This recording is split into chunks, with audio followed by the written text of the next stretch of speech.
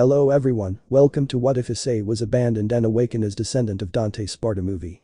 Before we start, please go support Jods89 for writing that awesome fanfic. This is the translated version I made. There will be some mistaken character's gender, but of course Issei is a male. After failing to save Rias from her engagement to Razor, even after having given his left arm to Ddraig, and after a painful event, Issei will discover his true identity and will be recognized as the strongest Sekiryuutei of all time. Awaken your true power. Issei. It can't be. Said the brown-haired boy on his knees looking at that macabre scene in the backyard of his house. What happened? He said with tears running down his cheeks. The chestnut tree didn't understand why this had happened, but perhaps we should remember the events that have happened in recent months.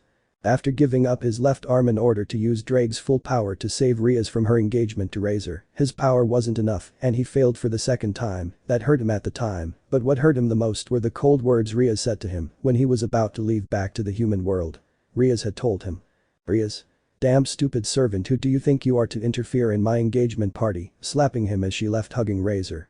That day Issei Hyodo understood that he had only been used by the Redeed and her servants, since a few days later all the girls of the club joined Rias, and Kiba, whom he considered his friend, was now Razor's personal bodyguard.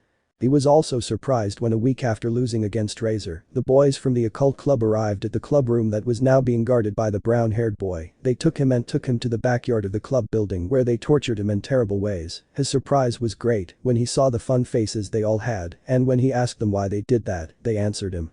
The cult club. You deserve it, and he could only remain frozen seeing the coldness with which his friends treated him, even Asia, but those punishments did not end there, but in the following weeks they returned only to torture him, and as a consequence the good feelings he had towards them were disappearing, and feelings of hatred and contempt arose towards them. Now he had transformed into the last servant of Rias Gremory, who now no longer served Razor Phoenix. Even without knowing it, Rias had not married Razor, but he had already forgotten the subject and had moved on. Now he was only interested in the well-being of his parents, helping them in everything he could, and after having recovered from the devastation that the Redeed had caused in him by saying those words, his perverted flame went out. Now during breaks he only stayed under a tree dozing. He had also become a little closer to Sona Citri's entourage, who had supported him in those days of deep loneliness and sadness. But what he had found today when he arrived home left him frozen upon entering his house. He was not greeted by his parents, and suddenly a smell of roasted meat caught his attention, so he deduced that his parents were having a barbecue, and immediately after he had gone out to the patio to help them with something, but when he arrived was when he fell to his knees. In front of him were two bodies charred to the point that those bodies were darker than coal itself, and approaching them, he could see who it was, and as he feared they were his parents. Issei. Who did this? He shouted towards the sky, hugging the charred bodies of his parents, while he continued to cry his eyes out. Ddraig. Partner, I can sense the aura of the person responsible in this place, although very faintly. It was when Ddraig's gem appeared on his left arm. Issei. Who was it? Tell me. He shouted, making his anger increase even more. Ddraig. Calm down. If you continue like this you will reach the Juggernaut Drive, and since you don't have magic energy, it will consume your vital energy, and despite being a demon, your lifespan would end in about 10 minutes at most. Issei. I don't mind dying. I'll be willing to do anything to kill the bastard who took my parents from me. Now tell me, Ddraig, who did it? Trying to calm down uselessly. Ddraig. The one responsible was the heir of the Phoenix house, the one called Razor. Hearing this, the brown-haired man finally exploded with anger. A blood-red aura began to be expelled from his body, expanding in radius and rising towards the sky, piercing the clouds. Issei. I see, then I'll kill him. I'll take his life like he did with my parents. He shouted furiously, increasing the amount of aura his body expelled. But without noticing, something inside him woke up. His hair that shook violently due to the effect of his waves of power. His hair began to change color from brown to complete white. Inside his body a new power had awakened, but this one was changing Issei's body. After that strange event occurred, the aura of the now white-haired Issei stopped being expelled, and he fell unconscious to the ground, losing track of time. But what the brown-haired man did not know was that explosion of aura could also be felt in the underworld. Underworld Hall of the Mao Lucifer. Surziches. That aura thoughtfully can only mean that it has appeared, he said, looking out the window. Human world Hyodo residence. It was already night and the white-haired man was slowly beginning to wake up. Ddraig. Partner, you finally wake up. You've been unconscious for 4 hours. Issei. Ddraig. What happened to me? He said, standing up. Ddraig. After telling you who had murdered your parents, you exploded in anger and hatred. You were one step away from reaching the Juggernaut Drive. If you had done so you would be dead now. Issei. Don't worry, I won't allow myself to die until I end that bastard's life, clenching his fists tightly. Ddraig. Partner, pay attention, you're not alone, look behind you, but then Ddraig realized that his partner wasn't alone. At this warning, Issei turned to see who it was and saw a man who appeared to be about 50 years old, tall and with a fairly toned body, blue hair, and wearing a black tuxedo. Issei quickly got into a fighting stance but was surprised when the man in front of him knelt down. "You have finally woken up, young master," he said with one knee on the ground. Issei. "And who are you?" said this intrigued. "My name is Ryu and from today I will teach you how to handle your powers and when the day comes, I will give you the weapons that your father left prepared for when you awaken your true powers." Issei. "But my parents have died and I don't remember having seen you in my life," he said looking at his deceased parents on the ground. At this the blue-haired man realized where the white-haired man was looking, so he understood that Issei didn't know anything about who he was. "Ryu. They are not your parents, young master," he said, standing up. "They are the couple who took care of you when your father was captured and your mother was killed." Issei. "It's not true. They are my parents, they have always been with me at all times." Ryu. "They were his mother's best friends and promised to take care of him if something happened to her and his father wasn't there to protect him." Issei. "So who is my real father, who am I?" he said shedding tears since everything he had lived until now had been a farce, the people he believed were his parents were not. Ryu. "You are the son of the legendary Dark Knight Sparda and future heir to the throne of the underworld." Issei. "I see, wait, heir to the throne me?" he said surprised, "and who is Sparda?" Ryu. "I'll explain it to you later, now we must go to the place where you will train, taking Issei by the arm while opening a magic circle. Issei. "Wait, I can't leave this place, I must take revenge on that damn razor, even though they weren't my biological parents, I loved them very much." Ryu. "Calm down, when he finishes his training he will be able to beat him without much difficulty, in fact, I'm sure he won't even get his hair messed up when he faces him, besides he will also be busy with something else," he said laughing. Issei. "Like what?" Annoyed. Ryu. "Choosing a partner, you are a descendant of Sparda, the entire demonic aristocracy will want their daughters to give birth to the son of the Dark Knight's heir." Issei. "My dream was to become the king of the harem, but now it doesn't matter anymore," he said, remembering how Rias and the others had treated him. Ryu. "Don't be like that, besides being Sparda's son the girls will be attracted to you and adding your boosted gear that Ddraig has, believe me, you won't have to worry about girls, you'll have all the girls you want." That last thing interested the white-haired man greatly, it seemed his perverted flame had rekindled stronger than ever. Ryu. "But let me tell you something, if you continue with that perverted attitude that you've had all your life, I'll lock you up forever. If you want to do things like that, keep them for your room with your women, understand?" Seriously. Issei. "You understood." Ryu. "Very well, now let's go," while transporting Issei along with him using the magic circle. Training dimension. Ryu. "Very well, we have arrived," he said, releasing the white-haired man's arm. Issei. "And this place? Where are we supposed to be?" Ryu. "We are in a special dimension that your grandfather created for when you should train, time here passes in a different way than the human world." Issei. "Really?" Incredulous. Ryu. "Here time runs faster, a whole day in the human world here is equivalent to a whole year, and it is quite useful, since no one will notice your absence, anyone disappears for a day sometimes he." Issei. "It's true, although I don't think anyone will care if I disappear or not, but well, would you tell me who my father was?" Ryu. "His father Sparda was the lieutenant of the original Lucifer, as well as his brother, he was the man he trusted the most, both along with his army of demons, invaded the human world to conquer it, massacring all who dared to get in their way, but at some point he felt compassion for humans and rebelled against Lucifer, and leaving aside his lineage as a demon he fought to defend them alongside some humans who decided to support him in his cause." Issei. "I understand," he said listening attentively to Ryu's story. Ryu. "But after defeating Lucifer's army and considerably weakening Lucifer himself using his demonic power, he sealed the entrance to the human world so that the demons would not continue to enter to kill humans, using his demonic energy, he sealed the door to the demonic world." Note.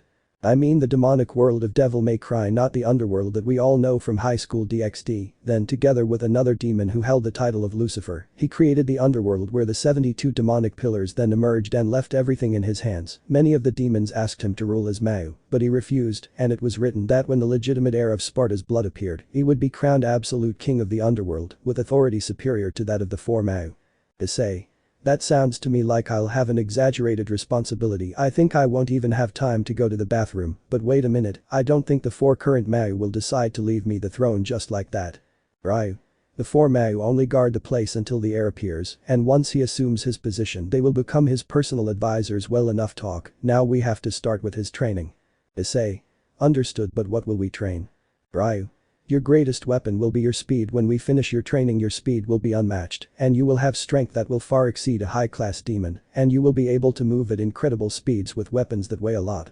Issei. Great, raising his fist happily. Ddraig. With this, partner, you will be the strongest Sekiryuutei of all time. Congratulations. Ryu. Very well, in these months I will teach you different types of combat styles, and the best thing is that it will not cost you much work, as son of Sparda your talent is natural, and you will learn things without much effort, so in 6 months you should have learned all the styles and the other 6 months you would dedicate to perfecting them. Issei. Very well. Since that day Issei began to learn different combat styles. Note.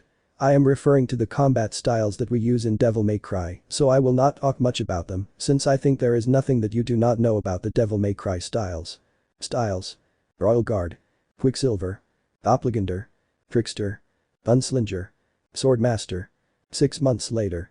Issei was training when he felt he was being watched by someone, and it wasn't Ryu. Issei. Whoever is there, come out immediately. Calm down, I didn't come here to fight, I just wanted to see how my brother was doing, said a boy who looked very similar to Issei, and like him he had white hair, only this one was combed back. Note. This is the high school DxD version of Virgil he. Issei. Brother. Curious. Ryu. That's right, he's your brother, his name is Virgil, he's your twin brother, said Ryu appearing next to Issei. Issei. So he will also be crowned king. Curious. Virgil. You're wrong, I'm not interested in ruling the underworld, I'm just killing time. From time to time something comes up that catches my attention. Anyway, I'm leaving, I just wanted to see you, he said, disappearing in a magic circle. Issei. How did you get into this place? Ryu. He is one of Sparda's sons, so he can enter this place whenever he wants. Issei. I understand, but I will continue training anyway. And so time continued to pass, and Issei became much stronger in every way as a demon and as a Sekiryuutei. Now he could use the balance breaker at will without restrictions.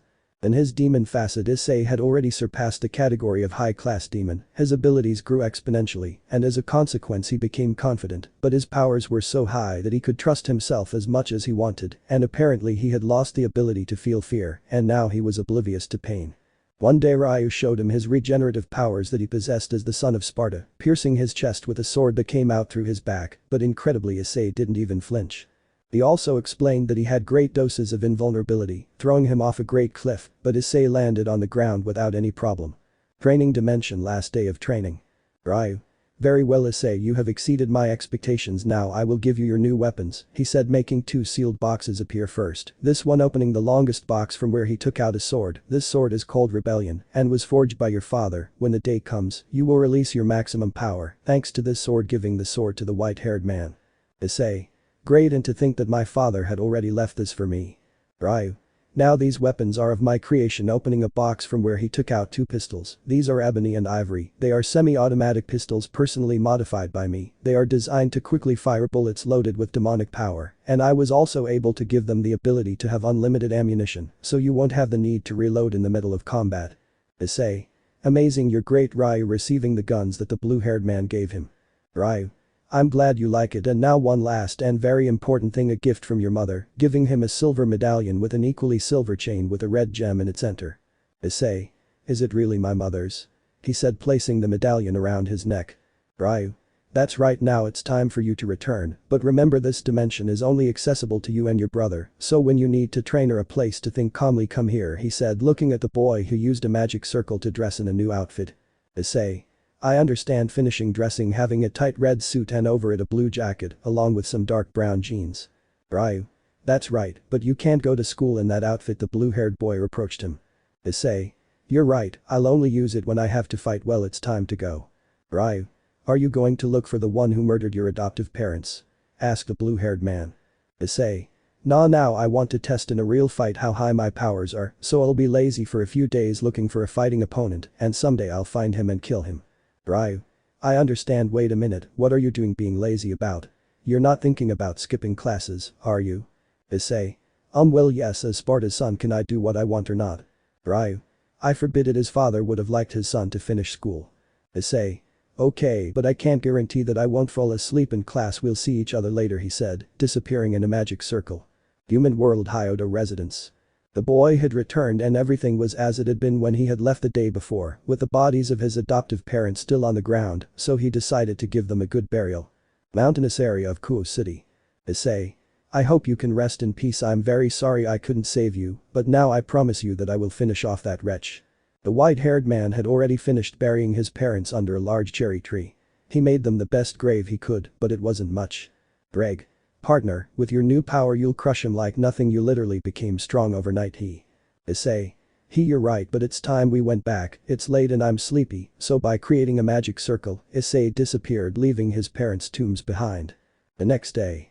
Issei was already walking through the streets of Kuo when he met two people dressed in white who were looking towards the entrance of the Kuo Academy. The white-haired man approached them and asked them. Issei. Are you looking for something? Curious. 1. We are looking for the sister of Mau Surzich's Lucifer Rias Gremory. At this comment, Issei narrowed his gaze. Issei. I'm sorry but she is not in this place. At that moment Sona and Tsubaki appeared and arrived at Issei's side, but they did not realize who he was, but they did know that he was not someone normal, since his aura was very strong despite not being in combat. Sona. Who are you? Sona asked. 1. We were looking for Rias Gremory, but this boy pointing at the white-haired boy told us that she is not in this place, so we were going to look for the heiress of the Citri clan. Sona. That's me. May I know what they're looking for? 2. We want to talk to you about something very important, but this place isn't right. Sona. Come this afternoon to the student council room. No one will bother us there. 1. Very well. With that said, the hooded women left that place, leaving only Sona, Tsubaki and Issei, who looked all happy since he felt that those people were quite strong and which would serve to test his new powers. Sona. And who are you? Said Sona, looking at the white-haired man intrigued. Issei. Kaicho is me, Issei. He pointed at himself with his finger. Sona. Hi Odo-kun. Surprised what happened to your hair? Issei. It's a long story, but I don't have time now. We should talk later. Sona. Okay, it would be good if you came to the meeting with those two. Issei. And why me? Curious. Sona. As Ria's servant you should be present since they were looking for her. At first you would be like a representative. Issei. Okay, why the hell do I have to keep serving her, but I have a surprise for you when we meet. Then the three separated and each went to attend to their own business. In the classroom Issei caused a great commotion since everyone thought he was a new student, but when he explained to them why he was like that with a lie, he managed to calm the spirits of his classmates, but many of his classmates could not help but feel attracted to the white-haired man, something that Issei noticed perfectly. Student council room. Sona. Okay, now tell me, why did you change your hair color? You're causing a lot of commotion throughout the school. Issei. Promise me you won't tell anyone. It's something very personal. Sona. I promise you, raising her hand in an oath. Issei. Very well, what happened was, and so the brown-haired boy told her everything that had happened to him, leaving Sona surprised. Sona. I can't believe, how is it that? The door to the hall was opened and the queen of Citri, Tsubaki, appeared, accompanied by two people wearing white robes, followed by the entire Citri entourage. Tsubaki. Kaicho, here are the two exorcists who asked to speak with you. Sona. I understand, leave us alone with them for a moment, the brunette asked. Immediately after, all her servants except Issei left, leaving only Tsubaki, Sona and Issei with those exorcists. Leaning against the living room door with their ears pressed against it, everyone tried to hear what was happening inside. Saji. SHHH. I can't hear anything, said Saji, pressing himself further against the door. Momo. What's happening? Said Momo, imitating Saji. Suddenly the door opened, making all the spies fall. Sona. I knew you would try to listen, so I put a silencing spell around the room, said Sona seriously. Citri clan. We're sorry. They all said, bowing. 1. Well, at least I hope they keep their word, said the blue-haired girl. Saji. What do you mean? Said Saji curiously. 1. But I warn you something, if you ally with the fallen angels to steal and destroy our Excalibur, we will kill you all. Issei. Ha, what a bad joke, said Issei hesitantly. 2. How dare you doubt us, said the brunette, turning her bracelet into a katana. 1. Calm down, Arena, looking at the boy. What's your name? 2. But Zenobia, this demon has dared to doubt us, said the brunette, looking at Issei. Issei. Issei Hyodo. Zenobia. Very well, Issei Hyodo, why are you so sure that we couldn't kill them? Issei. How could you kill them if you can't even defeat me, a low-class devil?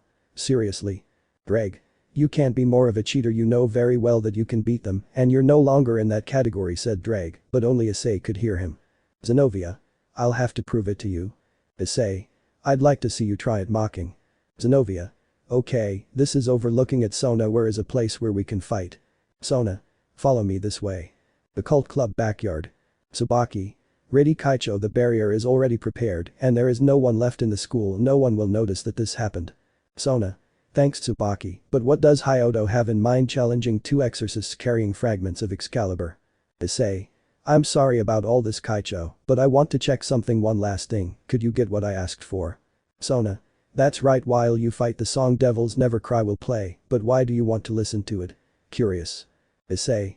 He helped me train you know where. Sona. I understand. Zenobia. Very well, when are we going to start? Said the blue-haired girl unsheathing her sword. This is destruction, and with it I will take your life. Arena. This is Mimic, and I plan to defeat you with it. Looking at the boy, you look familiar, but didn't you have brown hair? Issei. That's right, until recently I had brown hair, but now it's not, and it will never return to that color. Now enough with the chatter, and let's start fighting. Summoning his gauntlet. Boosted gear. Issei also unsheathed Rebellion, while with the arm where his glove was he took out one of his pistols. Issei. This party go crazy, said while his smile grew bigger. Let's rock. He said, launching himself against the two exorcist women. Revenge and attacking the past. Issei looked seriously at Zenobia and Arena with their respective weapons drawn, while Sona and Tsubaki brought a sound system and chose a song. Devils never cry. Devils demons never cry. Old days, I'm looking in the deep water flowing into to me. Where are all the tears, are they fallen? Tell me why I feel them in me. One day, they'll tell me what I'm exactly. Tears don't fall, I'll never heal them. Zenobia was the first to head towards the albino, making a resounding dash that made an explosion of sound. Swinging the Excalibur, she launched a crushing slash from above to below that the albino blocked with Rebellion held with one hand. While Arena positions herself behind the albino, swinging the Mimic, launching a horizontal slash. Steal a soul for a second chance. But you will never become a man. Issei, realizing this, jumps with a backflip, dodging both attacks. The exorcists prepare to attack again, but have to block the albino's attack, who lunges forward, performing a series of stabs with the tip of Rebellion. My chosen torture makes me stronger. And a life that craves hunger. A freedom and a quest for life. Until the end of the judgment night. The two girls managed to defend themselves, but then saw that the albino charged demonic power into the Rebellion blade, performing a series of cuts in the air that released attacks of crimson energy in the shape of a half moon. The girls quickly moved to opposite sides, dodging the attacks. But then they saw Issei jump back, and as if he was flying, he remained suspended in mid-air, taking out his two guns pointing at the girls. Bless me with your gift of lights. Righteous cause on judgment nights. Feel the sorrow the light has swallowed. Feel the freedom like no tomorrow. A rain of bullets fell before the two exorcists, who quickly began to block each bullet impact directly at them, but the girls realized that Issei charged demonic power in both guns, firing a rain of explosive bullets that they managed to dodge only to retreat due to the shock wave. Issei fell to the ground, putting away his guns and preparing his glove, loading power into it with some boosts. Ddraig. Boost, boost, boost, boost, boost, boost, boost, boost. Draig's voice was present, while the glove's gem shone with intensity and force, releasing a powerful and blinding emerald green light. Stepping forward, a cure for soulless demise. Reap the tears of the victim's cries. Yearning more to hear the suffer of a demon as I put it under. Issei released an energy in the form of a sphere as red as blood in the half-open palm of his hand. Issei. Dragon shot, he said, hitting that sphere that exploded, releasing a strong burst of destructive energy. The exorcists raised their swords to defend themselves, but it was their biggest mistake, since when the attack collided with them, it exploded with force, causing them to release a scream full of pain. For their part, Sona's entourage looked on in shock as the boy who, with great effort, could once defeat a rogue demon, found himself fighting alongside two exorcists carrying fragments of a powerful sacred weapon. Suddenly Issei's gaze sharpens as he feels like some presences he knew were approaching. Filled before, a time to kill them all. Pass down the righteous law. Serve a justice that dwells in me. Lifeless corpse so far as the eye can see. At that same moment a magic circle appeared next to the Citri entourage, from which 5 people appeared, and Sona recognized them immediately. Sona. Rias, what are you doing here? Looking at her friend. Rias. We're back, what's going on here? She said, listening to the music that was playing. The eye can see, the eye can see. The eye can see, the eye can see. The eye can see, the eye can see. Bless me with the leaf off the tree, leaf of the tree. On it I see. The freedom rain, the rain of freedom. Rias. Sona, where is Issei? It's time for his punishment, thinking this last, and who is that boy? Sona. He pointing at the white-haired man is Hyodo, and he is fighting against those two exorcists, and both are carrying a fragment of Excalibur. Hearing this last thing, a certain blonde man burst into anger, creating a demonic sword and launching himself towards where those 3 were fighting, leaving everyone surprised. Tiba. Excalibur. I'm going to destroy them. advancing quickly, closing the distance with the exorcists. Issei. I see they're finally here, but I'm not going to let them get into my fight, Issei thought. We are falling. The light is calling. Fear's inside me. Calm me down. At that moment Kiba was about to pass by the white-haired man who was still looking at the exorcists who in turn only saw the blonde approaching, but without moving. When he got to Issei's side, he elbowed him in the face with great force, sending him where he came from. The blonde was at Ria's feet while he writhed on the floor holding his face with both hands, screaming in pain. Midnight calling. Mist of resolving. Crown me with the pure green leaf. Everyone was frozen, but especially the Gremory who were shocked to see how Issei left Kiba screaming in pain with a single elbow. That seemed incredible to them, since the Issei they remembered was not capable of defeating Kiba, much less keeping up with him in speed. It was evident that the blow Kiba received did not give him time to react, so he received it full force. Issei. I'll take care of you later once I'm done with them, said Issei without turning to look at his friends. Now let's continue with our fight. Don't pay attention to that bunch of losers, referring to the Gremory. Zenobia. As you wish, but now I will show you the true power of destruction, said the blue-haired girl, taking a great leap and then descending with the blade of her sword pointing to the ground. Issei. Nah, I won't let you do it, said Issei appearing from below, landing a powerful right hook to the girl's chin that made her drop her sword and crash violently against the ground, creating a small crater, while the white-haired man landed on his feet while combing his hair. It was simple. Zenobia couldn't move at all. That blow did affect her, she could barely stand up, but her sword was far away, so she was at a disadvantage. Issei. Now you're next, Irina-chan, he said, launching himself towards the brunette. Before she could react, Issei had already kicked her in the stomach, sending her flying until she hit hard against the trunk of a tree. Do you want to continue? He said, cracking his knuckles. Praise to my father, life of vengeance, a passive test. Blessed by the water, until the grave I will rest. Black night, dark sky, engage the pressure until it crumbles. The devil's cry, the existence of the lifeless back souls. Zenobia. It's fine, we admit our defeat, said Zenobia, barely standing up. You don't fight badly at all. It's a shame you're a demon, you would make a very powerful ally. Issei. Don't worry, after today you can ask me for help. After today I will no longer obey anyone's orders. Zenobia. I hope so, we'll see each other later, she said, putting on her tunic like the brunette. After that they left since the barrier had been removed. Issei. Sona Kaicho, can you place the barrier once more please? Sona. What do you want it for? Curious, as she raised the barrier once more. Issei. I already said it before, after finishing off those two I would continue with them, pointing at the Gremory. At this comment all the Gremorys got into a fighting stance, even Kiba who had already recovered. Issei. Are you waiting for an invitation? Issei said, challenging them with his hand, inciting them to attack him. Kiba then launched himself first at the white-haired man with two demonic swords, one in each hand. Bless me with a onward to the sacred battlefield. Leaf off the tree, where justification and limits are revealed. On it I see, tools of steel in rage they conquer. The reign of freedom, weed out the killing of victim stalker. Kiba began to move in circles around the albino, generating after-images of himself with his swords ready. Issei. If you want to fight with swords we will do it that way, taking out rebellion from his back, blocking the two swords of the blonde with a slight movement of the wrist. Seeing this, Kiba retreated a few meters. Really, is this all your strength? He said with a bored look. Kiba. I see that you've become stronger than the last time we met, but now I'll cut you into pieces, launching himself against Issei with great speed and strength, but for the white-haired man those movements were like seeing them in slow motion. Take this. Launching a wide variety of attacks that Issei only blocked with slight movements of his wrist. Issei. You've tired me out, you and your shitty little swords, said he as with a horizontal cut he destroyed Kiba's two swords, as if they were made of paper. Trickster, muttered he, moving with agility. Issei began to launch several frontal thrusts that left cuts all over the blonde's body, who could barely defend himself. What's happening? Too fast.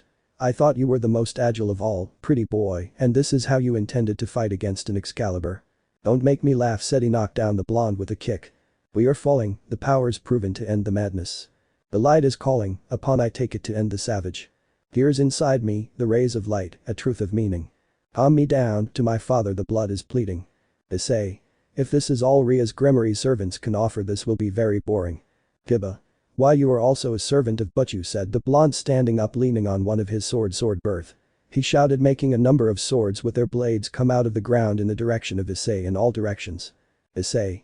Soon I won't be anymore, just wait a bit, he said, keeping Rebellion on his back while taking out his two pistols and began to shoot very quickly against the swords that threatened to skewer him. After a few seconds the boy eliminated all the swords that came towards him, leaving everyone surprised once again. That trick won't work, and for it to have a greater effect, you need my boosted gear, and I won't give you any power increase. Issei. What are you trying to do? Curious, the white-haired man felt a small noise behind him, and when he turned around he felt a small discomfort in his abdomen, and when he looked towards that place, he could see the fist of the little platinum-haired loli. Kaneko? How did you endure it? That blow had all my strength, said Kaneko, shocked, since usually those blows were more than enough to send Issei flying. Issei. I'm not the same as you remember, now I'm much stronger than before, understand the difference in power between us once and for all, he said, taking Kaneko by the arm, throwing her forcefully to the ground while leaving the rebellion blade millimeters from Kaneko's neck. When he was about to close the distance between the blade of his sword and the loli's neck, his body was pierced by many swords courtesy of Kiba. Kiba. If you were stronger than us you wouldn't have turned your back on me, stupid, the blonde growled. Issei. And this is the best you can do even though I turned my back on you? Now I understand why you were defeated so easily in the raiding game, taking Kaneko by the neck, throwing her at the blonde with force, causing both to collide with each other and fall to the ground. After this Issei began to withdraw all the swords that were stuck in his body, as if nothing. Everyone was shocked since he removed all those swords without making any grimace of pain. Midnight calling, a rage for justice for all to feel. List of resolving, with innocent cries and hatred squeals. Crown me, with the gore of evil seems to satisfy. Pure green leaf, when slain and maimed and pacified. Now Issei had put away rebellion and aiming at Kaneko and Kiba, he began to gather energy in his boosted gear. Seeing this, Rias and Akeno stood in front of Kiba and Kaneko. Rias had two spheres of the power of destruction, one in each hand, while Akeno prepared to launch a lightning bolt. Issei. If you think you can stop my dragon shoot, try it and try not to die, I will throw it as softly as I can. Ddraig. Boost explosion. Issei. Dragon shoot. Issei had already launched his dragon shoot just as Rias and Akeno had launched their attacks, but the moment the powers impacted each other, the white-haired man's attack easily surpassed the attacks of the king and queen Gremory, impacting hopelessly on Rias, Akeno, Kaneko and Kiba, creating a huge explosion. Bless me with my chosen torture makes me stronger. Leaf off a tree, in a life that craves hunger. On it I see a freedom and a quest for life. A reign of freedom until the end of Judgment Night. After the smoke dissipated, a large crater could be seen, and inside were the four injured Gremory. Seeing this, Issei began to walk towards the crater while putting away his weapons, and his boosted gear disappeared at the same time as the song ended. Someone was coming out of the crater, and that someone was the Redeed. She was very hurt and her uniform was almost destroyed, exposing a large part of her body, but incredibly Issei did not make any lewd or perverted face. He just approached the crater and waited for Rias to come out of the crater. Once they were face to face, Issei raised a hand, and at this Rias just closed her eyes. She was terrified, but Issei placed his hand on her chest, and concentrating energy made 8 red lights come out of her body. Issei. From this moment on, he said, taking Ria's hand, causing her to open her eyes. The white-haired man placed 8 objects in his hand. You no longer have the power of the Sekiryuutei under your orders. Now Issei took Rias by the neck and lifted her like a rag doll. Well, he began to squeeze a little. If you touch me again, this hand will take the life of each and every one of you with it. The white-haired man released Rias, who when she touched the ground fell to her knees, trembling like a leaf. Praise to my father, watch the footsteps but never follow. Blessed by the water, if you want to live tomorrow. Black night, dark sky, steal a soul for a second chance. The devil's cry, but you will never become a man. End of the song. Issei. Thanks for everything, Kaicho, see you tomorrow, he said, passing by Asia, but without looking at her. But before leaving he said something to the blonde. You have 24 hours to get your damn things out of my house, if not I'll set them on fire and make a great barbecue with it. And another thing, from now on none of you 5 useless bunch are welcome in my house, he said as he walked away. After the white-haired man left, Asia ran to heal the wounded Kiba, Rias, Akeno and Kaneko, who looked in very bad condition. Once healed, the Gremorys were able to stand up, but they were still trembling, especially Rias, since at the moment Issei had her suspended in the air holding her neck. She could feel his intent to kill. That feeling terrified her. In fact, during all the time they had been punishing him, he had never shown that side of him, but now he looked like another person, and his change in hair also had her strange, but she was sure it was Issei, since he was the current bearer of the boosted gear. Sona. I'm sorry Rias, but I guess you deserved it, said Sona, adjusting her glasses. Rias? What do you mean? She said, frowning. Sona. I mean all the punishments Hyodo endured since you stayed with Razor. The behavior of all of you with him changed, and now you only dedicate yourself to torturing him. Rias. And we will continue to do so, he deserves it. Sona. Then let me just tell you one thing serious. Rias. What thing? Sona. With his new power Hyodo is far superior to all of you. Rias. That's a lie, it just caught us off guard, said the retard looking away. Sona. You know very well that it's true, he just wiped the floor with you, and that was 4 against 1, besides he has been eliminating the stray demons that were yours to eliminate, and he did it without complaining, but now with his current level, I doubt that there is anything that will cause him any problems. Rias.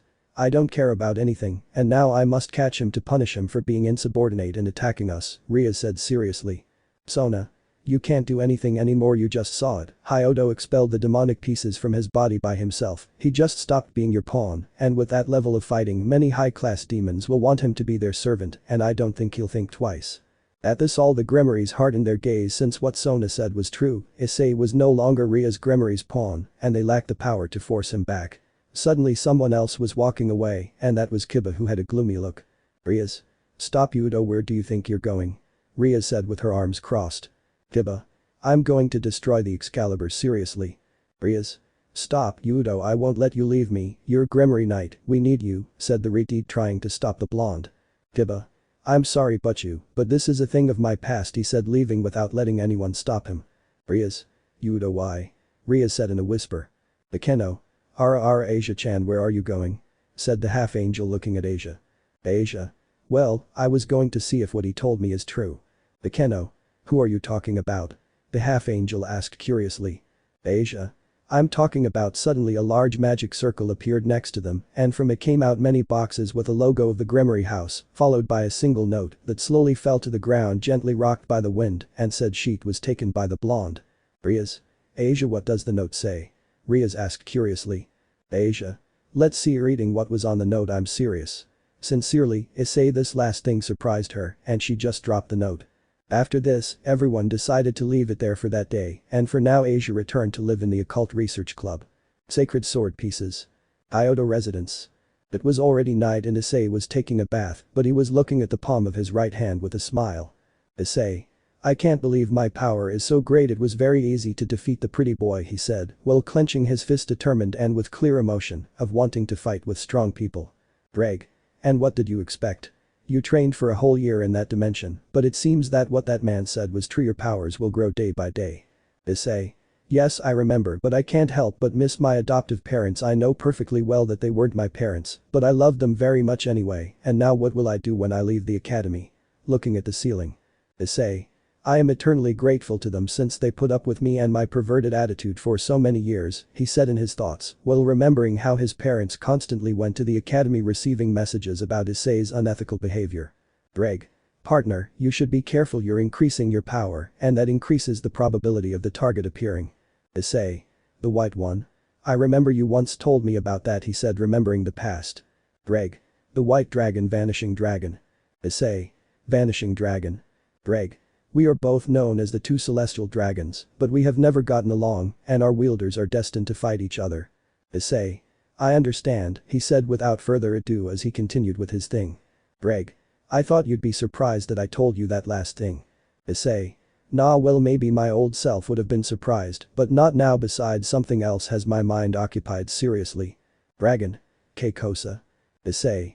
My brother, if he is my twin brother, he must be as strong as me. Wait a minute, don't tell me he is the bearer of the Vanishing Dragon. Ddraig.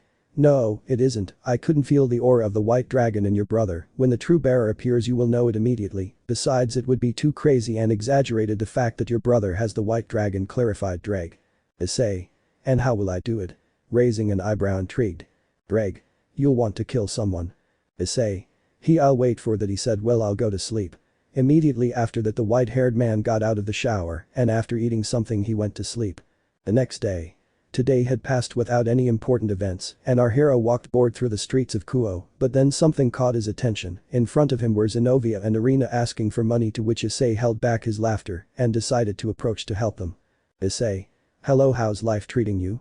The white-haired man greeted. Stomachs. Grrrr. Seeing this, both girls tried to get into a fighting stance, but their stomachs betrayed them. Issei. Ha ha ha ha ha ha, the white-haired boy began to laugh, holding his stomach. I see you're hungry, come on, I'll buy you something to eat. The girls, not very convinced, followed him to a nearby restaurant. 10 minutes later. Issei. I should have kept quiet, Issei said with a nervous twitch in his eyebrow when he saw the enormous amount of plates in front of him, and the ones responsible were Zenobia and Irina. Those two had devoured everything that had been put in front of them, while Issei only drank a cup of coffee. Zenobia. And what do you want from us? Said Zenobia with a serious face. Issei. Nothing special, just that I was bored, he said while taking a sip of his coffee, and you seem to be on an important mission, so I want to help you. Irina. You want to help us just because you're bored? The brunette asked incredulously. But what does your owner think about all this? Issei. Which owner? Curious. Irina. Aren't you Rias Gremory's servant? Issei. Until yesterday I was, but now I am an independent demon, and what I do from now on does not matter to him, said the white-haired man, so I wanted to help them destroy the Excalibur. What do you think? Zenobia. Okay, your help will be very useful, since the enemy is supported by one of the leaders of the fallen angels, Caballero, and if we did not have your help in the best of scenarios, we only have a 30% chance of success in our mission. Issei. Okay, then what are we going to do? Said Issei, finishing his coffee. I'm going to. Exclaimed a voice behind them. Issei. You're going where to? Said the white-haired man, crossing his arms. When Issei turned around he could see that it was Kiba who had apparently been listening to them. Kiba. I'll go with you too, seriously. Issei. No, I can't do this since I don't depend on anyone, you wouldn't understand. Kiba. You're the one who doesn't understand. He said, almost shouting, those swords took my friends away from me, it's something that changed my life completely, since the past I've only lived to be able to destroy those swords. Issei. And me, what the hell do I care that the Excalibur have taken your friends from you? For all I care you can kill whoever you want, I don't care, so are we going? He said, approaching the door of the restaurant followed by Zenobia and Irina, but before leaving the white-haired man stopped. Are you coming or not, pretty boy, he said, without turning to look at Kiba. Kiba. But didn't you say you wouldn't let me go? Said the blonde. Issei. I never said that. What I was trying to tell you is that if you die you are responsible for your life. If you die, I don't want your mistress to come and blame me for your death, understood? Kiba. Yes. Issei. Very well, we're leaving. Then the four of them left that place towards a certain place. The group was walking to prepare the plan, however, to Issei's misfortune, there was a person he didn't want to see again. Issei. May I know what are you doing here? Said the white-haired man with his arms crossed, looking at a certain loli on his way. Kaneko. I also want to help Udo-senpai, I don't want him to abandon us, she said, a little nervous because of Issei's icy gaze. Issei. No, I already have enough with the pretty boy. If I continue involving more Gremory servants and something happens to them, a certain retard idiot will try to kill me because it's my fault, and that would end with her death. Kaneko. Why are you so sure you would win that fight? Said the little loli, frowning. Issei. I already showed it to you yesterday with my dragon shot at minimum power. I managed to defeat the power of destruction, and Akeno-san's lightning. Tell me, what do you think the result would have been if I had launched it at maximum power? Said the white-haired man with a malicious smile on his face. At this comment, Kaneko remembered that what Issei had told her was true. He had defeated them in every area, and she couldn't help but have the image of Rias being pierced by the white-haired man's sword cross her mind. Kaneko. It doesn't matter, this is something I've decided. I'll go whether you want or not, determined. Issei. As you wish, but if something happens to you, don't count on me to help you, said the white-haired man, continuing on his way while following Zenobia and Irina, who apparently had a particular place to go. Abandoned church. Issei. Is it really necessary for us to wear these clothes? Said the white-haired man dressed as a priest. These clothes are pathetic. Irina. Well, I'm sure they don't want to use them, said the brunette. Kiba. It doesn't matter, I'll do anything for my revenge, said Kiba, adjusting his priest hat. Kaneko. We won't achieve much if we all go together, it would be best to split into two groups. Issei. As you wish, I'll go with these two, pointing to Kiba and Kaneko, and I'll search on the east side of the city. Zenobia. Very well, then we will go to the west side of the city. If you discover something, do not hesitate to call Irina, said Zenobia. Issei. Understood, then we're leaving, said Issei, getting ready to leave, but was stopped by the blue-haired girl. Zenobia. Wait, Hyodo. Issei, I need to tell you something. Issei. Whatever it is, say it quickly, I get bored easily. Zenobia. Since we owe you one for your help, I'll let you know that the white dragon has awakened. Issei.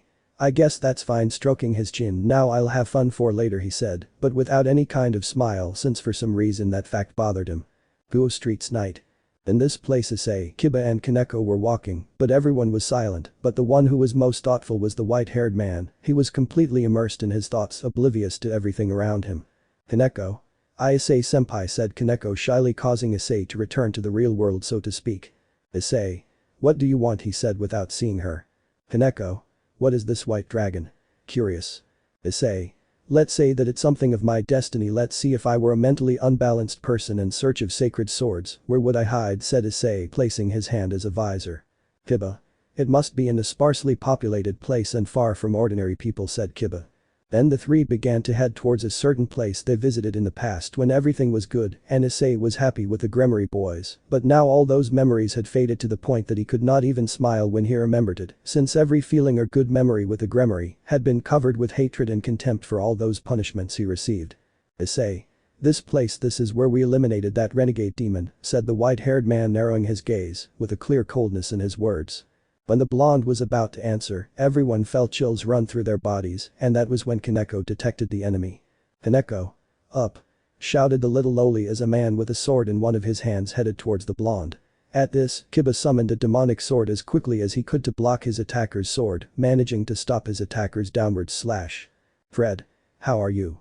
A certain renegade and mentally unbalanced priest shouted loudly. After having failed his sneak attack, he jumped back and landed on the roof of that building. Issei. Oh, but she's Fred's bitch, said Issei with a bored look. I thought we would find Caballero, but what can you do, said he, removing his priest disguise, leaving him in his battle suit. Fred. Who are you calling a bitch, dwarf bastard? Who the hell are you anyway? Said Fred, pointing his sword at the white-haired man. I recognize the other two, they're servants of that red-haired busty bitch. At that comment, Kiba and Kaneko hardened their gaze, but on the other hand, Issei was adding fuel to the fire. Issei. Oh. Such strong insults, ha ha ha ha, but if you don't recognize me it's obvious. Think a little, imagine me with brown hair, how do you think I would look? Fred. So it's you. Thinking for a few moments, Fred was able to recognize Issei, the brown-haired dwarf. This time I'll fill your chest with lead, said Fred, taking out his pistol and firing 2 shots at the white-haired man. Issei.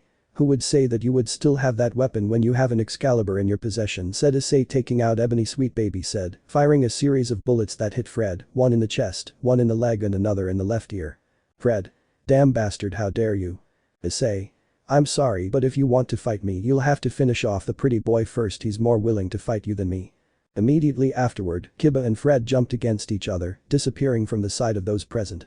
From time to time, sparks could be seen flying, indicating that their swords had collided at that location. However, Issei could clearly see all the movements of those two, but there was something that seemed strange to him. Issei. The pretty boy should have the advantage in speed, but I can see that being a knight isn't giving him any advantage. How strange. Fred. That's because of my Excalibur's ability. Rapidly it increases my speed enough to keep this bitch under control, said Fred, appearing on the roof clashing swords with Kiba. Issei. Well, that's what it was due to anyway. Can you hurry up? I'm getting bored, said Issei, sighing. Fred. Don't tell me, tell your partner, tell him to let himself be killed quickly, said Fred, while he kept clashing swords with Kiba. Issei. He's not my partner, okay? For me you can kill him the way you like the most, said Issei, crossing his arms, but then he felt a small breeze behind his back, so he instinctively tilted his head a little to see how a fist whistling past his left ear, and without turning around to see who said fist belonged to. What do you think you're doing? Kaneko. How can you talk about Yudo-senpai? He is your partner, said Kaneko, a little angry. The white-haired man quickly turned around and grabbed the loli by the neck, lifting her up as if nothing had happened. Issei. You're wrong, you're no longer my companions. You've made it quite clear to me during all those weeks of enduring your damn punishments, which I don't know why I received, but if you attack me again taking out ivory, I'll make this gun enter your throat, and once it's entered, I'll pull the trigger about 20 times. Tell me, how do you think your body will be after that? He said with an icy look. At that last comment, Kaneko froze. Issei had never spoken to her so coldly, but despite everything she tried to stay strong. Kaneko. You wouldn't dare, she said, trying to challenge the boy to prove that her words were not true, but what happened was that. Issei. That's what you think, said the white-haired man, bringing his gun closer to Kaneko's face, preparing to shoot, but was stopped by a certain brunette who grabbed his hand. Irina. What do you think you're doing, Issei-kun, said Irina, worried when she saw that the boy really wanted to shoot. Issei. Well, first of all I was talking to that idiot, said Issei, releasing Kaneko and turning to point at Fred and be able to finish his sentence, but he was surprised to see Zenobia clashing swords with Fred. When did he arrive? I guess he wasn't paying attention anyway. Zenobia is a better opponent for that bitch Fred. Fred. Damn bitch. You also have an Excalibur. I would have finished off that shitty demon if you hadn't appeared, looking at Kiba. I see you still haven't fully adapted to the power of the Excalibur, right Fred? Said a voice emerging from the shadows to reveal an old man dressed as a priest. Fred. It's you, old man Balba, said Fred without stopping looking at Zenobia. I was about to finish off that blonde when this bitch appeared carrying an Excalibur.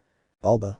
Since we didn't count on this we should leave for now, so let's withdraw for now, said the old man. Fred. Roger, that loud and clear, said Fred, taking a small sphere out of his pocket. See you later, he said, throwing the sphere to the ground, and immediately after an intense light that momentarily blinded everyone present, and when the light dissipated, both the old man and Fred had disappeared. Kiba. I won't let you escape, Alba Galilei, said Kiba with intense anger. After this the blonde began to run in one direction, followed by Zenobia and Irina. Zenobia. Let's go, Irina. After a few seconds Kiba, Zenobia and Irina had left the place, leaving only Issei and Kaneko. Issei. Is that old man really the one to blame for all this? I'm sure he could finish him in 10 seconds, 20 at the most, said Issei, placing a hand on his chin. Anyway, I'm leaving with all this mess. I'm sure they must be arriving soon. Kaneko? Who are you referring to? Kaneko asked curiously.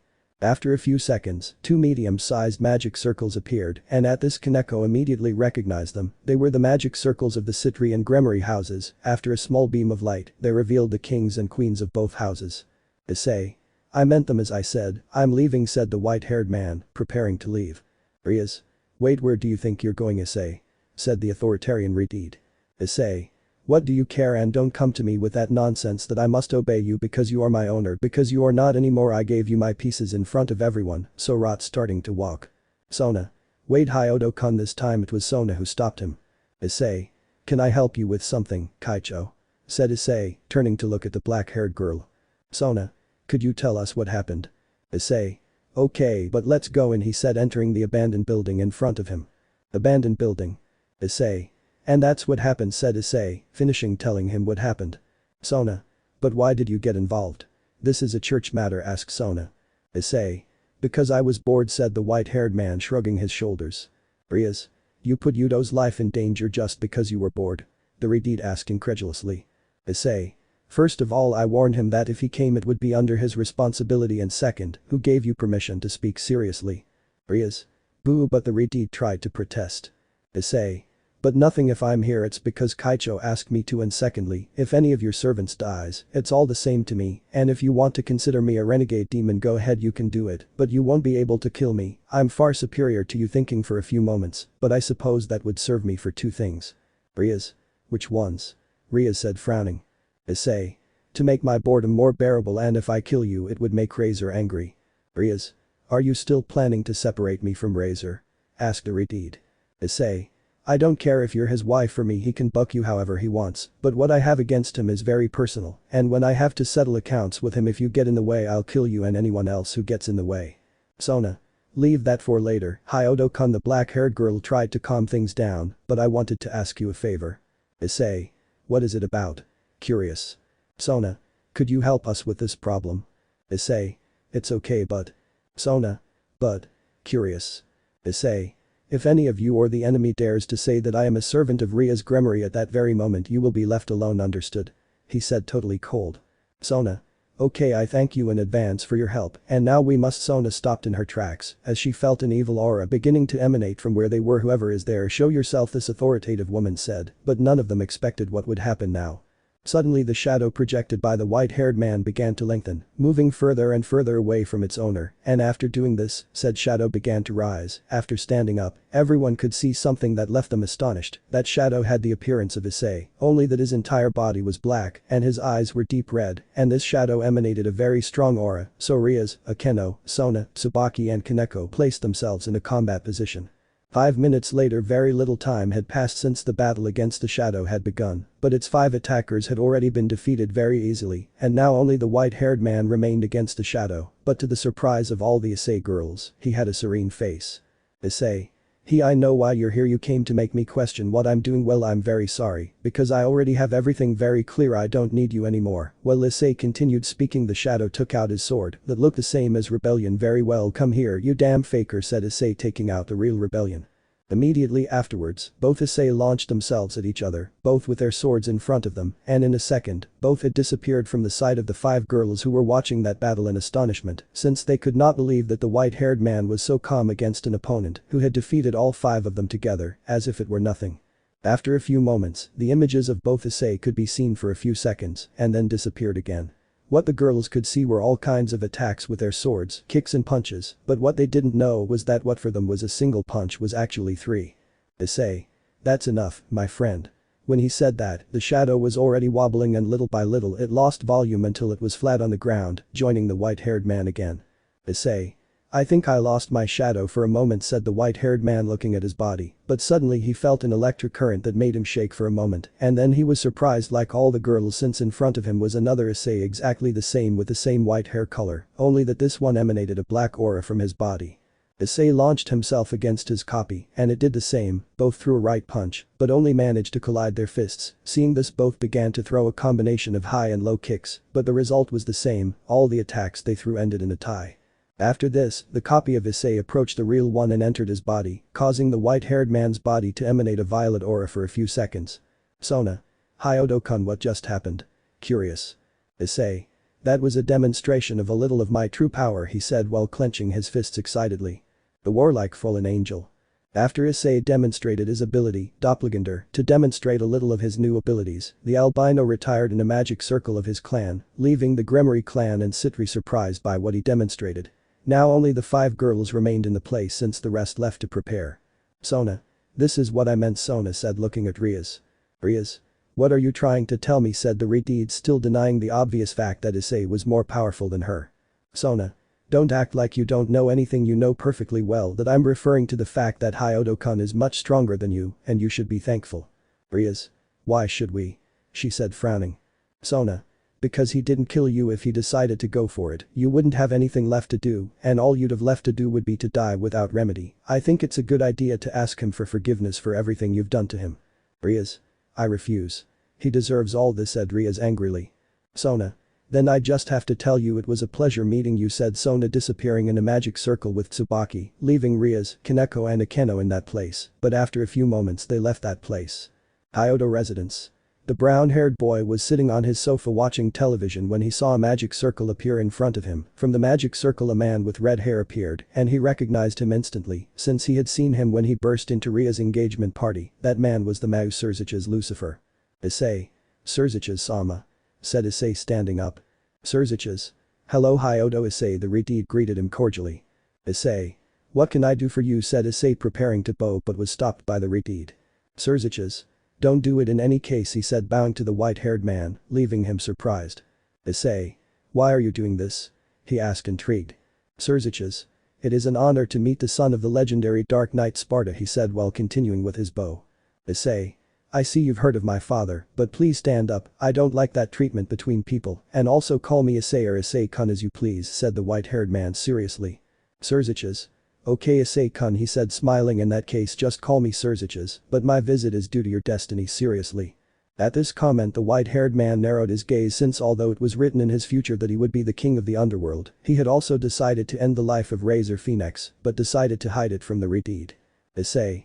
And that means Issei said, encouraging Surzich's to continue talking, but the Redeed already knew that Issei would try to finish off Razor Phoenix. Surzich's. Issei-kun, you don't have to pretend, we already know that you want to kill Razor Phoenix, said the Redeed with a serious face. Issei. I'll just tell you that if you get in the way I'll kill you, said Issei with incredible coldness. Surzich's. Calm down, I won't get in the way, nor will the other 3 Mau. The crime that Razor Phoenix committed is serious, killing humans for no reason, but it's even more serious to have killed relatives of Sparda's son, future Mau of the underworld, he said, looking into the white-haired man's eyes.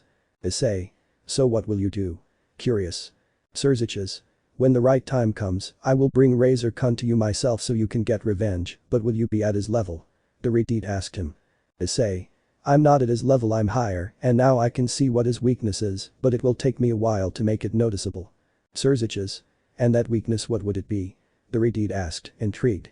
Issei. Razor and the other members of the Phoenix family are not immortal at all, they only use their demonic power to regenerate at an incredible speed, but what would happen if I managed to leave him without demonic power? What would Razor become if we took away his regenerative power? Besides, I also have a great regenerative power that is not linked to my demonic power, so everything will come down to whoever has the most resistance. Surzich's. I understand, but I also wanted to know, why are you so cold towards my sister?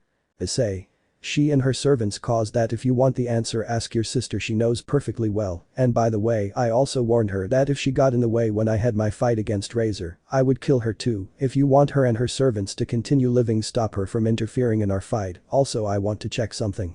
Surzich's. Check. Said the Redeed, intrigued. Issei.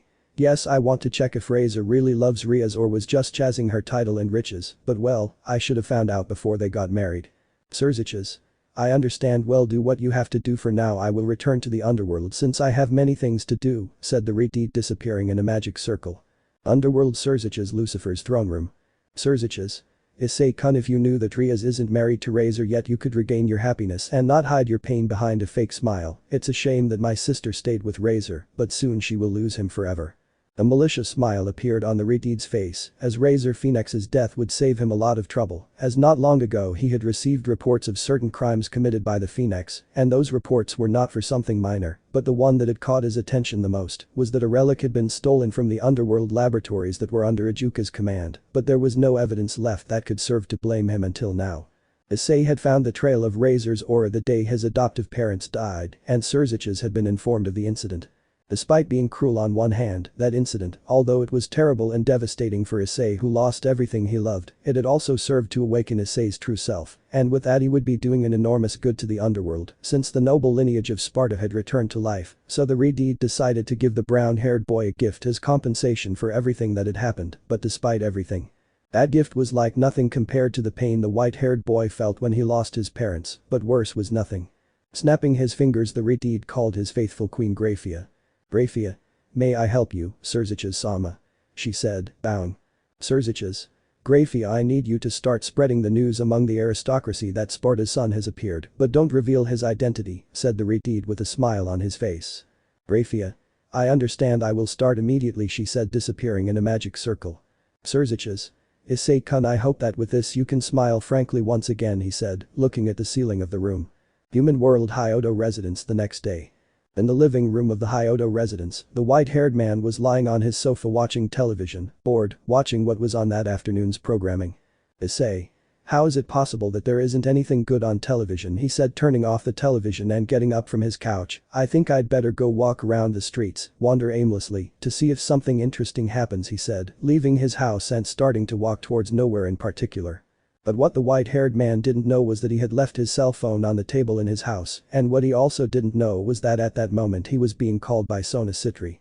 Elsewhere in Kuo. Tsubaki. So Kaicho. Were you able to communicate with him? Said Tsubaki with clear concern on her face. Sona. I can't get through, Sona said, shaking her head. We'll have to manage on our own, she said, sighing. Rias. I told you we couldn't count on him, said the Redeed, crossing her arms, but how did we get into this? Flashback. Occult Research Club room. Akeno. But you, has there been no news from Yudo-kun yet? Asked a half-angel standing in front of the Redeed's desk. Rias. I haven't heard anything from him or the two exorcists who accompany him, she said, taking a sip from her cup of tea. I thought that with the help of those exorcists, I could finish off that renegade exorcist, Freed, but I can't believe he has an Excalibur with him. Should I listen to Sona? She said thoughtfully. Akeno. Pay attention to him, what does he mean? Akeno asked curiously. Rias. Asking Issei for help, I don't really like doing it, but with his current level, it would be a great help to us, she said, sighing. Kaneko. But I thought you didn't like resorting to him, but you, said Kaneko, entering the room with Asia. Rias.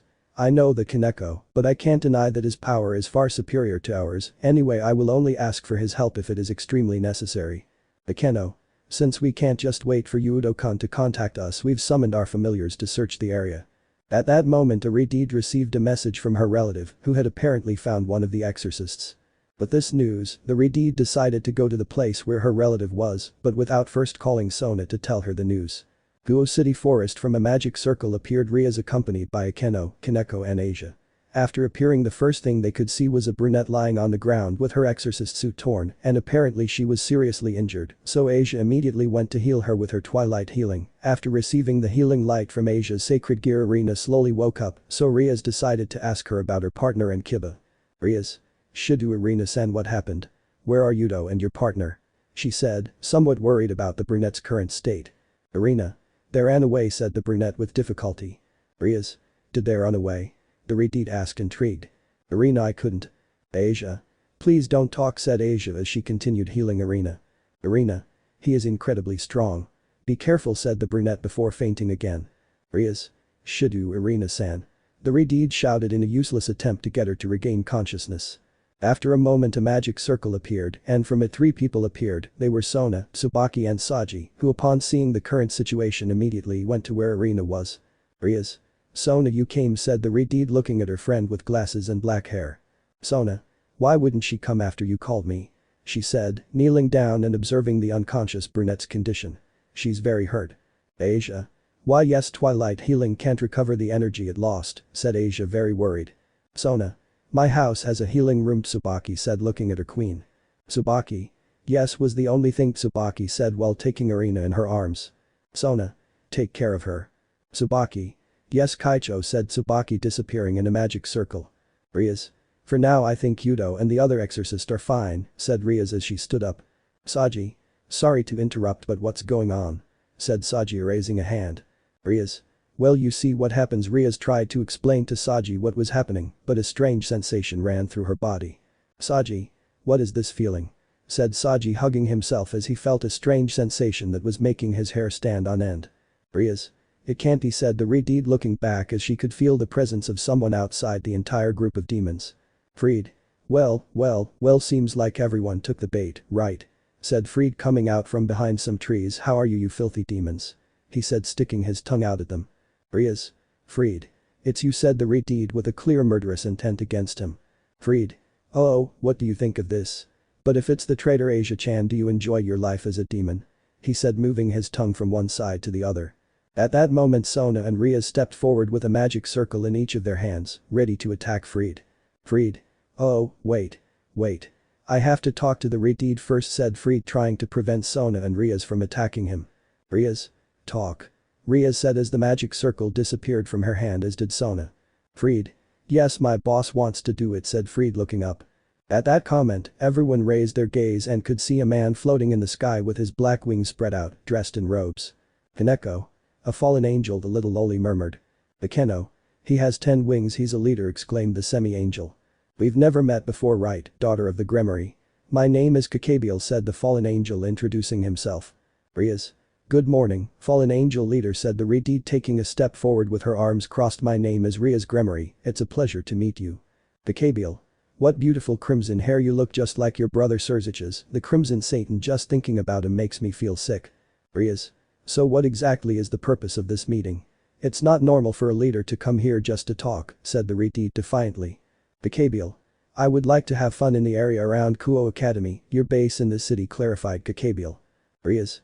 Our academy? She exclaimed, alarmed. Kakabiel. If I do it, your brother will have to come help, right? Said Kakabiel with a smile on his face, while Rias narrowed her gaze. Rias. That would only cause a war between God, the fallen angels and the demons, said Rias seriously. Kakabiel. I sincerely hope that Michael would come personally for the Excalibur, but all he sent was a weak exorcist and 2 women carrying holy swords. That's not enough, not even close. Sona. So your goal from the beginning has been to start a war?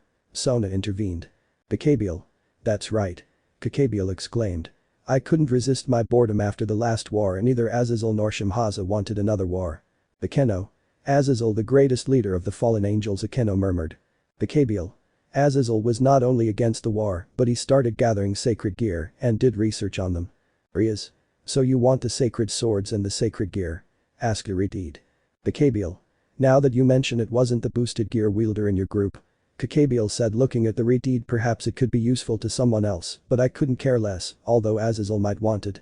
At this comment the Redeed narrowed her gaze, since now that Issei was not under her orders, he could be recruited by the fallen angels, and with his new power, he would give a great increase in power to the fallen angels.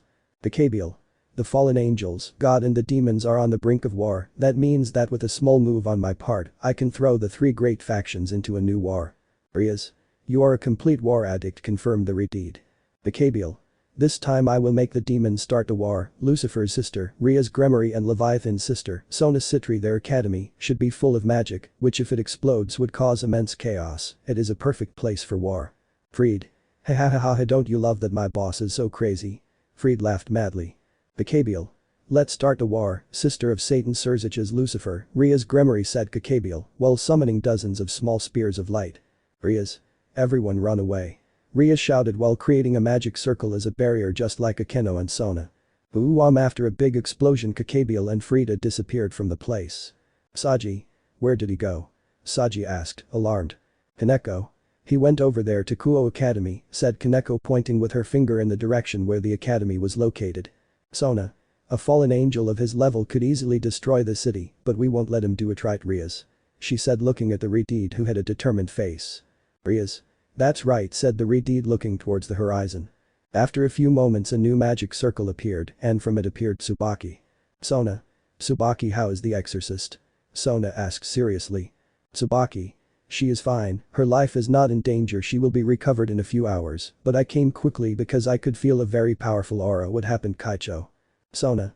Without making a long story short, we met Caballero, and he confessed to us that he wants to start a new war, and now he's heading to Kuo Academy to cause a disaster, said Sona, taking out her cell phone to call the white-haired man. Tsubaki. Kaicho, will she call Hyodo?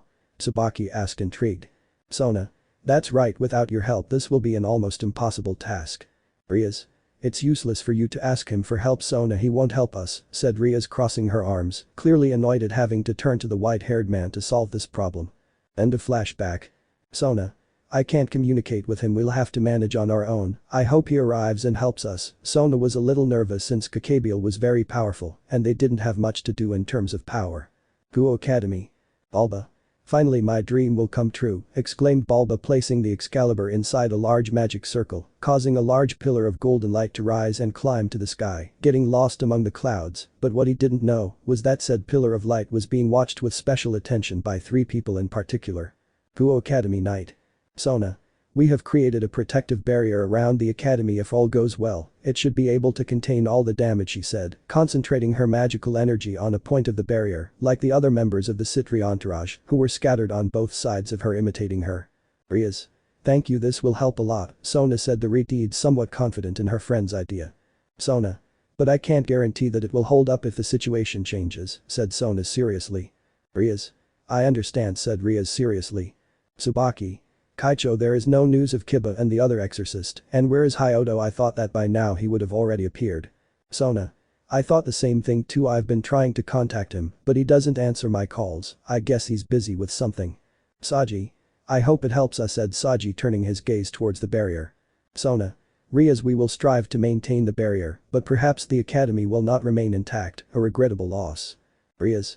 You're wrong, we won't let that happen. Sona. Rias, we still have time to call your brother, said Sona, looking sideways at the Redeed. Rias. In that case, shouldn't you call your sister? She said with a mischievous look. Sona.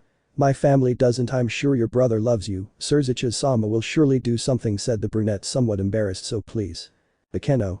I already contacted Surzicha-sama, said the half-angel standing behind the Redeed. Rias. Akeno. I didn't ask you to do it. Rias said, shocked. Sona. Rias, although I understand that you do not want to cause problems for your brother, our enemy is one of the leaders of the fallen angels. This enemy is beyond our level, she said, changing her serious expression to a warm smile. Let's accept the help of the Mau, smiling even more, seeing the look of approval of the Redeed. I appreciate your approval, but you Surzicha-sama's reinforcements should arrive in an hour. Rias. Seriously, you're always one step ahead of me, right? Said the smiling Redeed, looking at her queen. An hour, huh? She said, turning her gaze to the barrier that for now covered the entire Kuo Academy. Kuo Academy interior. Rias. Okay guys, listen, this time we will be on the offensive. We will launch a storm of attacks on Caballero to prevent him from using his power. Unlike our raiding game, our lives will be in danger, but I will not allow any of you to die this day. My dear servants, return alive, so you can continue studying in this place, said Rias, giving her orders as they headed towards the central courtyard of the academy, from where the pillar of golden light was born. Asia. What is that? Asia asked, looking towards the pillar of light. Caballero. I heard that this man was eager to fuse 4 Excalibur into one. Hearing the voice of the fallen angel, the 4 girls of the Gremory team looked up and could see Caballero sitting on a floating throne with his face resting on one of his hands. Rias. Caballero. Exclaimed the Redeed. Caballero. So will Surzicha's come, or perhaps Erafol. Caballero said with a smile. Rias. Instead of my brother or Leviathan-sama, we have come, said Rias with a challenging look. At that last comment, Caballero got a little annoyed since he had done all this so that at least one of the mass would show up, but it didn't happen, so he had to vent his frustration somehow. Snapping his fingers, Caballero created a huge spear of light and threw it like it was nothing against the academy gym, destroying it in a matter of seconds to leave a large crater in its place. Caballero. How boring. Well, we'll laugh a little, said Caballero, clearly annoyed since you came all the way here. Why don't you play a little with my pets?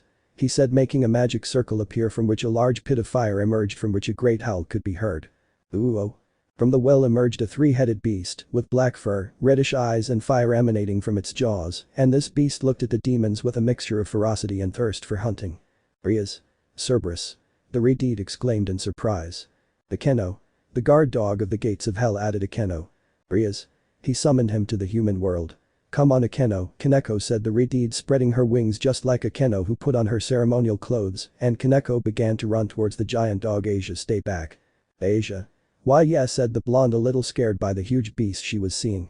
But now the number of enemy beasts had increased to 3, so Rias, Akeno and Kaneko had to separate and each fight against each of the giant dogs.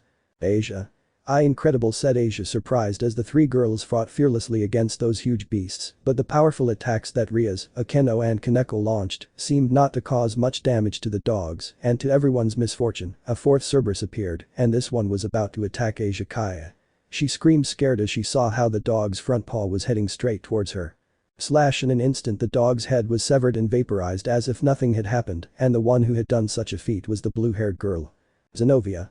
I came to help, said Zenobia as she attacked the Cerberus with a downward slash right in the middle of the beast's body, splitting it in 2 and turning it into smoke. Zenobia. These beasts are no match for the power of a sacred sword. Rias. I had never received help from the church, but I'm glad it's here, said Rias looking at the blue-haired girl. Bacabiel. So a bearer of the sacred swords is still alive, eh? This will be fun, he thought, preparing to fight. Issei versus Cacabiel and the White Dragon. Zenobia came to help, managing to kill one of the Cerberus. But now 2 more Cerberus had appeared, if you counted the ones Rias, Akeno and Kaneko were stopping, there were a total of 5, but the blue-haired girl quickly jumped against one of them and split it in half from nose to tail. Now Rias and Akeno had combined their attacks, creating a great mass of power, throwing it against 2 of the 3 dogs that remained, charring them to the very ashes, but the last one remaining had decided to hunt the blonde who was defenseless. The dog had taken a great leap forward, very quickly closing the distance between its jaws and the blonde, but multiple swords emerged from the ground, impaling the remaining Cerberus, leaving it immobile, howling in pain. Between the impaled Cerberus and Asia appeared a certain blonde with a sword in his hand. Rias. Yudo. Rias said with a big smile on her face, seeing that her knight was in good condition. Asia. Kiba-san. Asia exclaimed happily. Cacabiel. That was a good show, said Cacabiel amused. Rias. Take this. Rias shouted, sending a large mass of the power of destruction to the fallen, but with a slight movement of his hands, he deflected the attack, sending it against the tennis courts, causing them to disappear without more. But what nobody had noticed was that from the roof of the new school building, a certain white-haired person watched the entire battle with a big smile on his face, since he thought it was very funny, but he still did not want to intervene, not until Cacabiel decided to act. Balba. It's complete. Balba announced, causing everyone to look at him. Kiba. Damn. Kiba exclaimed since the sword was complete. Balba. It's finally complete, Balba continued laughing with an almost psychopathic smile on his face. But just like the person on the roof, another person who was very far from the academy looked amused at that pillar of golden light that pierced the barrier created by the student council. Cacabiel. After the fusion of the sacred swords, I will take the energy that has been released during the fusion process. That was our agreement, said Cacabiel, looking at the newly created Excalibur of 4 fragments. Rias. You put that power into a spell? Rias asked incredulously. Balba. Get out of here while you still can. The city will be razed to the ground in 30 minutes, Balba clarified. Cacabiel. If you want that process to stop, you'll have to defeat me. What would you do now, Rias? Gremory. Said Cacabiel, getting up from his throne to spread his 10 wings, taking flight. Rias. Do I need to answer? Said the Redeed, throwing another large mass of the power of destruction that the fallen stopped and contained with his right hand as if nothing. From her back Akeno attacked Cacabiel, throwing a powerful lightning bolt at him, but the fallen one also stopped that attack using his left hand and then fused them, creating a large mass of highly destructive magical energy, throwing it at the Redeed, and despite Akeno placing a magic circle as a barrier to defend Rias, said barrier broke like paper and the attack hit the king and queen Gremory squarely. The demi-angel crashed violently on the ground and Rias landed next to her, holding her right shoulder, but they didn't feel any pain for long since they were healed by Asia almost immediately. Akeno. We won't be able to hold out until Surzich's Sama's reinforcements arrive, said Akeno with clear frustration in her words.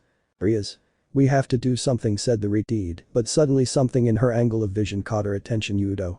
She said, looking at the blonde who was walking towards where Balba was. Kiba. Balba Galilei, I am a survivor of the experiments of the Sacred Sword Project, although, in fact, you killed me. Balba. Balba asked, raising a curious eyebrow. Kiba. I could only continue living by being reborn as a demon. I couldn't die before avenging my companions," said Kiba, launching himself against Bulba, but what he didn't expect was that Caballero would throw a powerful spear of light at him from his blind spot.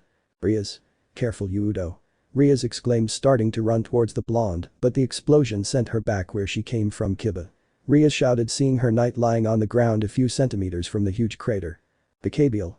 He avoided receiving a direct hit. He's a pretty agile rat," said Caballero with a small smile on his face. "Freed." "Freed? Yes, boss," he said, saluting in a military style. "Caballero.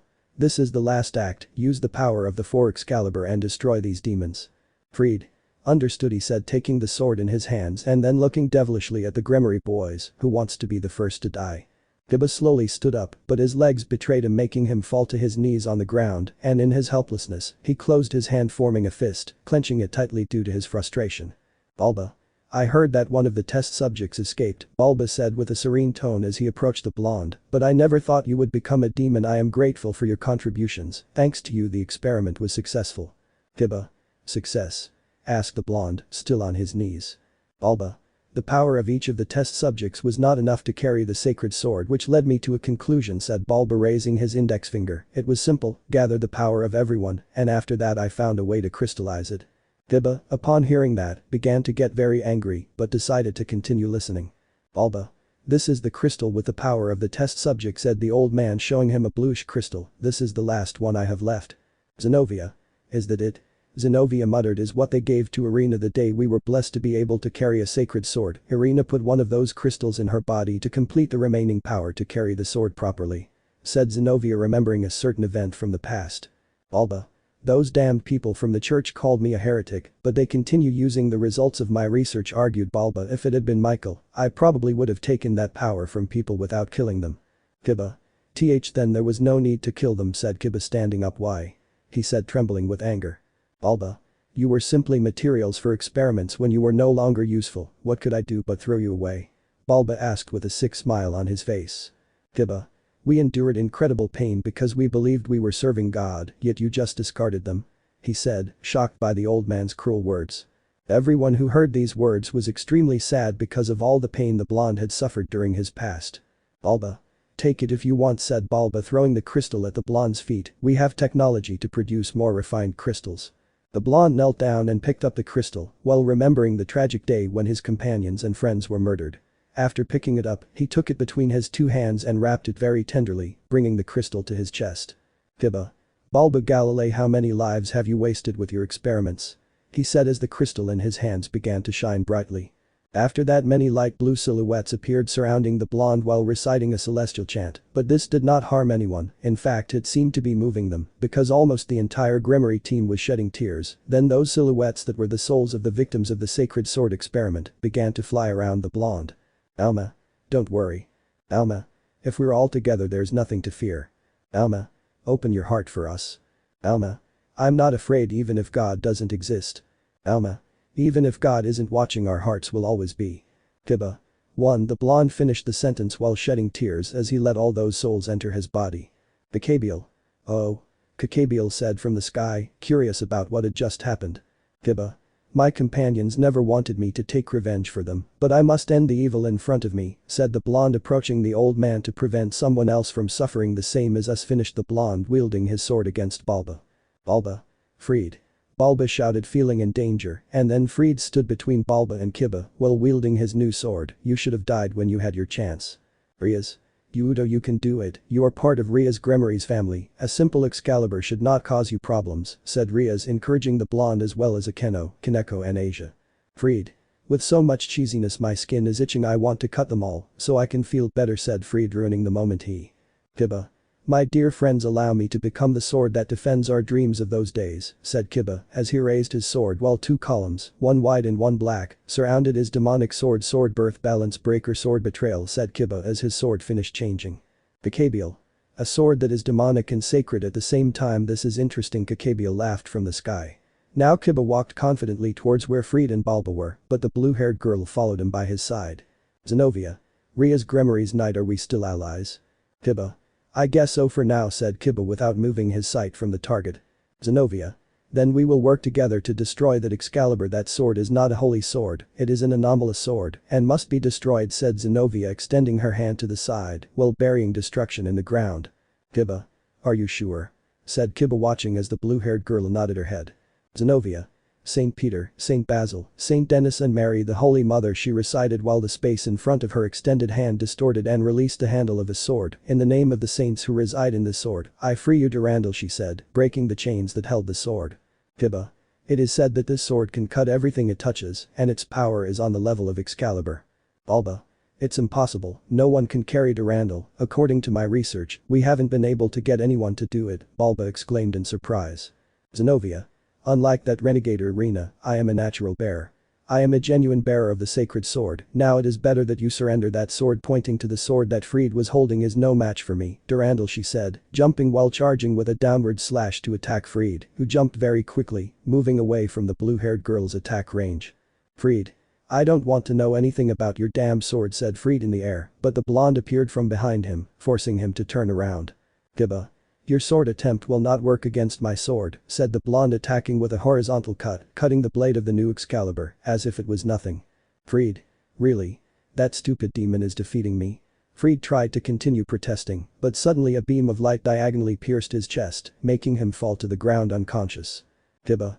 My power has surpassed the Excalibur, thank you friends, said Kiba, panting slightly. Alba. It's impossible, in theory something sacred and something demonic can't unite, and he couldn't finish the sentence as he was disintegrated by a spear of light from Cacabiel.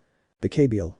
Balba, you were a very capable man, but I no longer need you to complete my plan, and the answer to your question was that since the death of God these phenomena are possible. Said the Fallen, but it surprised everyone, since no one knew what he was talking about. Rias. What do you mean, Cacabiel? Said the Redeed. Cacabiel. It's simple, during the last Great War not only the ancient mass perished, but God did too, but the information was kept secret since the three factions needed the God-fearing humans so they could continue living. That's why strange events like the creation of that boy's sword is not impossible at all. But what really bothered me was that after that fact it was decided that the war was no longer necessary. I don't accept it, I can't lower my fist once I raise it. While the fallen man was telling that story, a certain nun fainted since everything she loved and worshipped was dead. It was a hard blow for her, while Zenobia was shocked but decided to stay focused on the fight, since if she got distracted, she would be killed. Cacabiel. But now I'll stop watching and start having fun with you guys, said Cacabiel with a huge smile on his face as he created a huge spear of light. Now try not to die from my attack, said he, throwing the spear of light at the Gremory team, but this spear of light tried to be stopped by Kiba and Zenobia using their swords, but they only got the spear to explode in their faces, causing a huge explosion that left all the boys lying on the ground. If that's all you can do, consider yourself dead, Mujajajajajaj, laughed evilly the Fallen. But suddenly a certain sound could be heard, but it was not from weapons or anything like that, it was a sound that sounded like applause. Rias. Where are those applauses coming from? Said Rias, looking for the origin of the sound like everyone else. Kaneko. They come from there, said the little loli, pointing with her finger to the roof of the school building, where a certain white-haired man was applauding. Rias. It can't be Issei. How long has he been there? Said the Redeed, surprised since at no time did she notice the presence of the white-haired man. Issei. It wasn't bad at all for an old fart like you, said Issei, referring to Cacabiel. Cacabiel. Who are you and what are you doing here? Said Cacabiel as he prepared another spear of light as big as the previous one. Well, it doesn't matter, just die, throwing that huge spear of light at him. There was a huge explosion and a large cloud of dust rose, and as a consequence everyone had assumed the white-haired man was dead, since that spear, according to them, had not given him time to defend himself. Cacabiel. That's what you get for being confident, said Cacabiel, satisfied with that great explosion. Rias. It can't be, he eliminated it with a single blow, Rias said in astonishment. But after the cloud of smoke dissipated, everyone was surprised. Cacabiel's spear was still complete, but the school building had not suffered a scratch, and they could see that something was preventing the spear from advancing, and that something was the tip of the rebellion blade that was colliding against the tip of Cacabiel's spear of light. The spear of light had been stopped, as if nothing had happened by the white-haired man. Issei.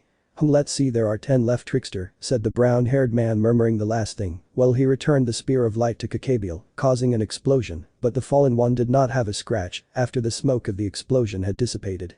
Akeno. How did he manage to block that spear like it was nothing, said the half-angel, astonished. But where is he? She said, looking for the white-haired man who had disappeared from the roof. Cacabiel. Arg. Caballero shouted as he saw how from one moment to the next, 2 of his 10 wings were cut like paper, without having given him time to react. The white-haired man had cut off a pair of wings from the fallen man and was now standing looking up at the sky at Caballero, who looked at him in surprise. Issei. Now there are only 8 left, but I can't believe it, not even with all of you have you been able to scratch him. How is that possible, said the white-haired man addressing the Gremories without turning to look at them. Caballero. I'll repeat it to you, who are you really, said Caballero frowning. Issei. Maybe this will reveal my identity to you, said the white-haired man, materializing his gauntlet, giving the answer to the fallen man. Caballero.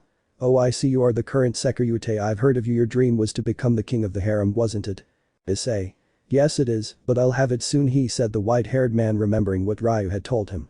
But there was someone who was especially upset by the presence of the fallen man, and that someone was Akeno, who took flight and sent him a very powerful lightning bolt, but the fallen man defended himself as if nothing had happened, wrapping himself with his remaining wings. Caballero. You dare try to stop me, you who has inherited Barakiel's powers. Akeno. Don't dare associate me with that name. Akeno shouted furiously, increasing the intensity of her attack, but the loss of energy during the battle forced her to end her attack. Issei. Who the hell is Barakiel? The white-haired man asked curiously. Zenobia. He is one of the leaders of the fallen angels. He controls lightning, hence his nickname, Lightning Zenobia clarified. Issei. I understand, said Issei looking at Akeno, who was panting heavily. Caballero. I can't believe you went with the demon, said Caballero opening his wings. You have an interesting family, Rias Gremory, the Sekiryuutei, a leftover from the sacred sword experiment and the daughter of Barakiel. Issei. She is the daughter of a fallen angel. I didn't expect that, said Issei with a smile on his face, while trying to ignore the fact that they had once again hinted that he was Rias Gremory's servant, something that worried the Redeed, since if the white-haired man left, the small hope of defeating Caballero would disappear. Caballero. Rias Gremory, I see that you like collecting garbage like your brother. Rias. I will not allow you to ridicule my brother, Armayu, and insulting my servants is a crime punishable by death, she said, standing up while expelling her aura. Well, without realizing it, she had said it again, and the white-haired man had already seen a vein appear on his forehead due to anger. Caballero. Then try to destroy me, Lucifer's sister. Master of the Welsh Dragon, Princess of the Crimson Ruin, said Caballero as he let himself fall to the ground, but to everyone's misfortune, it was the 3rd time in less than 2 minutes that the white-haired man was called Rias Gremory's servant, so he finally exploded. Issei. Very well, it's over. He shouted, putting away his sword. Try to beat him yourselves. I clearly warned you that if any of you called me Rias Gremory's servant again you would be left alone, he said, turning around, preparing to leave. Rias couldn't believe it without realizing it, she had also said it, and Issei had warned them the day before, so now her hope had gone to hell, and she had nothing with which to convince Issei not to leave. Caballero. Oh, you Sekiryuutei, but where are you? Present Caballero. Issei. That's because I am not Rias Gremory's servant. I resigned a few days ago, so I'm leaving. Caballero. So if you're not with the demons, why don't you come with me? You'll become the king of the harem immediately. Wherever you go, I'll give you the most beautiful women, you can sleep with them all you want and however you want. After all, fallen angel women are the most erotic and attractive, Caballero said, tempting the white-haired man. Issei. And you think that that's enough to convince me? Said the white-haired man, struggling not to say yes since he had an obligation as the son of Sparda. Rias couldn't allow Issei to leave with Caballero, since having him as a bodyguard wouldn't stop her evil plans, so she decided to offer him something that she remembered worked to tempt the white-haired man when he was still her pawn. Rias. Issei. The Redeed exclaimed loudly. Issei. What do you want? He said without turning to look at the Redeed, but with an incredible coldness in his words. Rias. Since you love girls so much, if we get out of here alive I'll do all kinds of things for you, the Redeed finished saying. Issei. I'm not interested, Issei said dryly. Rias. What? They all said, extremely surprised since the Issei they remembered would never refuse a proposal like that. Issei. Maybe my old self would have said yes, but now anything that could come from you or your group is worth shit to me. All the good feelings I had for you guys are gone, and I doubt they'll ever reappear. If that was your attempt to try to get me not to accept this guy's proposal, pointing his hand at Caballero, I must tell you that it's crap. Rias was stunned. She was sure that with that reward, she could get the white-haired man to stay and not leave with Caballero, but what she received was a resounding no. Issei. Very well, Caballero, I must say that it is a tempting offer, but I'll pass. I'm not interested, so now either you get serious or tell me what I put on your tombstone. Caballero. Okay, let's fight then, but it's your loss. Those fallen angels would be eager to receive the Red Emperor Dragon. Issei. If I've learned anything, it's that fallen angels only serve to make you suffer, he said, pointing back at Akeno. Also, the demons will also be eager to receive Sparda's son, haha, the brown-haired boy thought, since he won on both sides. Caballero. Then this negotiation is over, said the fallen one, preparing multiple medium-sized light spears. Issei.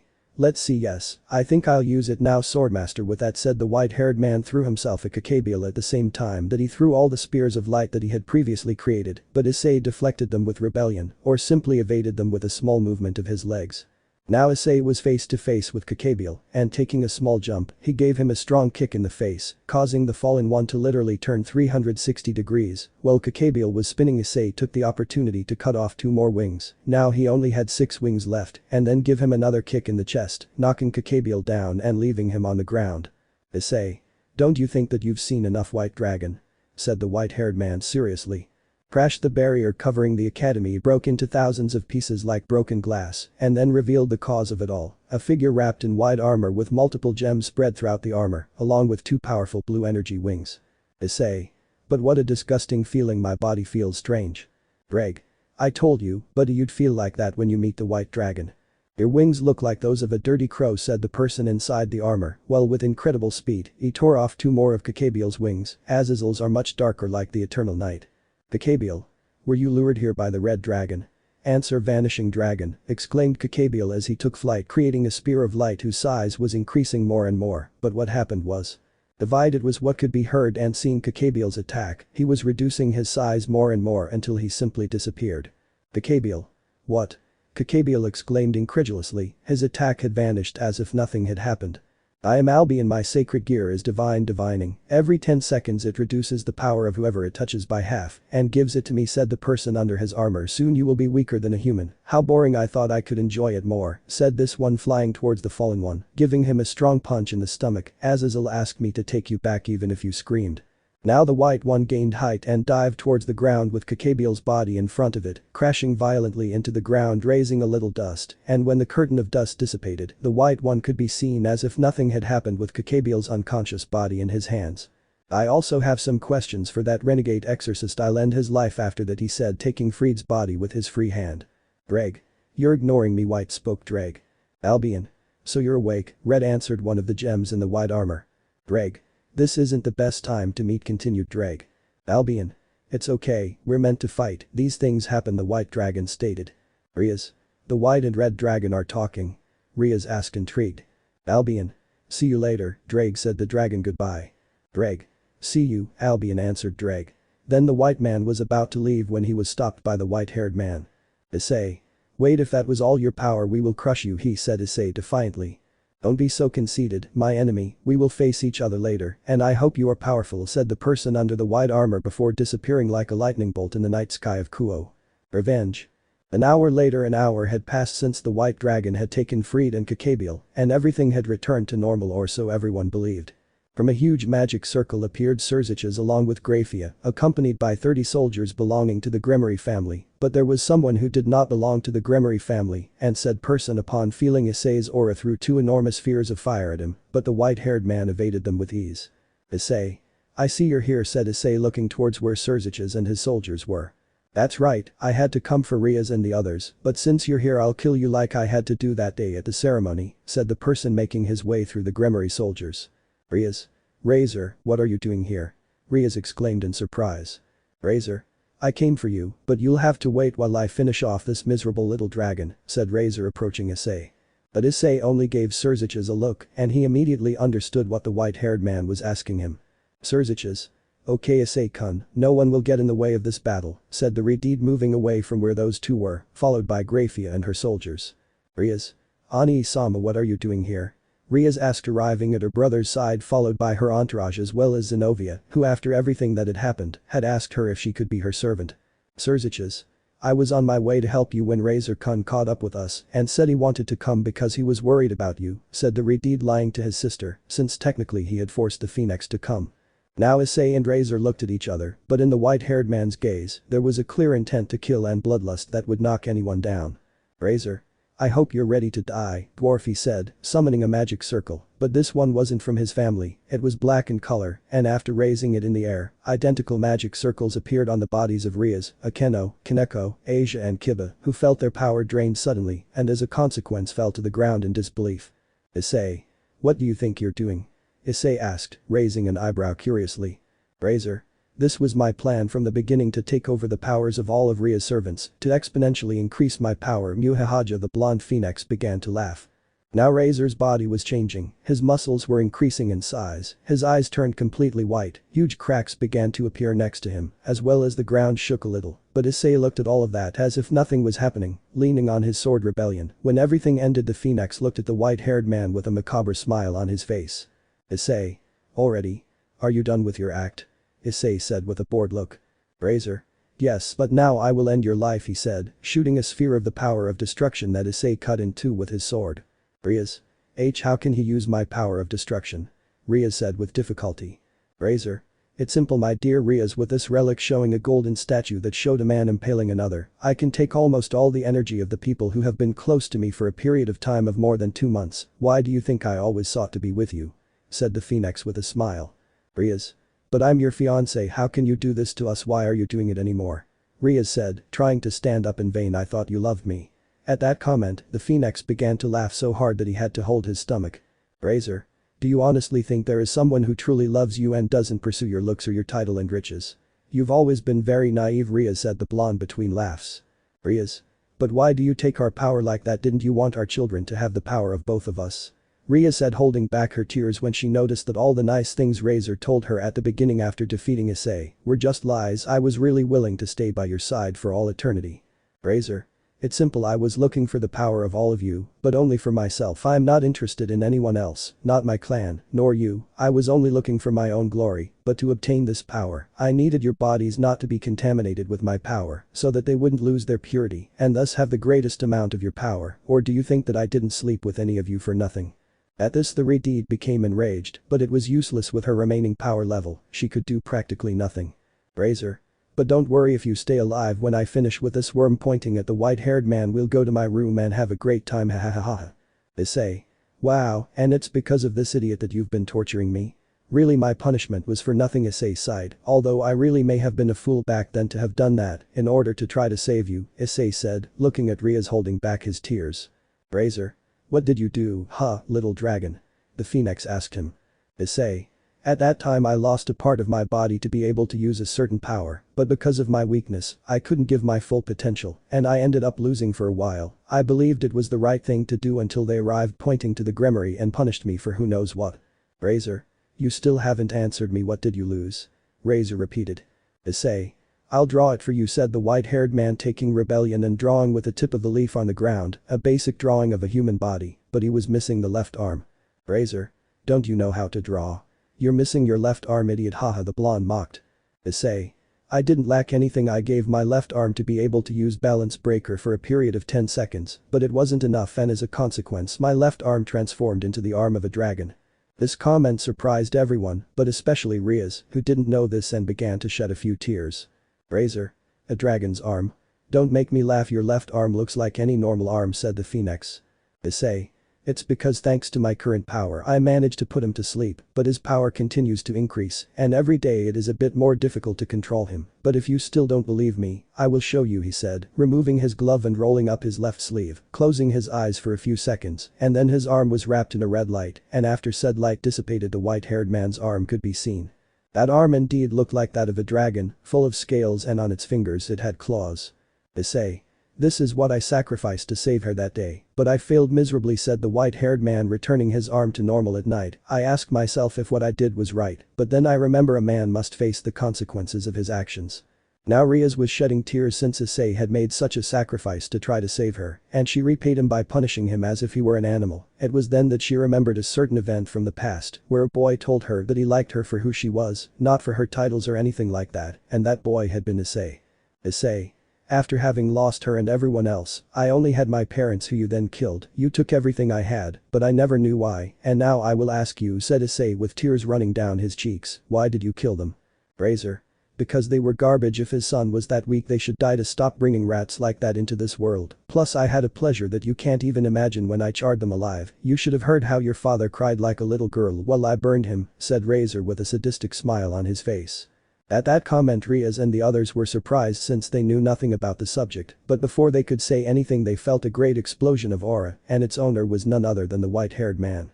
Issei. That's your reason, right?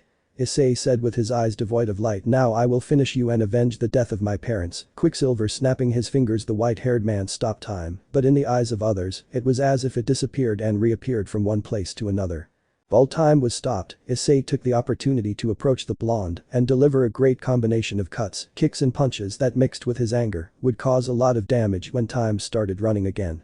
Snapping his fingers, the white-haired man made time run again, and you could see how the blonde man flew away with large wounds on his body. Razor. How did you do it? Said Razor standing up while regenerating. Issei.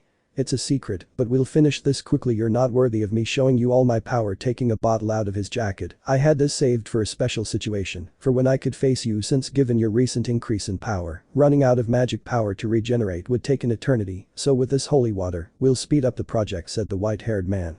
Now Issei poured the water on his sword and powered it with his boosted gear, making rebellion shine in an incredible way. Razor. I won't let you finish me off, besides you can't, because with this attack you'll die, said the blonde, throwing a sword at the white-haired man with surprising speed that hit Issei's chest, sending him hard against a tree, while the sword entered his chest and pierced his back, leaving him nailed to the tree trunk. Muhahaja, it's over, said Razor turning around. Issei.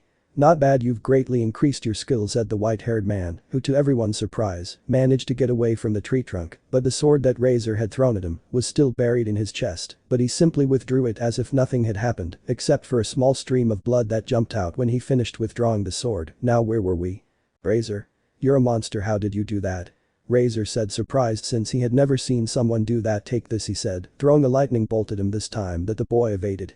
The white-haired man appeared from Razor's side and muttered Swordmaster, and then began to make several cuts and stabs that sank several centimeters into the phoenix's flesh, who barely blocked and added to the enhanced holy water. It was like cutting butter with a hot knife. Issei.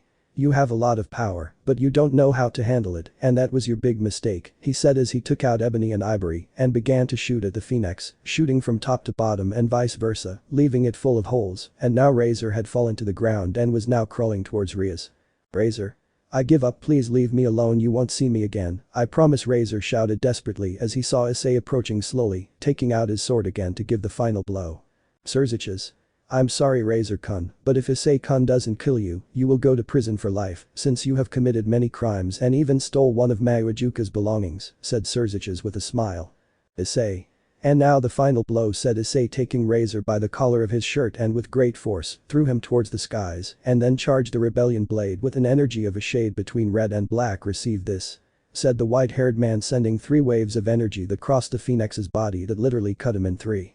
But what no one expected was what would happen next. All parts of Razor's body began to inflate like a balloon until said parts lost their human form. Now they were only a mass of power and finally exploded, causing a huge explosion in the night sky of the city. Issei. Jackpot, said the white-haired man, but then he just smiled looking at that huge explosion that was pure energy. Now Issei was approaching, walking towards where Rias and the other fallen boys of the Gremory team were, except for Zenobia, who had not been affected by Razor's power, but Rias was a little scared since Issei had told her that if she intervened when he finished with Razor, he would kill her, but what happened left her surprised. Issei started charging his boosted gear and then gave each of them a level 2 power boost, which was enough for them to stand up, and after this, the white-haired man didn't say anything and continued on his way towards the school exit. Rias tried to go look for him to apologize for everything, but due to her condition, it took her a few minutes to reach the entrance of the academy, and when she arrived Issei was nowhere to be seen, so she decided to go back to her brother to have him explain what had happened to Issei. Rias. Ani-sama, I want you to tell me everything that happened in great detail, said this authoritarian woman, or at least what could be in those conditions. Surziches. Okay, I'll tell you everything, but first let Grafiya check them, said the Redeed with a smile on his face. Thanks for everything, Issei-kun. Revelations. High School DxD does not belong to me, all rights reserved to their respective authors, as well as Devil May Cry or any of the characters from the different franchises that we will see in the fic. It had been about 15 minutes since Issei had finished off Razor and left. Now only Surziches, Grafiya, Rias along with their servants and now employees of the Gremory house remained in that place to repair everything that had been destroyed or damaged. After being checked by Grafiya just to see if nothing bad had happened to them, it was time for Surziches to tell Rias what he knew about Issei, since she was not feeling emotionally well. The cult club room. In the room Surziches was sitting with Grafiya on a sofa and in front of them were Rias and Akeno also sitting on the opposite sofa with Kiba, Kaneko and Asia behind them, except for Zenobia who had left because she said she wanted to organize her thoughts. Rias. Very well, Ani-sama, tell us what happened to Issei. Since we returned I have been intrigued by the change in his hair, also his power is not something normal. I had never seen him use a sword and now it seems as if he was born with it, he is extremely skilled with it, said the Redeed looking at her brother. Surziches. Okay, where do I start? Thinking for a moment. I already know we'll start when Issei-kun lost that day, after having lost and you treating him in such a let's call it cold way he returned to the human world with an incredible sadness added to the new burden that dragon arm meant. When I asked him he told me that he would manage somehow. Mentioning the matter about that arm, Rias remembered what she had seen before, a scaly and clawed arm, now that was Issei's arm, it was no longer a demon or human arm, now it was a true dragon arm. This fact made her feel even more guilty, since not only had she been deceived by Razor, but in order to keep her commitment to improve her clan, she had mistreated Issei in horrible ways, and the worst of all was that during the days she had done it, she had enjoyed it. Surziches. After that I didn't talk to him for a long time, and I just watched him continue to redeed. Akeno. Observe it? The half-angel asked curiously. Surziches.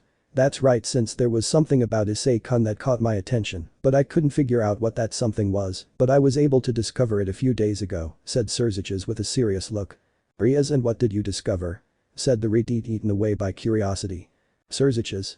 Issei-kun is half-demon, said the Redeed, but that comment did not cause much surprise in the Gremory boys. Rias. But we already knew that when he was reincarnated he became half-demon, said Rias, not very surprised.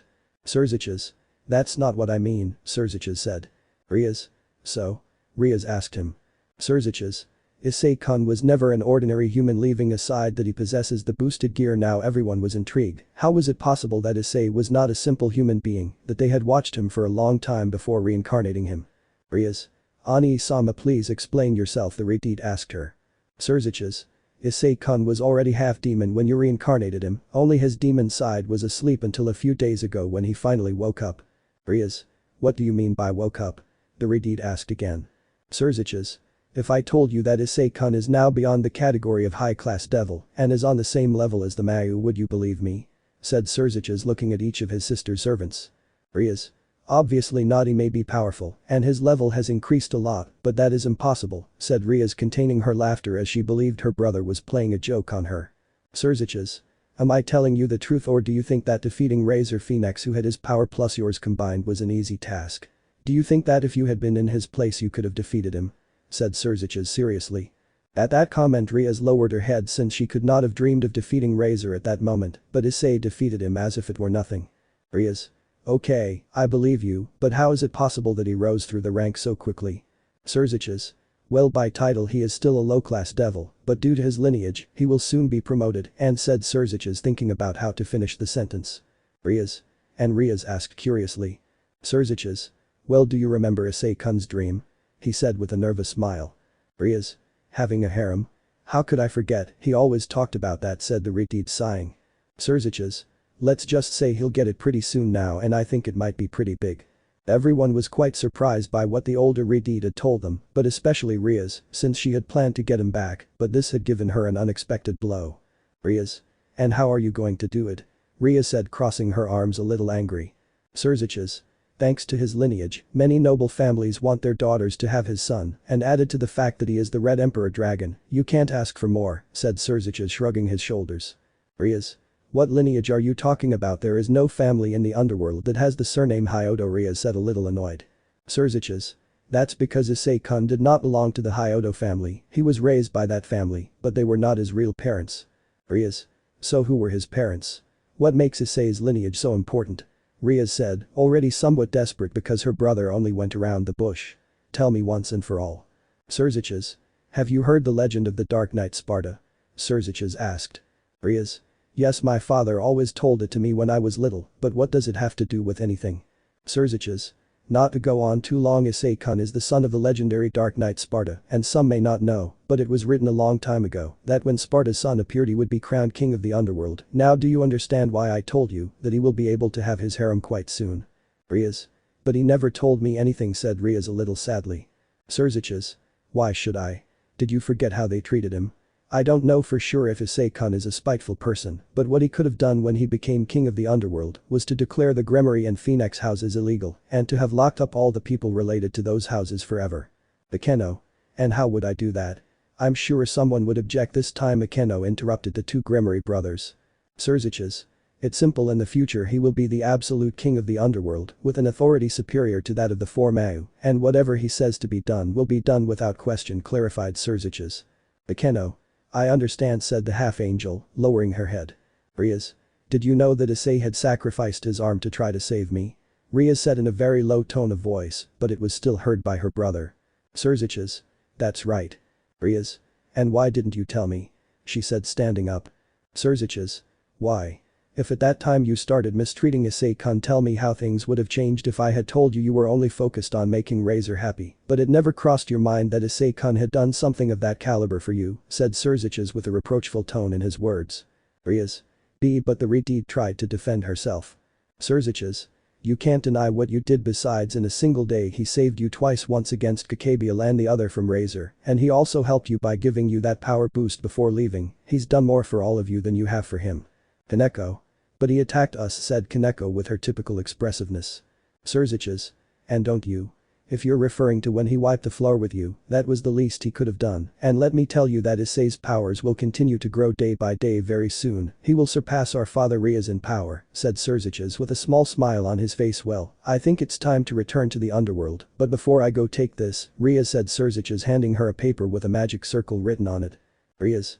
And what is this for? The Redeed asked curiously. Surziches. Well, with it you'll be able to see what Issei-kun is doing whenever you want, and that way you'll be able to locate him, so you can try to apologize to him. Well, see you later, he said, disappearing in a magic circle with Grafiya. After about 30 minutes after Surziches and Grafiya left, all the boys began to retire to their homes, leaving only Rias and Asia in the club room, since now these two lived together, but the blonde had already gone to sleep, leaving the Redeed in the club room since, even if she wanted to, she couldn't sleep because her thoughts were completely occupied by a certain white-haired man. Rias walked towards the window and began to look at the night sky of Kuo, trying to find a way to get Issei to forgive her, since now that he had found out about her identity and the future that awaited her, she had to think of a way to seek his forgiveness, since if she didn't do it, the white-haired man would leave her side forever. He also thought about those words that Issei had said to him during the training camp prior to the raiding game against Razor. Flashback. Issei.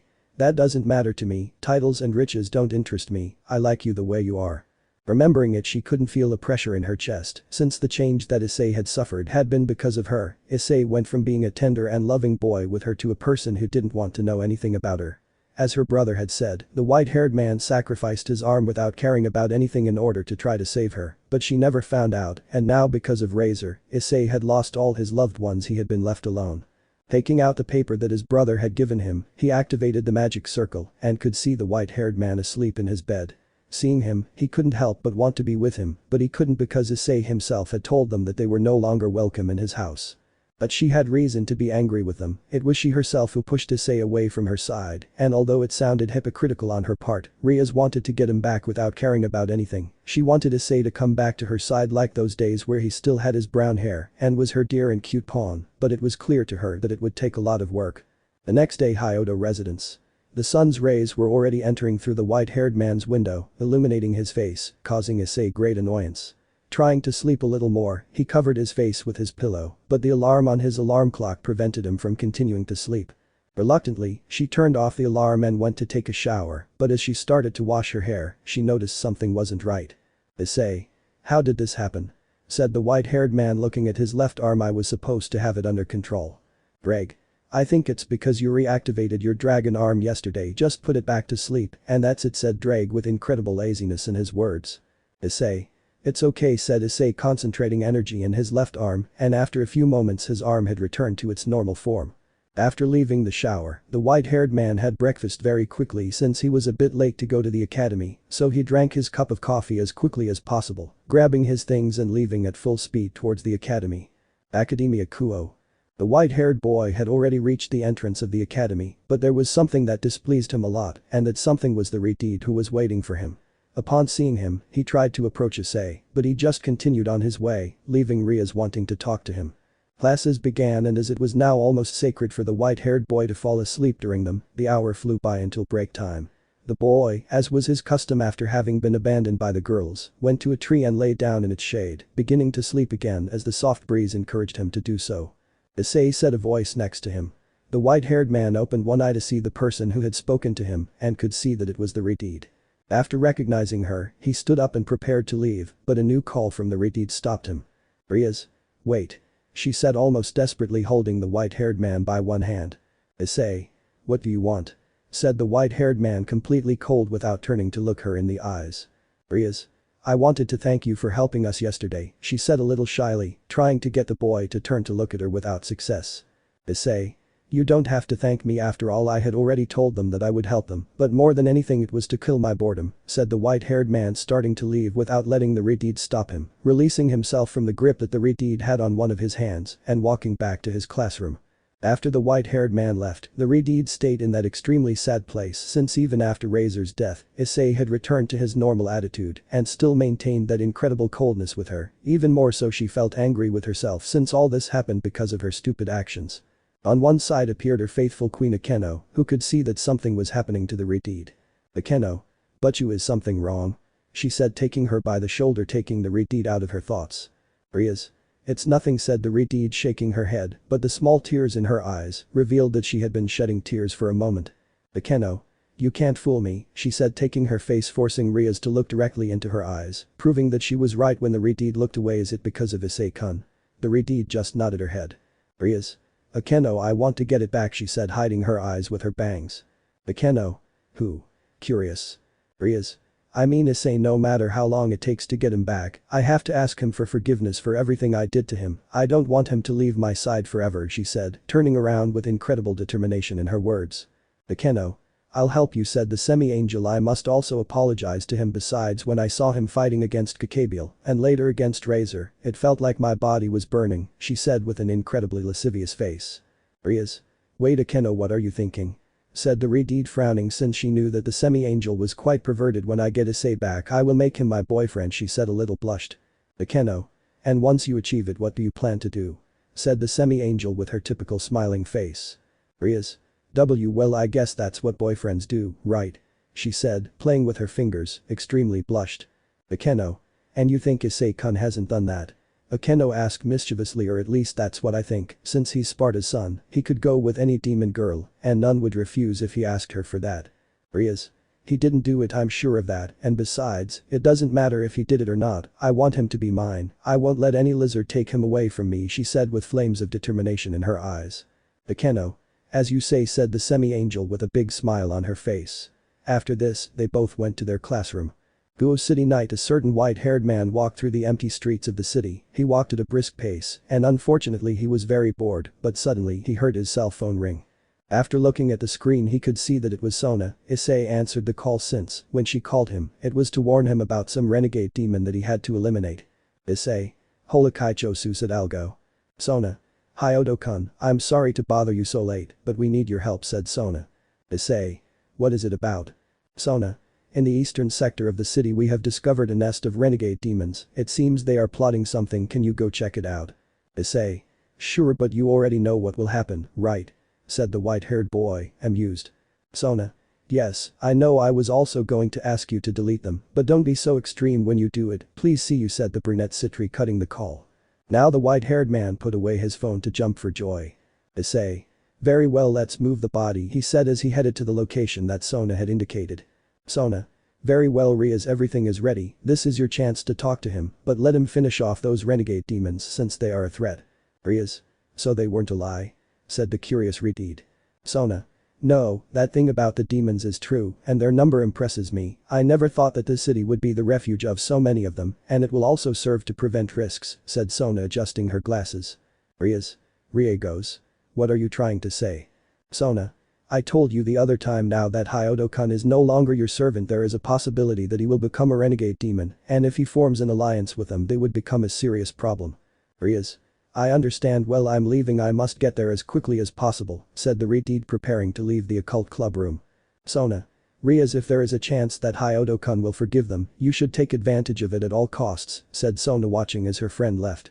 Construction zone Kuo City East Zone. Issei was in a construction area of a housing complex, but at the time there was no one normal in that place, but auras of many supernatural beings could be felt roaming around the place.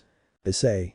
Let's see, they should be around here or so, I think, said a certain white-haired man. Well, I think there's no one in this place, said Issei, disappointed, preparing to leave, but when he was about to leave the place, multiple spheres of energy hit him in the back, taking him off guard and sending him directly against the wall of a house that was half built like many others. After this, the demons that were hiding in that place and that had attacked the boy came out to see what state the white-haired boy was in. Demon 1. Who was that brat? Asked one of the demons, looking at the pile of rubble that was now on top of Issei. Demon 2. I don't know, nor do I care, but he was a fool to have come to this place, he literally came looking for his death, muttered another one, arriving at the side of the first demon, along with a group of about 40 more demons. Issei. Damn, that hurt a little, said a certain white-haired man as he emerged from the rubble with his uniform almost completely torn. They left my uniform like an old rag, said he, changing his battle suit using a magic circle, taking out rebellion, and pointing it at the demons. I hope that with all of you, you can compensate me for this, said the white-haired man with an expression of great annoyance on his face. Seeking forgiveness. Issei. Damn, that hurt a little, said a certain white-haired man as he emerged from the rubble with his uniform almost completely torn. They left my uniform like an old rag, said he, changing his battle suit using a magic circle, taking out rebellion, and pointing it at the demons. I hope that with all of you, you can compensate me for this, said the white-haired man with an expression of great annoyance on his face. The boy then launched himself at the demons, easily cutting down the first ones that tried to attack him, attacking with a short horizontal slash in half 3 demons, as if nothing had happened, who could only make a slight gesture of pain before the halves of their bodies fell in opposite directions. Demon 3. How did he do that? He's just a brat, said one of the demons, completely shocked by what he had just seen.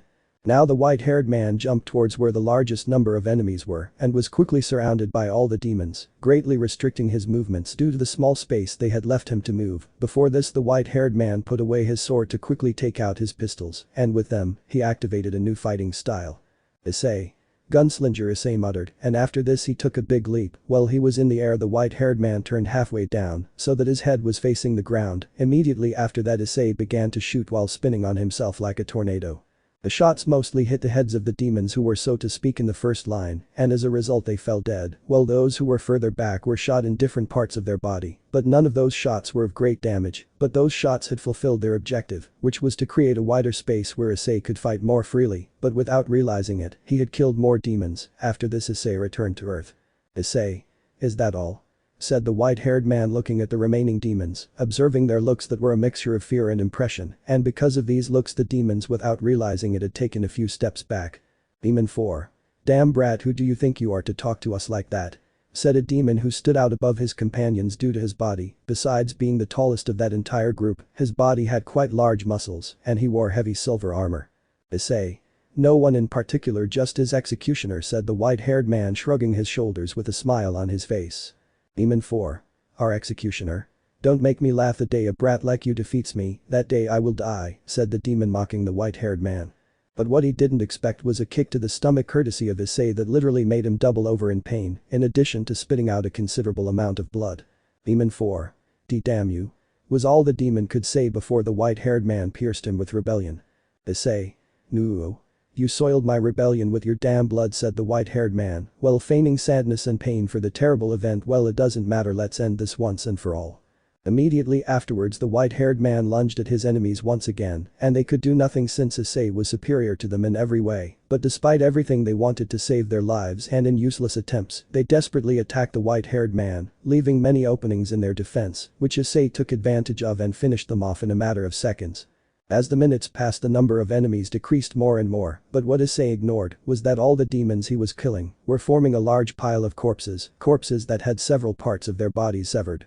A few minutes later, a certain Redeed appeared from a magic circle. She looked around looking for the white-haired man since she had little time, because after each Issei demon hunt, he left the place very quickly. That's what Sona had told her. Rias. Issei, where are you?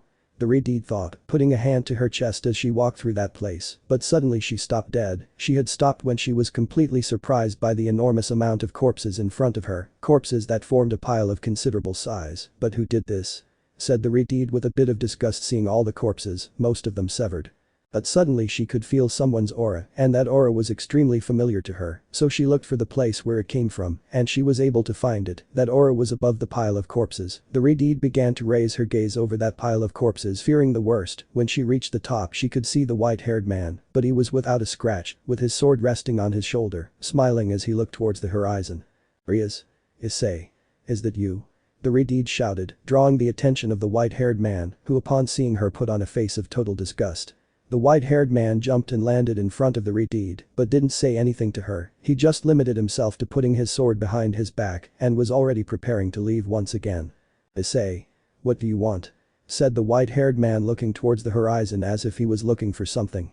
But when he passed by the Redeed, he asked her. The Redeed didn't say anything, and at this the white-haired man was about to continue on his way, but this time something stopped him, and that something was the Redeed, who was hugging him from behind with all her strength. "Issei. What do you think you're doing?" said the white-haired man, trying to free himself from the Redeed's grip on him. "Let me go." "Rias? Issei, please forgive me for everything I did to you. I'm so sorry for everything," said the Redeed, hugging the white-haired man's back, crying her eyes out, while she fought with him to stay attached. She didn't want to let him go. "Issei. Perhaps you came just for that," said the white-haired man, still trying to free himself from the Redeed's grip that for some reason was too firm. "Do you really think I'll forgive you?" "Rias? Issei, forgive me, come back to my side please, I want everything to go back to how it was before," the Redeed begged him, increasing the grip she had on the white-haired man. "Issei. In other words, you saw the power I possess now, and you want to have me under your command again, as if all that mistreatment had never happened, as if all those times you betrayed my friendship had never happened," said the white-haired man with great anger in his words. "You only ask me to come back with you, so that you have my power at your disposal, so that you can use it whenever you want. I'm sorry, but the Issei you knew died a few days ago, and what do you think, you were the ones in charge of killing him, along with that damn razor." As he said this, Issei clenched his fists tightly. "Rias?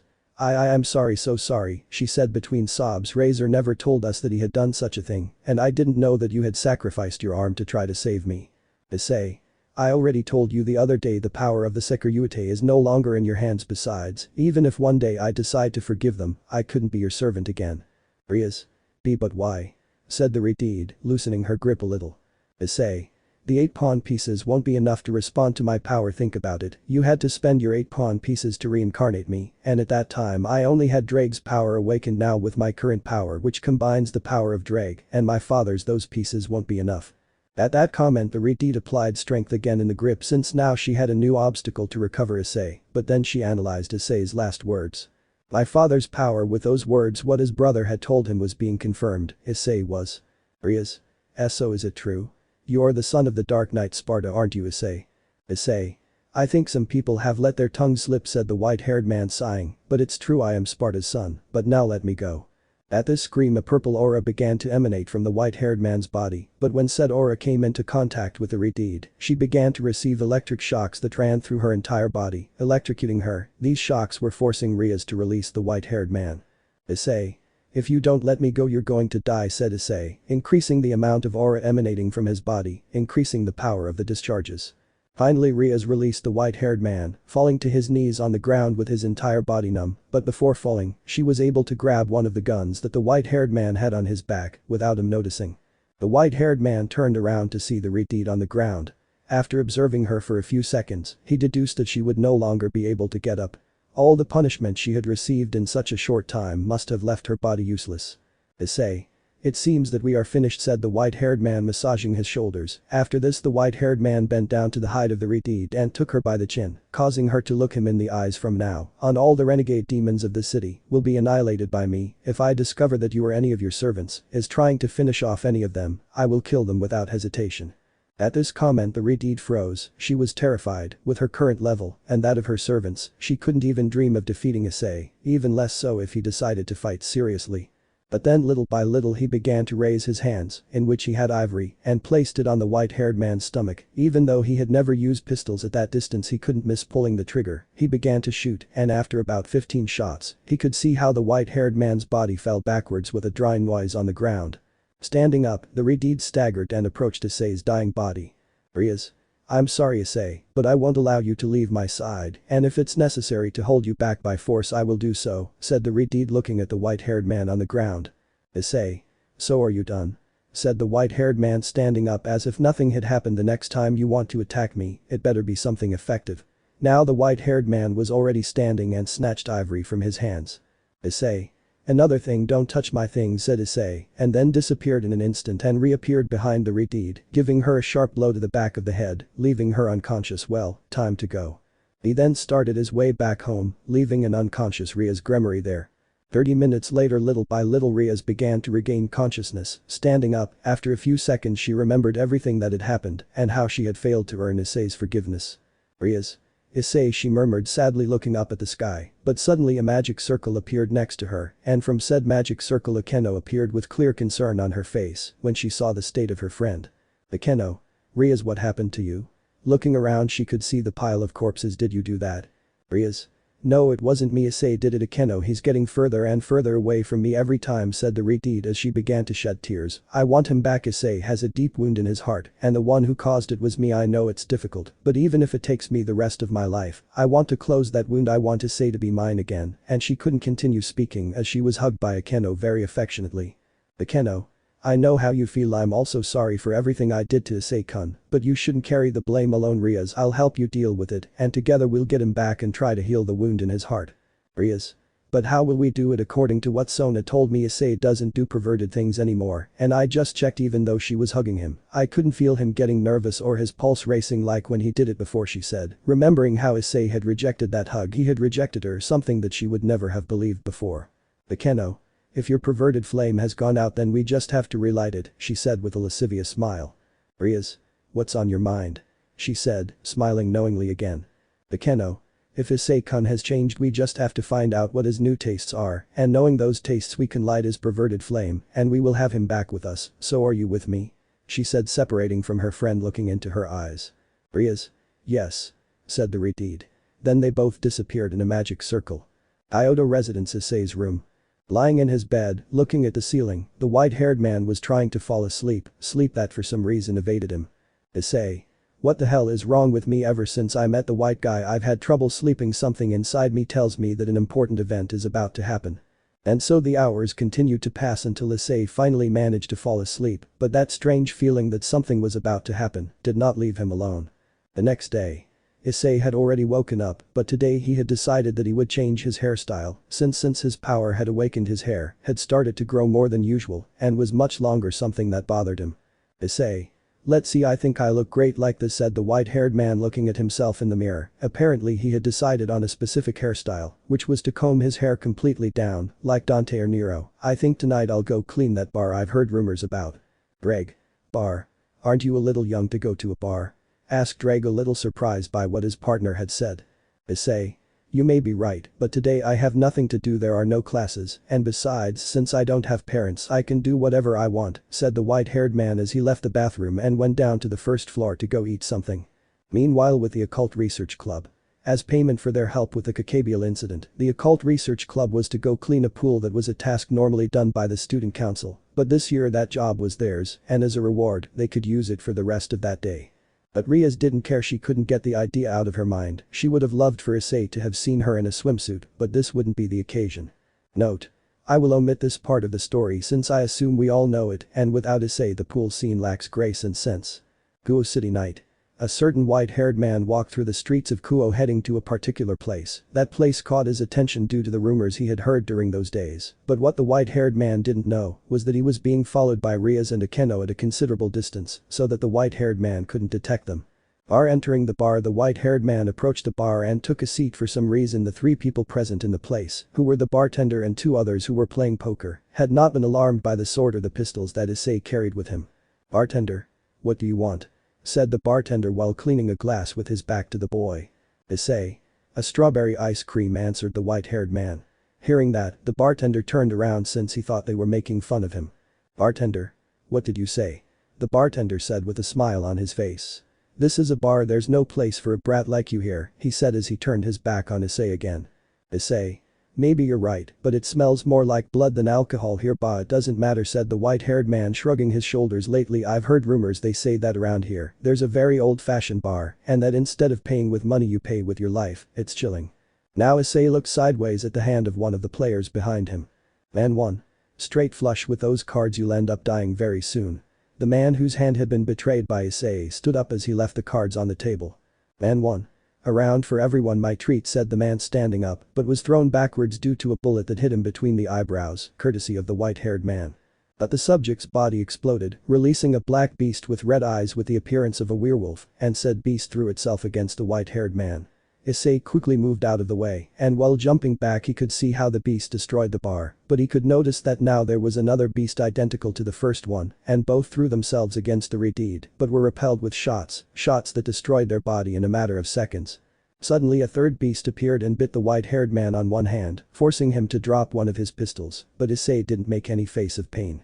Issei. Not bad, sir, straight flush, said the white-haired man as he put away his gun that he had in his free hand and quickly takes out Rebellion, cutting the beast in two. Taking a quick look around the place he could see that someone was missing, so he picked up his pistol and put it away, then he approached a door and with his sword he sank the blade through the door itself and little by little blood began to flow from the place where the Rebellion blade had entered. Issei withdrew his sword and the door opened. When it opened he could see the bartender's body fall to the ground. Issei. Next time you consider opening a bar you should include strawberry ice cream on the menu, said the white-haired man as he walked away, but from the bartender's body, a new beast came out ready to bite the white-haired man, but he turned around with ivory in hand. Bingo! Exclaimed he, shot the beast that entered its throat, passing through it from side to side, killing the beast instantly. Now Issei was leaving that bar, but what he didn't know was that everything that had just happened had been seen by Rias and Akeno. These two were shocked by that whole bloody battle, although they had had battles before, none had been like this, but what surprised them the most was the face of fun that the white-haired man had. It seemed that he had become addicted to violence, since they had seen that same face when Issei had faced Caballero. Torturous memories. When Issei left the bar, leaving behind the carnage committed a few minutes later, Rias and Akeno, like Issei had left, Issei had returned to his house, while these two had gone to the occult club room, since they had been called by Surziches. Occult club room. Rias. Ani-sama, why did you call us? Said the Redeed curiously. Surziches. Well, Rias, I suppose you are aware that a meeting will be held between the leaders of the three great factions, right? Asked the Redeed. Rias. That's right, I found out recently, but what's going on with that? Surziches. Well, we plan to do it in this place, said the older Redeed while a smile appeared on his face. Rias. At Kuo Academy? The Redeed exclaimed in surprise, since she found it hard to believe that this academy had been chosen to be the place where such an important meeting would be held. Is that why you came? Surziches. I also came for personal reasons, looking at the Redeed amused on Father's Day around. Rias. And no way. Surziches. I would love to see my sister busy with her studies. Rias. Grafiya told you, right? Rias exclaimed, shocked. Surziches. Don't worry, our parents will come too. Rias. You're a man, you shouldn't leave your job for unimportant things like this, said the Redeed, extremely embarrassed. Surziches. I also have another matter, he said, looking away. Rias. By the way, those papers. What are they about? The Redeed asked curiously, looking at a pile of papers arranged one on top of the other in front of her. Surziches. Well, it's something I have to deliver to someone in person, said the Redeed, getting a little nervous. Rias. And who should you give these papers to? Said the Redeed. Surziches. To Issei-kun, replied Surziches. Rias. And what are those papers about? Rias said as she began to get an idea of what they could be. Surziches. They are marriage proposals, said the older Redeed a little nervously. Rias. What was what you said? Said the Redeed with a gloomy face and a terrifying aura emanating from her body. Surziches. What are the proposals from the girls who are interested in becoming Issei-kun's wives, answered the older Redeed, ready to escape, since the aura that his little sister was emanating could scare anyone. The Redeed quickly began to review the papers to see what kind of bitches were planning to take away her Issei, but suddenly among some of the papers she could see one in particular that caught all her attention. Rias. It can't be even the Citri house wants this? Asked the Redeed, surprised. Surziches. I told you the other day all the demonic families want their daughters to give birth to the heir of Sparda's son. That would be the greatest honor for a family of the underworld. At that comment the Redeed began to search through the papers, some that corresponded to the Gremory house, but unfortunately she didn't find any, which surprised her. Rias. But why doesn't our house appear among these papers? She said, looking at her brother. Surziches. It's simple. When we started spreading the news that Sparda's heir had appeared, you were with Razor, and as you can understand, you couldn't opt to become Issei-kun's wife, so despite our parents' great disappointment, the Gremory house was excluded from the matter. Rias. But now Razor is dead and I didn't become his wife. The marriage isn't valid. That means I'm still available, the Redede exclaimed hopefully. Surziches. That may be so, but now Issei-kun doesn't want to see you at all. Perhaps if you hadn't mistreated Issei-kun like you did, you might have a chance. If you can at least get Issei-kun to forgive you, you might have the chance to become his wife. But hurry up, the news keeps spreading very quickly. Thinking for a moment, now that I remember, you have a little more time, since none of those suitors know Issei-kun's identity. Rias. Then. Surziches. That's right, until it is known that Issei-kun is Sparda's son in the public eye of the underworld, you can try to get him back, because when his identity is revealed, all those girls will come at him like ticks, and they will never let him go, said the older Redede, shaking his head while imagining that scene. Now the Redede was once again reviewing the papers, finding proposals from almost all important houses of the underworld, and even a proposal from the Mausirafo Leviathan. Surziches. So Rias, now will you believe what I told you about Issei-kun? Asked Surziches. Rias. Yes, now I believe you. Issei himself confirmed that information to me, but. Surziches. But. Curious. Rias. He's changing. In his last battles I've been able to observe a face of pleasure and fun. While he fights he's becoming addicted to violence, and I don't like that. Surziches. Well, maybe he's trying to drown his sorrows in the heat of battle, that way he could escape the reality of his loneliness for a few moments, said the older Redede, a bit sad since once again the loneliness of the white-haired man made him remember how sad his life was now. But what they didn't know was that Issei had a brother, and that said brother would appear before them sooner or later, something that for now kept Issei's mind occupied. Surziches. But don't worry, tomorrow we'll go pay him a visit, and he won't be able to avoid it, since we'll visit him at his house, said the Redede, as he disappeared in a magic circle with Grafiya, leaving the two girls alone in the club room, but with a certain Redede extremely happy, since she would use tomorrow's visit to try again to obtain Issei's forgiveness. The next day, Kuo Academy exterior, the white-haired man was arriving at the entrance of the academy, but he was deep in thought. Issei. It's incredible, at the beginning of this year I never imagined that I would become a demon, and after becoming a demon I never believed that I was Sparda's son. Ddraig. Technically you were already half demon before Rias Gremory reincarnated you, Ddraig answered. Issei. Well, you're right about that. Suddenly he felt as if his left arm was burning with great intensity, which startled him, and he could feel that someone was watching him. Looking towards the entrance, he could see a boy about his age, dressed fashionably and with platinum-colored hair, with a haughty smile on his face. Now the platinum-haired boy was approaching the white-haired boy at a slow pace, but Issei was not fazed in the least. This is the second time we meet Welsh Dragon, Sekiryuutei, Hyodo Issei. I am Vali the Hakuryuku, Vanishing Dragon. Issei. You are, said the white-haired man thoughtfully, while he continued to feel his left arm burning. Vali. You look defenseless, said the platinum-haired man, pointing his finger at the white-haired man. For example, I could use magic against you now, and. He couldn't continue speaking as he felt two swords placed dangerously close to his neck, and the owners of those swords were none other than the Gremory Knights Kiba and Zenobia. Zenobia. We can't let you start a battle against Sekiryuutei Hakuryuku, said Zenobia. Ali. Don't even try, you who couldn't defeat Kakabiel are no match for me, said the platinum-haired man looking at both swordsmen. Issei. You're right about that, they couldn't defeat him, but when I was about to defeat him you intervened and took him away, the white-haired man answered. Ali. Whatever, if you don't mind others seeing you, then go ahead, attack me, the platinum-haired man challenged them. At that comment, both swordsmen vanished their swords, and without losing sight of him, they placed themselves on either side of the white-haired man, who watched everything that was happening with a bored look. Ali. Hyodo Issei, what place of power do you think you are in on a global level? Said the platinum-haired man, challenging the white-haired man. Issei. What are you trying to tell me? Said Issei, wiping away a hatred. Ali. Your balance breaker, although incomplete, is in a 4-digit place from above. It's somewhere between 1 and 1500, in fact, considering the wielder's strength, even less. Issei. I'll tell you again, what are you trying to tell me? Said the curious white-haired man. Ali.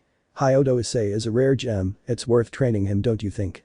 Rias Gremory, said the platinum-haired man, looking over the white-haired man's shoulder. The white-haired man, following Vali's gaze, could see Rias, Okeno and Kaneko, something that didn't please him very much. Issei. Okay, it's official, my day has gone to shit. Rias. Hakuryuku, what are you looking for? Said the Redede, advancing until she was next to Issei. If you are affiliated with the fallen angels we will avoid. Ali. In times past, the two celestial dragons, Welsh Dragon and Vanishing Dragon, have caused everyone they know to have a miserable life. How are things going for you? said the platinum-haired man looking at the Redeed with a malicious smile. "Today I didn't come to fight, I have many things to do," he said as he began to leave the place. Suddenly the white-haired man felt a small grip on one of his hands, and he could see that said grip was the hand of the Redeed, who had a great concern in her gaze, but the white-haired man did not care about that. "Issei. Very good try," said Issei, releasing the grip. "A good try indeed, but nobody asked you to come. This doesn't concern you," said Issei, turning around and starting to walk towards the academy. "Rias." But Issei, that was the white dragon, and the Redeed tried to say but. "Issei. What white dragon or anything? This is a matter of mine and nobody else, do not meddle where nobody calls you," said the white-haired man, finally leaving the Redeed sad again, since she wanted to help Issei against a white dragon, but he did not want to. After a few minutes, the Gremory team followed Issei's steps and entered the academy. Nursing. Ddraig. And after all that, both dragons were defeated and torn apart, and their souls were sealed in sacred gear and trapped by humans. Through their human carriers they continued their fight. "Issei. Let me guess, those dragons were Ddraig and Albion, right?" said the white-haired man, getting up from the bed he had been lying on a while ago, since after the departure of the white dragon, he had not felt very well. "Ddraig. Sometimes carriers don't know each other, they meet and die without a fight." "Issei. I see, and now I must continue with your fight, right? Seems fine to me, I hope it's fun." After this Issei returned to his classroom, but upon entering classroom. "Mitsuda Motohama. Damn Issei." Motohama and Mitsuda shouted with their fists out in front of them, with the clear intention of hitting the white-haired man. But unfortunately for both of them, Issei wasn't having a good day and was in a terrible mood, so using Quicksilver he moved out of the way, stopping time, and when time started running again, both boys hit the wall, which made them shed a few tears of pain, while Issei was behind them on his way to his place to sit. But the fact that Issei disappeared and reappeared caught the attention of Zenobia and Asia, since they and the others did not use their powers so deliberately in front of the other students, since they had to pretend to be ordinary people, but to this day, they still did not know how Issei disappeared from one place and appeared in another from one second to another. Note. Obviously I am referring to their opinion, since Issei is stopping time at will, but none of them knows it. "Issei. May I know what you were trying to do when I came in?" Issei said with his eyes closed, his feet on the desk and his hands behind his head. "Motohama. We wanted to hit you, we're jealous since you have too many beautiful girls by your side," said Motohama while rubbing his knuckles since they still hurt. "Mitsuda. So we needed a way to get even with you," said Mitsuda happily. "Issei. Try to do something like that again and it will go very badly for you, possibly on that occasion you won't get home alive," said Issei in a very simple way, but that caused a chill in the two boys. Motohama. "Anyway, you haven't done anything with Zenobia-chan, right? Since we heard she joined your club." Issei. "About that, I hardly ever hang out with them anymore. I guess you must already know that for some time now I've been coming alone and I've hardly ever spoken to them," said the white-haired man. Now by saying that he had caught the attention of almost everyone in the room, since, on the one hand, some were happy that the pervert was no longer with the one Isamas, while many girls were happy, since that meant that Issei was free, and lately they found him very attractive and they couldn't resist. Just seeing him smile made them blush, and added to his new appearance, it was like a super powerful magnet. A few minutes later the teacher arrived at the classroom along with the parents of some of the students in Issei's class, but the white-haired boy had a shower of emotions, since when he saw many of his classmates whose parents were cheering them on he couldn't help but feel sad, since if his parents were still alive, he would be just as happy as his classmates, and then he became furious since he remembered who had killed them and who their partner was. But he decided to calm down since the bastard who had killed them no longer existed in this world and would never return. This point was his small consolation, and although it was not much he clung to this with all his might. "Teacher. Okay, guys, on your tables you have PVC molds, you can make whatever you like, animals, people, faces, whatever is on your mind." With that said, all the students started working on their molds, kneading and shaping various objects. But there was one exception: a certain white-haired boy didn't know what the hell to do. "Issei. Let's see something I want to sculpt, something I want to sculpt," said the white-haired man thoughtfully. "Teacher. Is something wrong, Hyodo-kun?" The teacher asked him. "Don't think about it too much, just put in the mold the first thing that comes to mind or something related to your favorite activity." Issei. I'll try," said the white-haired man, closing his eyes, imagining his favorite activity. "Oh, you are. The battle against Kakabiel. The demon hunts. Nothing competed against that wonderful feeling. Finish off your enemies by shooting them with ebony and ivory. Sink rebellion into your opponent's chests or slice them in half like it's nothing." He liked hunting demons. It made his boredom more bearable, since his powers had grown to such an extent that until today, he had not found any opponent of his stature.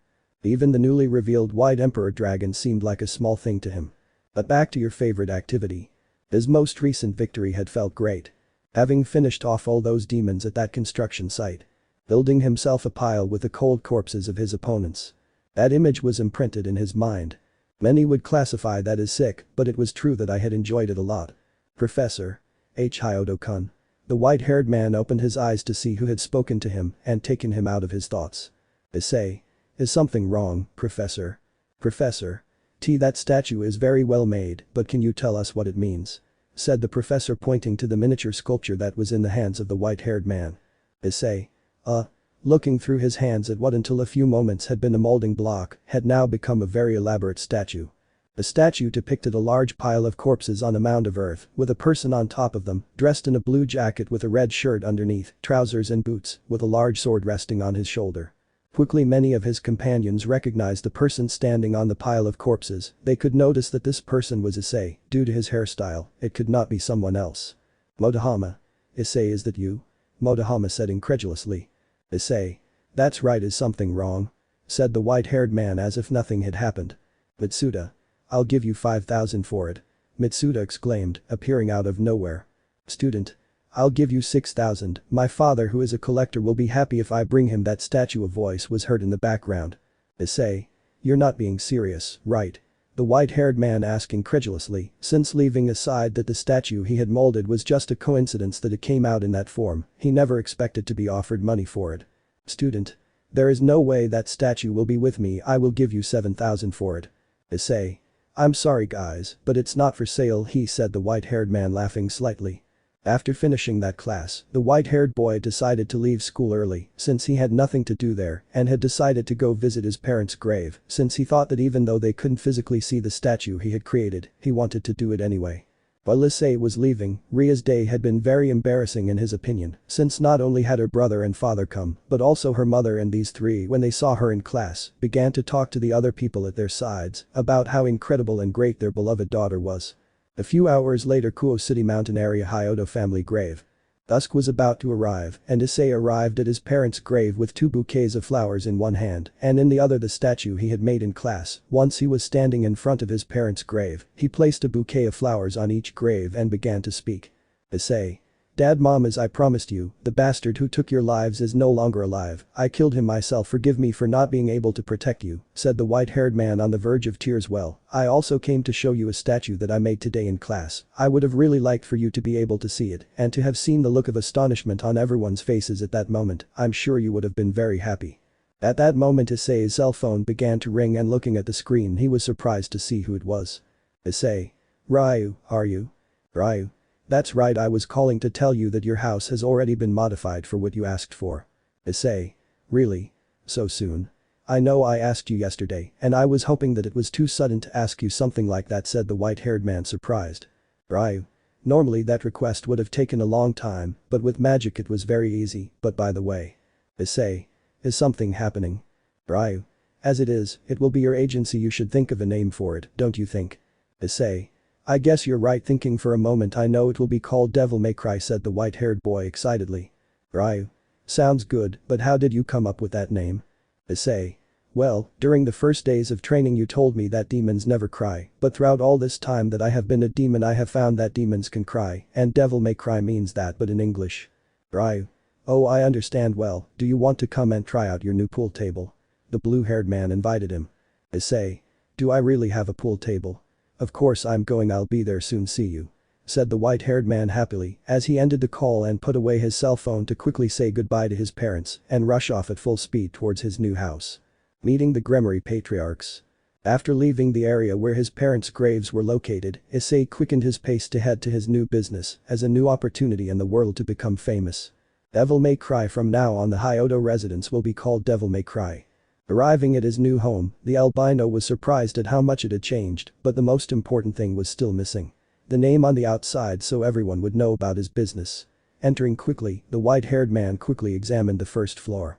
The interior was simply designed. On one wall there was a dartboard, a huge stereo, on the other side there was a large plasma TV, a pool table and even a pinball machine. But what caught his attention the most was the large desk at the back of the room and on it a table telephone, and on one side a little further away there was a large refrigerator, and after opening it, he could see that it was already full of soft drinks and such things. As well as some large sofas for customers to sit on when they came. Issei. It's not bad at all, said the white-haired man, satisfied with what he had seen although it still lacked something. Ryu.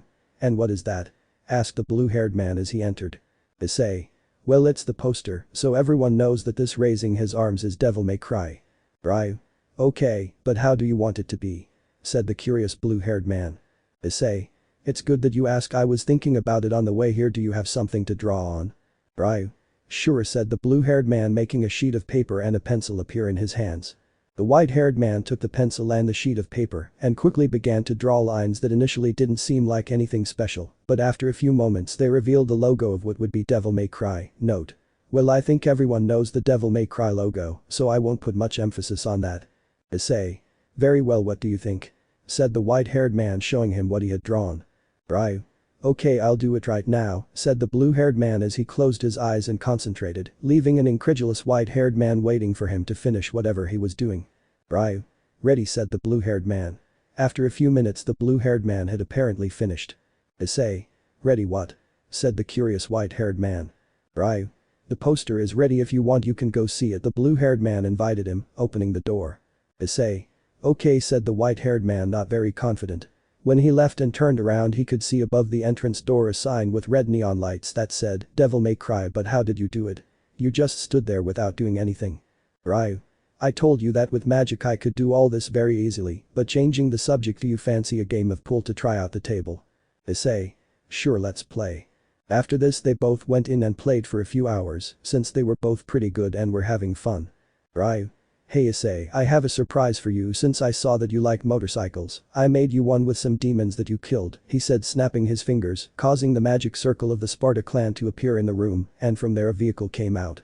It is a black motorcycle created from a fusion of a normal motorcycle and sections of a demon's demonic metallic armor, with a front fairing that resembles a horned demon's helmet, decorative bat wing shaped extensions on the side fairing, and double-sided serrated blades. Issei. This is incredible, he said, touching the motorcycle. Ryu. What will you call her? Issei. One does not know what such un already know what such knight. Ryu. Sounds pretty good, he said, taking an object from his pocket, throwing it to Issei, who took it, realizing that it was a small bronze key. That motorcycle is yours now, Issei, take care of it, he said, while the very excited white-haired man begins to take out Caballero and gets on top of it, taking a spin at full speed around the city, showing it off to every poor devil he meets. Devil May Cry night. Finally Issei had finished riding his new motorcycle, and now the white-haired man had gone up to the second floor to take a shower. After showering he went back down to the first floor, where he could see that he had mostly unwanted visitors, since the entire research club was there along with Surziches and Grafiya, but there were two people he had never seen before. A tall man with red hair in a white suit and a woman almost identical to Rias, but they differed in their hair color, who was wearing a blue cocktail dress that at first glance you could see that it was very expensive. But all the girls, including the woman and Grafiya, blushed when they saw the white-haired man arrive, since he was only wearing his pants and boots, but his entire torso was naked, revealing his muscles. Note. Damn, how I love MILFs. Looks at Venelana's breasts. With those things they don't make you a Russian, they make you a whole Soviet Union. But he paid no attention to them and headed towards his desk as the phone was ringing. When he got to his position he found the chair lying on the floor. He kicked it, causing it to spin around in the air several times, and brought it into a sitting position. As he sat down, he put his feet up on the desk and hit the top of the desk with his ankle, causing the telephone receiver to fly through the air and into one of his hands. He put the receiver to his ear and answered. Issei. Sorry, I haven't even opened the business yet, ending the call instantly. Wow, I haven't even been here for a day, and I'm already receiving calls from clients, said the white-haired man, leaning down a little to take a slice of pizza from the box he had on his desk, and after taking a few bites of the slice of pizza he spoke again. If you want to use the bathroom, don't be embarrassed to ask for it, it's back there, said the white-haired man, pointing with his thumb behind him. All the visitors were stunned as the white-haired man didn't even bother to ask them the reason for their visit and assumed they wanted to use the bathroom, but then Surziches spoke up. Surziches. We are not here for that, Issei-kun, we are here so that the relationship you have with my sister can be fixed, said the Redeed with a slight smile. Issei. I'm sorry if you came for that, you just wasted your time, said the white-haired man seriously. May I know why you're behaving this way toward my daughter? The woman spoke for the first time in an authoritarian tone. Issei. Three things: first, I don't know who you are, nor he, indicating the man dressed in white. Second, if I treat your daughter with that coldness, it's because she provoked it, and third, with what authority do you come to demand answers from me in my house, said the white-haired man with an icy look. Surziches. Issei-kun, please forgive my mother's attitude, but she gets like that when someone refers to her daughter in that way, said Surziches, trying to calm the spirits. Issei. Well, maybe this will help you understand things better, said the white-haired man as he approached the plasma television and turned it on. After turning on the television, a sequence of videos could be seen that Rias and her entourage remembered very well. They were all the scenes of the punishments that Issei had received. Issei. This is the reason why I am not interested in mending my relationship with your daughter and her entourage. I am not interested in recovering the protection that the Gremory house offered to its servants. Now I have enough level to defend myself. Those videos were the memories that Ddraig had stored inside the boosted gear. The entire club felt bad about themselves, since even in those videos, you could see the joyful faces of punishing Issei. But suddenly a new memory appeared, and that was the last fight that Issei had had against the occult club. This fact surprised the man and the woman, since they still did not believe that their daughter had done all that, but after seeing the fight, if that's what it could be called, they were able to superficially understand what the power of the white-haired boy was. You did all that to this boy, Rias. The man dressed in white spoke for the first time with clear disgust in his words. Ddraig just nodded since it was true and she couldn't deny it. She and her other servants had seriously injured Issei. Ddraig's affirmative response surprised the man and woman. Zeoticus. I deeply regret my daughter's behavior towards you, Issei Hyodo, said the man, but where are my manners? I have not yet introduced myself. I am Lord Gremory, current patriarch of the Gremory clan. Issei. Nice to meet you, said the white-haired man as he sat back down with his feet up on the desk. Venelana. I'm sorry we started that way, Issei Hyodo, said the woman. I am Venelana Gremory, current matriarch of the Gremory house. Issei. I see that your daughter inherited your genes and your complete beauty. Now I understand why Razor pursued her so hard, or maybe it was because of her power, Lord Gremory, said the white-haired man looking at the Gremory matriarchs. Rias blushed deeply upon hearing Issei's words, but the words "because Razor pursued her so hard" were like a direct stab to the heart, since she had not only mistreated Issei, but had also been deceived by Razor and had pushed away the only boy who had confessed to her that he liked her for who she was. Issei. And by the way, don't call me in such a formal way, call me Issei or Issei-kun as you prefer. Zeoticus. I understand, but what did you mean by saying that Razor was seeking my daughter's power? Lord Gremory asked curiously. Surziches. I'll explain that to you, Surziches intervened. Now Surziches told him everything that had happened and the complaints he had received about Razor and how Issei had finished him off, saving Rias and her entourage. Surziches.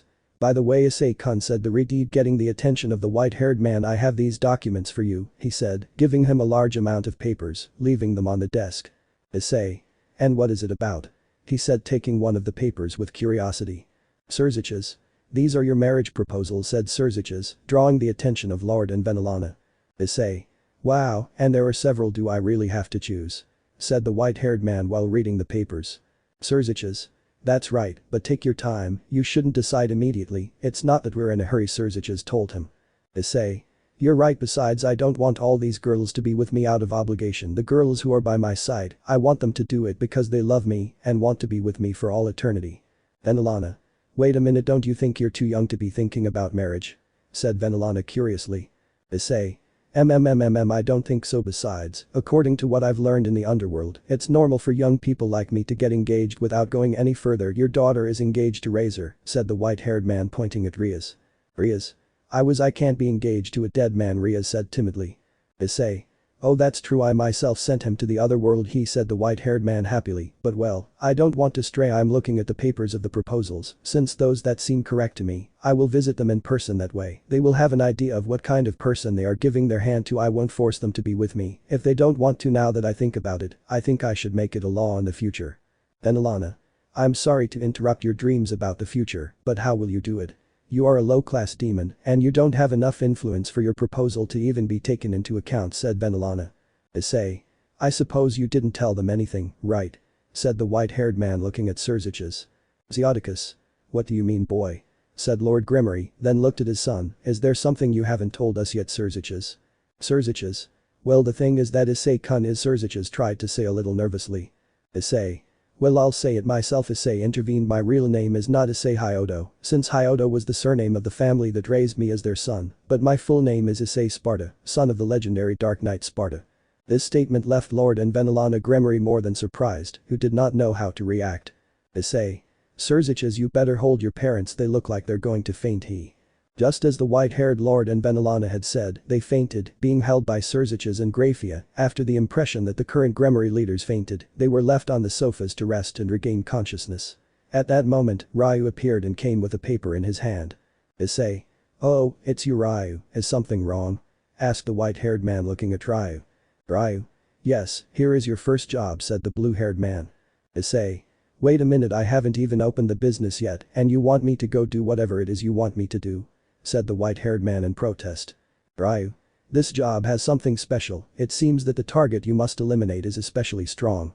At that explanation a smile appeared on the white-haired man's face, who quickly got up from his desk, put on his red trench coat, picked up Rebellion along with Ebony and Ivory and put them on his back and received the paper that Ryu had where the target's location appeared. Issei. Well, I'll be back in a while, said Issei, heading towards the door, passing by the Gremory team but without speaking to them, but before leaving he stopped Ryu. Is something wrong? Ryu. Most likely when the Gremory leaders wake up they will want answers, so tell them whatever they ask you about me, that's all, said Issei, leaving Devil May Cry riding Cavalier. After a few minutes after the white-haired boy's departure, Lord and Venelana woke up and the first thing they did upon waking up was get up and quickly turn towards the boy's desk to ask him if what he had told them was true, but they were greatly surprised to see that he had left. Surziches. They're finally waking up, Surziches said. Zeoticus. Surziches. Issei-kun, where is he? I have a lot to ask you, said Lord Gremory nervously, since if it was true that Issei was Sparda's son, he could send his daughter to jail for life, condemned for the crime of having mistreated the son of the Dark Knight and in that way bringing shame to the Gremory house and causing it to lose a lot of influence and business deals. Ryu. He has left to do a job, but I can answer your questions, Lord Gremory-sama, intervened Ryu, but first I must see that that white-haired boy does his job and doesn't go have fun somewhere else, said the blue-haired boy while he made a magic circle appear on the white-haired boy's desk, creating a hologram of the boy. Ice's son. We see Issei inside a building walking towards what appeared to be a stage, but as he approached multiple bats passed near him and then gathered in front of him, and after a small beam of light, they revealed a woman with red hair like her eyes, pale skin, dressed in a black dress that left her torso bare, as well as her breasts that were covered by a few strands of her own hair. Welcome, sir, my name is Nevan, said the Redite, introducing herself. Is this your first time visiting us? Said the Redite, getting dangerously close to the boy, standing inches away from him. Issei. Well, yes, said Issei, observing the Redite's body, you will treat me well, right? Nevan. Of course, I will treat you so well that you will never leave here again, said Nevan, walking around the boy, observing him from head to toe. Issei. That's what I wanted to hear, said the white-haired man, moving away from the woman a little while, taking out Rebellion. The woman began to walk towards the stage with a slight sway of her hips. After getting on stage she turned towards the boy and exhaled a purple essence that had slight bluish rays inside it. After a few seconds said essence vanished into the air. Nevan. Show me what you know, honey, said Nevan, encouraging Issei to attack her. At this comment he launched himself into the attack directly, attacking with a horizontal cut, ready to cut Nevan in half immediately, but when he tried to attack her, the bats that were flying around the woman got in the way, sacrificing themselves to protect her. At that moment, Nevan took the opportunity to try to hit the white-haired man, but he moved away, taking a great leap backwards, being a few meters away from her.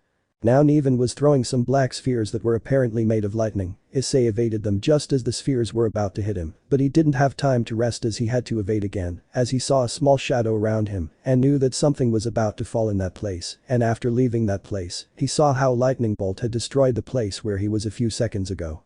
Issei. You have interesting powers, Nevan, they remind me of someone I might have to kill one day, said the white-haired man.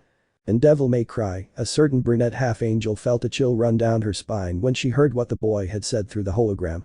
At that moment Issei could notice that for some reason there were no bats near Nevan, so he launched himself with Rebellion and using Trickster, he made a combination, which began with 2 diagonal cuts and then with frontal thrusts very quickly, causing great damage to the Redide. After finishing his attack, the Redide was surrounded by a dark mass of black color. And said mass took the form of rotating blades that tried to hit the boy while she sank into the ground and came out again a little further away. Lightning began to emerge from the ground, so the white-haired man instinctively jumped and could clearly see how a large lightning bolt fell on the entire ground and caused the entire ground to become electrified for a few seconds. After landing, the white-haired man was greeted with electric waves that went directly towards him, narrowly avoiding them. Out of the corner of his eye, he could see some shadows to his right, and turning his head, he could see some black spears emerging from the ground and advancing towards him, threatening to hurt him, and unfortunately they succeeded. The spears were a little faster than his reaction time and pierced his body, causing the white-haired man to fall to the ground. The Redeed approached the fallen white-haired man, but before she could realize it, the boy who believed he had won, stood up and pierced her with the blade of his sword, which he held in one hand while with the other he removed the spears from his body. Due to the speed of the boy's attack, he suffered terrible damage to his body, but after a few moments he began to fall backward. The boy caught her before she fell while he put away his sword. "Neven. You are a gentleman," said the Redeed, caressing the white-haired man's cheek. With a quick movement she tried to attack Issei, but he just moved his face away a little, and with ebony she shot him in the stomach. "Issei. I bet so, right?" said a smiling Issei as he looked at the gun in his hand. "Neven. Okay, I'll help you," said Neven, getting back up while bringing his face closer to the boy's. "Your father was a tough guy, so to speak, but you're no slouch." With that, the woman placed a hand on the boy's stomach, and with a powerful beam of light mixed with lightning, it transformed into a purple electric guitar. At that moment the concert began. Issei began to sing a song, while for some reason, the fireworks on the stage began to explode, giving the impression of being a rock concert. "The flinch in your eyes call your bluff. Feel free to die when you've had enough. Useless cause is breaking your back. Your life will end when you attack. Make your move. Make your stand. Make the win. Ah, like you can. See the war. See me rule. See the mirror. You'll see a fool." "Issei. Yeah," he said with his arm extended into the air, touching the guitar string one last time. Whoa. After singing, the boy fell on his back since he was somewhat tired from the battle. Although he hadn't received enough damage, the fact of constantly dodging in such a small margin of seconds had exhausted him. Confronting the Phoenix clan. After fulfilling his mission by defeating Neven by demonstrating his talent with music and falling tired to the floor, Issei slowly recovered and then left the zone. Devil May Cry. Everyone from the Gremory team along with Lord and Venelana were surprised by the level of fighting that Issei had, and especially that he had not used his boosted gear at any time. Zeoticus. "Very well, Ryu, tell us about Issei-kun," said Lord Gremory. Ryu. "Well, Issei is the son of an incredibly powerful demon named Sparda, who I'm sure all of you must know his legend," said the blue-haired man to those present. Venelana. "So is it true that that boy is the son of the Dark Knight?" said Venelana. Ryu. "That's right, but don't worry, he's not looking to do anything to his daughter for how she treated him in the past, and he only feels indifference for what happens to her and her entourage." At that comment, Lord and Venelana let out a sigh of relaxation, while Rias became sad since Ryu himself had just confirmed that Issei no longer felt anything for her, at least not like before while he was her servant. Ryu. "Well, I'll tell you more or less what Issei is like," Ryu continued. "Due to his power, he became someone extremely confident, arrogant and sometimes rude, and he simply doesn't have the ability to feel fear." This left everyone surprised, but those on the Gremory team knew it was true. During the battle with Caballero and the encounter with the vanishing dragon, at no time did he have concern or fear in his eyes. Ryu. "His agility is unmatched, his strength far exceeds that of a high-class demon, and he can move at incredible speeds with weapons that weigh a lot," said Ryu. "Issei also has incredible doses of invulnerability, since he can throw himself off great cliffs and fall to the ground without any problem. We could call him a super demon, and the most incredible thing is that his powers can still increase even more. And about his weapons, as you could see, he knows how to handle his sword very well, and he is a prodigious gunman in addition to being the bearer of the boosted gear. That is roughly all that Issei is," finished saying Ryu. Zeoticus. "Incredible, simply incredible, and to think that a boy like that was once a servant to my daughter," Lord Gremory said, a bit sad. "It is also a shame that our daughter cannot apply to be his wife. It would be the greatest honor for our family." Rias. "But father, if Razor is dead, I can be a candidate to be his wife," Rias said timidly. Zeoticus. "It may be, but with that large number of proposals on your desk, it will be difficult for you. Besides, those girls have something that you don't have, or rather, you lost." Rias. "What thing?" Zeoticus. "His interest." Saying this, the whole room plunged into a deep and annoying silence. Rias. What do you mean by that, father?" said the Redeed, surprised. Zeoticus. "It's simple. All of you except your new knight mistreated Issei-kun to the point that you ended up killing all the good feelings he had towards you and instead made feelings, let's call them bad, against you arise," explained the Gremory patriarch. Rias. "But he was never like that. I can't believe that he's changed so much," said the tearful Redeed. "I barely recognize him. We could say that he changed overnight." Without anyone noticing, Ryu was holding back his laughter, since if the Gremory knew that in real time Issei's power increase was like this, within the training dimension a full year had passed. Zeoticus. Also Ryu himself here present has just confirmed that Issei only feels indifference towards you, that is to say that he doesn't care if you live or die. How do you think you will make Issei-kun forgive you? Rias. Well, I don't know what to do, but I won't give up. I won't rest until I can get Issei's forgiveness. I behaved like a bastard with him, even when Issei sacrificed his arm to try to save me from Razor. I treated him wrong, said the sad Redeed. Also he was the one who confessed to me that he liked me for who I was, not for my titles and riches. Venelana. What do you mean, daughter? Said Venelana, approaching her daughter and hugging her affectionately when she saw that she was on the verge of tears. Rias. Issei, he was the only one who told me that he liked me for who I am, and I was never able to reciprocate his feelings. By the time I realized them it was too late. I had already made Issei suffer. I myself pushed him away from me, and I fell for Razor's lies. I feel miserable, said the Redeed, shedding some tears. Venelana. We all make mistakes, my daughter, but accepting and correcting those mistakes is what makes us feel alive. Crying, smiling, suffering and enjoying are things that differentiate people from inanimate objects like stones, for example, said Venelana, smiling tenderly at her daughter. Rias. Thank you for those words, mother, said the Redeed, returning the hug to her mother. Now I must think of a way to get Issei to forgive me. I want to tell him so many things, live by his side forever, but his heart is closed to me. Venelana. Calm down, Rias, you'll think of something. You just have to let everything follow its natural course, because if you continue chasing Issei-kun like that, you'll only make him move further away from you. Give him time to calm down, the Gremory matriarch recommended. At that moment the door opened and the white-haired man who had returned could be seen. Issei.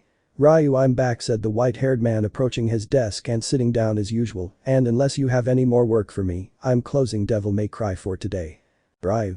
It's okay, you're lucky, that was the only interesting job I've received so far, said Ryu with a smile on his face, so you can rest.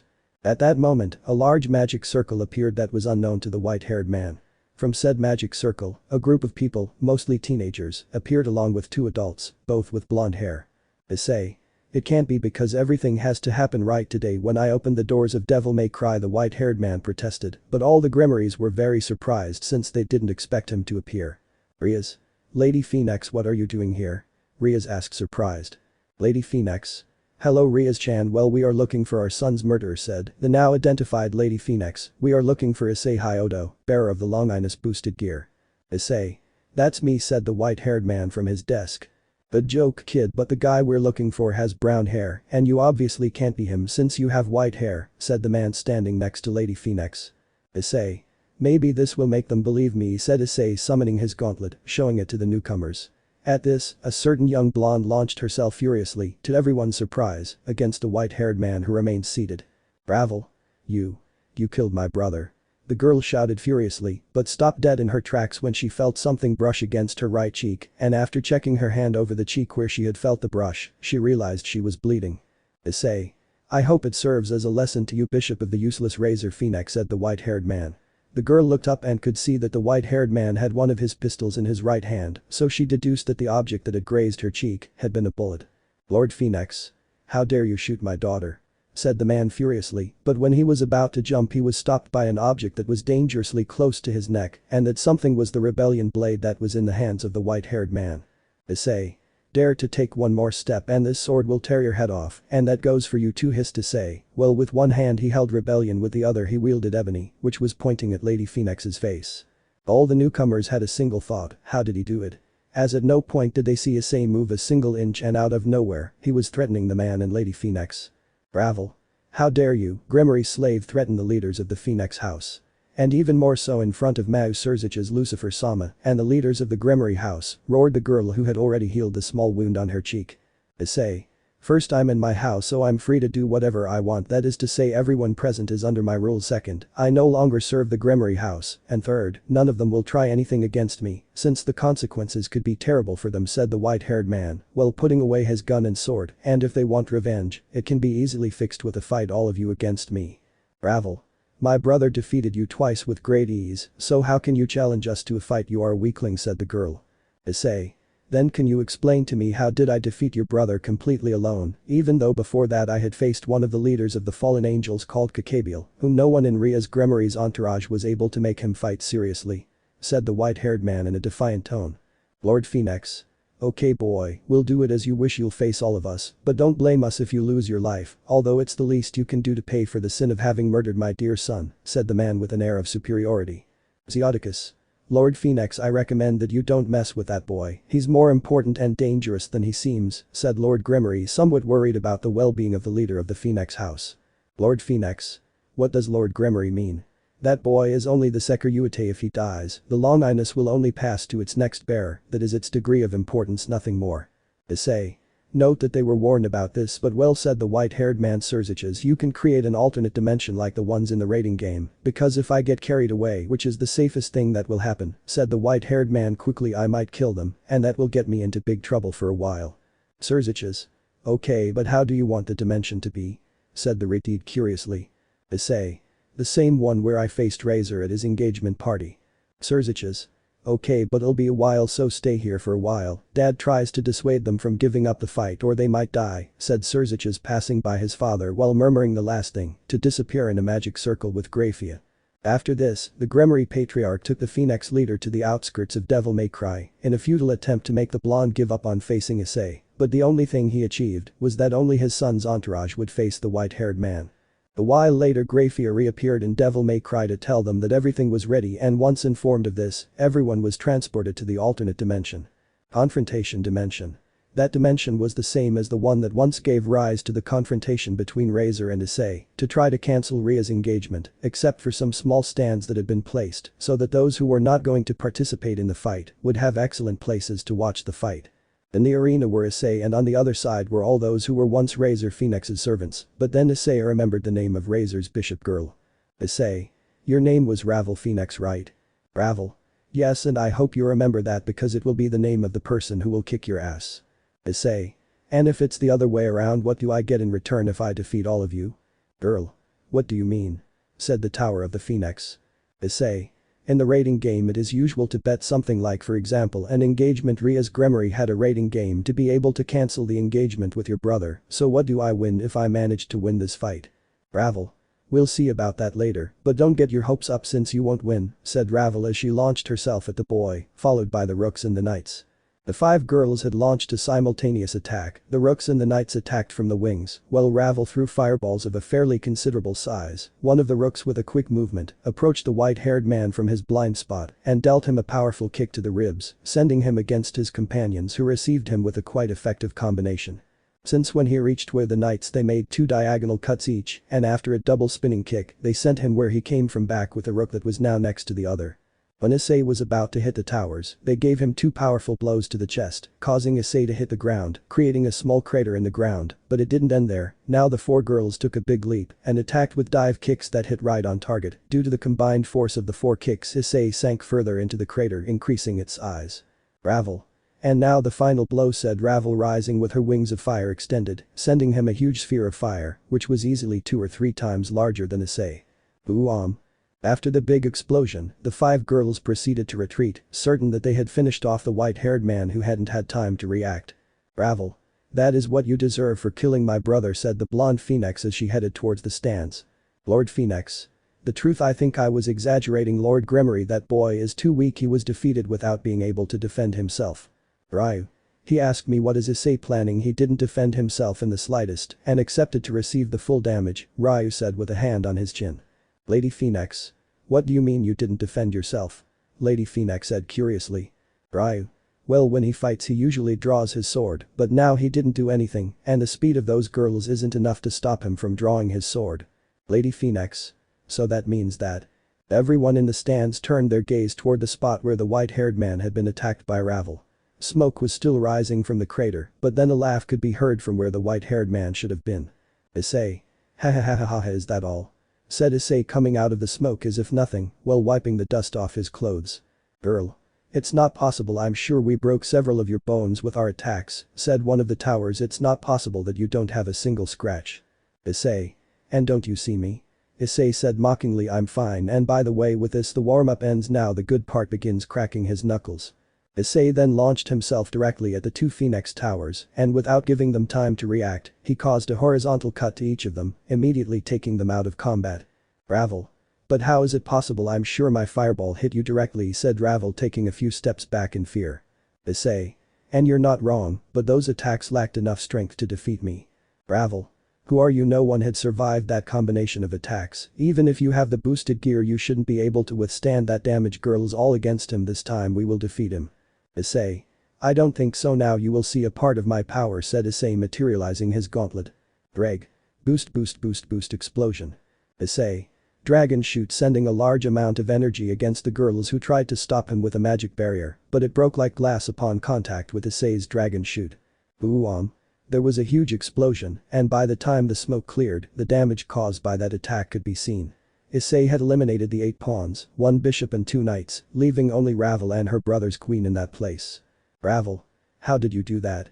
You never showed that power when you first fought against us, said Ravel, standing up while slowly regenerating. Issei.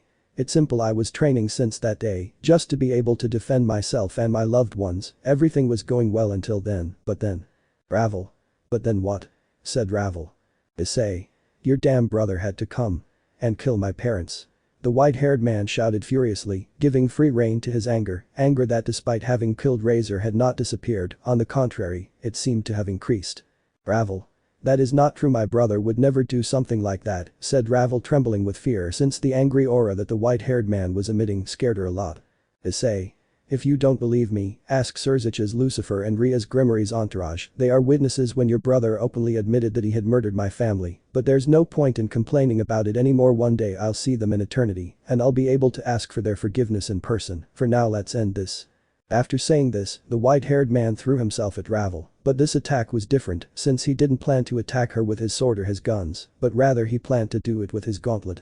Without giving the blonde time to respond, Issei appeared in front of her and with a powerful blow with his gauntlet to the stomach, made the girl fly upwards, appearing above her. The white-haired man delivered a powerful kick to her back, sending her back to the ground. Before Ravel crashed to the ground, Issei appeared again at her side, but this time he received her with a dragon shoot that took her out of the fight immediately.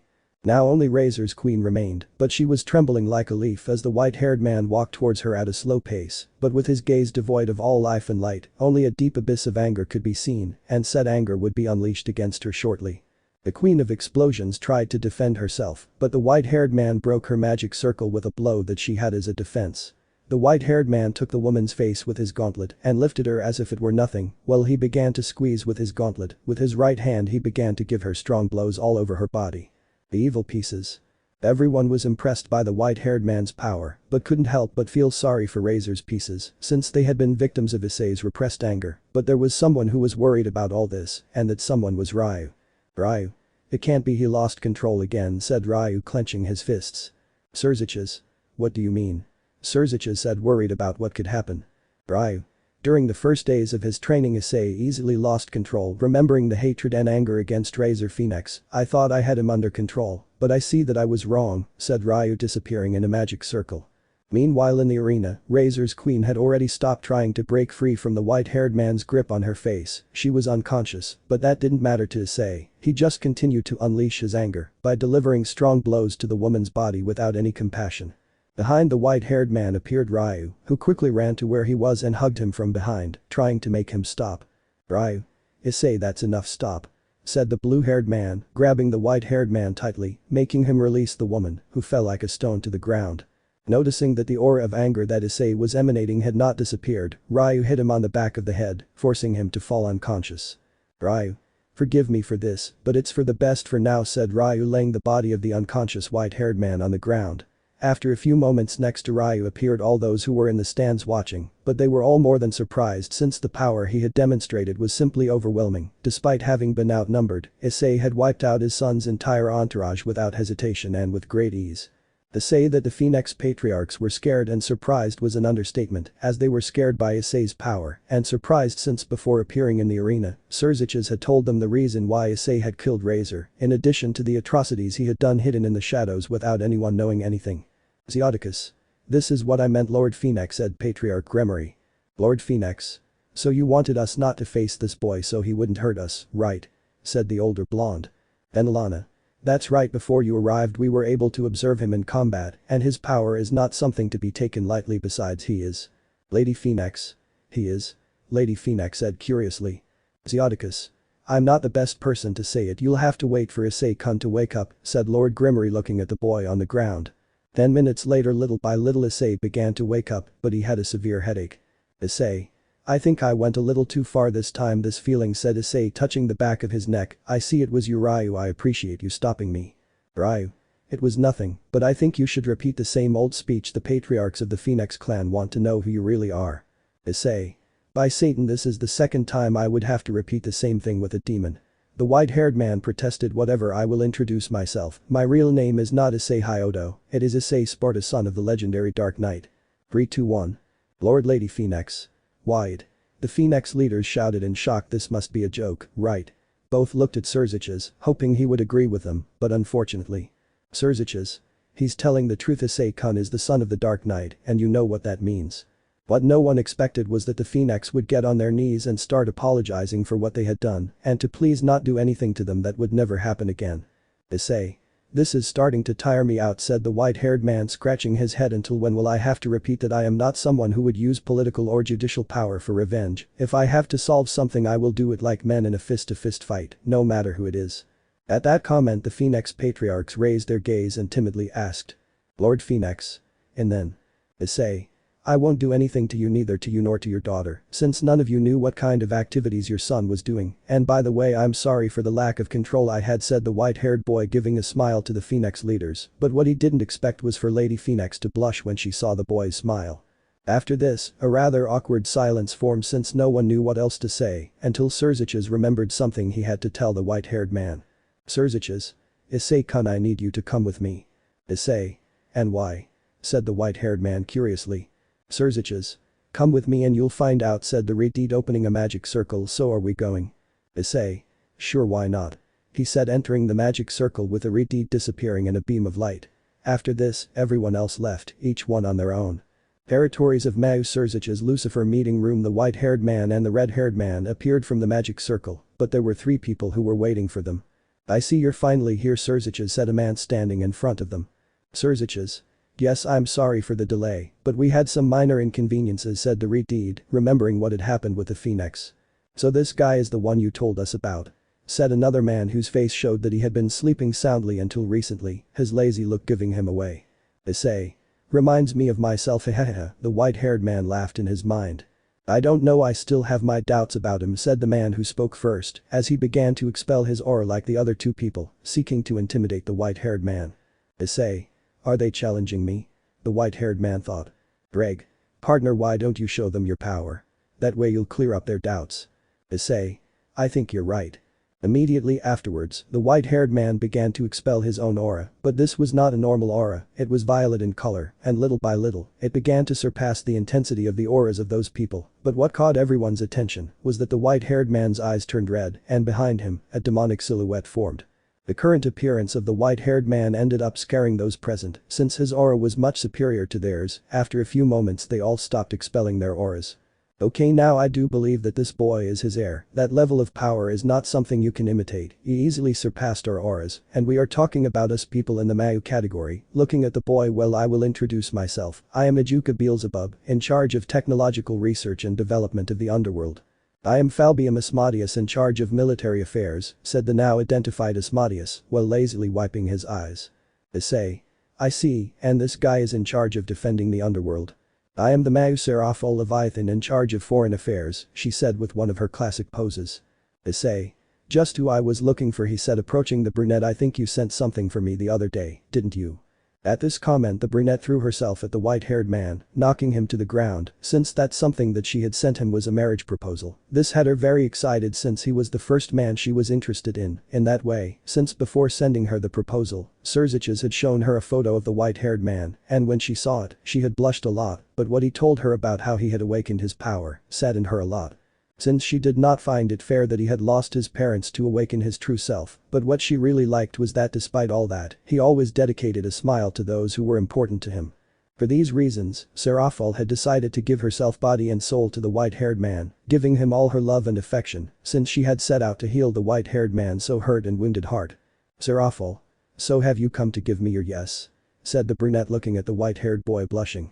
Issei. Well, on the one hand, yes, but I have something to say, said the white-haired boy with difficulty, since the brunette was hugging him so tightly that he was having trouble breathing. Seraphol. And what is it you have to tell me? Said the brunette, happy since they had given her a yes. Issei. It's just well I don't think anyone doesn't know that being Sparda's son, I won't be able to have just one wife, that's why I have to ask you if you would be willing to share me, since I don't want the girls who are by my side to feel obligated to be by my side because of something imposed on them, so what do you say? Said the white-haired man a bit nervous since the girl's gaze had gone from a happy one to a slightly more serious one. Serafal. Okay, I accept but on one condition, said the brunette raising a finger. Issei. What condition? Issei said curiously. Serafal. Let me be the first, said Serafal seriously. Issei. Being the first one that hump. The boy was surprised to see the brunette placing her lips on his, kissing him tenderly and sweetly. Serafal. I don't care if I have to share you with someone else, I know perfectly well that being Sparda's son, you won't be able to have just one wife, but I will accept being with you if you promise me that I will be the first in everything. Issei. It's okay, I promise you, said the white-haired man, unable to deny anything to Serafal, who had an extremely adorable face. Ajuka. I'm sorry to ruin the moment, but we have to do something important, said Ajuka, ruining the tender moment. Issei. It's true, I had already forgotten. Well, what do we have to do? Said Issei, standing up along with Serafal, who remained attached to his right arm. Ajuka. Well, as a high-class devil you must have your evil pieces, but to obtain them you must give something in return. Issei. Something. And what is that something? Said the white-haired man curiously. Ajuka. You must give part of your power so we can see if you are able to generate the evil pieces. Now I need you to create an energy sphere the size of a dodgeball. Issei. Okay, Serafal-chan, can you move aside a bit? Said the white-haired man, extending his right hand completely open. After a few moments a violet sphere began to materialize in the white-haired man's hand, but it could be seen that it was very dense, so it must contain a lot of energy. Ajuka. Very well, I think that's enough, said Ajuka, approaching the white-haired man. Issei. I'm not done yet, said Issei to everyone's surprise. Now the boy extended his left hand in the same way he had done with his right hand and began to gather energy in the same way as before, but the energy that was concentrating in his left hand was a different color. This energy was a reddish color, and like the violet sphere, it was noticeable that it was very dense and now joining both spheres, causing a powerful flash that blinded those present for a few moments. After the flash disappeared, everyone present could see that the violet and red spheres had merged, leaving a single sphere of a beautiful scarlet color, and if the previous spheres were dense, this new sphere surpassed them in that aspect and also in energy. Ajuka. Well, I must say that was impressive, but why did you create two energy spheres? Ajuka asked curiously. Only one was enough. Issei. Well, the violet energy was my demonic power, and the red energy was the dragon energy that I possess, and now what do I do with this sphere? He said, looking at Ajuka. Ajuka. Just give it to me, I'll start dividing it into 16 pieces to form your evil pieces, said Ajuka as Issei handed it to him and then left the room, leaving Serziches, Asmodeus who was falling asleep standing up, Serafal and our dear white-haired man in place. Issei. And now what do I do? Said the white-haired man, scratching his head in confusion. Serziches. Well, what do you usually do when you're not doing anything important? Asked the curious Retid. Issei. More than anything, sleep, eat pizzas and strawberry ice cream, and wait for some renegade demon to appear so I can beat his face and butt equally, he said, the white-haired boy, amused. Without the white-haired man noticing, Serafal was jotting down all that information in a notebook that Satan knows where she kept. The white-haired man slowly approached a table surrounded by 4 chairs. Issei. I know it may seem rude, but I'm tired, so I'll sleep for a while until Ajuka comes back, said Issei, taking a seat while he put his feet up on the table and placed his hands behind his head, his favorite sleeping position. A few minutes after being in that position he fell deeply asleep. 1 hour later. Serafal. Issei-chan, wake up, Issei-chan. Serafal kept saying next to the white-haired man, trying to wake him up, but the result was the same. The white-haired man didn't wake up. Finally the brunette ended up losing her patience. Issei-chan, I said, wake up. The brunette shouted, pulling one of the white-haired man's cheek hard, but it didn't work. Serziches. I think we'll have to wait until he wakes up, said Serziches with a drop of sweat on his neck, since he had never seen someone who was such a deep sleeper. Serafal. Nothing to expect. Obtaining the evil pieces for any demon is something extremely important, and more so for Issei-chan, so if he doesn't want to wake up the good way he'll wake up the hard way, said the brunette with a malicious smile on her face, while making a magic circle appear over the white-haired man.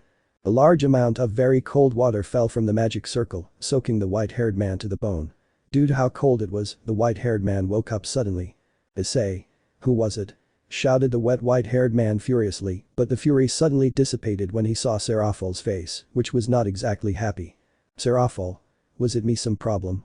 Said the brunette, creating an ice spear in her hand. In the brunette's words, great discontent could be noticed, so while that attack would not affect her, she could not say the same about the place, since she had learned that a woman's anger is more terrible than it seems. Issei. No, not at all, but why did you wake me up? Said the curious white-haired man. Ajuka. Because your evil pieces are ready, said Ajuka, entering the room, but what happened to you? He asked curiously, looking at the soaked white-haired man. Issei. I'd rather not talk about that. Ajuka. Well, anyway, here are your evil pieces, he said, handing him 16 chess pieces, but they were different from the rest that Issei had seen, since the ones he had seen were red, but these were shiny silver. Issei. Wait a minute, weren't the evil pieces red? Ajuka. The common evil pieces are mostly red, but there are some that have a different color like yours. Issei.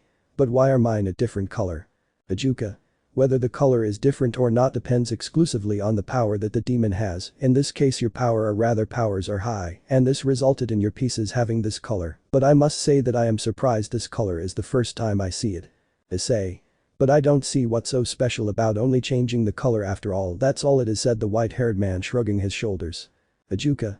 If it was just that the color changes, I wouldn't mind in the least, but when the pieces have a different color than normal, that means they are mutated pieces. It is not unusual for a high-class demon to have 1 or 2 mutated pieces, but for all 16 pieces to be mutated pieces in their entirety, that is something I have never seen before, Ajuka finished explaining. Issei. Mutated pieces. And what's so special about that? Ajuka. To make the explanation shorter, let's give an example. If 8 normal pawn pieces were needed to reincarnate a person, as was the case with you, if they were 8 mutant pawn pieces, only one of them would have been enough to reincarnate you. Issei. I understand, then I must say I'm very lucky. Ajuka. It's not just luck, it's mostly due to the enormous amount of power you imbued into that sphere you gave me. I sincerely believe that if someone had decided to reincarnate you in your current state, it would have taken more than 4 mutant pawn pieces, which is almost impossible under normal conditions, and according to my information, no one currently possesses that number of mutant pieces. Your current power level is not common, but well, it's time for you to become king. Immediately after, Ajuka took the king piece from Issei's hands, and bringing said piece closer to the white-haired man's chest, the piece with a great scarlet low entered the chest of the one who would now be its new bearer. Ajuka. I must also say that these pieces are more powerful than normal mutant pieces. You could say that they are an improved version. Thinking for a moment, I know we will call them mutation piece V2. Issei. Sounds great, but now I have to ask Seraphil something, said the white-haired boy, approaching the brunette. Seraphil-chan, do you want to be my queen? After a few seconds waiting for the answer, the white-haired boy assumed that the brunette didn't want to and was thinking of a way to tell her no, but that wouldn't hurt her. Well, if you don't want to, no problem. Seraphil. I didn't say no, it's just that you surprised me with the request, since it's the first time someone has told me something like that, said the brunette, playing with her fingers. Since I became a Mayu, people stopped treating me like a normal person. Issei. That's obvious, you're one of the 4 most important people in the underworld, said the white-haired man, confused by the brunette's comment. Seraphil. That's what bothers me. Shouted the brunette, when I became a Mayu, I only wanted people to see me as someone who could listen and solve their problems, but on the contrary, they just moved away from me and began to treat me as if I were some kind of superior being, someone who was above society. I only wanted that to be treated the same as before, but everything turned out terrible, finished saying the brunette with tears continuously falling from her eyes, wetting her cheeks. The white-haired man, seeing that the subject was quite delicate and that it was obvious that it hurt him to remember it, Issei approached the brunette and hugged her tenderly. Issei. It must be very difficult for you, but I want you to know that I don't see you as a Mayu, I see you as a girl, which is what you are, said the white-haired boy, giving a warm smile to the brunette. I will always be there for you when you feel like you lack courage or strength. Seraphil was still surprised by the white-haired man's hug, since she thought that seeing her crying he would make fun of her with words like how pathetic you are and you are one of the Mayu of the underworld. Ha ha ha ha ha, but she never expected the words of comfort that Issei had told her. Seraphil. Issei-chan. The brunette cried, returning the hug to the white-haired boy, burying her face in the boy's chest. I accept to be your queen. Issei. I'm glad to hear that. Also, I'll tell you something, even though you become my queen you can continue with your position as Mayu, since I'm still too young to assume the position I should have, and political issues are not too good for me. Seraphil. It's fine with me, but don't think that with this, you'll be able to save yourself from assuming your position someday, said the brunette, separating herself a little, enough to be able to look the white-haired man in the eyes. Issei. It's fine whatever you say, but now I have a doubt, let's call it existential. Seraphil. Which one? Asked Seraphil curiously. Issei. How the hell do you turn someone into your servant? Said the white-haired man, putting a hand to his chin thoughtfully.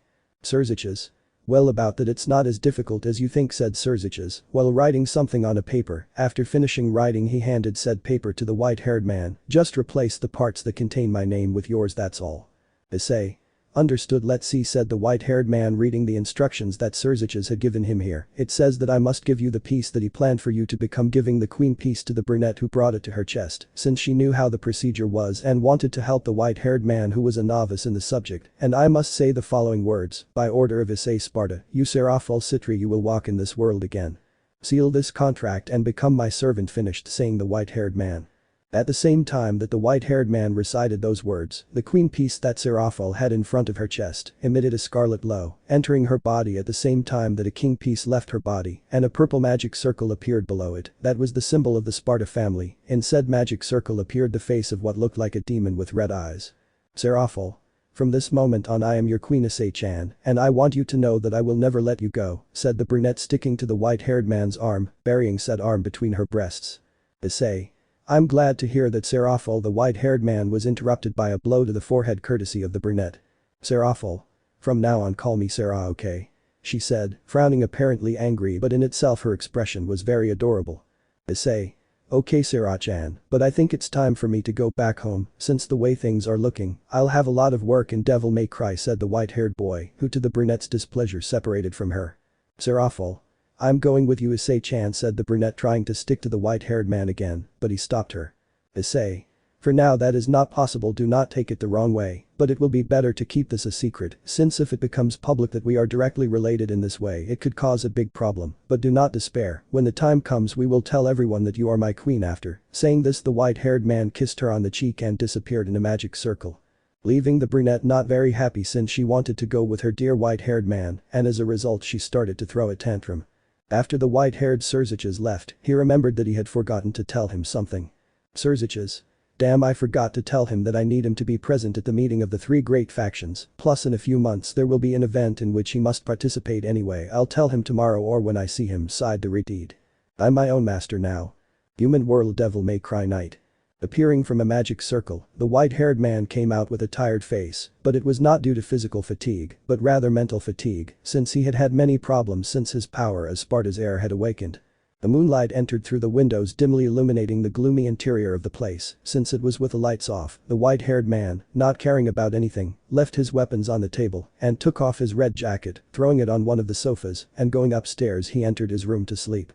What the white-haired man didn't realize was that he wasn't alone, since in the room where he receives his clients, the Ddraig was hiding behind one of the sofas, coming out as quietly as possible from her hiding place. She quickly took the white-haired man's jacket in her hands and brought it to her face, smelling it, leaving a slight blush on her cheeks when she smelled the white-haired man's scent. A scent that she hadn't been able to feel so close since the time she had fallen asleep next to Issei on the same stretcher in the infirmary. But unfortunately for her, that was all she could have from the white-haired man for now. If she wanted more, she would have to take the long and difficult road to obtain his forgiveness. So much to her regret, she had to leave Devil May Cry, since there were classes the next day as well. The next morning.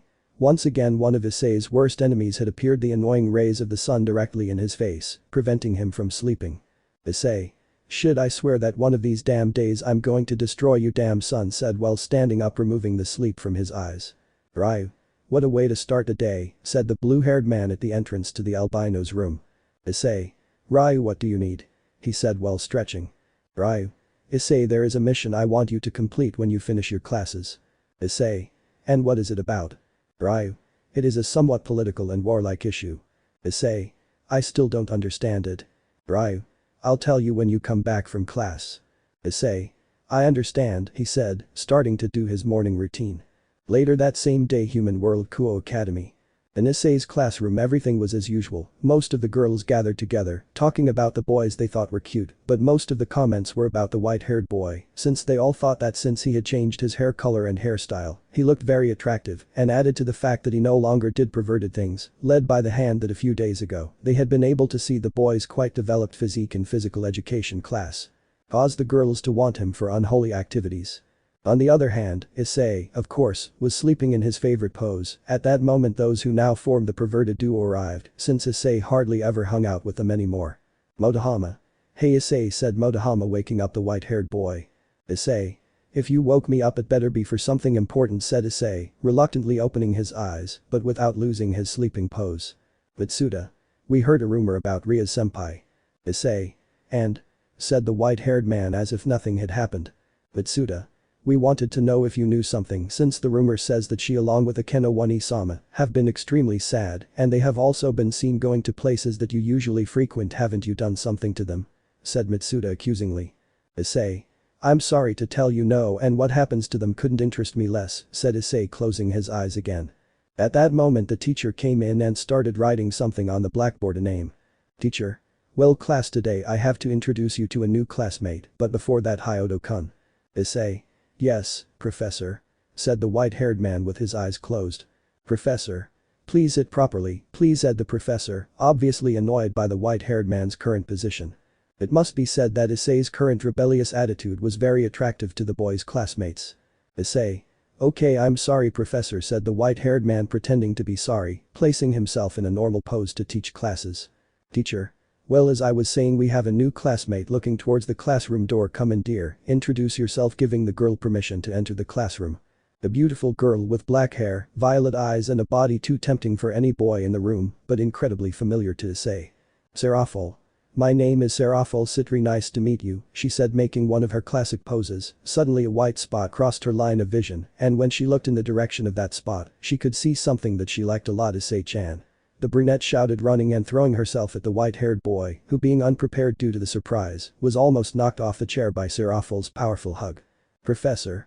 It seems you already have someone you know at school. Well, that is apart from your sister Sona, said the professor, causing the surprise of many of those present, since in front of them was none other than the sister of the Iron Sergeant and president of the student council, Sona Citri.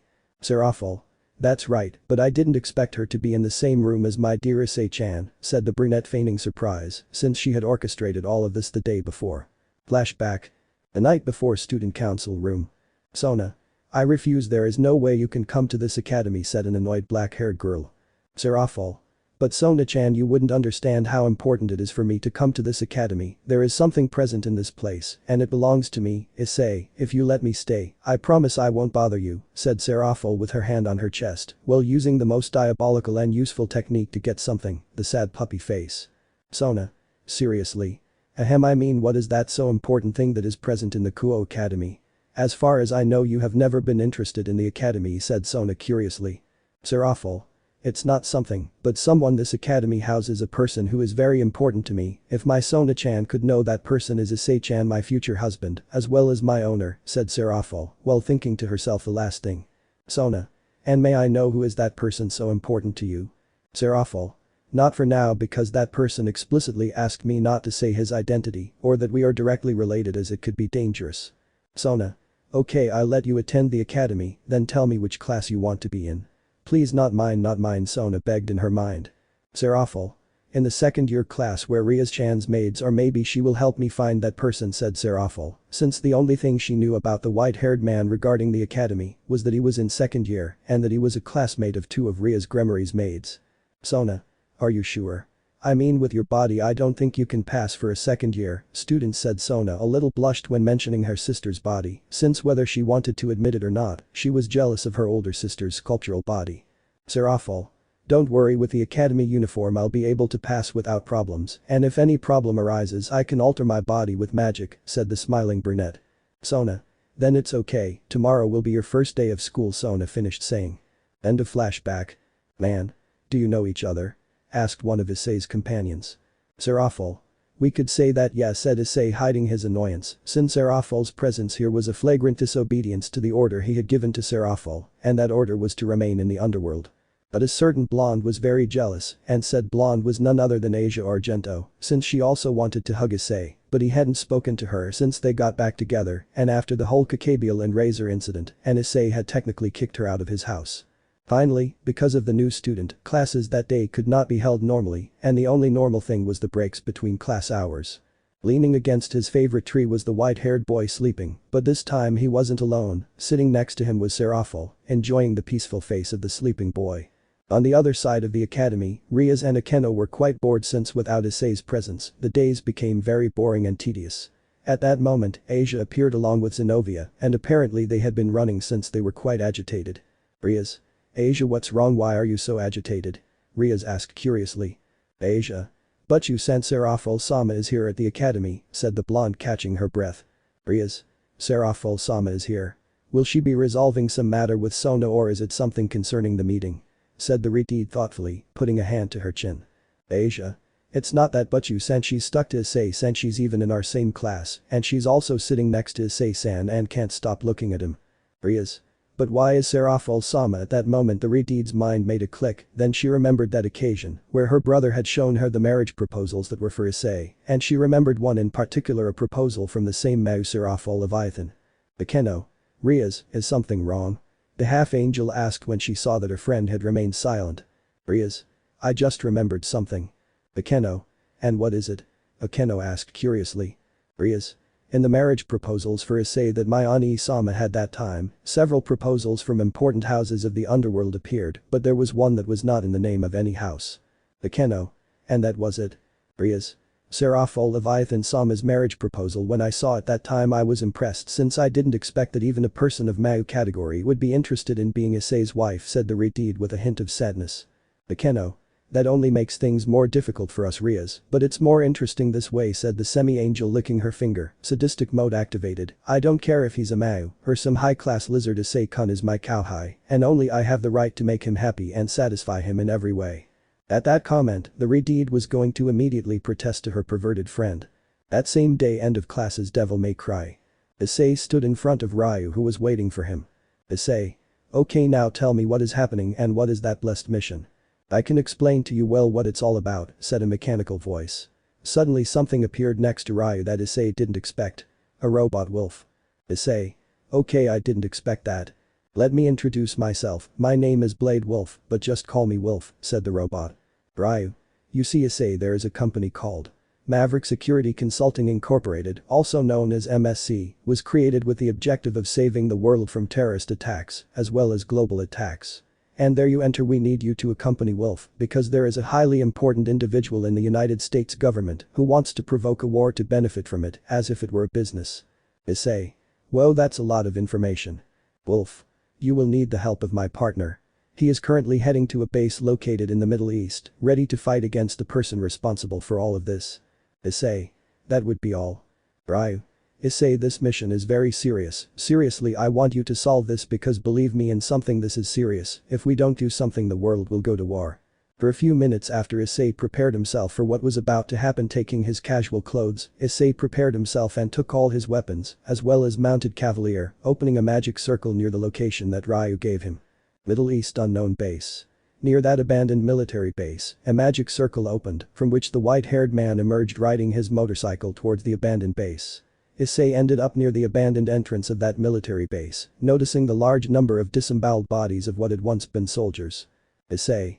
Well, it seems that someone had fun, said Issei, entering the interiors of the base with rebellion in hand, ready for any surprise attack. At that moment, a figure jumped from an elevated area, unsheathing a strange sword that released blue electric shocks. The albino quickly blocked the attack with a firm swing of rebellion, repelling the blow. The figure that attacked did a somersault, falling to the ground in a graceful and elegant manner, surprising Issei upon seeing his appearance. He had platinum-colored hair and red eyes, but the most surprising thing was the fact that the individual had a series of cybernetic enhancements all over his body as armor. "Who the hell are you?" he said, with his sword exercising a two-handed grip in an attack pose. Issei. Whoa, so you're Raiden. Raiden. As you know my name, he said, pointing at the albino's neck with the blade of his sword. Issei.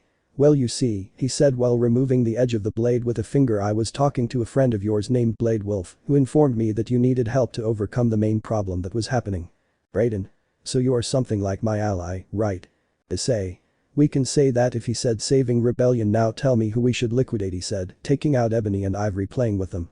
Raiden. You look very weak, kid. I don't think you'll be of any help to me. Issei. Oh, so you want to see if I'm capable of fighting you, he said challengingly. Raiden. You will serve as a warm-up so I can massacre whoever is behind all this, he said with his sword ready.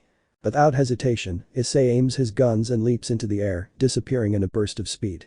He reappears in the air behind Raiden and unleashes a barrage of bullets from his weapons. Raiden, however, senses the attack and with a small laugh, takes out his high-frequency Murasama and spins, deflecting Issei's attack. Both swordsmen repeat their movements until Raiden suddenly slashes the bullets, causing them to explode. Raiden makes a slightly impressed comment to his opponent. Raiden? Heh. Straight to the point. Metalheads like you usually have a monologue first. As Raiden's visor covers his face, Issei draws his espada and leaps towards him to attack. Raiden dodges the attack twice before attacking Issei, who blocks the Murasama. The two then jump onto the sides of buildings and through abandoned areas before running across surfaces, colliding with each other as they move through the base. As Issei climbs another building, Raiden follows. As the two reach the roof, Raiden turns to face Issei, who stands back and draws his twin pistols to fire at him. Rushing towards his opponent, Raiden dodges the bullets and brings out Letringer, leaping into the air to deliver an overhead strike. Issei dodges the way and continues firing at Raiden, who spins his staff to block the bullets. Raiden then pulls out a gun and fires at Issei. He jumps in the air to dodge the bullets and fires a few more bullets at Raiden. However, as soon as he lands, Raiden fires another bullet. Issei deflects the bullet and the barrage that follows. Issei attempts to shoot Raiden once more, but Raiden outsmarts him by shooting at the guns, causing Issei to miss them. Noticing this, Raiden laughs and mocks his opponent. Raiden? Hahaha, infinite ammo. Issei backflips in a series of somersaults while dodging bullets and recovering his precious semi-automatic pistols. He then spins them around, putting them away, then unholsters Rebellion. He blocks several more bullets, only to be knocked off the building when Raiden charges and punches him. Grabbing the side of a building, Issei regains control of his momentum and jumps, just in time for Raiden to land where he was previously. As the two run up the buildings, they once again collide while jumping towards each other. Issei draws his twin pistols again, firing a series of bullets, only these were loaded with demonic power, looking more like missiles than simple bullets. Raiden, with his visor ready, begins to move his sword, throwing horizontal, vertical, and diagonal cuts, with the aim of deflecting the rain of bullets. Issei brings both pistols together, firing two twin bullets full of demonic power that Raiden blocked, but the explosion lifted him into the air. Issei lands on the roof and immediately notices a cardboard box lying in the open. Confused, he looks around and then cuts open the cardboard box, only to reveal a grenade that sends Issei flying. The resulting explosion knocks Issei off the building. Jumping after him, Raiden takes out the Murasama. Issei quickly recovers and using his trickster style he teleports behind Raiden, launching a series of fast kicks and punches that made the cyborg fall to the ground heavily. After that Issei falls to the ground watching as Raiden comes out of the rubble created to then seriously look at the albino who with a smile raised his hand. Issei. It's showtime, said snapping his fingers causing time to stop thanks to his Quicksilver style with time stopped. Issei charges demonic power into his rebellion and then launches a cut of demonic energy against Raiden, who could do nothing but receive the cut being sent to crash into a nearby structure. Issei then began to advance towards where Raiden had fallen, but something interrupted their fight. The ground began to shake wildly and crack before falling apart. A gigantic crater formed in the center of the abandoned military facility and little by little, from the darkness, a gigantic metallic creature crawled to the surface. With an appearance similar to that of an ant of biblical proportions, the Metal Gear Excelsa stood imposingly before the two albinos, pointing its enormous cannons to the sky and making the two men feel small and insignificant. What a good show you two have given me, said an individual inside the enormous war machine. But now the time has come to do my job. Suddenly the enormous cannons point at both boys who raised their weapons before the Metal Gear. Make America great again, said the individual in a way that released a great political charge while the cannons fired at Raiden and Issei who dodged the attack. In the area where the attack impacted a gigantic explosion was generated but Issei and Raiden stand on an elevated area, seeing the scene in front of their eyes. Issei. Okay, I admit this is going to be incredible, he said clearly excited. Raiden. What a pain, he said clearly annoyed. Collective consciousness. Issei and Raiden determined to win by launching themselves against the Metal Gear Excelsis. Feel the wrath of the United States, he said while inside the enormous robot the senator moves the levers, causing the enormous energy blades to attack both Issei and Raiden dodge the attack, beginning to throw slashes with their respective blades. Raiden used his Murasame imbued with electricity thanks to the high frequencies of the blade, beginning to weaken the enormous blades with a series of fierce cuts. Issei, for his part, using Rebellion, began to launch cuts and stabs imbued with demonic energy. Excelsa steps back while aiming its huge cannons at both boys, who quickly move dodging the blast of concentrated energy just fired, but after a few seconds a series of small metal gears appeared who launched themselves at both boys who begin to fight against them. The ignorant masses cannot heed the call for justice. They give their free will forever, their voices will never be heard again. They demonstrate obedience while never stepping out of line. And blindly swear loyalty, let your country control your mind. Let your country control your soul. Issei and Raiden already destroyed the small robots, concentrating their power on destroying the enormous robot who launched attacks that both dodged, although the movements of the enormous war machine destroyed all the facilities around it, giving an apocalyptic aspect to the matter. Live in ignorance and buy your happiness. When blood and sweat are the real cost, thought is stupid, truth is lost. Don't worry, you'll be told exactly what to do. I give my people the lives they need, the just will triumph. Raiden brought his hands to his mobile weapons compartment, storing the Murasum and then running in the direction of a remote weapons area in the base. On the other hand, Issei unholsters his pistols and begins to fire bullets of demonic energy that create explosions on contact. The fires of greed will burn out the weak, so we will make freedom obsolete. Completing the fabric of society, controlled by the collective consciousness as you will see. Raiden comes out carrying a huge rocket launcher shooting at specific points of the huge robot that now focuses on him, but then he saw how Issei put away his pistols taking out Neven. Issei. Rock and roll said moving his fingers while touching Neven, releasing a series of gigantic purple rays that hit the gigantic robot, causing its circuits to begin to overheat, exploding successively one after the other. Let your country control your soul. Let your country control your soul. Let your country control your soul. Let your country control your soul. The enormous robot began to collapse as a series of explosions began to erupt rapidly. A large metal hatch opened above the now destroyed Metal Gear, from which a large spherical capsule emerged. A ramp door opened in front of the two boys, and out of the smoke emerged a gigantic man dressed in formal trousers, a white shirt, a tie, and a pair of glasses. Raiden. Armstrong said Raiden seriously pointing his sword at the man. Issei. So that's the guy who's involved in all this chaos. Armstrong. Slippery little bastards, he growled, straightening his tie. I don't have time for this. Armstrong flexed both legs and shifted his weight from side to side, like the ritual initiation of a sumo wrestler, raising one leg high and then stomping hard on the metal beneath his feet. Raiden. What the hell? The senator roared with all his might, an emerald green light began to emanate from the destroyed machine, and dozens of enormous power cables emerged from inside the Excelsis, climbing up the Metal Gear's body until it ended up levitated near Armstrong's body. That green glow began to be absorbed by the human's body, filling it with energy. Armstrong released a massive burst of energy around him, rendering the already destroyed Metal Gear completely exhausted and powerless. Armstrong. Let's go. The senator drew himself up to his full height, taking a couple of steps toward his rival, while readjusting his glasses. The senator was launched against both boys, destroying the ground, thanks to the brutal race that Issei was exercising. Quickly moves to the side, and Raiden opened his eyes wide, surprised by the energetic start of the colossal North American senator, but then he was knocked down with a powerful blow. Raiden quickly gets to his feet, but then receives another blow, and then another and another, until he receives more than 10 blows, knocking him to the ground again. Raiden manages to get to his feet, then before the cyborg could react, the senator's powerful hands closed around his skull, squeezing violently. Armstrong. Played college ball, you know. Raiden tried to break free from his opponent's grip, struggling. Armstrong headbutted him unexpectedly, further stunning the cyborg. And before he could react, a strong punch hit his face, sending him to the ground once again. Armstrong threw an uppercut, which Raiden dodged by rolling to his feet. Raiden threw a punch, which Armstrong intercepted with a punch of his own. Raiden then attempted a kick, but the human blocked it by raising his right arm. Issei, for his part, noticed how Armstrong's skin seemed to darken every time he attacked or defended, hardening exponentially. Raiden threw a frontal hook, but the senator dodged it by cornering it to the right and then pulling him towards him. By grabbing his arm and trapping his opponent, he tried to repeatedly punch him in the face. Raiden took each and every one of his blows, feeling great damage from each impact. Armstrong then attempted a devastating right hook, which Raiden avoided by ducking. However, taken by surprise, Armstrong managed to rush him and close his fist around his neck, lifting him up in the air while suffocating him. Armstrong. Try the University of Texas, the senator said. I might have gone pro if I hadn't joined the Navy. I'm not one of those sissies from the Capitol. I could break the president in two with my bare hands. Armstrong grabbed Raiden by the waist before sending him careening into the air. Raiden screamed as he spun uncontrollably in the air and plummeted back to the ground. Armstrong. Don't buck with the senator.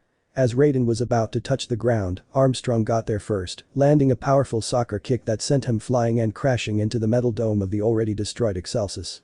Armstrong adjusted his glasses once more as out of nowhere, it seemed like an audience began to applaud and shout with excitement. Issei. They are giving him a tremendous beating. Raiden stands up, launching himself against Armstrong, who just walks in his direction calmly. Raiden attacked head-on with a kick that fully impacted the senator's blow, without doing absolutely any damage. Armstrong responded by launching himself forward with all his weight, at the same time swinging in a brutal right hook. Raiden raised his arms, protecting himself from the blow, barely stopping it. He was dragged slightly backward, his feet slipping on the metal floor. Raiden moved quickly, spinning around his opponent and slamming his fists into his chest, stomach, and back as he moved. Armstrong wasn't fazed by the blows. Spinning around, he threw a slap, tracing a wide arc with his arm. Raiden dodged, ducking his body, narrowly avoiding the blow. Armstrong waited, staring at him, imposing. Raiden spun around and threw another sidekick, then another, and another. No matter how many blows his opponent threw, he seemed unmovable. Raiden finished by throwing a hook straight to the face, which had the effect of making Armstrong's head spin. Armstrong? Die, you little shit. Armstrong puffed out his chest, repelling the cyborg's next attack, sending him stumbling back. The senator slammed his fist into the ground, shaking the area and nearly knocking Raiden to the ground. Armstrong extended both arms out to the sides and bent his legs, getting into a running stance, then charged at full speed at his opponent. Raiden could do nothing but take the charge head-on. Armstrong, who was already on top of Raiden, began to give him a series of fast and forceful blows that had a great effect on the poor cyborg, who seemed more dead than alive, while his body was buried in the metal cover where they were fighting. Then Armstrong raised his hand covered in that strange black material and then hit the ground with such force that it generated an explosion, and with that Raiden was on the floor, beaten to a pulp. Issei. Bucking hell, that was too crazy, he said while removing the excess dust from his jacket. Armstrong. Now only your boy remains, he said, looking at Issei. Issei. It was about time, I was getting bored, but first of all, answer me something. I heard about you before coming here. You know you're nothing more than a typical politician. Many promises, but they're just words. Armstrong. What the? Issei. Yeah, well, boost the economy. Are you serious? It's just a bullshit speech. I'd bet one of my arms that you only care about lining your pockets. Issei crossed his arms thoughtfully and continued talking. And maybe also your approval ratings, I don't know, I don't like politics. Suddenly Issei points to Armstrong. You have no principles, like everyone else. If your precious America went to shit, you're just another worm crawling in the garbage. Armstrong. You're right about one thing, I need the capital. And boots. Do you want to know what for? I have a dream, he exclaimed, raising his fist. Issei. And now what the hell are you talking about? Armstrong. That one day, every person in my nation will control their own destiny, the human replied, as he walked slowly but imposingly towards his rival. The land of the truly free, damn it. A nation of actions, not words. The senator launched an uppercut, breaking the god's guard. Ruled by force, not committees. Where the law changes to help individuals, not the other way around. Where power and justice are back where they belong. In the hands of the people. Where every man is free to think, to act, for themselves. Fuck all these limp lawyers and shitty bureaucrats. Fuck this 24/7 internet spew of trivia and celebrity bullshit. Fuck American pride. Fuck the media. Fuck all of it. America is dead. Rotten to the core. There's no way to save it. We have to tear it out by the roots. Leave the slate blank. Burn it completely. Then from the ashes a new America will be born. Evolved, but untamed. The weak will be purged and the strong will prosper. Free to live as they wish. They will make America great again. Issei. What the hell is wrong with you?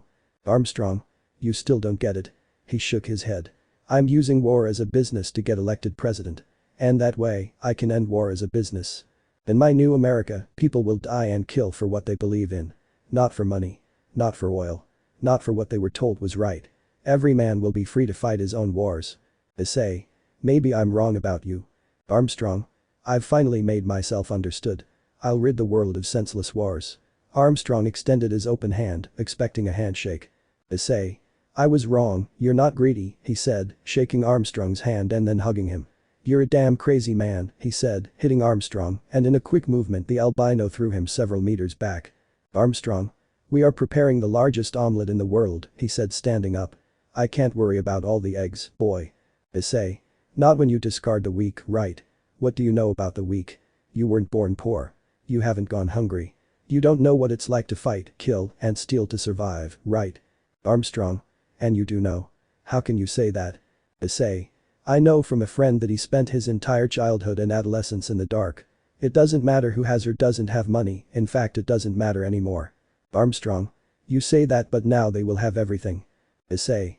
That's not the point, you see, that boy gave everything for his own, he gave everything for the women he loved, he gave everything to excel and help others, making enormous sacrifices. Until one damn day, those people he trusted turned their backs on him, tortured him, betrayed him, abandoned him, but there was still hope in his life, and those were his parents until one day a damned man took their lives, but that boy who lost everything never gave up. Armstrong. Issei. And now with that stupid proposal of yours, how many more kids will go through the same thing? Armstrong. But he survived thanks to his willpower, and with his own hands, he rebuilt his life. Issei. And now I'll take yours. Armstrong walked slowly towards him, adjusting his glasses again, and angrily growled as he loomed over his rival. Armstrong. Time to end this. It has to be this way. Note. First of all, I have to say that the battle we will see is inspired by a battle made by the user.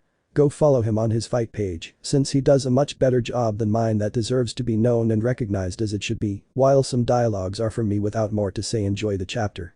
Armstrong drew himself up to his full height, removing his glasses at once, revealing behind them a pair of glowing red eyes. Armstrong. Come on. Issei. Alright, let's finish this shit.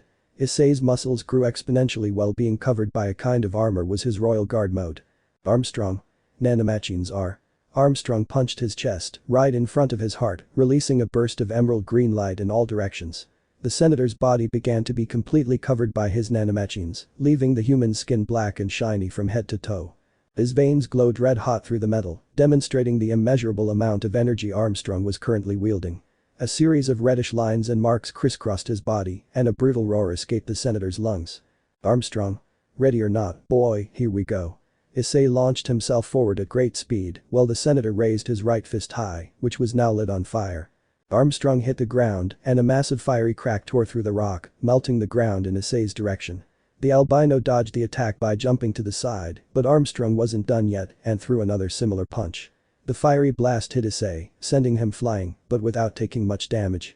Issei quickly recovered and charged again, reaching the senator and unleashing a flurry of punches from both of his arms.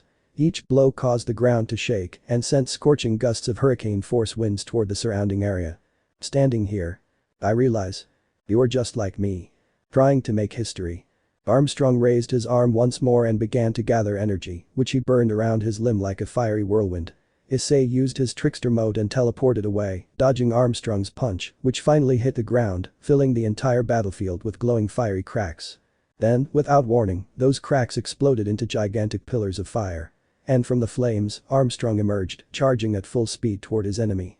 Armstrong. You freak. The senator launched a devastating sidekick that the albino blocked with his arms. Issei launched a new flurry of punches before jumping back as he noticed how a dome of energy had formed around the senator and was rapidly concentrating on his fist. But who's to judge?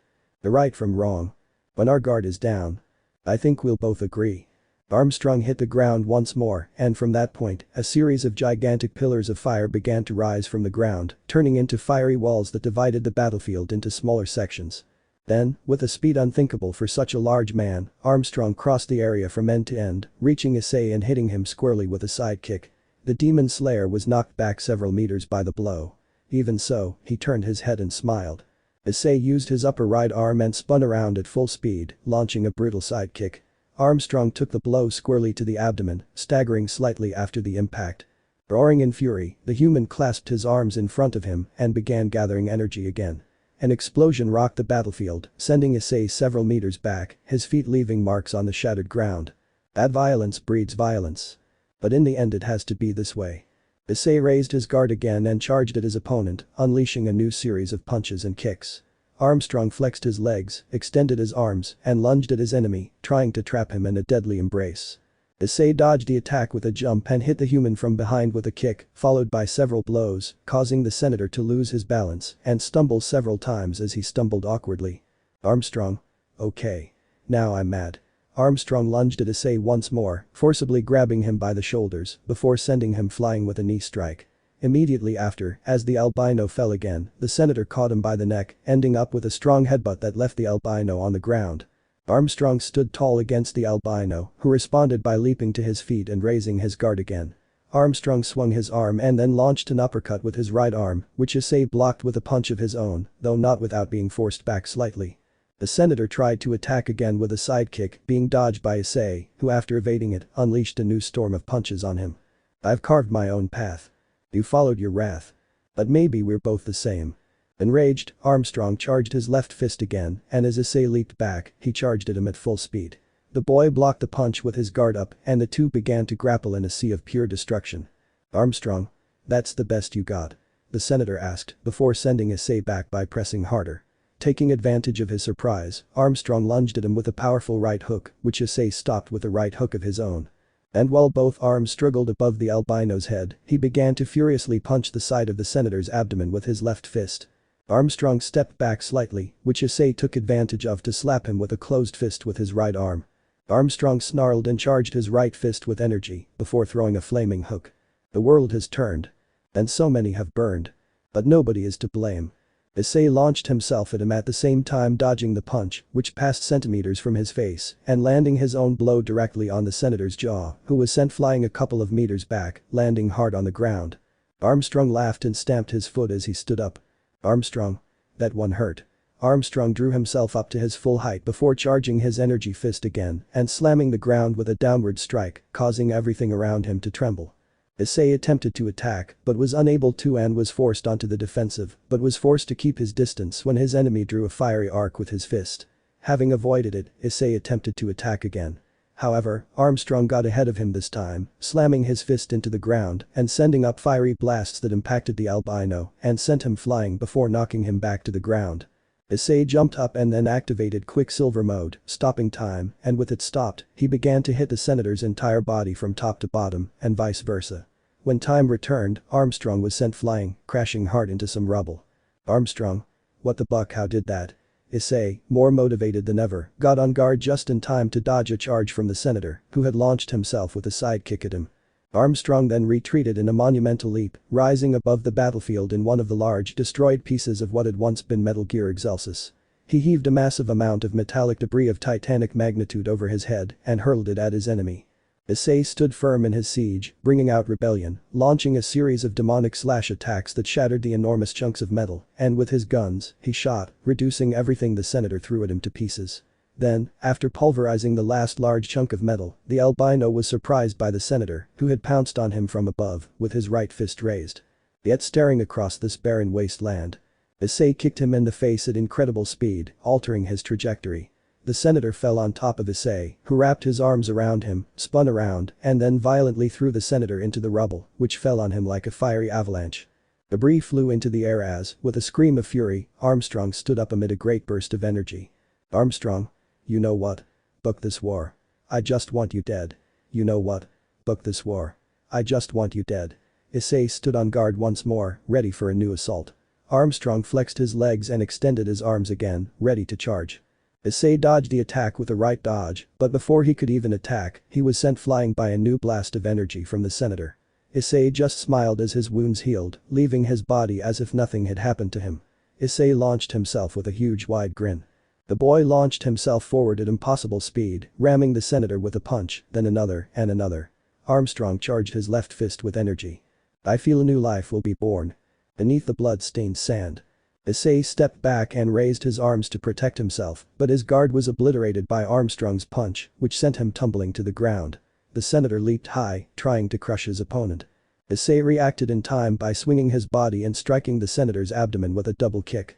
Armstrong flew across the ground before landing hard and rolling in the fire. The latter stood up again, in a sumo wrestler's pose, and roared to the four winds. A powerful emerald green light enveloped the human's body, with a stream of energy coming from the wreckage of the Excelsis, directly impacting the senator's back. The wounds and blows Armstrong had suffered began to heal and regenerate, while he recharged all his lost energy. Issei. Oh no, that's not it, he said, rushing to stand behind the senator and tried to throw a punch. However, without warning, Armstrong spun around and caught the albino's arm, gaining momentum to send him to the ground with a punch. Issei recovered, spun around the human, and landed a kick at the exact point where the energy was entering his body, interrupting the regeneration process and causing terrible damage. Armstrong staggered, unbalanced, and Issei took advantage of the moment to attack with even more violence. He delivered a kick to Armstrong's face, sending him flying backward. Armstrong leaped to his feet and kicked Issei, causing him to wince in pain. Armstrong? How die like that? Issei rolled on the ground, got back to his feet, and raised his guard in time to block another heated punch from his rival. I'm gonna knock you out. The senator launched himself forward once more, being knocked down by a kick to the face. Armstrong grunted. Armstrong. I'm gonna crush you. Armstrong hit the ground, sending up another series of walls of fire. He then charged forward, throwing a punch. Issei blocked the blow with his arms, dragging him back a few meters. Armstrong. You're going down. The senator hit the ground twice, launching 2 bursts of fire at the albino, both of which were evaded with a pair of precise jumps. Issei began to spin around his opponent, hitting him from all angles and retreating when Armstrong launched some energy blasts, beginning to once again overwhelm the senator's nanomachines. Beneath the blood-stained sand, Issei attacked directly at the head of the senator, who was beginning to look tired and dazed. Armstrong. That ain't gonna work. Armstrong surrounded himself with energy and charged forward once more. Issei dodged the attack, grabbed the senator tightly, spun around, and threw the senator face first into the ground. Armstrong. This is the greatest fight of my life. Armstrong looked to the sky, his arms flung out as he roared at the top of his lungs. The ground shook and cracked. Enormous blasts of power swirled around him, concentrating in his fist, which glowed with a powerful, intense flame. Armstrong threw a right hook, launching himself into a full-speed lunge. Issei managed to block the blow, but in a swift motion, Issei pierced the senator's chest, causing him to spit out a large amount of blood. With a roar, the senator extended both arms in a final, desperate attack. However, Issei would take Armstrong's heart, causing him to stop his advance. Issei. It's over, Armstrong said seriously. Armstrong. Well done, kid, he said as Issei tightened his grip on his heart. Issei. Your dream will die with you. Issei was about to end it, but the senator would take him by the shoulder. Armstrong. Perhaps not, you have guaranteed that the status will be maintained at least for a while, the war will continue as an industry, men will continue fighting for reasons they themselves do not understand, for causes they do not believe, it would stop their dialogue, starting to spit blood pee, but at least I will leave a worthy successor. You and Jack chart your course with the methods you see fit. Do not let legal nonsense get in the way of your plans, and if it costs lives, so be it. Saying that, Issei put his free hand on his shoulder while with the other, he ripped out the senator's heart, which was a silver tone with a lot of technology that constantly beat, but the albino squeezed it and consequently the heart exploded. Armstrong. Deep down I know we're very similar, you and I. Those were his last words as his last breath left his mouth, dying in the process. Well, it seems we didn't have to arrive since you took care of everything, said a voice behind Issei, who turned around seeing a blue-haired man and a quadruped robot. Issei. Ryu, Wolf. He said looking at the newcomers. Time skip about 30 minutes later. Issei was helping Raiden, while Wolf brought a sword very similar to Raiden's Murasame, only this one was deep red, while Ryu used some magic healing some of the albino cyborg's wounds. Ryu. You did it, Issei. Issei. Yes, and it was fun, he said with a smile. Wolf. So you didn't need help in any way? Wow boy, it's obvious you're very strong. Raiden. You are not human, a human would not do all that you did, tell me what are you? Issei. Well, my real name is Issei Sparda, but you can call me Issei Hyodo, I am the son of an ancient demon named Sparda the Dark Knight. Here Ryu told Raiden using his magic, showing who Sparda was as well as Issei's past. To say that Raiden was surprised is an understatement, he was really shocked. Raiden. And why are you telling me all this? Issei. Tell me, what will you do after all this? I mean, your mission is over. Raiden. I really don't know. Issei. I propose you a deal, he said, taking a card out of his pocket that said Devil May Cry, would you like to be an ally in my business? Raiden. What is it about? Issei. From hunting rogue demons. Raiden. I'll think about it. Issei. Good, he said, extending his hand to Raiden. It was an honor meeting you, Raiden. Raiden. I say the same, he said, shaking his hand with hers. Underground ruin library, Siberia, human world.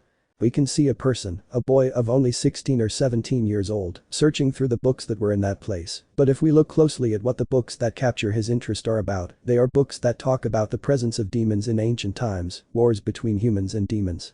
But unfortunately for the person, he did not find what he was looking for, so he decided to leave that place. When he left, he realized that he was not alone, in front of him there were 3 people. One of them was a brunette girl with black hair, 2 cat ears, a body that any girl would desire, dressed in thick clothes to withstand the cold, unlike her classmates. One of his companions was a young brown-haired man, dressed in Chinese armor and with a Buddhist staff resting on one of his shoulders. The last one was a young blonde man with glasses, dressed in clothes that made his noble origins evident, with a sword tied to his waist, said sword emanating a powerful sacred aura. But the person was not intimidated by this aura, so he decided to continue on his way but was stopped by the blonde. Boy 1. Wait, we were looking for you. At this comment, the person stopped in front of them. And that would be for Boy 2. We've heard about you and your skills would be very useful to our group and our objective, which None of that interests me now, I ask you to get out of my way, said the boy without any interest in what the blonde was telling him, causing annoyance in his other classmates. Girl. Do you really think you're strong, Naya? Why don't you show it? Said the brunette, getting into battle stance like her two companions. The brunette got into attack stance next to his Buddhist staff, and the blonde took out his sword but stayed in defensive stance since he never underestimated his opponents and waited for them to make a move to see how he should proceed. The person took off the hood he was wearing, revealing that he was dressed in a blue trench coat with a black jacket underneath it, pants of the same color, along with boots that reached his knees. In his left hand he was carrying a sheathed katana, but some of its details were perfectly visible. Its hilt was white, the sheath was blue decorated with golden clasps and a yellow ribbon attached to the sheath.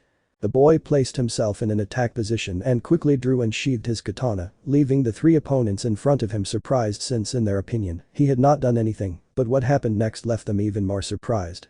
The space around them seemed to have distorted and created a void from which many very sharp waves of wind emerged, which due to their sharpness, looked like the blade of a sword and began to cut them mercilessly. The first to fall was the brunette with her clothes torn and bleeding profusely, then followed the brunette whose Chinese armor as well as his Buddhist staff were almost useless, and finally the blonde who before falling unconscious, saw how in the blade of his sword, a large diagonal crack appeared, followed by an intense pain that was like sharp knives burying themselves in his entire body. After having carried out his attack and seeing the results, the boy continued on his way, disappearing after a few minutes into the snowy prairies of Siberia, leaving those three people unconscious and very badly injured, but that didn't matter to him in the least. Virgil. I need more power, he said as he leaves. Invasion. A few hours earlier, Siberia. We can see a platinum-haired man trying to wake up three people who were lying on the snow and quite injured, with some parts of their bodies covered by snow. Ollie. May I know what happened to them? And who left them like that? Asked the platinum-haired man, addressing the blonde with glasses. Little by little he began to recognize where he was, but his body hurt too much to stand up, so he limited himself to merely sitting on the snow like his other two wounded companions. Arthur. We came to look for the boy we had heard about. We told him about our objective and told him to join us, but he refused and attacked us, said the blonde with evident difficulty in speaking since even that made his entire body hurt. Ollie. And where is he? If he attacked them he must have been seriously injured, but I don't feel any unknown presence around here, said the platinum looking around. Iku. Volley, we couldn't even scratch him. He defeated us long before we could do anything against him this time. The one speaking was the young brown-haired man with almost destroyed Chinese armor. Volley. What? And how did you beat them? Asked a now identified Volley with clear interest. Iku. He only made a quick draw and sheath his katana. When he put it away, we could feel that the space around us produced a kind of vacuum from which many very sharp wind waves emerged that cut us without us being able to do anything. Arthur. Even it damaged the blade of my sword, said the blonde, showing the sacred sword to the platinum-haired man, showing him the large diagonal crack present in the damaged sword. Ollie.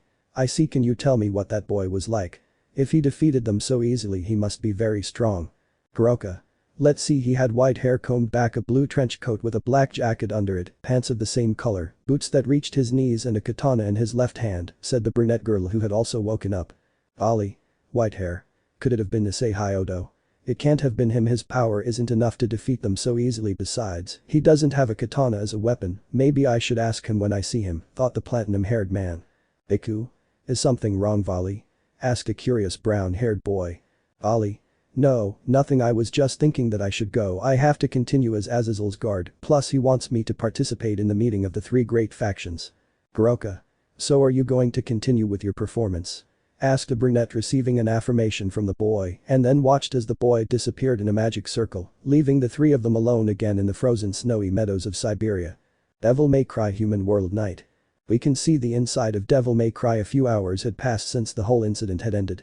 Issei was resting with a Seraphal hugging his naked torso, but he wasn't focused on her, but on his thoughts. Issei. I wonder if Raiden will change his mind after all I helped him. After this he left the brunette on her bed and went down to the first floor since it seemed he had visitors. Already on the first floor Issei could see a tall man of about 30 years old, with mostly brown hair with some golden streaks and a bit of a beard. While the white-haired man proceeded to sit in his desk chair while putting his feet up on the aforementioned. Issei. Look, if what you want is for me to do some work, I'm sorry, I've already closed. You can come back tomorrow, said the white-haired man as if nothing had happened. The truth, at first I thought of meeting you, asking you to fulfill contracts for me while you were a servant of the Gremory family, but now it's different. Sekiryuutei, said the man, while spreading 12 black wings. I am Azazel, leader of the fallen angels. After the introduction, the fallen man expected the boy to get into a fighting stance or be surprised by such a revelation, but what he got was nothing, not even a change of attitude. Issei. So? Do you want me to throw you a party or something? Asked the white-haired man, causing the fallen man to have an anime-style fall. Azazel. That wasn't the reaction I was expecting, said the fallen one as he stood up. I realized that Caballero was planning something, so I came here to keep an eye on him. I also wanted to see your boosted gear. I see that Albion did his job well. I know what you must be thinking, why didn't I personally come and stop Caballero? The reason is simple, my direct intervention would have caused some problems, so I asked him to fix things, although I was surprised that he accepted the job so easily. The fallen man now watched as the white-haired man got up from his seat and walked over to the pool table and began hitting the balls with all the calm in the world. Issei. So it was you? The white-haired man asked as he prepared to hit the next ball in sequence. Azazel. Issei. You were the one who sent the white dragon to ruin my fun, right? Said the white-haired man as he stopped for a moment to look at the fallen man, who looked at him in surprise. Azazel. Really? I'm sorry. Issei. If you hadn't sent it I could have. Azazel. I'm sorry to tell you this, but you are not strong enough to defeat anyone with Caball's level, no matter how much power you accumulate. This left the white-haired boy surprised. Had he really come here to spy on Caballero? Had he perhaps hidden under a rock and not realized that he had practically defeated Caballero by himself? Issei. If you think so, why don't you ask the white dragon what condition was Caballero in when he came to ruin my fun? Azazel. Then he asked anyway. The leaders of the three major factions will have a conference about this incident. Issei. That's right, I was already informed. I must also attend to my bad luck, and I was thinking of staying here that day while I rested, said the white-haired man, remembering when Serziches had told him that he had to be present because he participated in the battle against Caballero. At this, the fallen man was surprised, since this information would have surprised anyone, but the white-haired man had barely flinched. He treated all this information as if it were daily bread, so as he had nothing more to say to him, he left the place, leaving the white-haired man alone. Issei. Well, now that he's gone I'll see if I can sleep in peace, said the white-haired man as he closed the main door, turned off the lights and went up the stairs towards his room. The next morning, Kuo Academy. Classes had begun. Issei was lying under a tree with Serafal, while in the occult club, the Gremory clan was bored. Note. Sitting under a tree under a mango tree. But then something strange happened. A strange, enormous magic circle appeared in the sky, and afterward, all the students, so to speak normal and ignorant of the existence of the supernatural, disappeared in rapid beams of light. Rias. But what's going on here? Exclaimed the Redeed, since in a place where there were easily more than 30 people, now there were only the 4 of them. And her answer finally came. In front of her appeared multiple magic circles, and from them appeared strange creatures, unknown to Asia and Zenobia, who had never seen them, but were very familiar to Akeno and Rias. Those creatures were of the same kind as those that Issei had eliminated in that bar nights ago. Even though Issei defeated them easily, they shouldn't underestimate them, since Issei made all the battles seem extremely easy, but if you put yourself in his place you realize that those enemies were of a fairly considerable level. An example was the Battle of Caballero. Until before Issei entered combat, Caballero had them on the ropes, but after the entrance of the white-haired man, who in his opinion was great, the battle had turned drastically, and technically he had single-handedly defeated a leader of the fallen angels without much effort. But now her situation was complicated. Those creatures were fast and strong, and they were in large numbers. Around 80 creatures were within her field of vision, and it was not strange to assume that there were more roaming around the school. But what was a complete mystery to her was who would have done this, but their objective was clear: to attack those present with combat potential, since all the ordinary students had disappeared. Asia. But you-san, what are those things? Asia asked, taking a few steps back in fear. Rias. They are demons, but of a class that I have never faced, but Issei already did it and defeated them, so we must do it too, said the Redeed, encouraging them. But she also remembered something else: Asia has no combat potential, she was a support piece along with her sacred gear. Immediately afterward, Rias began to launch several bursts of the power of destruction. These attacks were of considerable force, so when they hit the creatures they created large explosions. Once Rias knew that her attacks had hit the target, she stopped launching bursts, but remained on guard, since she was not sure of the damage her attack had caused. After the smoke from the explosions dissipated, the Redeed could see several bodies of those creatures on the ground, with smoke coming out of their bodies, but to everyone's disbelief, they were standing up, even though it was obvious that it was very difficult for them. Zenobia, for her part, spared no resources and summoned her Durandal and launched herself to eliminate the enemies in front of her, but because she was a melee attacker, the number of enemies she could eliminate with one attack was quite low. It did not exceed 3 targets per attack. Rias. These demons are not common demons, Rias said, looking at Zenobia cleaning the path. Akeno. What do you mean, Rias? The curious demi-angel asked. Rias. Usually any demon that was hit by a Durandal attack should evaporate instantly, but that's not happening, said Rias, pointing to the ground where there were several bodies mostly cut in half. In turn, the ground was being dyed a beautiful crimson color due to the blood that was flowing from the bodies of the creatures. Even though Zenobia was doing a very good job, the number of enemies didn't seem to decrease and on the contrary seemed to multiply. As a result, they were surrounding the blue-haired girl, who had less and less space to move. Rias. Akeno, I need your help. At this rate they'll end up locking her up, said Rias, taking flight while creating a huge magic circle. Akeno. As you command, said the brunette dressing in her priestess outfit. Kazuchio Akeno sent one of her lightning bolts against Ria's magic circle, causing a chain effect that made said lightning split into more lightning bolts, but despite having split, its strength had not diminished. That attack had a crushing destructive force and its effect was in a fairly wide radius. Due to her reflexes, the blue-haired girl had been able to evade the lightning bolts that had passed dangerously close to her, and thanks to said lightning bolts the number of enemies present had decreased drastically, since all those who had been hit by the lightning bolts had been electrocuted and charred. But what they did not know was the real reason why those creatures did not get up was that the internal damage had been too much due to the power of those lightning bolts. The nerve endings present throughout the body had been completely destroyed, that is to say, the few whose brains were still functioning, their bodies did not respond normally and caused a total collapse of their internal systems, ending their lives. After several minutes that seemed like an eternity, the four girls finally managed to finish off the enemies present in their area. Now they had to go in search of Kaneko and Kiba, who were not with them when the attack began. Although the Redede also wanted to move forward to see if there was a possibility of meeting Issei and see if fighting back to back could make the old feelings that the white-haired man had for her resurface from the deepest and darkest part of his hurt heart, that is, if they still existed, but that didn't matter anymore. She had already decided to try by all means to return to the white-haired man's side and ask him for forgiveness for everything and one day heal her heart. On the other side of the academy was the student council fighting against the enemies, but because their firepower was not that high, it was costing them a lot of work, unlike the Gremory team. Saji. Kaicho, this doesn't seem to have an end, said Saji, panting heavily, covering Momo and Nomura, who were already exhausted since they had finished off many enemies, but they kept coming. Even Sona was tired since, although she had large reserves of magic. In order to knock down the enemies that stood in front of her, she had to use a large amount of magic per attack, and fatigue was already taking its toll on her. Her reaction time became slower, and because of this, she received a few scratches that had torn her uniform and skin in some places, causing her to bleed from the wounds that apparently were a little deep.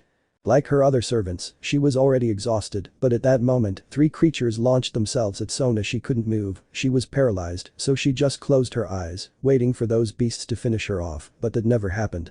Like a bolt of lightning that came out of nowhere, she grabbed the brunette and pulled her away from the creatures. Sona was surprised because when she felt hugged by someone she opened her eyes a little and could see a lock of white hair. When she realized what had happened, she found herself in the arms of the white-haired man who was carrying her princess style. Issei. Sona. Kaicho, are you okay? Said Issei, carefully leaving Sona on the ground. Sona. Yes, thank you, but how did you get here so quickly? Said Sona, surprised since the white-haired man was wearing his red trench coat showing his bare chest, brown pants and boots. On his back you could see that he had his sword and his pistols with him, and it was evident that he had been fighting since there were light blood stains on his clothes. Issei. Well, we already finished off those who attacked us, but I must say that your sister is a complete addict to violence when she decides to fight. By the way, when this is over, you could fix the central courtyard of the academy, said Issei, a little nervous about Sona's possible reaction. Sona. What did he do? Said the brunette with a dark aura around her, preparing to confront her sister. Issei. Let's just say he went a little overboard, but the stains are my fault, sorry, said the white-haired boy, putting on a sad puppy face. Sona. He looks so cute. Wait a minute, why do I feel like this? Sona thought, surprised, since when she looked at the white-haired man she felt a strange feeling of warmth in her chest, a sensation she had not felt before, and she also had a slight blush on her cheeks. Issei. I would love to continue talking, but taking out Ivory and Ebony we will have to leave it for later. Sona, seeing that the white-haired man was preparing to fight, looked behind him and saw that there was a group of at least 30 enemies, but when she saw the white-haired man, he had no fear in his eyes nor concern, but he did have a smile on his face. Issei. Let's see, I hope you are aware of what it means to have interrupted my nap, as well as having attacked my school now. Either you leave in a good way or the consequences will be very painful, said the white-haired man, pointing at his targets. Immediately afterwards the beasts launched themselves against the white-haired man who, due to his aim and skill with his pistols, was able to repel 15 targets with clean fire, but many more creatures were joining the battle, so continuing to fight with only ivory and ebony would not be very advisable, so saving them, he decided to fight using rebellion. Issei. I think it's a good opportunity to try it, said Issei, preparing to launch himself against the enemies with the tip of rebellion and front stinger. After saying this, the white-haired man's speed increased considerably, and you could see how a crimson energy enveloped the blade of the sword. Piercing in a straight line all the enemies in front of Issei and continuing its path for a few meters until he decided to stop, since apparently the blade of rebellion was no longer cutting anything. To say that the entire student council was surprised was an understatement, but they were also a little nauseous, since all those creatures that had been hit by the attack had literally been torn apart, cut, and scattered around the place where the white-haired man had passed by distributing his love, and large pools of blood could be seen forming. It was then that Sona understood Issei's words, but the stains are my fault. Those words caused the brunette to imagine what the state of the place was where the white-haired man had been peeling before coming to her aid. Meanwhile, on the other side of the academy, we can see a scene worthy of a medieval massacre, many creatures impaled almost in a perfect formation, but what was striking was the material with which they had been impaled, ice. Each one had enormous ice spears, impaled a creature on them, with the blood from them running vertically towards the ground, dyeing the ice spears a light crimson color, and under each impaled creature, a pool of blood formed. You could also see the silhouette of a girl watching the whole massacre, and she only limited herself to saying one sentence. Serafal. That's what happens to those who intervene when I'm with Issei-chan. Ladies and gentlemen, with this we learned one thing. Never mess with a girl who is in love. Black Dragon Sword. Guo Academy Pocket Dimension. It's been a few hours since the attack began, but even with the help of Issei and Serafal, the number of enemies is too large, but for our white-haired man that only sounded like more fun, since at this moment he was having fun like never before. No matter how many he eliminated, they kept coming. His adrenaline was at its peak at this point, he would have to be stopped by force. But nobody would do it, to reason they were surprised. The combat ability shown by the white-haired man left the members of the Citri entourage stunned, but what most of the Citri team had not noticed, since they were with their eyes glued trying not to miss the white-haired man's battle for even a second, was the growing blush that Sona had. Since the white-haired man's combat ability was incredible, but he was not someone who boasted about it to everyone every second that passed. In short, he was someone strong but very kind to the people he liked, but he was still surprised by that strange feeling of warmth he had in his chest. That feeling was only present when he looked at the white-haired man. While Sona continued thinking about that strange sensation, the white-haired man was having fun like never before, because although these enemies were too easy for him to kill, there was something that caught his attention about the beasts in front of him. They weren't renegade demons or anything like that, they seemed like a much wilder kind of demons. A few moments later Serafal arrived, but what she saw caused her to smile widely. What the brunette had seen was the deep blush and almost lustful look that Sona had as she looked at the white-haired man. Serafal. So Sona-chan has become interested in Issei-chan. The brunette thought while observing her sister's blushing face, but I won't allow her to get ahead of me. Issei-chan already promised that I would be the first, so I must reaffirm my position, Serafal thought with determination. As he got closer, he witnessed the effects of the white-haired man's attack: severed limbs, body split in two, and other body parts scattered in pieces, and other parts not very pleasant to the eye. They looked like they had been through a machine to make ground meat.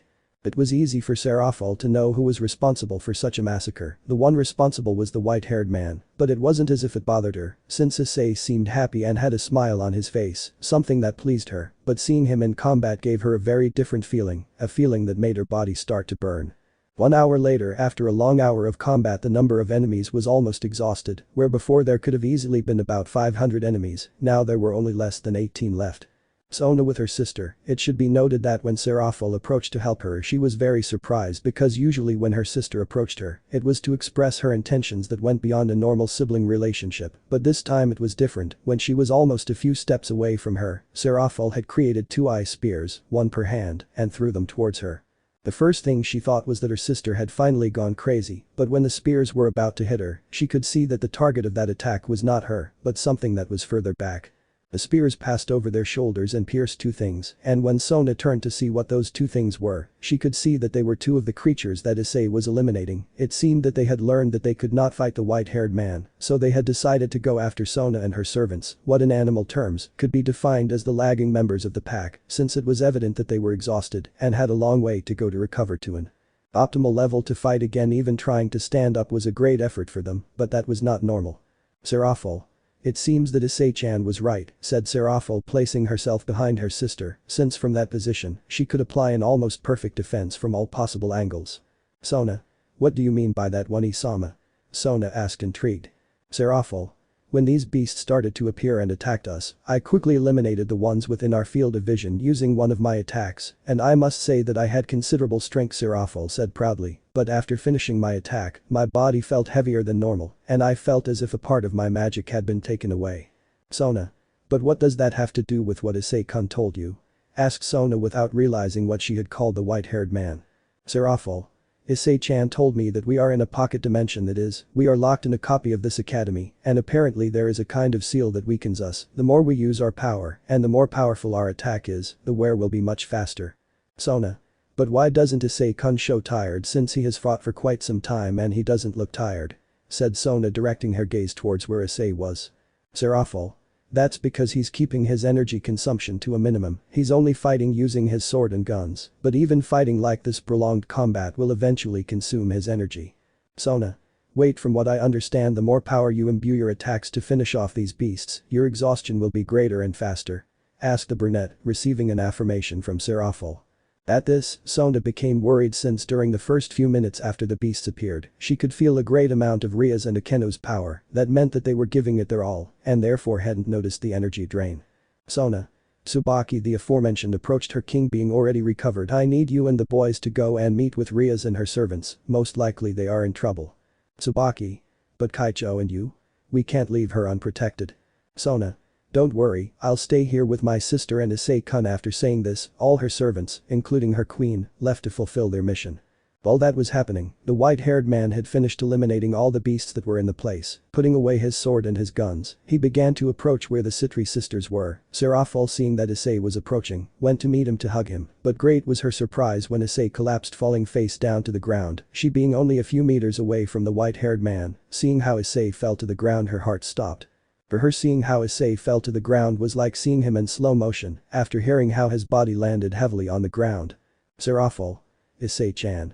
Shouted the brunette, running to see what had happened to Issei. After reaching his side, she quickly knelt down and turned the white-haired man, who was still face to the ground, and rested his head on her legs. After examining him with her eyes for a few moments, she could notice that the white-haired man was asleep. Seeing this, Seraphil gave a sigh of relief. Sona, seeing that Issei had collapsed, stood up as quickly as she could and went to where Seraphil was with the white-haired man resting on her legs. Sona. How are you feeling? She said, looking at the white-haired man who hadn't woken up. A deep concern was evident in her voice. Seraphil. He's fine, he's just exhausted. His energy, even for him fighting in this kind of environment, is hard. Wait a minute, how long has he fought without resting? Said the older brunette, looking at her sister. Sona. From when he arrived until now, a few hours must have passed, said Sona thoughtfully. Seraphil. I see, I think this time she went too far. Even though Issei-chan says she loves this kind of situations, we all need to stop and rest, even if it's just for a few minutes, said Seraphil, while caressing the white-haired boy's hair. Despite being unconscious, the brunette's caresses seemed to relax him. After a few moments, the white-haired man began to wake up, and the first thing he saw was Seraphil's face. Issei. Good morning, Sera-chan, said the white-haired man lazily, separating himself from the brunette to sit on the ground. As he did this, he felt someone hug him tightly, and that someone was Seraphil. Seraphil. Issei-chan. I thought something had happened to you. I was so worried, said the brunette, burying her face in the white-haired man's chest, while shedding a sea of tears. If something happened to you, I wouldn't know what to do. Issei. I'm sorry if you're worried, but don't worry, I'm fine now. I just needed a few minutes to regain energy. I'm fine now, said the white-haired man, tenderly caressing Seraphil's back, reassuring her. Sona.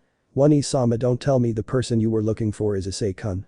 Said Sona, and again without realizing what she had called him. Issei. Kaicho, since when do you call me Issei-kun? Asked the white-haired man curiously. At that comment, Sona blushed violently since she hadn't realized what she had called the white-haired man. Sona. Well, it's just that Sona was extremely nervous, and that was rare for her, so to get out of that awkward moment, she decided to change the subject. You still haven't answered me. Is Hyoto-kun the person you were looking for?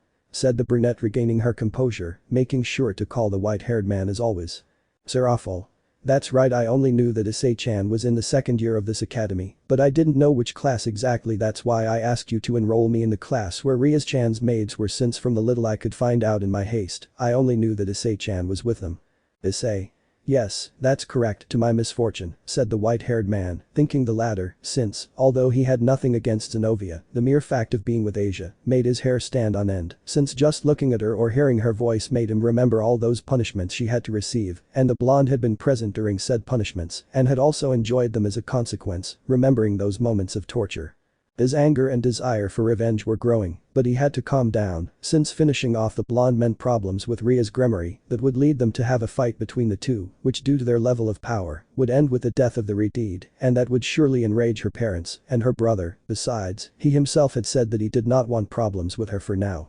So when that feeling of revenge was present, he tried to replace it with some more pleasant sensation and in that way calm down. Sona. But what did Hyodo-kun do for you to have to come to this academy and enroll in it? Sona asked curiously. Issei. Don't say it, the white-haired man kept repeating in his mind. Seraphil. Well, it's normal that I came to this academy since I wanted to spend more time with my fiancée, said Seraphil, clinging to the white-haired man's arm. After saying this, a very awkward silence was created. On one hand, Issei was quite annoyed, so to speak, since Seraphil had ignored all his orders. At first he wasn't bothered by the fact that she appeared sleeping next to him completely naked, but what she did now coming to the academy and then telling Sona that they were engaged bothered him quite a bit. On the other hand, Sona had not reacted yet. Apparently her mind, despite being extremely brilliant, Seraphil's last words had caused a short circuit. Sona. How is that Hyodo-kun and you are engaged? Said Sona nervously. Seraphil. Issei-chan is my fiancé, is that weird? Seraphil asked innocently. Sona. The truth is yes, you never showed any interest in getting a fiancé, even though you've always had plenty of suitors, said Sona, a little jealous. Seraphil. That was because none of them caught my attention, plus I saw through their intentions. They only went to be famous for being the fiancé of the Mau Seraphil Leviathan, and I was always looking for someone who was interested in me as a person, not as a trophy or something to show off. Now Sona had a little more understanding of everything her sister had told her, but she still didn't know why it bothered her that Seraphil was so close to the white-haired man. Issei. Anyway, I think it would be better to go help Saji and the others, said Issei, standing up. Sona. Why do you say that? Asked Sona, intrigued. Issei. I say this because none of them have enough power to finish off those beasts without using too much power, and as you know, there is something in this pocket dimension that drains part of our power every time we fight, and if they are outnumbered the result can be terrible. Even it took me a long time to eliminate all the beasts that were in this place, said the white-haired man, starting to advance in the direction where Tsubaki and the others had gone a few minutes ago. But was stopped by Seraphil. Seraphil. Are you sure you should go? You've fought a lot, and even if you want to deny it, you can't hide the fact that you've spent a lot of your energy. You need to rest, said the brunette, worried about the white-haired man's current state, since he could be the son of the Dark Knight, but he also had to have his limits. Note.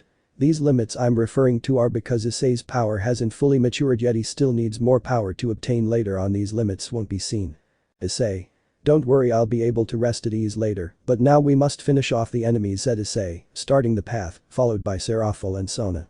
Issei. I also already felt where the creation of these creatures and beasts comes from. Location inside the pocket dimension far from Kuo Academy South Zone. On a building stood a brown-haired man dressed in a strange leather suit, similar to a ninja suit with a mask and a strange black face mask. The man didn't say anything and then made a movement, and with that he started running forward, jumping from roof to roof while he unwrapped his sword, finishing off several demons in his path. Some demons rush at him, but the man joins his hands, generating a sphere of fire that he throws at the demons, which subsequently impacts them, exploding while the man continues advancing from roof to roof quickly. Location inside the pocket dimension far from Kuo Academy East Zone. A demon with the appearance of a dinosaur was split in half, the reason being thanks to a blonde woman wearing a leather outfit that left nothing to the imagination, resembling that of a dominatrix carrying a golden hammer and scythe hybrid. More similar demons attack her, but the woman easily gets rid of them all with her scythe or a weapon she was carrying. A large automatic cannon with which he fired gigantic bursts of bullets, finishing off the demons. I don't have time for this, he said, running towards Kuo Academy. Sister, wait for me, I'm going. Location inside the pocket dimension far from Kuo Academy West Zone. Another woman, this time with bright pink hair, who was dressed in an equally purple dominatrix style outfit with golden features, carrying a strange sword with a red handle and a green gem in it. The blade of the sword began to divide into several small eaves, joined with an iron rope in a serpentine shape. The woman began to move her sword as if it were a whip, beginning to destroy any demon and creature that approached her while channeling spells in the creation of alchemist portals that released powerful bursts of purple rays that killed every demon in their path, charring them. Nightmare, Balrog damned bastard stole one of the swords capable of opening portals to hell. The woman began to advance while moving her sword from one side to the other, finishing off the demons that approached her. "I'm coming for you," she said seriously. Location inside the pocket dimension far from Kuo Academy North Zone. Two powerful demons stood before a sword made of dark metal and reddish writings that shone brightly, while a pillar of crimson energy flowed from the sword until it surpassed the height of the clouds. And with that, a portal opened, leaving a clear path for more demons to quickly exit. "Nightmare. Nothing will stop us now," said a being with the appearance of a knight with blue armor. "Balrog. And with this power we will finally get rid of the garbage. The disgusting descendant of Sparda will be killed," said a being with the appearance of a classic demon. Lucifer's throne room underworld. We can see the Redeed sitting on his throne thoughtfully plotting a series of plans that involved a certain white-haired man in a blue jacket and red sweater. At that moment, his faithful servant and Queen Grafiya appeared and her face was not exactly joyful. "Grafiya? Serzich's Sama. Serzich's? Grafiya, is something wrong?" the Redeed asked, intrigued since he rarely saw the platinum-haired girl with that face. "Grafiya? Miss Sona Citri with her nobility along with Serafal Sama and young Hyodo are in serious trouble. It seems they have been trapped in a pocket dimension and are in the middle of combat against a never-before-seen class of demons." "Serzich's? How could this happen? I understand. I will immediately head to Kuo Academy. From there we will try to get them out of that dimension. Tell my parents and the leaders of the Citri house, tell them to go to Kuo Academy," said the Redeed as he disappeared in a magic circle, while Grafiya disappeared in a magic circle to comply with the Redeed's orders. Michael the leading archangel. Pocket's eyes. We can see the Gremory team and almost the entire Citri team fighting together, but the tiredness on their faces is evident. The reason is that they had already finished killing the beasts, but now they were fighting against something much bigger than them. That's right, a huge demon with an appearance that resembled a giant chameleon, black scales like the eternal darkness, eyes that shone red and long, sharp rows of teeth, with a rather long tail, and from what was seen it was quite strong. This demon, despite being very large, almost as tall as the occult club building, was very fast and its attack was devastating. "Rias. This is ridiculous. No one would think that something so big can move so fast," said Rias with one knee. "The Keno. But it must have some weak point. You just have to find it," said the half-angel, quite tired since she had thrown extremely powerful rays at that demon, but it achieved nothing. "Demon. Damn brat, stop bothering me," roared that demon. "You have murdered my demon brothers. That deserves a punishment worse than death.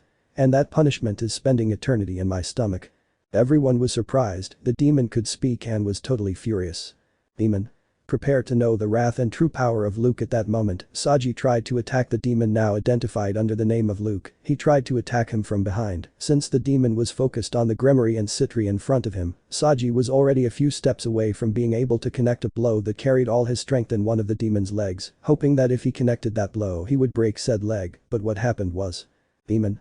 Stupid brat," said the demon with a bit of laughter in his speech, moving his tail. He hit the Citri boy, sending him against a tree, but because the boy did not expect that attack he received it full on without giving him time to evade it. Due to the force of the blow, Saji did not stop upon impact with the tree, but went through it and continued its trajectory, crossing what some could see at least 3 trees and skidding about 10 or 15 meters further. "Momo. Jen-chan." Momo shouted as she saw the boy she loved being sent away as if nothing had happened. "Demon. That idiot got off cheap, but you won't have the same fate," Luke spoke coldly, sending a chill down the spine of everyone present. Taking advantage of the moment, Luke launched himself at the exhausted boys, but it was at that moment when a sphere of water hit the reptile's face, and to everyone's surprise, when the sphere came into contact with the face of the aforementioned, it exploded, causing a fairly large explosion, considering the size of the demon's head. As a side effect and because Luke did not expect this surprise attack, the full attack was stopped. "Issei. Right on target, congratulations," Kaicho said, a happy voice. "Rias. That voice, is it Issei?" asked Redeed, turning to look in the direction where she had heard that voice. She could see Issei, Serafal and Sona.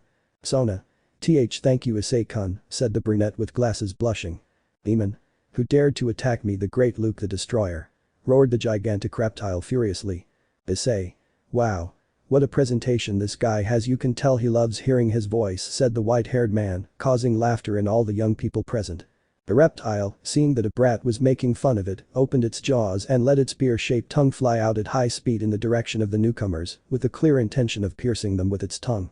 The white-haired man held Serafal and Sona by the waist tightly and moved out of the way of the attack. The reptile's tongue hitting the ground left a medium-sized crater. At that, the other kids were scared since they thought that if they had been pierced by that, everything would have been over in an instant. The white-haired man left the Citri sisters with the servants of the younger Citri. Issei. That was close, very well, damn lizard, if that's how you want to play, then that's how we'll play, said the white-haired man. He took out his sword and launched himself at Luke.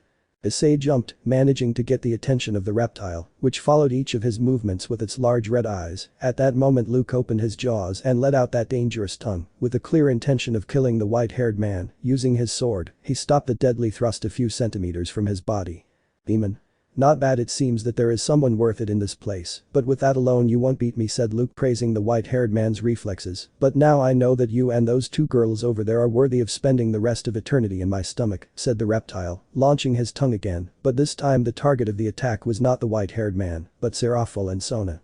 The white-haired man was really worried since he knew that although Seraphol and Sona were strong, they would not be able to evade that attack that was too fast for them, since they were not used to fighting against this type of enemies. At that moment the Citri sisters were terrified to see that tongue coming extremely fast towards them. Both wanted to move, but their bodies did not respond. In the end they both resigned and just closed their eyes, waiting for the inevitable. Rias. Sona. Seraphol Sama. Was the Redeed's cry as she was hysterical upon seeing the imminent end of one of the Mau of the underworld and the heiress of the Citri house, and she was exhausted without being able to do anything. At that moment both Seraphol and Sona could feel something warm splashing on their faces, but it didn't hurt them, so they timidly opened their eyes, and what they saw left them terrified. In front of them was the white-haired man looking at them with a warm smile, but if they lowered their gaze, they could see that fresh blood was flowing from his chest. The reason it seemed that Issei had used himself as a shield to protect them from Luke's attack. Issei. That was close, he said, the white-haired man with blood falling from the corner of his lips. This fact made both Seraphol and Sona begin to shed tears. They wanted to say something, but they couldn't, the words simply wouldn't come out of their mouths. They seemed to have entered some kind of trance and could only hug the white-haired man while they continued crying. But the tongue was still attached to the white-haired man, so Luke took advantage of this to pull the white-haired man towards him, tearing him away from the embrace that Seraphol and Sona had over the white-haired man's body. In an instant, the enormous reptile had pulled the white-haired man into its jaws. Luke. Now you'll be with me forever, Luke said as he closed his jaws on the white-haired boy, leaving only one of his legs out. This action managed to bring the Citri sisters out of their trance. Sona Seraphol. Issei-chan kun. Both shouted upon seeing the white-haired man being locked in Luke's mouth. At that instant their anger began to grow violently. Standing up they both created a magic circle in their respective hands, ready to attack, but the mouth of the enormous reptile began to open little by little, and it could be noticed that it was trying to close it. The person responsible for this feat was none other than the white-haired man. Issei. I'm sorry to tell you that I'm not interested, although thanks for the offer, said the white-haired man as he left Luke's mouth, returning to the side of the Citri sisters who were now shedding tears, but of happiness, seeing that the white-haired man was fine. I'm sorry if I worried you, but my body moved on its own. Now I'll finish you off, you damn lizard. Shouted the white-haired man, while without noticing his eyes turned red and a violet aura began to emanate from his body. This event made the reptile nervous, since he had felt that aura in someone. Luke. I can't be. This aura is at Sparda. Wait a minute, he's supposed to have died, then how? Who are you? And how do you have the aura of Sparda's traitorous bastard? Issei. That doesn't concern you, said Issei, launching himself once more against Luke, but this time he was faster. In an instant he appeared under the enormous reptile, and using rebellion, he made a great combination of cuts and stabs in all directions, managing to pierce Luke's scales and causing him to bleed greatly, to the point of beginning to form a large pool of blood. Now Issei put away his sword and materialized his boosted gear. Ddraig. Boost boost boost boost boost boost boost boost boost boost. Issei. Dragon shoot. Using a powerful dragon shoot, Issei managed to lift Luke, sending him several meters up. Swordmaster, said the white-haired man as he vanished his gauntlet to again draw his sword along with one of his pistols, covering the blade of rebellion with a crimson energy. He sent several cuts towards Luke, cutting him like paper, dividing his body into at least 5 parts, and after this, he began to repeatedly shoot at Luke's body parts. But those shots were not like his usual shots. These were loaded with demonic power, therefore they caused a lot of damage to the point where all the remaining parts of Luke's body were reduced to much smaller pieces. But there was something that no one expected, because the body parts of the demon Luke were reduced so drastically in size, the blood that his body contained began to rain down on those present. Issei was looking up at the sky where he had made Luke disappear, while blood continuously fell on him and the others. As those drops of blood continued to fall, some of them fell on the bottom of the white-haired boy's eyes, then they began to fall down the boy's face, giving the impression that he was crying tears of blood. Seraphol. Is Issei-chan crying? Seraphol said, surprised. Sona. What do you mean? Asked Sona, intrigued. At that comment everyone paid attention to what Serafal was going to say. Serafal. Look closely at Issei-chan, look at his face, said the brunette, pointing at the white-haired man who continued looking towards the sky.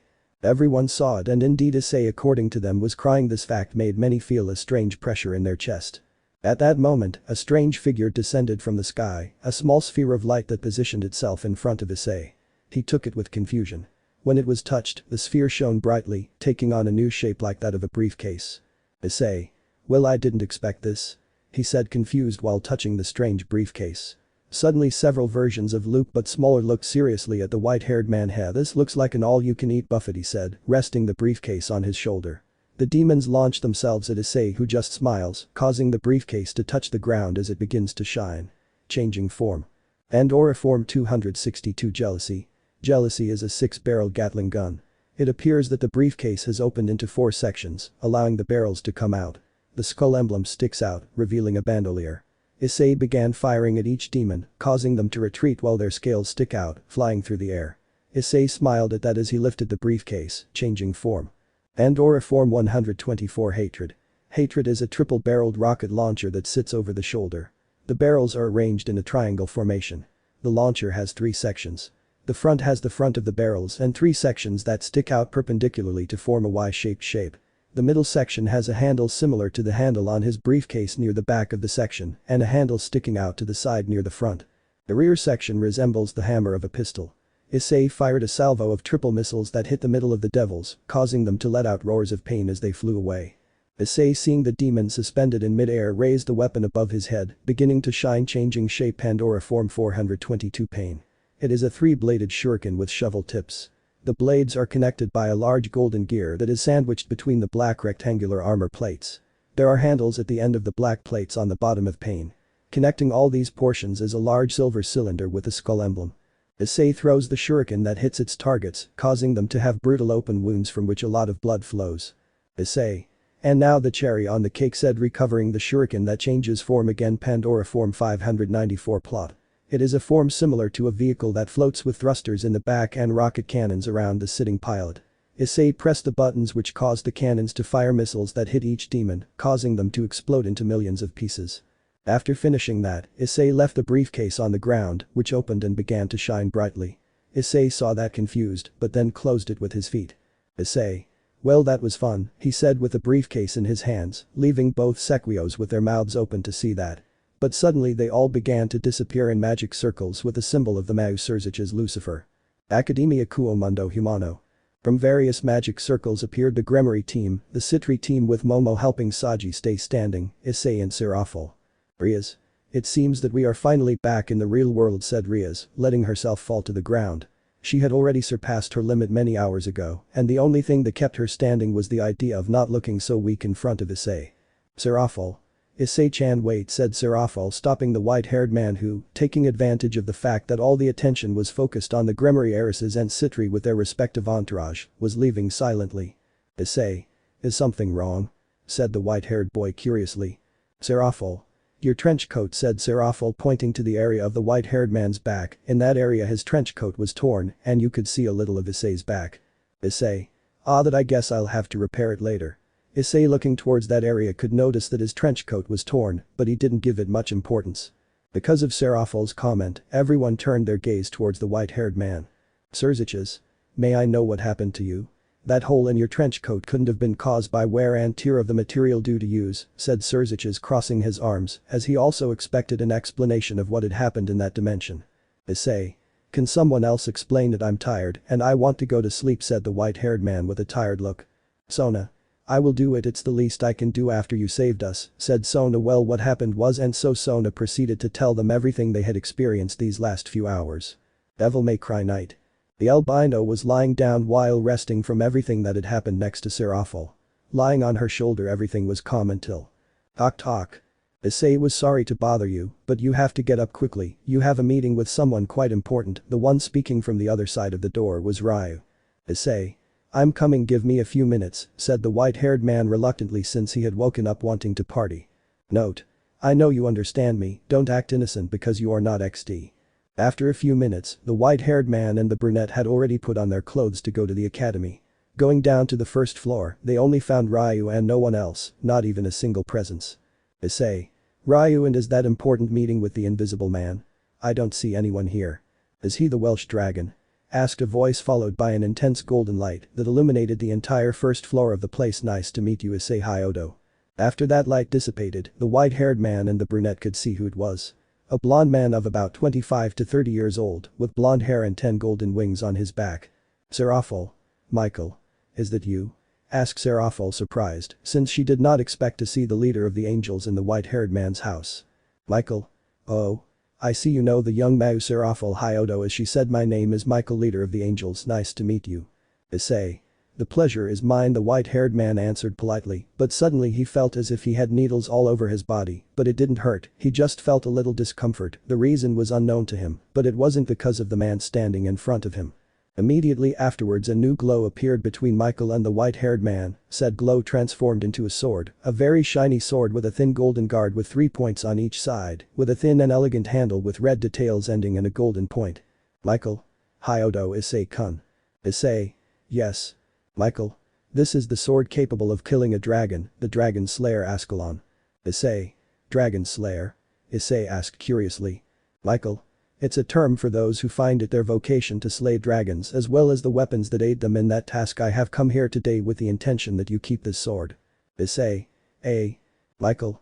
Maybe I should say let your boosted gear assimilate it, since they say you are the weakest host in history. I think this sword can help you a lot. At this the white-haired man just sighed, since he was tired of always introducing himself in the same way and giving explanations, so he decided to skip that part. They would find out at the meeting. Issei. Whatever, why do you want to give me this sword knowing that I am a dragon? Michael. Since the last Great War, there have been no serious conflicts between the 3 great factions, except for some minor clashes, said the blonde, referring to the Caballero incident as a minor clash. Issei. And that was a minor encounter? The white-haired man thought. Michael.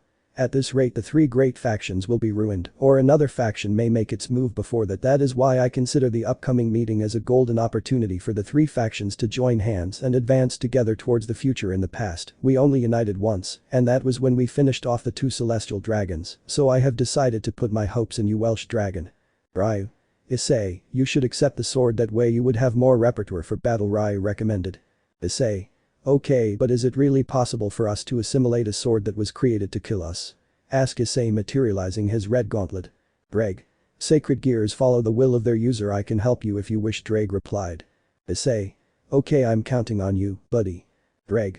First concentrate on the boosted gear, then try to synchronize with the sword's pulse. With that, Issei gathered energy into his boosted gear and took the sword by the handle, after which a great glow with an orange color emerged that once again illuminated the entire place. By the time the glow had dissipated, it could be seen that the sword had joined the gauntlet, leaving only the blade of the sword visible, which seemed to emerge from the knuckles of the gauntlet. Michael.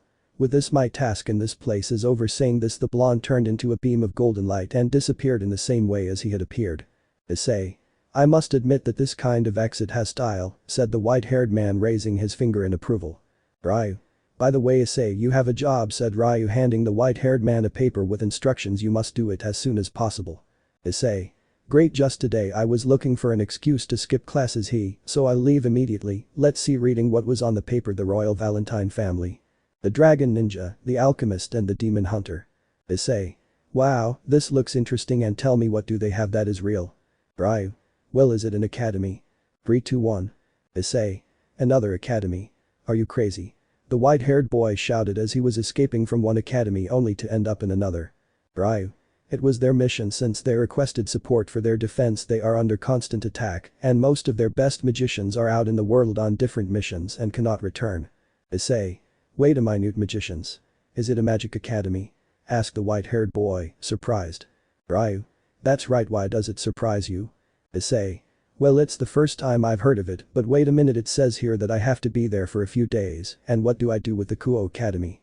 Also, the meeting of the 3 great factions is just around the corner. Seraphil. I'll take care of that, Issei-chan. I'll say that you're sick or something like that, said Seraphil, raising her hand, and about the meeting I'll talk to Surziches to tell him that you might have to be late. Issei. I appreciate it anyway. I'll leave immediately, since for them to have requested my help so urgently it must be serious, but how do I get to that place so quickly? According to its location it's quite far. Even if I were to fly at full speed it would take me at least 2 days, and the option of using a magic circle is impossible for me since I don't even know the place I'm going to. Right. Don't worry, they sent us this, he said, handing him a paper with a magic circle inscribed on it. With this, you just have to apply a little magic and it will take you to the right place. Issei. Understood, well, see you in a few days. Then the white-haired man applied a little magic on the paper and disappeared in a magic circle. Note. By the way, Issei has all his weapons ready in case you ask. Seraphil. Well, I think it's time for me to go to the academy, said Seraphil with an incredible smile on her face. In this way Issei was heading to the Valentine Royal Academy while Seraphil was going to the Kuo Academy, and that served the white-haired man greatly since she would give the others an excuse. Surroundings of the Royal Valentine Academy somewhere in the human world. Appearing in what looked like a ruined building, the white-haired man emerged from a magic circle, being surprised to see the state of the place where he had appeared. Issei. What the hell happened in this place? It seems as if it was the site of a violent battle, the white-haired man thought as he advanced through that building. After several minutes of walking through the deteriorated corridors of that building, the white-haired man could see a large hole in one of the walls, so he decided to leave through said hole in order to get an idea of where he was. As he stepped outside, he noticed he was in what looked like a fairly dense forest and that the building he had appeared in was in a clearing, but there were also remains of other buildings around it. Taking a great leap, the white-haired man created a magic circle beneath himself as a platform, and in this way he could see around him, but unfortunately all he saw around him was forest and more forest, without any trace of the supposed academy. Issei. Use this paper, they said, it will take you immediately to the academy, they said, looking at the paper in his hand. Damn paper, you're useless, crumpling the paper almost in anger. At that moment the white-haired man perceived something approaching from behind him. When he turned to look behind him, he could see several spheres of energy heading towards him. Giving a quick jump backwards, the white-haired man dropped to the ground, thus evading the attacks that threatened to hit him full on. Once on the ground, the white-haired man began to look in the direction where the attacks were coming from and could feel 5 presences that were approaching, but they were not from anyone he knew. Well, what's a kid like you doing in this place? Said a hooded person, appearing next to 4 other hooded people. Issei. I'm just sightseeing, I'm new to the area, said the white-haired man, since he didn't want to cause problems, well, at least not so early. So tourism, huh? It's the first time I've seen someone doing tourism with magic circles, said one of the 5 hooded figures while preparing an energy sphere in his hand. It was then that a high-speed object passed over Issei's shoulder, whistling near his left ear. The object was heading towards the hooded figures, but at the moment of impact, the object hit what looked like some kind of barrier. I see, that's how you greet us, isn't it, witch? Said the first hooded man who had spoken to the white-haired man while looking over the white-haired man's shoulder. At this, Issei turned to see the person responsible for that attack. When he turned he saw a woman with white and purple hair. Enough, guys, said the woman in an authoritarian manner, dressed in a beautiful dress. Yes, Mrs. Valentine, the hooded man said, kneeling down with great respect. I'm sorry for what my students did, young man, you must be the famous demon slayer from that city in Japan. May I cordially introduce myself, my name is Isabella Valentine, but you can call me Ivy Valentine, said the woman politely. But that didn't matter to Issei. The white-haired man was focused on devouring the woman's generous attributes with his eyes. Issei. A busty MILF, said the white-haired man with his gaze focused on the woman's bust, something that she noticed. Note. Issei is Issei, that's not going to change, do you understand? The woman, seeing how the boy devoured her body with his gaze, blushed a little. Ivy. Well, young man, could you tell me your name? Said the woman, returning to her formal attitude. Issei. I'm sorry, he said, concentrating on the breasts, but then he stood firm. I'm sorry, he said, embarrassed. My name is Issei Sparda, but you can call me Issei Hyodo. Ha, the laughter of one of the hooded men was heard, which Issei turned around, noticing how can a simple pervert like you bear the surname of the legendary Dark Knight Sparda. Don't make me laugh, I'm sure you're just saying that to show off in front of our director Isabella, said the boy with a smug look, which bothered Issei. What's wrong, did I hurt your feelings? Issei, very annoyed, released part of his power that generated a gigantic tremor around him, causing all the hooded figures to fall to their knees, almost without oxygen. Issei. And tell me, do you believe me now? He said, stopping raising his aura, which the boys quickly stood up, nodding. Ivy. That power is clear, that boy carries the Sparda bloodline, said the woman in her mind. Young Issei, please accompany me and you all return to your classes. Students. Yes, director, they all said, leaving in magic circles. Ivy. You should already have an idea of what's going on here, right, kid? She said while generating a new energy sphere in one of her hands. Unfortunately for you, you're in the worst moment to be around here. The constant appearance of demons has been weakening the ranks of the magicians in this area. And some groups of terrorist magicians take advantage of these attacks to cause damage to the magic academies that train and teach magicians. That in the near future could be a problem for those groups. An example is our group. Issei. And what is your group? Said the white-haired man curiously. Ivy. The name of their group is Cerberus. Their only purpose is to see the world burn in flames and eliminate all those people who can cause them problems. They are under the command of a demonic being named Nightmare. At that moment, a series of new hooded figures arrived, but these were not students because they all created energy spheres. Hooded. With this attack they will disappear. Die Wrath of Cerberus. Shouted all the hooded men in unison. Immediately after, and due to the fusion of the spheres, a much larger sphere was born and was launched towards Issei and Ivy, who was a little further back. The woman drew her sword whip ready, and even using her weapon, the woman's attack was not powerful enough to stop that sphere. Issei.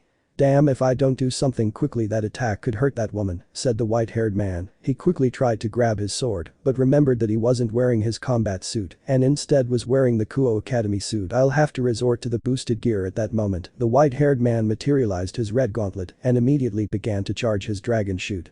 Ddraig. Boost boost boost boost boost boost. Issei.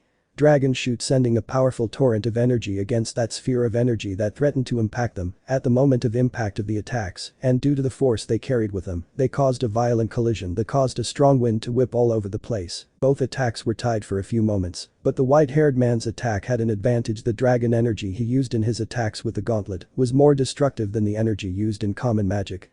Due to this simple but important quality, the white-haired man's dragon shoot gradually gained ground until it finally consumed the opponent's energy sphere and continued its path towards the hooded figures, who had no time to react and received the white-haired man's attack, causing a huge explosion.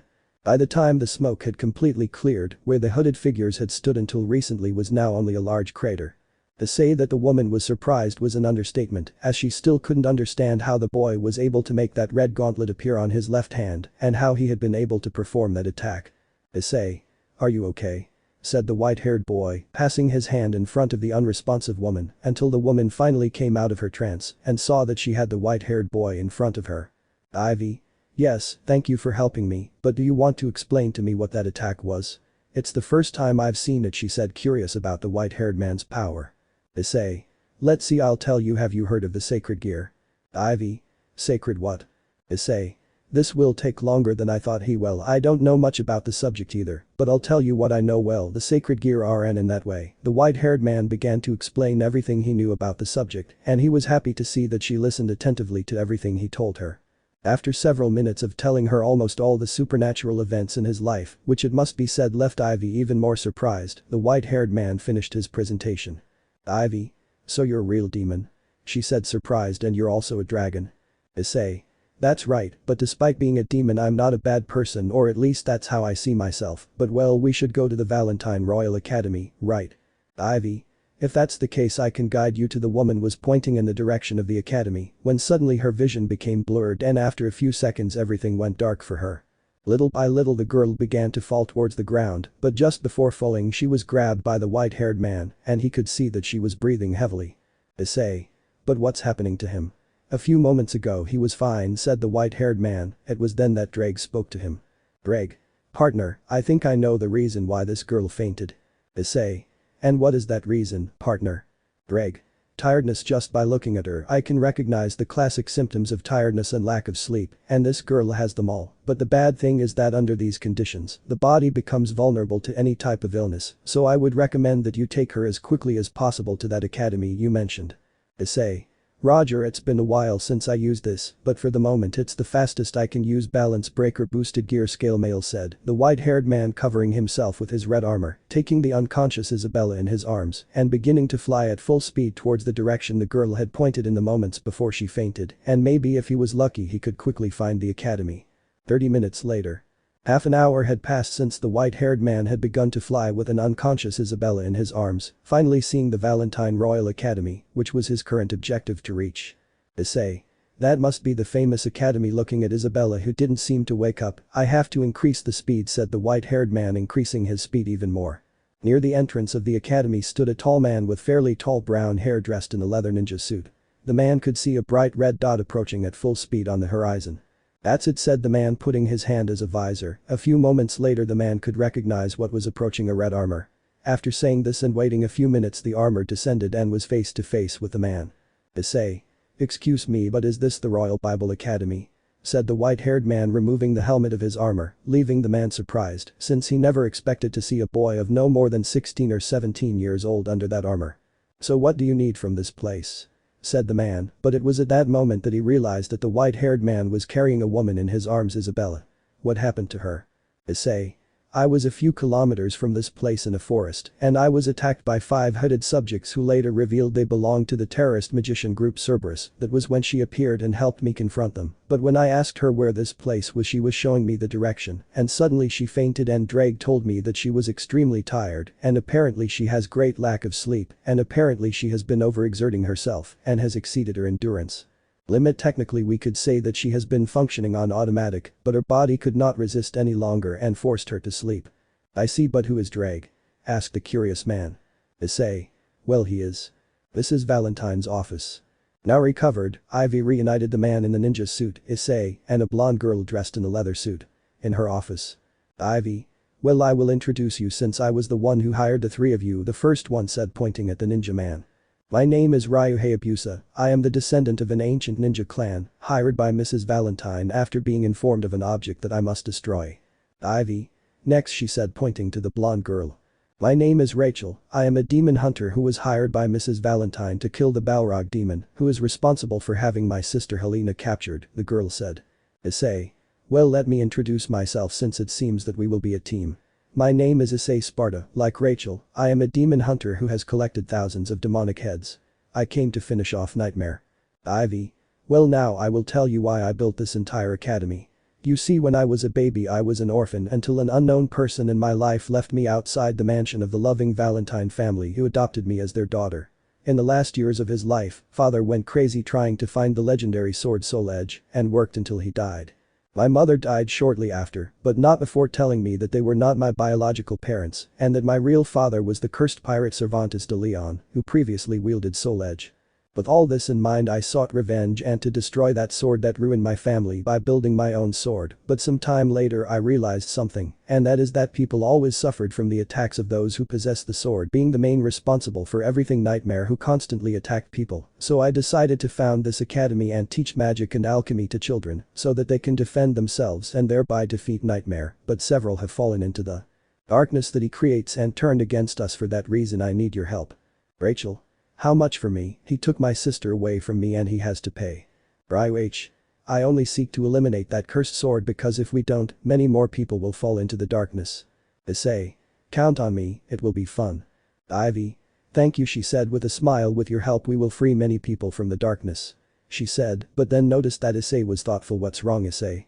The white-haired man was thoughtful, having a doubt that accompanied human history throughout the centuries in that era. Issei. I wonder if I help her she will give me her pack. He said in his mind. Issei versus Nightmare.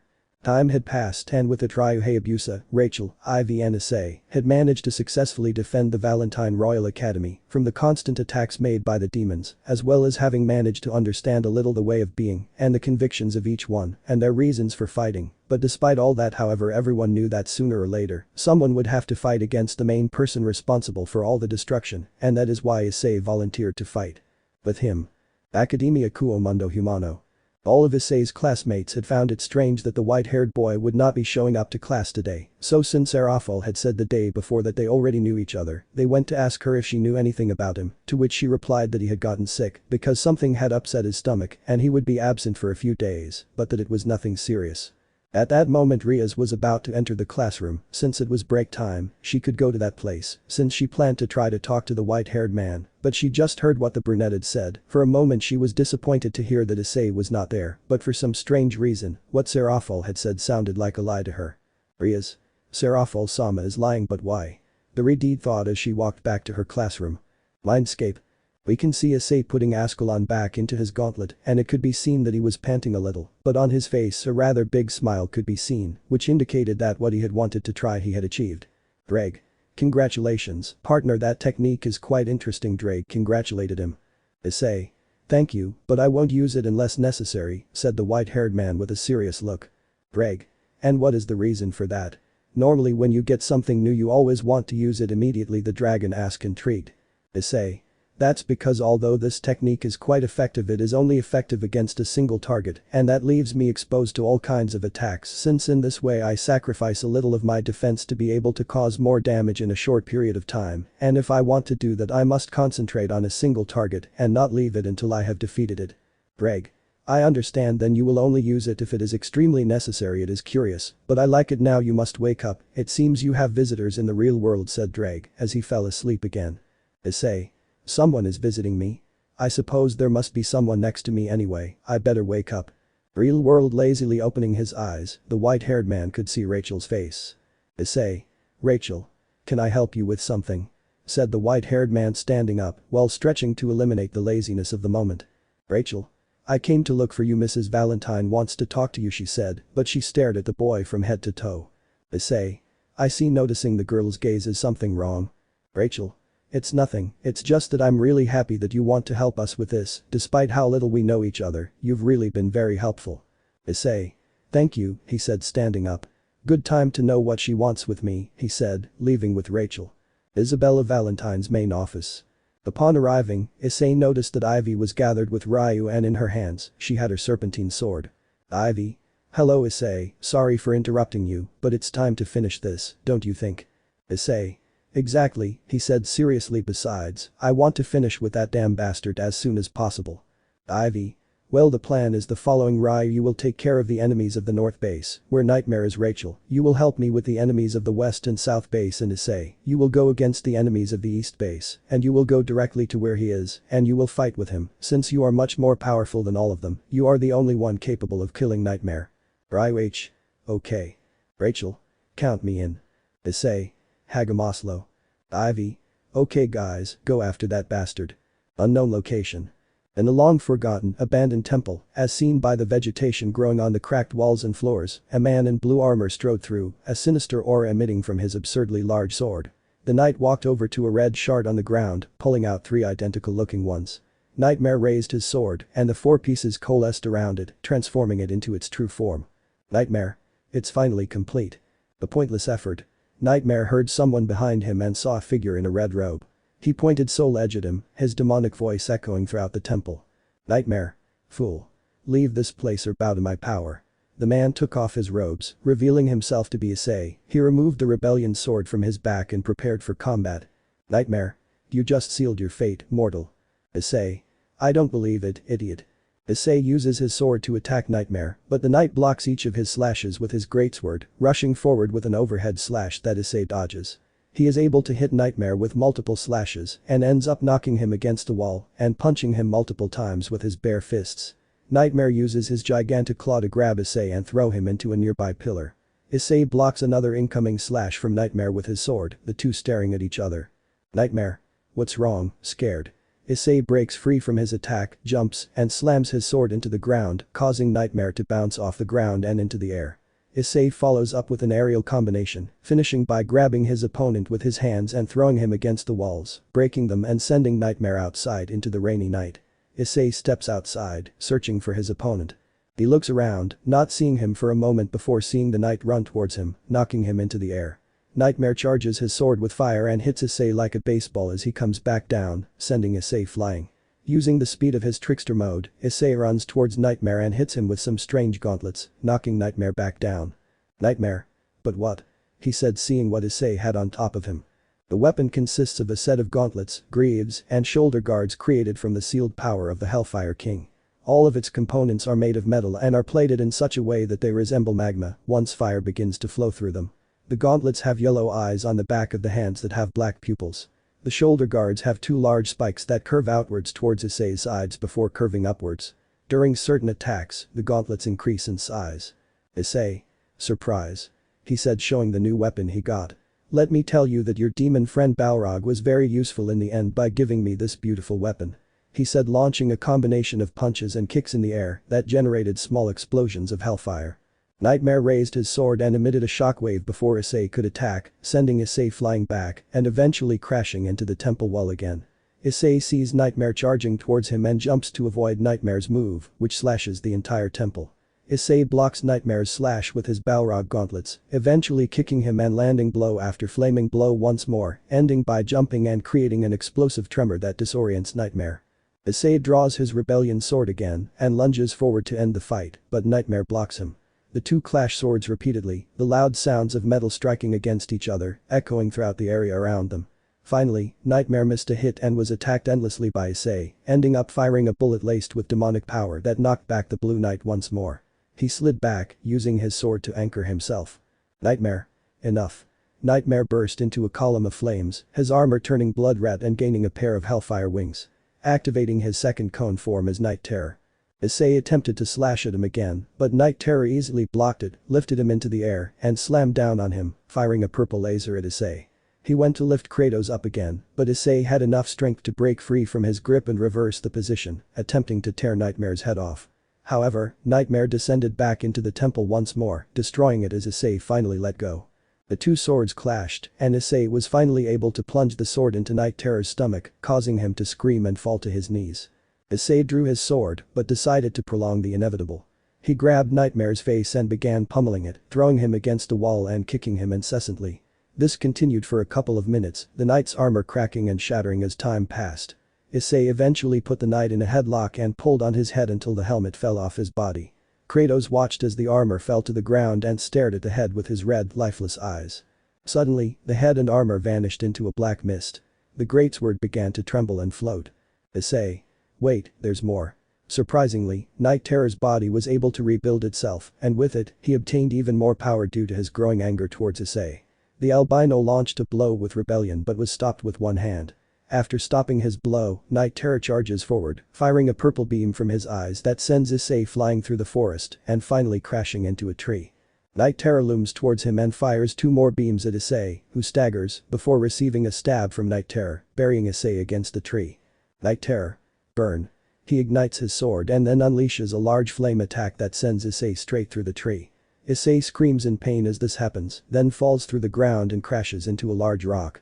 Night Terror aims Soul Edge at Issei while charging him with fire. Night Terror. Drown in the darkness.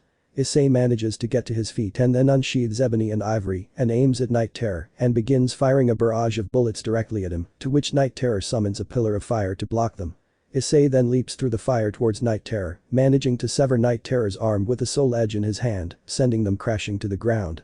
The wounded Night Terror stumbles back and falls into a crouch as Issei screams before swinging his sword once more, cleaving Night Terror's head in half. Issei pulls his bloody sword from the fallen Night Terror and begins to walk away. Issei. I killed him, he said, about to leave, but then he remembered something. Wait, the sword, I must destroy it before. He couldn't finish because Night Terror's entire body except for his severed arm disappears in a shadowy smoke, making Issei stop in his tracks. Soul Edge floats up into the air as Nightmare. Inferno's final form emerges in a blazing fire. Hell. The darkness will consume all. Inferno covers the battlefield with fire, which severely burns Issei with pain. Hell. Your soul will burn. Inferno squeezes Issei's neck as fire consumes the destroyed temple, causing Issei to scream in agony. Suddenly, Issei's body bursts into flames. Ivy. Issei scream is entering the temple with Rachel. The blonde begins to shoot with her heavy weapon, but Inferno only receives the bullets, as if it were nothing, raising his hand, launching a fire attack that sent Rachel flying. Ivy channels a series of alchemical circles, releasing a series of purple lightning bolts, but Inferno covers himself in darkness that works as a shield, protecting himself from the attack. From the top descends Ryu Hayabusa. Ryu. Art of Hell. Hellfire Dragon said, reciting an oath while his body is engulfed in flames, growing in size, becoming a huge Eastern Fire Dragon. Inferno releases Issei's charred body and launches himself at the dragon, holding its jaw tightly, preventing it from biting him. They both begin to move around the entire area, causing destruction in their wake. The burning darkness covers the area, causing Rachel and Ivy to scream in pain, while Issei's charred body begins to regenerate and watches the scene while the girls scream in pain. Issei clenches his fist and teeth tightly while a red aura covers his body, managing to envelop the girls, protecting them from harm. Issei. Now you damn bastard made me angry. He shouted loudly, releasing part of his true power. Unknown location near the combat zone. Virgil. So you finally unleashed the true potential behind our demonic lineage, he said, watching the fight from a long distance. On the other hand, Inferno released an attack that made Ryu lose his dragon mode, returning to his normal form, but even so, he did not give up, joining his arms behind his back at waist level, as if he were hiding something. Ryu Void Art. Mini black hole said, throwing a jet black sphere very similar to a black hole that begins to absorb everything in its path. Inferno for his part takes the sphere, beginning to squeeze it until it is destroyed. Inferno? Not bad for a mortal. He said, taking Ryu by the neck and beginning to hit him hard, causing several wounds. The darkness will consume you, he said, about to crush his head, but… From the remains of the temple, a figure wrapped in a red aura shot out at Inferno, hitting him, making him step back. The figure grabs Ryu and drops him on the ground, taking something out of his pocket, giving it to him. Ryu's wounds began to heal as he fell unconscious. Inferno? Who dares to interrupt me, he said, but then he saw what hit him. That was Issei, but different. He looked more like a demon. Inferno? That form can't be. You are the descendant of that damn traitor, Sparda shouted, annoyed, launching a flame attack at Issei, who charges at Inferno before jumping towards him, enveloping his sword in demonic energy. It hits Inferno directly, resulting in Inferno and Soul Edge being cut in half. Inferno? No. I scream for the last time until… At its peak, Inferno ceases to exist, and all demonic energy has left Soul Edge. Issei, completely transformed, lands while the two halves of Soul Edge and some fragments also fall to the ground. After that, Issei channels demonic energy into his sword, releasing a powerful crescent-shaped slash directly towards the important fragments of Soul Edge, making an explosion that destroys and disintegrates the fragments into millions of pieces. After that, Issei returns to his base state, being helped by a blonde girl, but it was not Rachel, but another very similar to her. After that, Rachel and Ivy arrive, seeing the girl who helped Issei. Rachel? Sister Helena. She said, happily going to her and hugging her, which the blonde accepted. Helena. Hello little sister, I would like to hug you, but first things first, we have to help this handsome boy recover. Ivy? Yes. Although she was upset at how she called Issei, but then she also saw Ryu's wounded body. Rachel helps Ryu. She said while opening a magic circle where both blondes take both of them to the academy. 1 week later. Issei found himself waking up on a hospital stretcher in the academy's infirmary next to Rachel and Ivy, his wounds already healed and his energy restored. Issei. Okay, I don't know what's going on, but I'm not complaining. He said with a smile, seeing the scene he was experiencing. Note. Here we will do a time skip to start right away with the important thing. The meeting of the 3 major factions. Meeting room Kuo Academy. Because they were waiting for Issei Hyodo, Azazel was bored, Michael was meditating, and Serziches was nervous because a certain white-haired man decided to go away for a few days to do some work. When he heard that from Seraphil, he almost screamed to the heavens, but calmed down when the brunette told him that she would attend the meeting, but most likely she would be late. Azazel. May I know why we are waiting for that brat? Asked Azazel angrily. Michael. I was surprised to learn that Issei Hyodo was not there, said Michael, interrupting his meditation. Serziches. He had to attend to some business matters, but we can't wait for him any longer, so the redeed couldn't complete the sentence, because suddenly they felt a powerful presence along with 3 others, only in smaller quantities.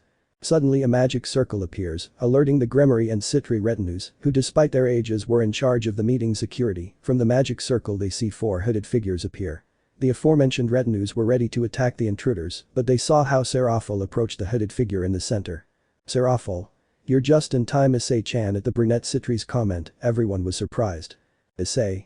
I missed you so much, Sera-chan, said the hooded man in the center, while he and the others took off their cloaks to reveal the white-haired man, along with 3 women who were so beautiful that they made Saji blush almost immediately, causing jealousy in Momo and Nomura. Sona was upset to see the white-haired man arrive with 3 beautiful women by his side, while Rias, Akeno and Asia were in shock and extremely jealous. Akeno. How dare he if he already has me? Akeno thought, biting her nails. Rias. That white-haired man, they are very pretty, especially the woman with white and purple hair, Rias thought while biting her lower lip, giving a hurt look. Asia. Issei-san, should I change? Asia thought, devastated and depressed. Irina. Who are they and why are they with Issei-kun? Irina thought worriedly.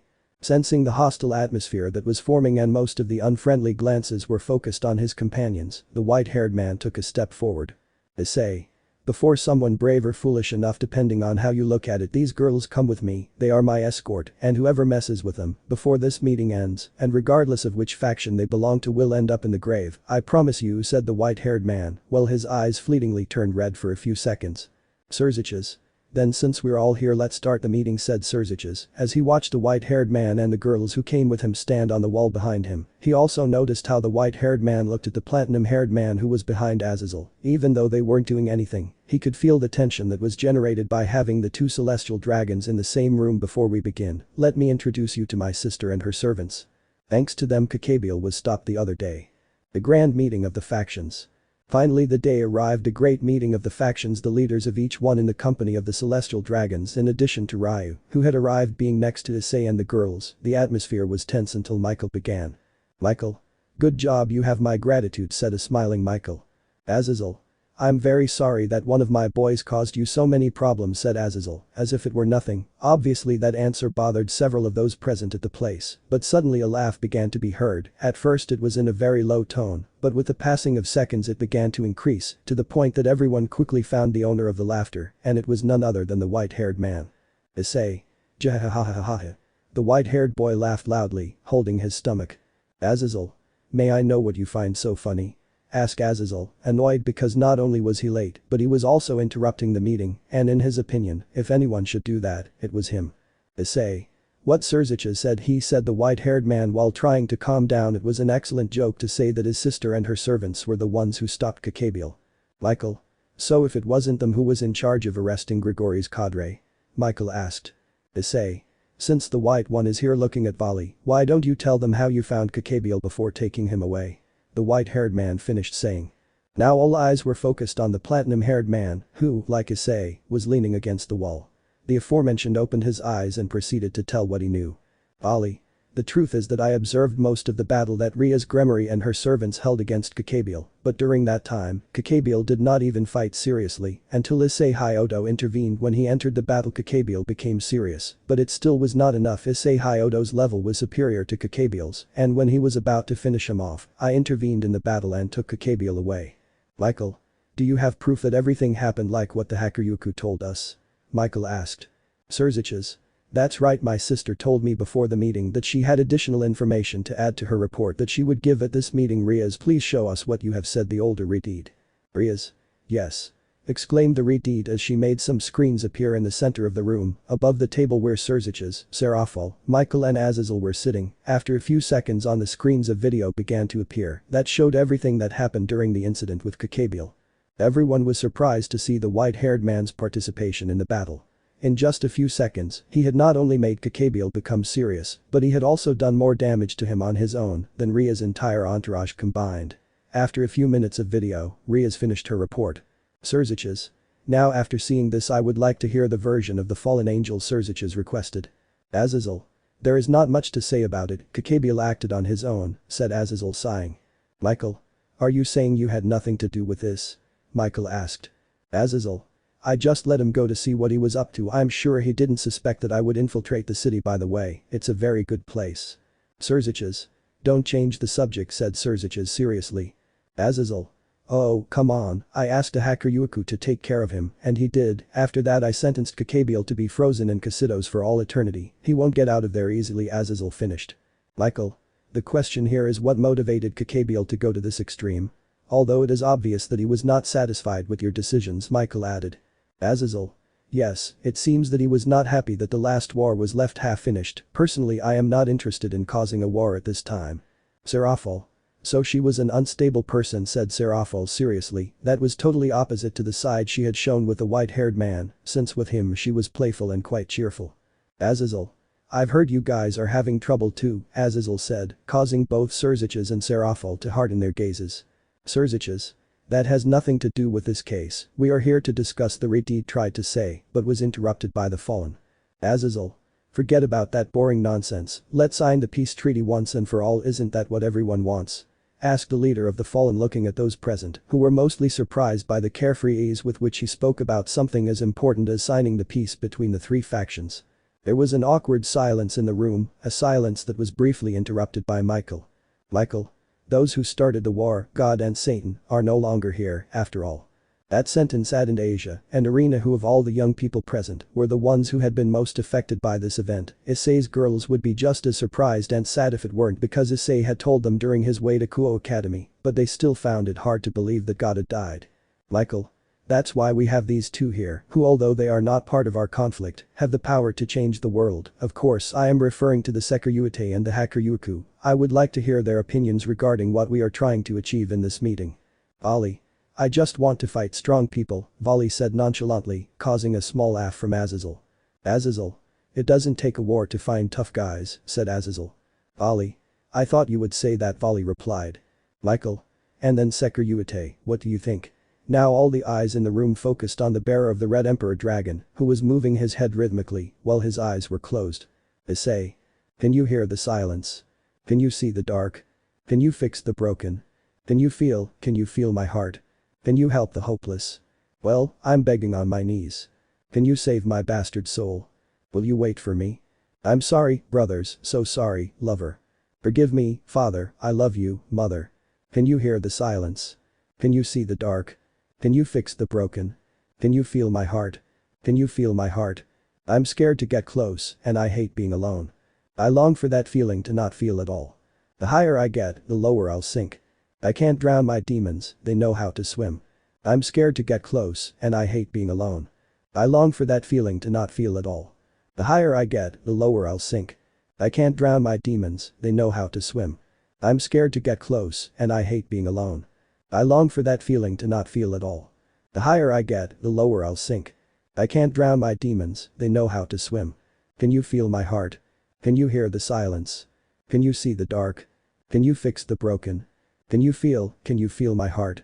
At those words everyone was confused, but then Ryu, who had remained silent throughout the meeting, approached the white-haired man. Upon examining him, he could see a small light that could be seen through his pants. He quickly put his hand in the pocket where the small light was coming from, and what he took out was an MP4 player, and on the screen you could read, "Can you feel my heart?" Looking towards the white-haired man's head, he could see some small headphones inserted into his ears. They were just the right size so that no one would notice them at first glance. This annoyed the blue-haired boy, who hit the white-haired boy on the head with his open hand, causing him to open his eyes and take his headphones off his ears. Issei. Can I help you with something, Ryu? The white-haired man asked as if it were nothing. Everyone was surprised, except for Seraphil and the white-haired girls, since the aforementioned had started listening to music in the middle of the meeting, as if it didn't interest him. Azazel. I ask you, what do you prefer, war or peace? Said Azazel, quite annoyed. Issei. Well, I don't care if they decide on peace, I'll have a lot of time to be lazy and many other things, and if they decide on war, I'll have more work, and I'll get a lot of money, since my presence will be in high demand on the battlefield, but I won't work for free. The white-haired man's response left everyone frozen. He literally didn't care what resolution was made at this meeting. At that moment Issei received another blow to the head from Ryu, who looked at him seriously. Ryu. Remember your duty, Issei, or do you want to end up locked up? The blue-haired man asked with a terrifying look. Issei. Well, since there are some complainers in this place make peace like this, I'll save myself trouble, said the white-haired man, shrugging his shoulders. At that statement Rias stealthily advanced until she reached Issei's arm, since she felt that she was not able to continue in the meeting, since she was very nervous and needed the white-haired man to gain courage. It all happened in an instant. The room took on a purple hue. For some reason Kiba, Zenobia and Arena had their sword summoned, and with an orange aura emanating from the swords of the blue-haired and brunette, while Kiba's sword emitted a blue aura, while the entire Citri entourage including Sona were paralyzed. Kiba. They stopped time? Asked the blonde Gremory. Azazel. It seems so, we were not affected by our immense power, said Azazel, referring to himself, Serziches, Seraphil, Michael, Grafiya and Ryu. Ollie. We weren't affected because we had our dragons, because they have their sacred swords, but I don't know why Rias, Gremory and those other girls can keep moving, said Volley, referring to Issei's girls. Issei. Well, they have part of my power as a dragon, but I don't understand why Rias, Gremory can move, said the white-haired man looking at the Redeed with a sour face. Rias. I'm fine thanks to you, said the Redeed, directing her gaze towards Issei's left arm, where his hand was resting. The white-haired man, upon noticing this, quickly removed the Redeed's hand and moved away from her, heading towards where the others were. Everyone except Volley went to the window and could see how a strange magic circle appeared in the sky, and from it appeared hooded mages. These began to attack the troops that each faction leader had brought to have a security perimeter, and they could also notice that these two were frozen, unable to defend themselves. All those soldiers had transformed into mere static targets in half of the sky above the academy, and even if they could move they could not leave the academy since it was covered by a dome-shaped barrier. Michael. What caused time to stop? Michael asked, looking out the window, as if the answer lay somewhere outside the building, and he was right to look there. Azazel. I guess they forced the half-vampire's ability into balance breaker. Issei. Half-vampire? And who is that? It's the first time I've heard of him, asked a curious white-haired man. Surzich's. Very few people have the ability to stop time at Surzich's comment. Both Issei and the girls looked away, most likely he is in the clutches of the enemy. Rias. There is nothing more insulting than terrorists using a member of my entourage as a weapon, said the angry Redeed. Issei. There's my answer. Does your entourage only serve to attract trouble? Asked the white-haired man, annoyed. Surzich's. Unfortunately we can't stay here without doing anything. If Gasper Kun's power gets stronger, even we could be frozen, said the older Redeed seriously. The white-haired man was on the one hand amused and on the other hand annoyed, since the effective stopping time of the subject called Gasper was not comparable to his Quicksilver, since this effective stopping time had limitations to stop things, instead with his own ability there was no such limitation. Azazel. Anyway, we have to do something with that half-vampire, it's too dangerous to fight with his powers unleashed, said Azazel as he watched his soldiers fall like flies. Rias. Ani-sama, I have an unused tower in the club building, said the Redeed. Surzich's. Aruk. Are you going to castle? Although it is a good idea we can't send you alone, said the Redeed, while a certain white-haired man moved from his line of sight since he felt that the red-haired bastard was going to want to send him as his sister's escort. Rias. Gasper is part of my family, I will bring him back personally, said the determined Redeed. Grafiya. If we could borrow Surzich's Sama's power we could send someone else with the young lady, said Grafiya. At his queen's comment, the Redeed focused his vision on the white-haired man. He was aware that the relationship between the aforementioned and his younger sister was not going well at all, but he still didn't want anything to happen to Rias. Vali. All you have to do is kill the terrorists and the half-vampire. Do you want me to do it? Vali asked with a smile. Issei. I agree with the white one, with it we would save ourselves a lot of problems, said Issei, destroying the Redeed since she wanted to think that Issei was joking when he said that he didn't care if she or her entourage lived or died, but now she had confirmed it when she heard him support Vali's idea. Azazel. That is not a feasible option, I hope you both understand, we are trying to negotiate peace, said Azazel with a bored look. Vali. I can't just sit back and do nothing, said Vali. Azazel. Then why don't you go play with our friends who are out there, I'm sure they would love to have the Hakuryuku as a playmate. Vali. Very well, said Vali as he made his dragon wings appear, they were wings with 4 blue energy cells. After this Vali left through the window, flying like a bullet until he positioned himself in the middle of all the enemy mages, putting on his white armor. Upon seeing him, all the enemy mages focused on him as a target to destroy, but their attacks did not even touch the armor since multiple quite small magic circles appeared at the moment in which an attack was a few centimeters from the armor. From his hand, Vali made a sphere of white energy emerge, from which multiple lightning bolts of the same color emerged, which wiped out all the magicians in a fairly wide radius, but even so, more magicians continued to appear from the magic circle that was in the sky. Surzich's.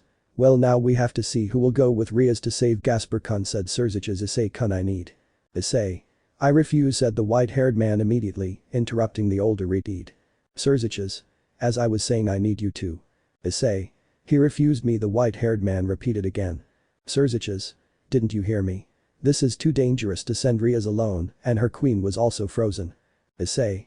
It seems that you have not heard me either. It is fine for me to do any job, but today I do not feel like being your sister's babysitter or one of her servants, and do not come to me with that crap that it is to promote the good relationship between me and the Gremory house. If to do that I have to go with her, pointing at the Redeed, then the relationship can go to shit. Seeing that the white-haired man wouldn't go easy on him, Ryu approached the red-haired man and whispered something in his ear, just so he would hear him. After hearing what Ryu said, the red-haired man just let out a loud sigh. Surzich's. Issei Kun, if you accept I will pay you whatever you ask for, said the Redeed, since even to this day he had hoped that Issei would fight for Rias once again as he did a long time ago. Issei.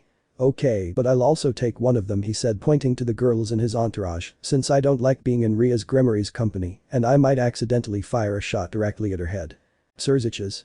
Okay, but you'll have to lend me some power to send more people into the magic circle, said the Redeed. Issei. So don't worry, said the white-haired man as he began to gather energy in his gauntlet until he gathered an energy boost of level 6. He quickly transferred said energy to the Redeed, who felt his power grow enormously. And now let's see, I'll take Helena with me, the others, if you have the opportunity to finish off some of our friends outside, do it, and just in case I authorize the use of excessive force. When they were about to disappear into the magic circle, Azazel stopped them and gave them 2 bracelets, one for Issei since according to the fallen man, it would help him use his balance breaker, and another for when they recovered Gasper, since that bracelet would help keep his powers under control, but Issei. Hey damn old lesbian, this crap is going to break, he said, destroying the bracelet under the clearly annoyed gaze of Azazel. But before he said anything after this, Rias, Issei and Helena disappeared in a magic circle, and after they disappeared, a piece of tower appeared in the room. The cult club room.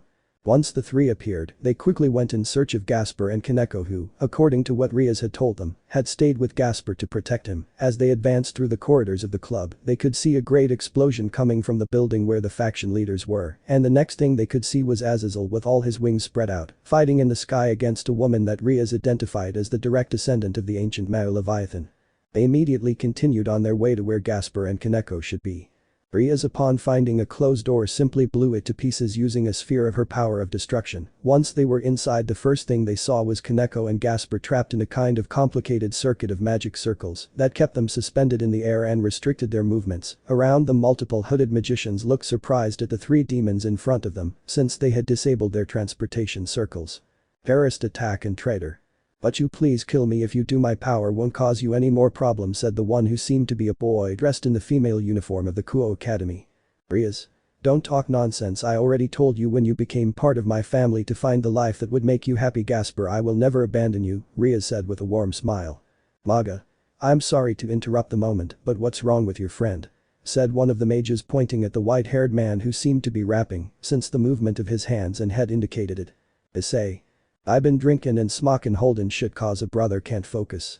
I gotta get to home for the popos scope this big all excursion. Swerving all up in the curve, man. Nigga been sipping on that Hennessy and the gin again is in. Again we in the wind. Boing 100 while I puff on the blunt. And rollin' another one up, we livin' like we ain't givin' a buck. I got a revolver in my right hand, 40 ounces on my lap freezing. My balls.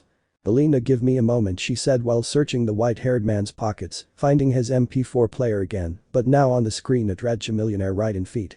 Crazy bone. Seeing this, the Redeed realized that everything she had talked about with the white-haired man moments ago, he hadn't listened to her had he ignored her for a simple music player. Was an electronic device more important in his life than her? Helena quickly removed the headphones from the white-haired man's ears, who, upon hearing the music fade away, got angry and quickly opened his eyes. Issei. Who was it? Exclaimed the white-haired man, looking for the person responsible for interrupting his moment of listening to music, and could see how Helena was aiming at the magicians in front of him. The white-haired man quickly changed into his battle suit and took out ebony and ivory, and seconds later he opened fire against the magicians, who barely had some miserable daggers to defend themselves in case their enemies attacked hand to hand.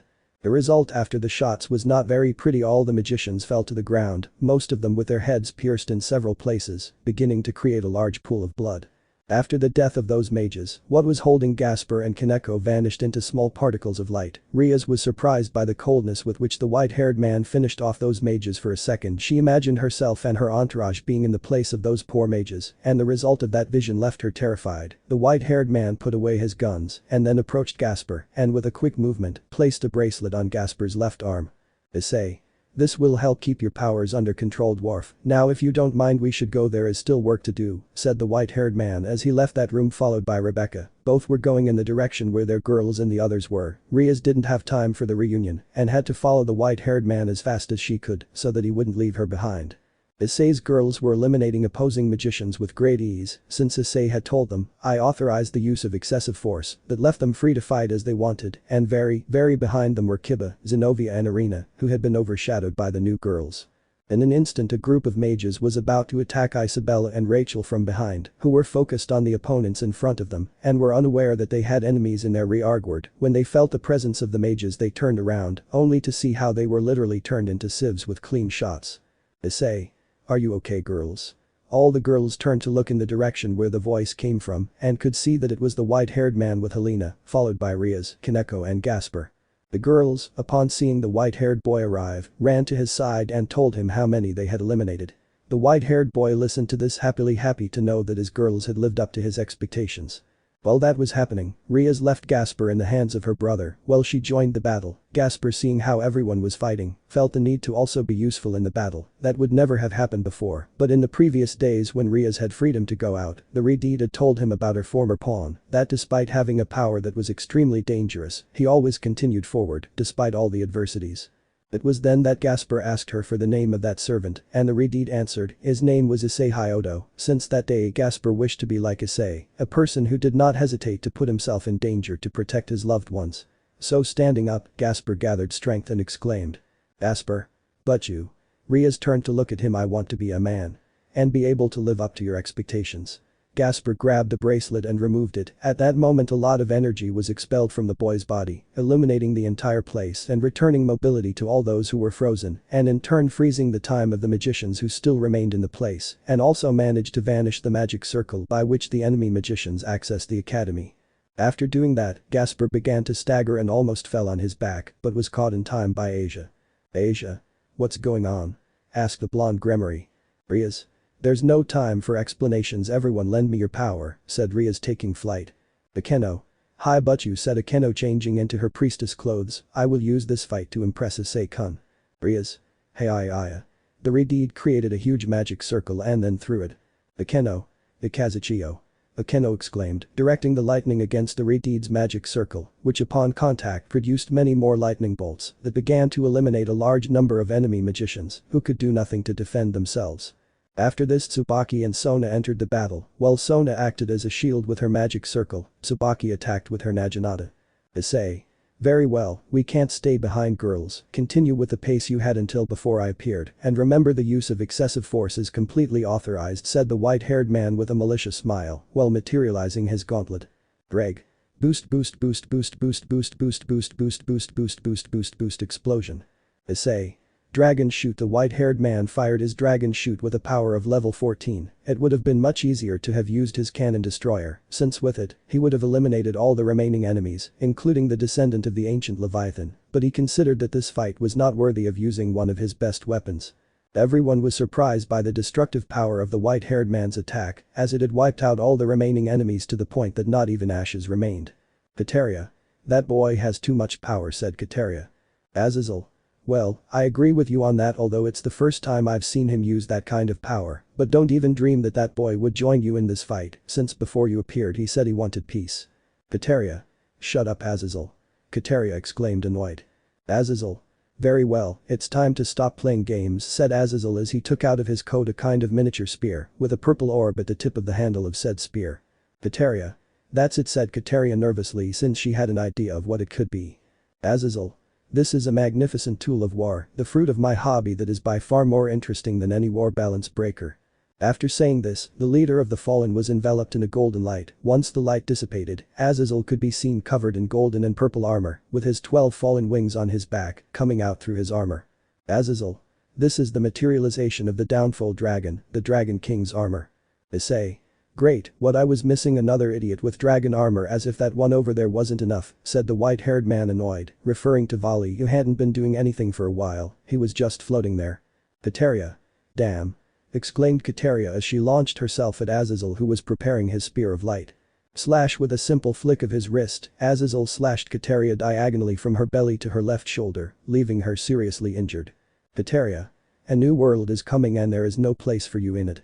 Exclaimed Kateria as her arms lengthened and divided into smaller ones that held Azazel's left arm. If I can kill one of the leaders of the 3 great factions, I don't care about losing my life. Azazel.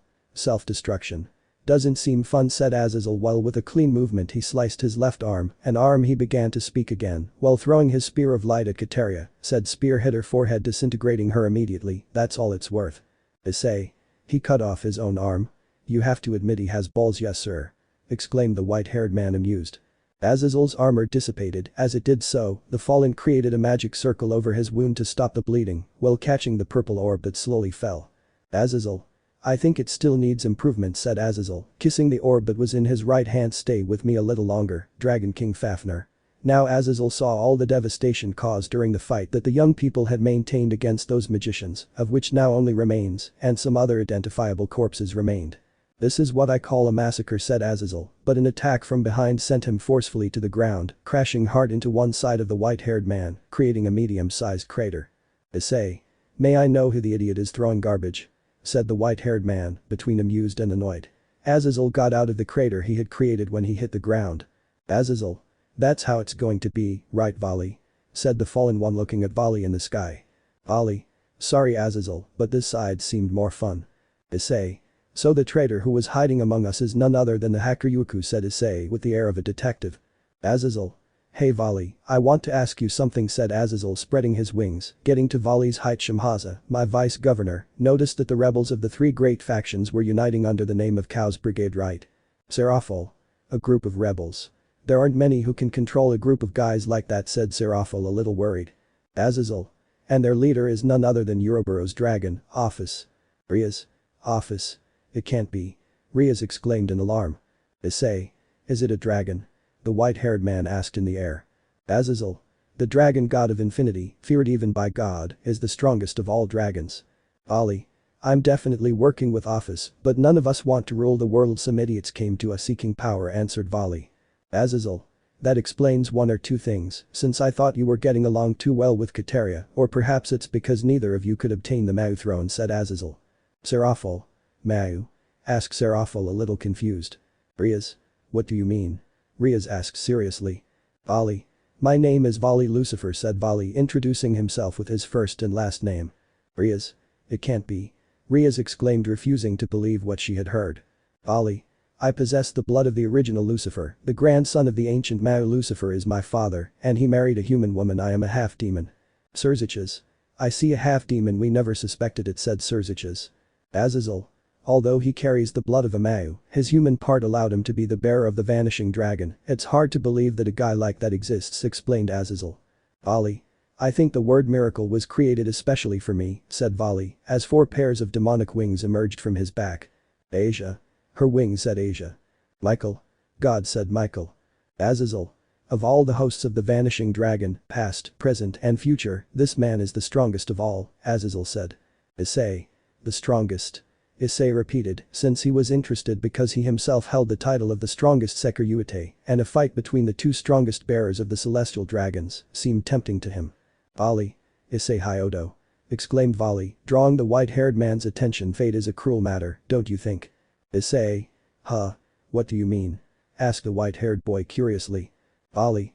With the power of a Mau and a dragon, I am the most powerful of all, and you on the other hand are a mere demon who knows how to use a sword and a pair of guns, that although you do it in an amazing way it doesn't make much of a difference, and before that you were just a human, an average high school boy. What I mean is, without your boosted gear you are nothing. Even if we add your skills with your sword and your guns, it is still boring. You are pitiful and a little laughable too. Our sacred gear are fatal nemesis, but our abilities are like heaven and hell, too uneven. Issei. And? Asked the white-haired man, disinterested. Vali. I know you let yourself be consumed by revenge after. Issei. Before you finish that sentence I'll ask you something. Can you travel in time? Issei asked, interrupting him. Vali. No. Issei. Well then save yourself the threat, because someone already got there first. You had a second chance, but someone who was also weak got there again recently. But if what you want is to fight, you just have to ask for it, because at the end of the day who am I to deny you your wish? Ddraig. Balance breaker, boosted gear, scale mail. The white-haired man materialized his armor, and as had happened the previous time, he still had some cracks on the chest of his armor. Issei. Alright, son of a bitch. Let's see if this average student can kick your ass or not. Issei exclaimed with a voice that to many, including Vali, seemed filled with anger. Vali. Look, Albion. Issei Hyodo's power has just grown exponentially, said Vali, amused. Albion. The power of a sacred gear comes from the will of its user, and it seems that he feels great anger towards you. Anger, of all feelings, is the most effective to give power to a dragon, said the white dragon. Vali. In that case he is a better host for a dragon than me, said Vali, focusing on where the white-haired man was, but to his surprise, Issei was no longer there. Issei. Are you going to keep talking all night? Said Issei, appearing in front of Vali with the Ascalon blade emerging from the tip of his left gauntlet, attacking the platinum-haired man with a frontal thrust which he managed to evade by very little. Albion. Dragon Slayer. Even a light cut will cause a lot of damage, Albion said to Vali. Vali. So all I have to do is dodge? Said Vali as both he and Issei began to expel their auras with force. Their red-wide auras gave them the appearance of a comet. Both dragons began to collide repeatedly at extreme speed while moving through the sky of the academy like 2 lightning bolts, one white and the other red. Rias. Issei. Rias tried to join the battle but was stopped by Surziches. Let me go, Ani-sama. Surziches. The auras of those two have exceeded the limits. You will burn to death if you get closer, and that goes for you too, said Surziches, looking at his sister and then moving on to look at the girls in Issei's entourage who, like Rias, wanted to enter the battle but understood that this battle was out of their category. Rias. But I can't just stand by and watch, Rias said with sadness in her voice as she watched both dragons crash into each other again. Ollie. You're not as weak as you look, but you're still no match for me. Volley exclaimed as he kicked Issei in the stomach, sending the white-haired boy straight to the ground. Albion. Divide as he fell, the white-haired man's energies were drained, and after this he crashed hard into the ground, skidding a few meters. Issei. True, I had forgotten that wretch can divide the strength of the enemies he touches and make it his own, said Issei, as he stood up and massaged his shoulders. Serafal. Issei-chan. Serafal exclaimed worriedly since she knew that her fiancé had an enviable regenerative capacity, but it did not take away the fact that it hurt her to see him being beaten. Issei. I'm fine, Serah-chan. Don't worry about me. Ivy. Issei, you have to win. Isabella exclaimed forcefully. Issei. Yes, while saying this, the gem on his left gauntlet began to shine. All the girls are watching, I'm going to win. He exclaimed forcefully while raising his left arm. Dragon. Boost. Ollie. I see, said Volley, while small red particles emanated from his wings that caught the white-haired man's attention, since the normal particles that emanated from Volley's wings were blue. Issei. Wait a minute, what's going on here? The white-haired man wondered curiously. Ddraig, he is releasing the power he can't contain through his wings that allows him to always be at his maximum power, said Ddraig, explaining the situation to his partner. Issei. So even if he's the strongest Sekiryuutei, he has his limits, said the white-haired man, watching as the particles emanating from Volley's wings turned blue again. Volley created 2 large spheres of power, 1 per hand. Volley. I just remembered, when you fought against Caballero you fought to protect your friends, then I should kill your friends before killing. Volley was interrupted again, but this time it was by the white-haired man's laughter. Issei. Jahahahahaja. That I fought to protect Rias Gremory and her servants. What a good joke, jahahahahaja. The white-haired man laughed loudly. If I fought against Caballero, it was merely because I was bored. At that clarification, Volley decided to change the target for his attacks. Ollie.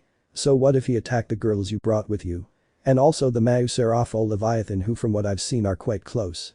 Exclaimed the platinum-haired man as he sent the 2 spheres against Rachel and Helena, who were surprised to see those enormous spheres of energy approaching them at great speed. In an instant the white-haired man appeared and used himself as a shield to defend both girls. Volley. Hey. Over here. Exclaimed Volley, about to hit Serafal, who was ready to defend herself. But Issei appeared to charge upwards and with great force at Volley, both beginning to gain height quickly. Issei. Son of a bitch. I'm already fed up with your shit. Issei exclaimed as he continued to ascend without letting go of Volley. Volley. Hate me, detest me. Turn those feelings into power and use that power to amuse myself. Issei Hyodo. Said Volley while making several magic circles appear between him and the white-haired man. The aforementioned magic circles began to damage Issei's armor, forcing him to release Volley for a few seconds. Issei. Dragon. Transfer to Poter Ascalon. Ddraig. Transfer. By doing this, Issei's left arm began to emit an orange aura, and without wasting time, he delivered a powerful punch to Volley's head, a punch that broke one of the sides of the platinum-haired man's helmet. Issei. I have you. Now Ddraig. Issei exclaimed as he grabbed Volley by the shoulders tightly. Ddraig. Transfer. Issei's power began to transfer to Volley. Seeing this, everyone was surprised since the white-haired man was giving power to the platinum-haired man.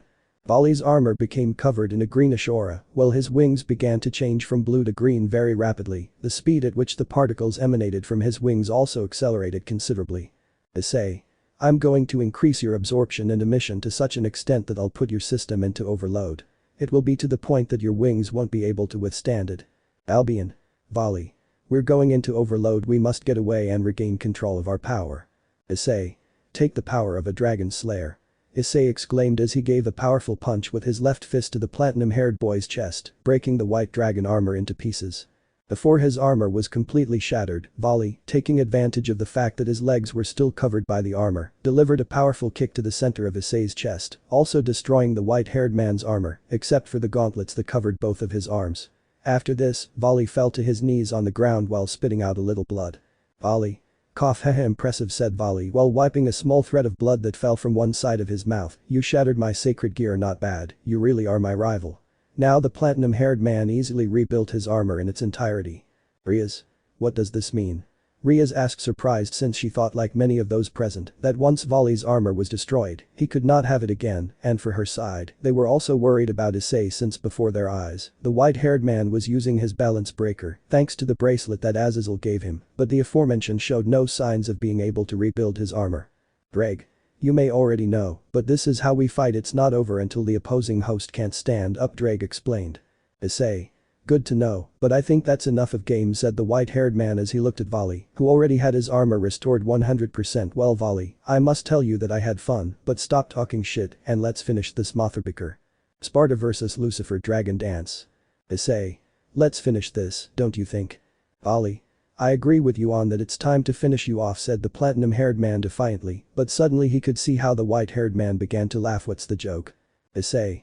None, I just remembered what you said before the word miracle was created for me, but you don't even know what a true miracle is capable of, said Issei, as he began to rise. While he rose, he took one of the jewels from Volley's armor that had been left lying on the ground when he had destroyed the aforementioned armor. Suddenly the white-haired man was enveloped in a pillar of very intense crimson light, so intense that the image of the white-haired man was lost inside the aforementioned pillar. Everyone including Volley was surprised.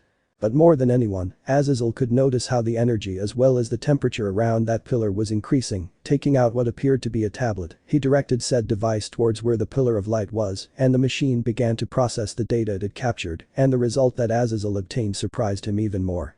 Azazel? It can't be. Exclaimed Azazel, drawing the attention of those present except Volley, who was still focused on that crimson pillar. Damn. It can't be that that boy has that enormous source of energy. Surzich's Michael. What do you mean, Azazel? Michael and Surzich's asked intrigued. Azazel. Look at this. Said the fallen one, showing them the screen of his tablet. In it they could see the coordinates of the exact place where the pillar of light was located, and from that same pillar, they could see how the energy began to expand at an incredible rate. Surzich's Michael. The core of that energy source has over 6,000 degrees. The Redhead and the blonde exclaimed at the same time. Azazel. It's the same temperature as the surface of the sun. Said Azazel excitedly. Surzich's. If the center of that energy source is Issei, Surzich's said worriedly. Azazel. That means that when that boy comes out of that pillar he will have the same energy as the sun. This is incredible. Shouted Azazel, giving free rein to all his amazement that quickly spread to those who were near them, since they all had the same question: how was it possible that someone had the same energy as the sun? For his part, Volley had also heard what Azazel shouted and was now happier than ever since his rival had that ace up his sleeve that had resulted in something incredible. For a moment, Volley would have sworn he saw two green flashes coming from inside the pillar. Issei. Are you ready, Ddraig? The white-haired man asked mentally. Ddraig. Whenever you want, partner. Exclaimed Ddraig positively. Suddenly everyone could see how the pillar began to become unstable, and after a few seconds said pillar fell apart in a powerful wave of wind, heat and light that blinded everyone present for a few moments. When everyone was able to regain their vision, what they saw left them surprised: a crimson-red armor, without any cracks, very bright and shiny, but what stood out most was that on its back, it had a pair of wings similar to those of the Hakuryuku, but they differed in that the energy cells of the wings of the red armor were crimson. Issei. Now I will introduce myself. The voice of the white-haired man was heard, who could take a quick look at everyone around him, who were looking at him with their mouths wide open. My real name is not Issei Hyodo. Volley. What do you mean by that? Volley asked, intrigued. Is he really going to say it? Thought Surzich's, Grafiya, Ryu, Serafol and Rias. Issei. My name is Issei Sparda, son of the legendary Dark Knight Sparda, leaving everyone present surprised, including Volley, since he had heard of that legend, a demon much more powerful than the Lucifer who was his own ancestor, and as I told you before, Volley, you have no idea what a true miracle is capable of creating, said Issei. Well, 7 pairs of demonic wings emerged from his back like you. My human part allowed me to be the bearer of the Welsh dragon. Azazel. If that's so, this boy of all the past, present and future hosts of the Welsh dragon is the strongest of all, said Azazel, while still not believing that this boy was the son of the legendary Dark Knight. Volley. You're just like me. Haha, you don't understand, I'm a true miracle, and you want to scare me by changing your armor a little and showing me your wings. Who do you think you are? Volley asked, keeping his astonishment for what now stood in front of him. Issei. You're the one who doesn't understand. This armor didn't just change a little. This armor is my true armor, since with the one I was using before I couldn't give my full potential. But if you don't want to understand me with words, I'll show you. The white-haired man made a gesture with his hand, inciting Volley to attack him, causing the aforementioned to get angry otherwise. Volley. I'll prove you wrong by force, stupid. Exclaimed the platinum-haired man, throwing himself at the white-haired man while preparing a punch. You're nobody. Issei dodged Volley's attack with a slight movement of his shoulders, who continued on due to his speed. Volley quickly tried to attack him with a punch from his back, but the white-haired man again evaded him without problems. The platinum-haired man, seeing that none of his attacks connected, began to perform a combination of punches and kicks in all directions against the white-haired man, but he evaded everything very easily. In one of the punches, Issei, due to his speed, produced a vision of disappearing and appearing in the same place, managing to avoid the platinum-haired man's attack. Volley, seeing that he couldn't fight hand-to-hand, stepped back a few meters from behind Issei, who didn't turn to look at him. He was simply floating while looking towards the horizon. Taking advantage of that, Volley created an energy sphere and threw it at the white-haired man. The white-haired man could feel Volley's attack approaching. He quickly turned around and with his fist hit the sphere that the platinum-haired man had thrown at him, returning it to its creator, who, seeing how his attack was about to hit him, moved aside as quickly as he could, losing sight of the white-haired man. Issei appeared in front of Volley and delivered a powerful kick to Volley's helmet, shattering said helmet and causing the platinum-haired man to bend backward while blood began to gush from his nose. Issei. What did you mean with it was nobody? The white-haired boy asked, amused as he saw how Volley stood up straight again, and thus he could see how he had blood coming out of his nose. Your nose is bleeding, I'm so embarrassed, wipe it off quickly. Volley. I'll send you straight to hell. Exclaimed Volley as he regenerated the helmet of his armor. Issei. It's true, I still need this, said the white-haired man as he raised the jewel he had taken before wrapping himself in that pillar of light and moved away from Volley. Ddraig. Even for you this is too dangerous, are you sure you want to do this, buddy? You could die. Issei. Of course. I promised the girls that I would never leave them alone and I plan to keep my promise. Issei exclaimed with determination. Ddraig. That's my boy, by the power of the red dragon. We're going to get out of this alive, buddy. Ready, Issei Sparda. Issei. I was born ready. We won't back down. We won't, yeah, yo. Volley. What are you up to now? Asked Volley, ready to stop any attack from Issei. Issei. Vanishing dragon. Volley, I will take your power. Issei exclaimed as he embedded the blue jewel into his right arm. I'm here to go beyond my limit, not to compromise. And you can tell me if I mean it looking in my eyes. The reaction caused Issei's arm to begin to emit a light that changed from blue to green successively. You could also see how the white-haired man held his right arm, since it seemed that his arm was suffering a very large discharge of power, but thanks to his regenerative capacity and his immunity to pain, he did not emit any kind of scream. Volley. Are you planning to take my power? Volley asked incredulously. Issei. The pretty boy was able to fuse the demonic and sacred power in the same sword, and if a failure like him was able to do that, I see no problem in me trying to do this. I will take your power of reduction and absorption and give it to my sacred gear. Cause I've been waiting for my moment to strike. So, come close, let me show you what it's like. Yeah, you can try to stand in my path, but you're gonna regret it. I'll be the one who laughs last while I'm making my exit. Cause this is only for the strong of heart, not if you get it. And no matter what the outcome, you better accept it. Volley. What nonsense, we are both opposite beings by nature, what you are trying is simple suicide. Issei. Albion, during my stay with this host, I learned that thanks to its power, the Sparda bloodline is capable of achieving anything and is capable of making the impossible possible. Issei. If my father could perform all those feats, I can achieve this without any problem. Evolve according to my will. Vanishing dragon power is taken after this. The right glove of Issei's new armor changed color to white, but it was a much brighter white than the white of Volley's armor. Issei. I guess you can call it the dividing gear, Issei said amusedly, bumping his fists. Now I have everything to sweep the floor with you. Albion. Impossible, this should be impossible, Albion exclaimed inside Volley. I can cut right through steel, I can bury the pain. So go down for a second, just get out of my way, out of my way. You cheat and you steal, I'm not letting it go. So take this as a lesson, cause that's all that we know. Ddraig. If it weren't for your regenerative ability, this could have cost you your life, and if you didn't die, your life expectancy would have been greatly reduced, Ddraig said to the white-haired man. Issei. That's good to know, since there are still many things I want to do now. Volley, let's continue where we left off.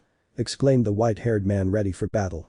In a second, Volley appeared in front of Issei and dealt a powerful blow to the stomach that made the white-haired man double over. Then he elbowed him in the back of the neck, then a kick to the face, sending him up. Appearing above him, Volley gave him a hammer blow and sent the white-haired man to the ground, who due to the force of the impact created a large crater, but Volley did not stop there as he began to fire energy blasts against the crater where the white-haired man was, increasing its depth.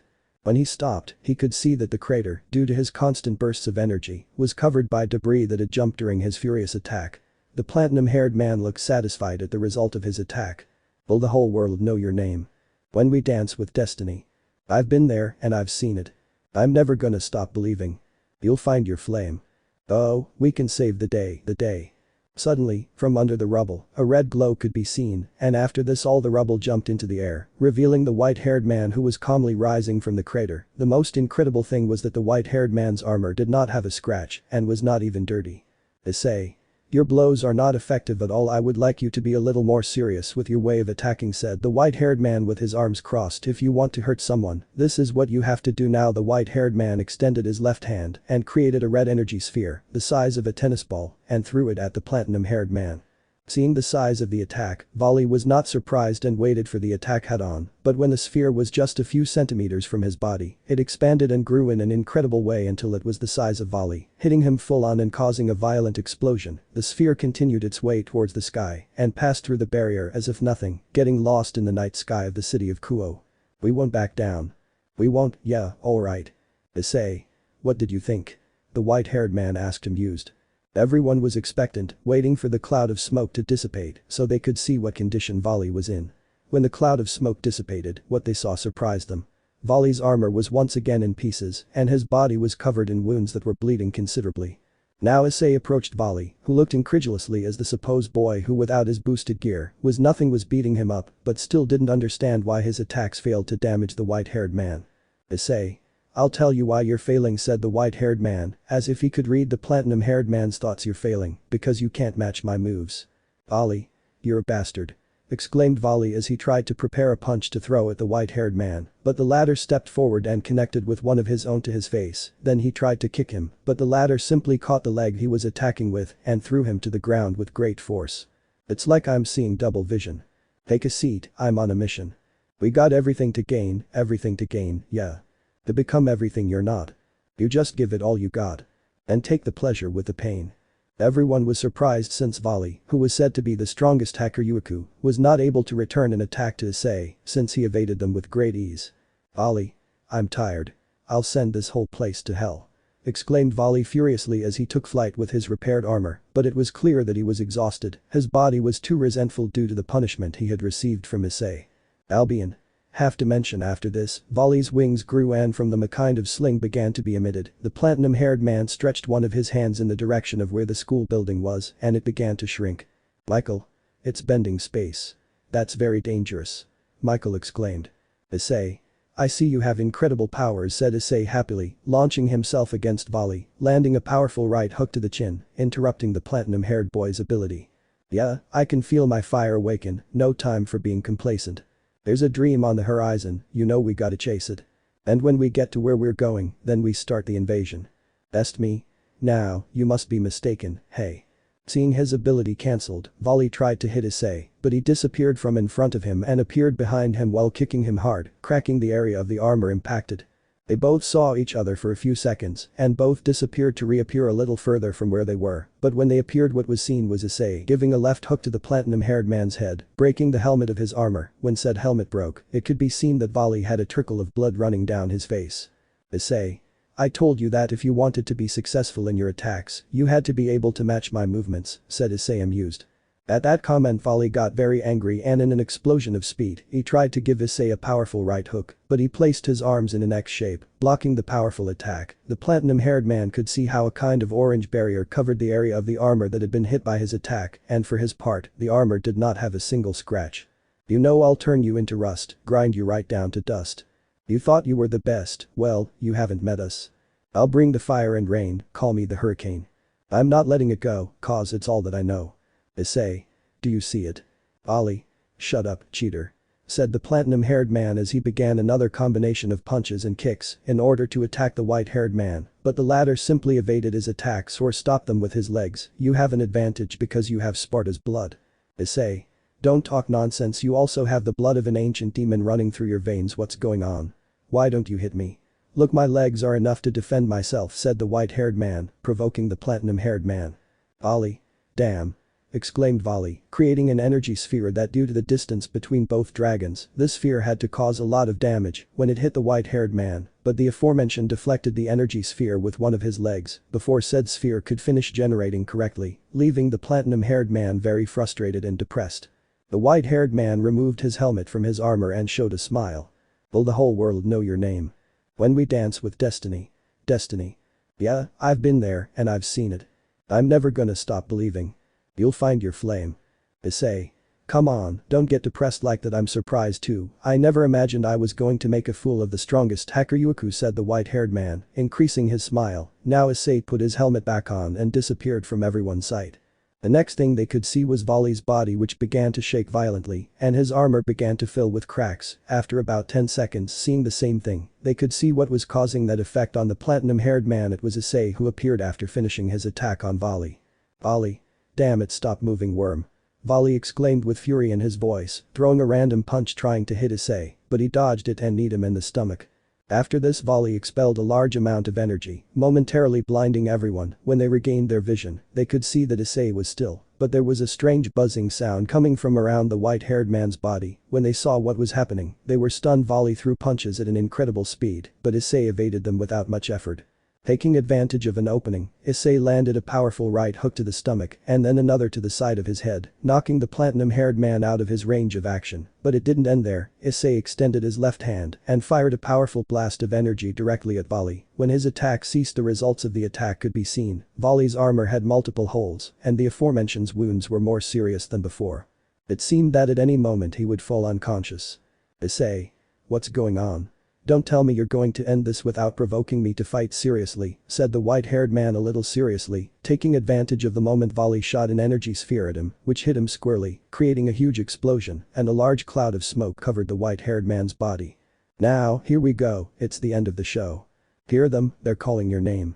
Pause. In the end it's you and your friends. You'll find your flame, go. After the cloud of smoke dissipated, it was possible to see how his armor was completely covered by an orange-colored energy, a kind of barrier that covered the entire armor. After a few seconds that energy disappeared. Issei. Well, I'm tired of bothering you, I think it's time to finish you off, said Issei seriously. Volley? What? What did you say? Volley asked incredulously, but as a response to interrupting the white-haired man, he received an energy sphere directly in the face, courtesy of Sparda's son. Issei. Shut up, I can't make you look ridiculous anymore, and I don't want to think that you're too stupid to not understand the difference in our powers, said the white-haired man as he disappeared and appeared in front of Volley, with two spheres of red energy created in his hands, discharging the energy contained in them directly into Volley's body, which was no longer able to regenerate its armor due to the excessive punishment it had received. Now, here we go, it's the end of the show. Hear them, they're calling your name. Pause. In the end, it's you and your friends. You'll find your flame. Finally Volley fell to the ground, in very bad condition. Issei descended to the ground and proceeded to slowly walk towards where Volley was lying. When he was a few meters away from the platinum-haired boy, the barrier surrounding the academy shattered like glass, and a young brown-haired man wearing Chinese armor and carrying a badly damaged Buddhist staff fell from the sky. Volley. Bhikkhu, what are you doing here? Volley asked with difficulty, struggling to stay conscious. Volley. I came looking for you because what the hell happened to you? Exclaimed the now identified as Bhikkhu, completely alarmed by the state of the platinum-haired man. Issei. Who are you? Stupid face, asked the white-haired man under his armor. Azazel. He is Bhikkhu, a descendant of the legendary Sun Wukong, Azazel clarified. Issei. And who is that? The white-haired man asked curiously. Azazel. In short, he is the descendant of the famous monkey from Journey to the East, Son Goku. Issei. Son Goku. Azazel. I never thought he would join the Cows Brigade. I guess the world is kind of strange, although the White Dragon and Son Goku make a good couple. Bhikkhu. Kakaka, unlike the first one, I live as I please. A pleasure to meet you, Sekiryuutei. Issei. Likewise, said the white-haired man, removing the helmet from his armor, alarming Bhikkhu since he recognized that face. Bhikkhu. It's you. You were the one who attacked USA long time ago, Bhikkhu exclaimed, pointing at the white-haired man. Issei. What are you talking about? This is the first time I've seen you. Bhikkhu. Don't lie, do you think I wouldn't recognize you just because you changed your hairstyle? And by the way, where is your katana? Issei. I think I know who he's referring to, thought the white-haired man, amused. Bhikkhu was ready to launch himself at Issei, but was stopped by Volley. Volley. Stop, Bhikkhu. Issei, Sparda is out of your category for now, we retreat, said the platinum-haired man, standing up leaning on the brown-haired man. Bhikkhu just nodded and spinning his staff hit the ground, opening a transport circle below them too. Volley. We will face each other again, and I will be stronger, rest assured, Volley said with difficulty. Issei. I hope you make me fight seriously next time, said Issei, amused. After this both Vali and Bhikkhu left. Unpleasant news and business.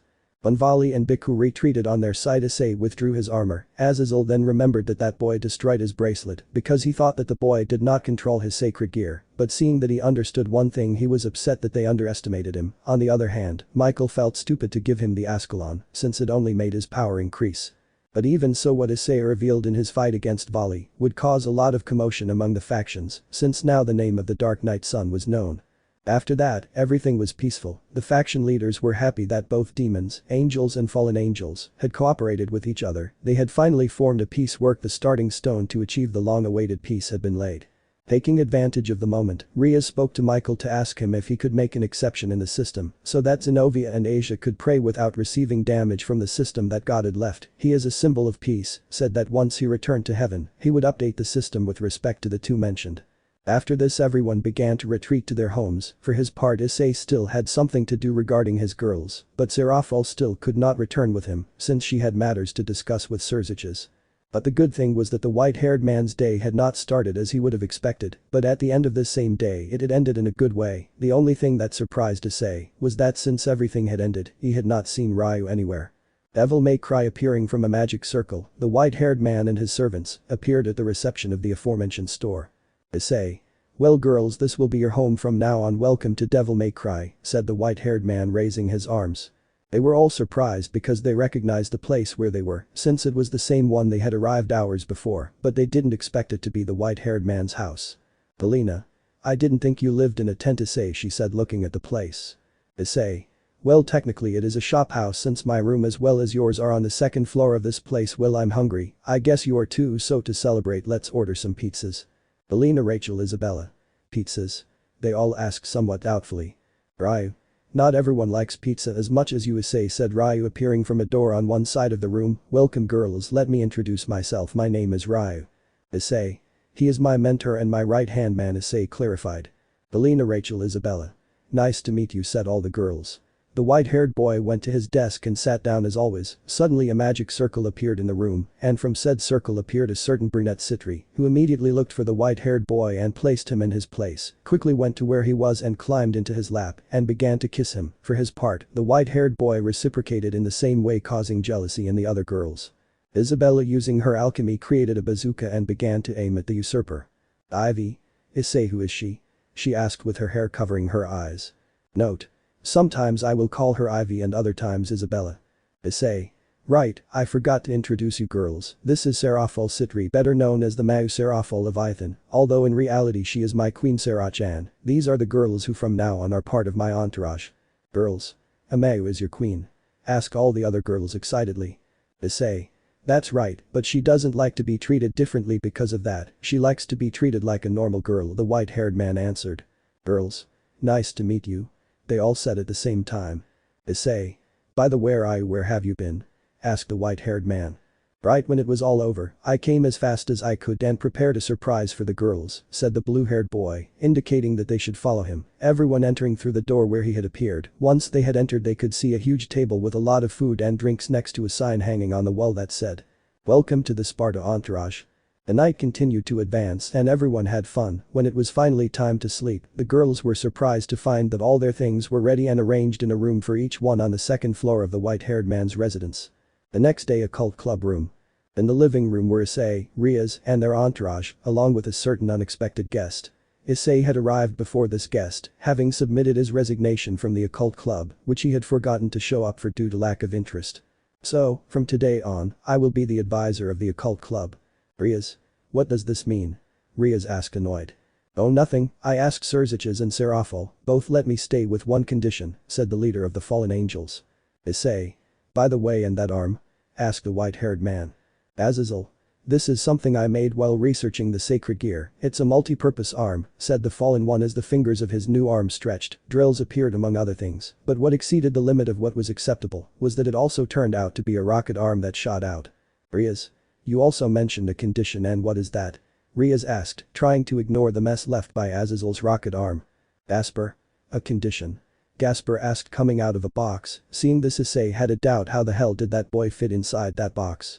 Azazel. That condition says that I must help them properly develop their sacred gear. Everyone. Huh. exclaimed all the members of the occult club. Azazel. In short, the boosted gear that has not yet reached its full potential, the holy demonic sword and the forbidden valor view, I will use all the data I have obtained from my research and bring them to their maximum potential from today, call me Azazel Sensei. Issei. I have some things to tell you, said the white-haired man. First, I wouldn't even dream of calling you Azazel Sensei. Second, how I develop my boosted gear is my business, and if you get close to her at least you'll get shot as a result. And third, I'm no longer part of this club, so. Azazel. About that, Serzich has also told me that you could try something like that, exercising his title of Mau. He ordered that you must return to the occult club, and the girls who are part of your entourage must also join this club. Issei. So that's what he said, right?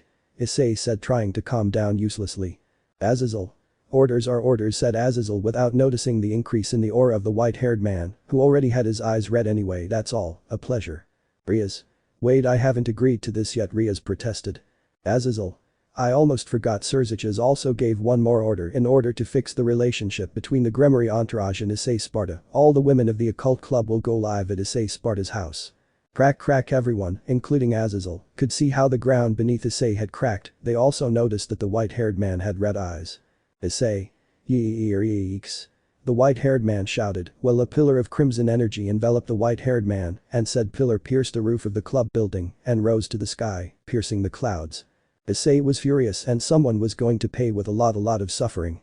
The next day, Devil May Cry.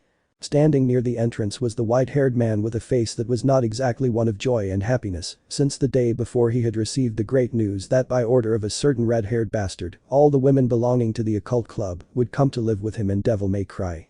That bothered him greatly, although it would also serve to demonstrate and make it clear to the Gremories that they had no importance in his life and that his place had been replaced by the girls in his entourage in its entirety. While he was deep in thought, the moment he didn't want to come arrived, the Gremories had arrived at his store and they all came with suitcases, dressed in casual clothes. When Rias and the others entered the place, the Redhead and the blonde felt a feeling of nostalgia because although they had not been in the Hyodo residence as it was called before, they felt a warmth upon returning, but that warmth was overshadowed by the cold look that the white-haired man gave them at that moment. While Rias was feeling nostalgic, Asia quickly went up to the second floor of the place to enter her room, and what she saw she didn't like at all. On her side on the first floor, Akeno was trying to hug the white-haired boy. Akeno. Issei-kun, Akeno is finally here, said the brunette happily as she approached the white-haired man looking to hug him. When she was a few centimeters away from achieving that hug, the white-haired man snapped his fingers using his quicksilver to move out of the way and placing himself next to where the brunette was standing at that moment. Snapping his fingers again, time started running again, and because Akeno was already ready to fall on the white-haired man. The brunette fell face first into the ground, since Issei was not there. Ouch, said the brunette as she rubbed her nose and then looked for the white-haired man who was standing next to her. Issei.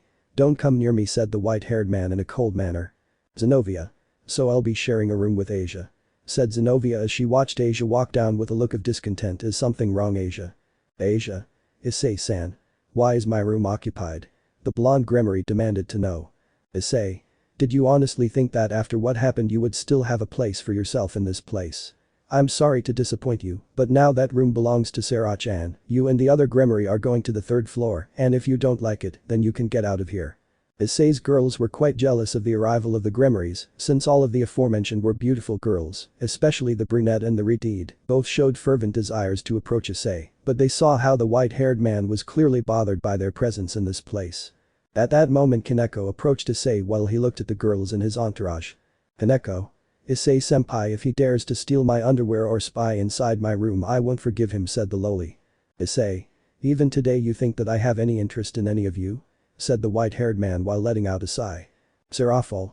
Don't worry, Kaneko-chan, said Seraphol as she approached the white-haired man to take him by the arm. If Issei-chan behaves and doesn't do bad things, I will give him an excellent reward in bed every night. Hearing that, everyone present blushed deeply as they went from surprise to shock. 3, 2, 1. Girls. They all exclaimed. Rias. What do you mean with that, Seraphol? She said nervously. Seraphol. I mean Issei-chan made me a complete woman, said the brunette Citri happily. Rias. That means, Rias tried to say. Issei. Seraphol. Yes, my first time was with him or her, Seraphol, and Issei said as if nothing had happened. All? What? They all exclaimed again. Akeno. That's not fair, said Akeno while pouting. Rias. That's it, Rias said. Akeno. I had to take Issei-kun's chastity. Rias. Akeno. Rias protested. Issei. Yeah sure, as if I wanted to sleep with you busty sadist, said the white-haired man sarcastically. Hearing this, Akeno became very sad, since all the men who saw her were dazzled by her incredible physique, but not even her physique was enough to catch the white-haired man's attention or use it as a bargaining chip to obtain his forgiveness. Rias. Let's go, it was an order from my brother, so let's have a good relationship at least in this house, Issei said, Rias trying to ease the tension in the environment, since it was no secret to her that the white-haired man didn't want them in his house. Issei. As you wish, said the white-haired man, annoyed while he put his hands in his pockets. It was then that he remembered something that, due to what was happening right now, was escaping from his mind. Now that I remember, Surziches, you will pay for this. Then and just at that moment the door opens again to reveal. Issei Serafol. Kaicho Sona-chan, said the king and queen Sparda. Sona. Hi, said the aforementioned with a suitcase at her side, while the white-haired man saw how more people came with her. Issei.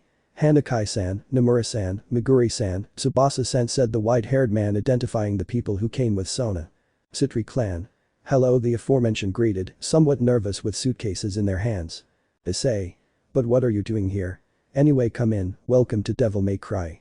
The aforementioned quickly inspected the store with their eyes, which had a somewhat particular design, but they were surprised since they finally knew the white-haired man's store. Tomo. Wow, so this is the famous store you have, Tomo said. Issei.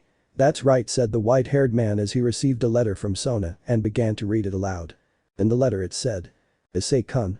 The Citri found out that Ryutan is going to live in your house, and since they already know that you are Sparda's son, they asked me if Sona and her maids could live with you, so I accepted. I hope you don't mind. At. Surziches. Internally, Issei was screaming and unleashing his power into his mindscape. Well, he didn't mind that Sona and her maids came to live with him, since they had helped him a lot when he needed it. He was bothered by the fact that Surziches had his house at his disposal as he pleased. Hearing this, Serafol hugged Sona, causing the aforementioned to blush. Serafol. I'm so happy, we'll live together, Sona-chan, but unfortunately I won't be spending quality time with you, because, said the older Citri to hug the white-haired boy, I must take care of my Issei-chan. Sona. I see, said Sona with a twitch in her eyebrow. Devil May Cry onsen night. Serafol and the Sparda girls bathed along with the Citri and Gremory while enjoying the onsen that Ryu built for Issei and his girls on the first floor. Rias. There's nothing better than this, said Rias, relaxing. Sona. It's true, with this we will rest, said Sona. But the Gremory and the Citri saw how the Sparda had sculpted bodies and youthful beauty, so they felt inferior physically speaking, but the most self-conscious were Asia, Kaneko, Tomo, Haruko and Sona. Sona. One-sama, said Sona, calling her older sister's attention. Serafol.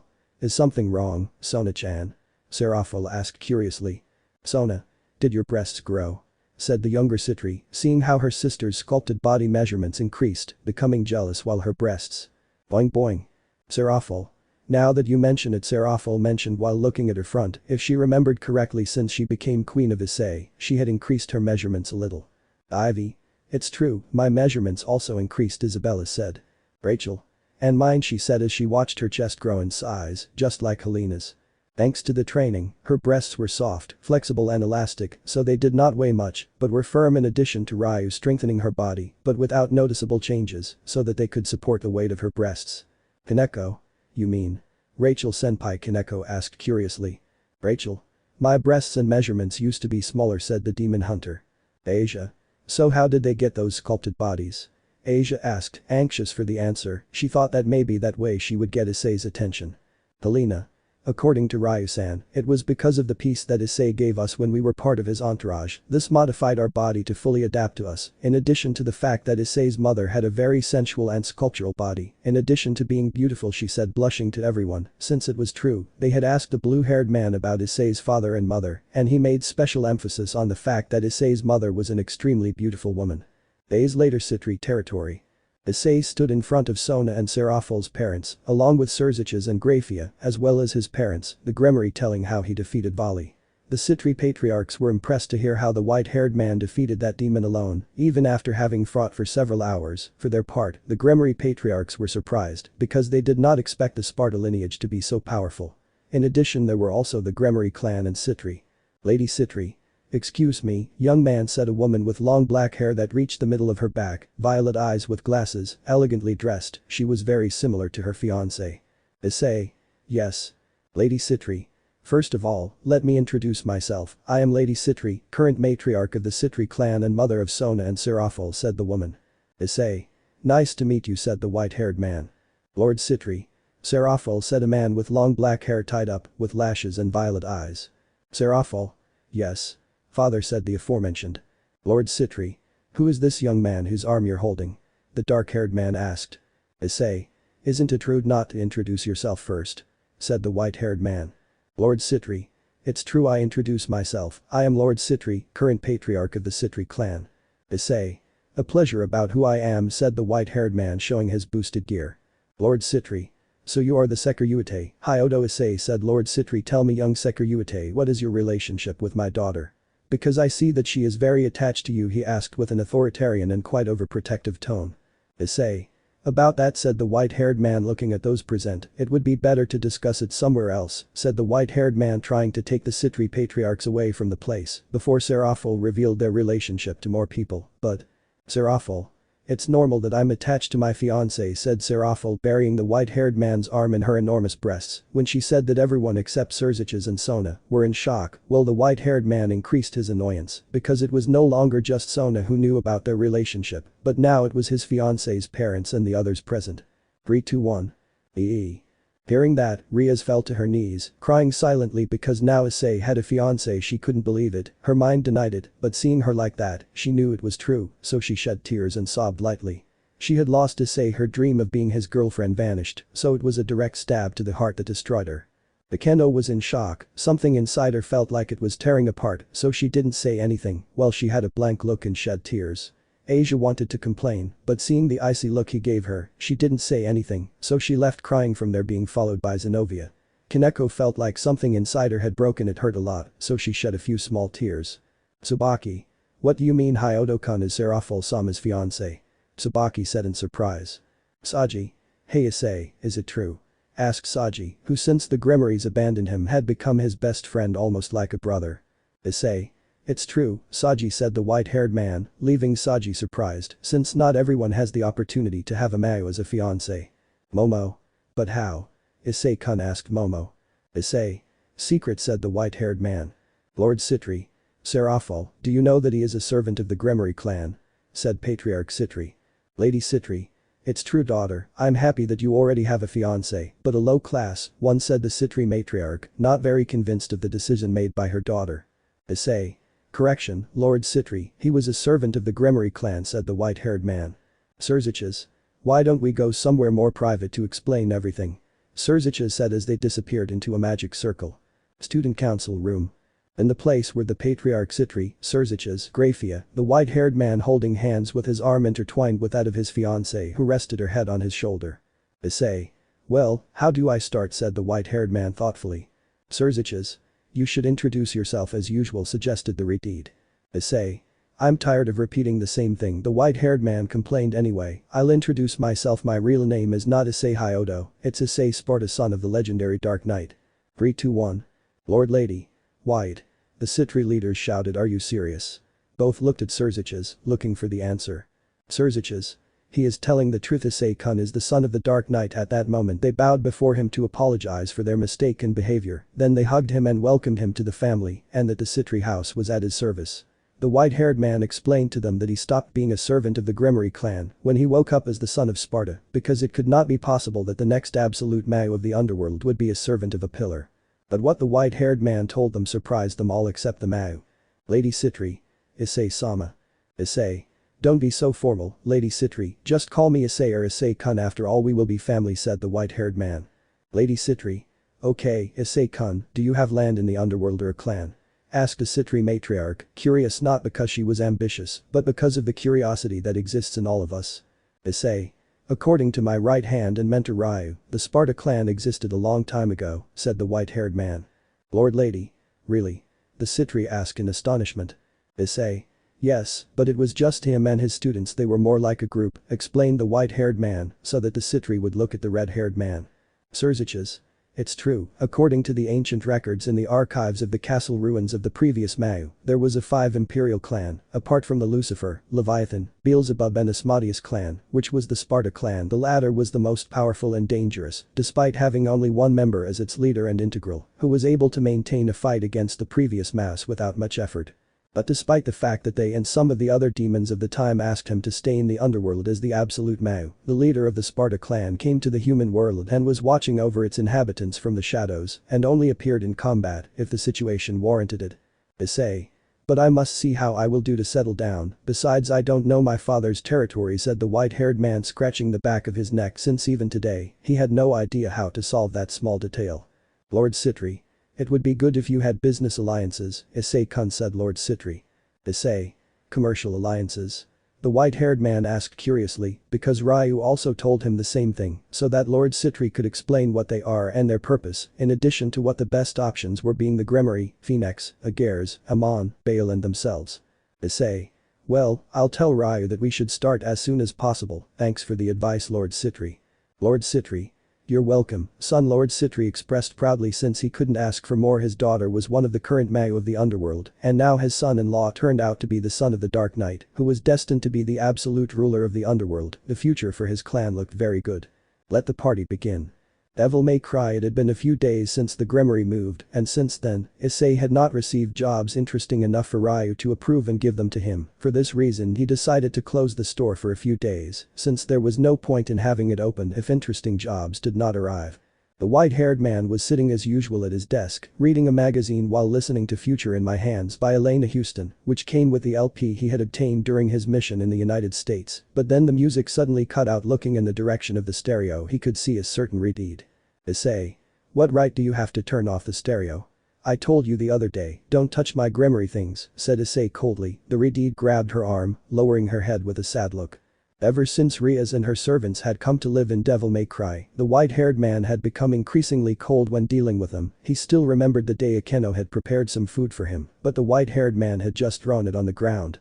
When the brunette Gremory asked him why he had done it, he only answered, "Do you think I've forgotten how I asked you to stop, and you told me that you enjoyed watching me die, so listen, one day I will kill you, dirty fool." With that, the Queen Gremory went to her room crying, her heart broken. The same thing happened to Asia when she tried to pull her cheek, extremely jealous when she saw how Rachel was sitting on the white-haired man's lap while they were playing. Rias. I'm sorry, said the redeed, extremely sad, heading to her room while the other girls arrived from shopping at the city mall. Issei, seeing how the girls and his entourage arrived loaded with bags, was grateful for not having accompanied them on this occasion, due to the fact that if he had, he would have been the one who would have had to carry all those bags that, although they were not heavy for him, were very annoying to carry. Already in the afternoon, Issei stopped reading his magazines and began to think about everything that had happened to him so far, having left Rias Gremory's entourage, his fight against Kakabiel, how he fought and killed Razor Phoenix, his first fight against the Vanishing Dragon. He didn't think he would have so many problems awakening his lineage as the son of Sparda, but he also had a positive side. He met Seraphil and the other girls, whom he really cares about, but he couldn't feel so close to them because of what he had experienced with the occult club and Rainer. Ryu, who was coming down from the second floor at that moment, noticed how the white-haired man was thoughtful, approaching the boy. Ryu. What's wrong? Asked the blue-haired boy. Issei. Nothing, it's nothing important, the boy replied. Ryu. Is it about girls? Ryu asked, receiving an affirmation from Issei. Issei. I don't know how to approach my girls, there's just something inside me that won't let me do it. Ryu. I understand, how about you go on a date with them? Issei. I don't know, said the white-haired boy doubtfully, because he remembered his first date since this hadn't been as he expected. Well, at least, he didn't think it would end with a spear piercing his stomach courtesy of his girlfriend. Ryu. The past is the past, Issei, live in the present and look to the future. At those words, Issei thought his mentor and right-hand man was right. Rainer was dead, and Rias knew what would happen if she tried to hurt him again. Issei. Okay, but how do I organize it? The white-haired man asked, confused since it was obvious that when he asked the girls who wanted to be first, they would all say them. Ryu. Easy, do a draw. Issei. Draw. Ryu. I mean where you have dates with your girls as a raffle with each of them, so you can spend time with them. Issei. I like the idea. The white-haired man was more than happy because now he had 3 beautiful girls who were formerly his girlfriends and who loved him very much. The aforementioned arrived and were holding hands with the white-haired man, excited. Devil May Cry sunset. All the residents of the store had gone shopping at the mall, leaving the white-haired man alone in the place. For his part, he didn't care. Now he was eating a slice of pizza, sitting as usual at his desk, dressed only in his pants and boots. The only thing that bothered him was the fact that the day overall had been pretty boring, nothing interesting had happened all day. At that moment, a bald man entered the store, dressed entirely in black with a kind of stain covering his left cheek and part of his neck on that side. Issei. "I'm sorry, but it's closed," said the white-haired man, but received no response. "Well, if what you want is to use the bathroom, it's back there." The man approached the pool table, caressing the edge, while slowly moving towards the white-haired man's desk, who was looking at him curiously. "Are you the one called Issei, the son of Sparda?" the man asked simply. "Issei? How do you know?" asked the white-haired man, looking at the man who was already in front of his desk. "Your brother told me," the man answered, staring at the silver medallion chain that hung from the white-haired man's neck. "He sends you this invitation. Accepted, please," placing his hand on the edge of the desk under the white-haired man's attentive gaze. In an instant, the man, with a strength unbecoming of his appearance, lifted and pushed the desk back. With a backward flip, the white-haired man avoided the rolling piece of furniture that impacted the wall behind him, drawing his ivory and aiming it forward. Surprised to realize that the man was not there, he had disappeared. "Issei." So an invitation, keeping his gun in his waist, raising a hand, catching the pizza box along with its contents. As he was preparing to take a bite of a piece of pizza, some skeletons dressed in black robes appeared, carrying sharp scythes, burying said weapons all over his body. Due to this, the pizza box as well as its contents flew away from its current location.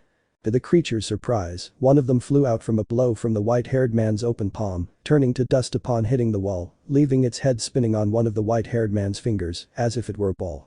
The white-haired man began to advance as if nothing had happened, dragging all the creatures that still had their scythe stuck in his body.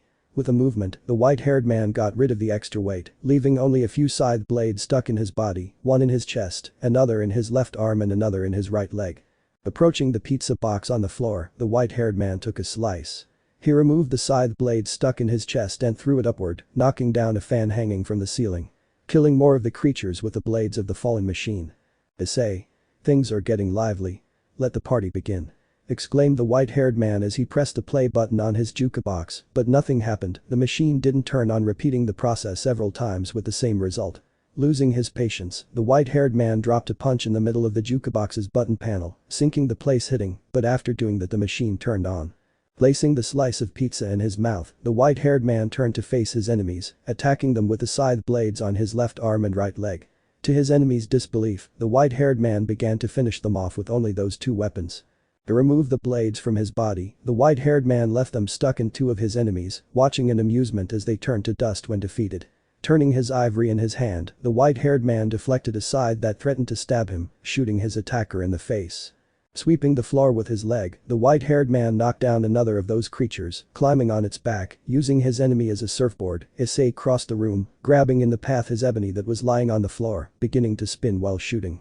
One of the bodies hit two of the four legs of the pool table, causing it to fall and become a ramp that was used by the white-haired man and his surfboard, that crashed into the ceiling, while the boy bounced against the aforementioned ceiling and put the pool table on its feet.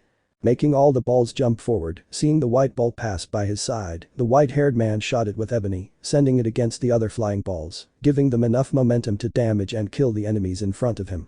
Taking rebellion into the air, Issei cut his pool table in two, kicking both halves in opposite directions, crushing more creatures. "Issei. Is that it?" the white-haired man asked while reloading his sword on his shoulder. "Don't make me laugh." After saying that, the white-haired man launched himself at the creatures, attacking them with cuts and stabs, throwing them upwards with his sword, and then finishing them off with his guns. Suddenly, red magic circles appeared, but these did not belong to the Gremory house, or any that Issei knew. From the magic circles more of the same creatures began to appear, but there was something strange. Although there were many, those creatures were not strong at all. It only took one or two cuts to finish them off. Suddenly, a new kind of enemy appeared. These were slightly taller than the first creatures that had appeared. The main difference, aside from their height, was their clothing. They wore strange red garments, but the fabric of their outfits was very worn. But like their first enemies, these were relatively easy to defeat, although they had to be recognized as having a bit more resistance. The white-haired man continued to exterminate all the enemies present in his shop, but his combat level was so low that it had barely served Issei to stretch himself even a little. After having finished off his enemies, the white-haired man sat on his desk, spinning his sword that had the tip of its blade resting on the floor, looking at the current state of the store's reception, which was a complete mess. Then he spotted it, the pizza box was still complete, as were its contents. The white-haired boy approached to take a piece, but when he was about to do so, another of those red-dressed creatures appeared and stepped on Issei's favorite food, ruining it completely, trying to attack the boy who eliminated him with a single shot. Storing his pistols in his jacket, taking the aforementioned one, putting it on his shoulder while holding his sword in his left hand, the white-haired man headed for the exit, giving one last look at his tent before leaving. Issei. I haven't even had time to get ready, but it's clear that this is going to be a big party. Exclaimed the white-haired man, kicking the doors of his store with force, throwing them out into the street. Upon leaving, the white-haired man encountered more of those creatures dressed in black and red, carrying their scythes, slowly approaching to attack him. The white-haired man felt something fall beside him, observing that it was a piece of brick, turning to look at his home, seeing the deplorable state it was in. It was a complete ruin, that fact angered him quite a bit. Issei. Shit. They left my house in ruins, and I was starting to enjoy it. Turning towards his enemies. They're going to pay for this, said the white-haired man, throwing his sword upwards, juggling with his trench coat and then putting it on, catching his sword again. But then some dust crossed his nose and caused him to sneeze. Hearing something behind him collapse, turning around again, he saw how a piece of Devil May Cry's front facade had fallen into the entrance, partially blocking it. Finally pissed off, the extremely angry white-haired man looked at his enemies and pointed his sword at them. Issei. I hope that with all of you can make up for this, said the white-haired man, launching himself at an incredible speed against his enemies. Attacking with his stinger, piercing through several enemies. He did a backflip while firing at his enemies, but when he fell to the ground he found something, a green star. He didn't know what it was for, but he decided to put it in one of his trench coat pockets. Returning to his enemies, he attacked a group of them with a series of swift and lethal frontal thrusts, turning the entire group to dust. Suddenly the enemies stopped appearing, but then the white-haired boy could feel something approaching. Looking ahead, Issei could see a black cloud that was teleporting over the roofs of the nearby houses and buildings, getting closer and closer to the boy. From one moment to the next, the black cloud appeared next to the white-haired man. From it appeared a creature similar to those wearing black robes but much larger. It also carried a scythe, but its blade had a purple glow. Without thinking twice, the white-haired man launched himself at his new opponent, but to his surprise, the latter was able to block his attacks, and even more surprised he saw how the creature, between his sword strokes, attacked with a downward slash of its scythe. Rolling to the side, Issei managed to evade the attack that had caught him off guard.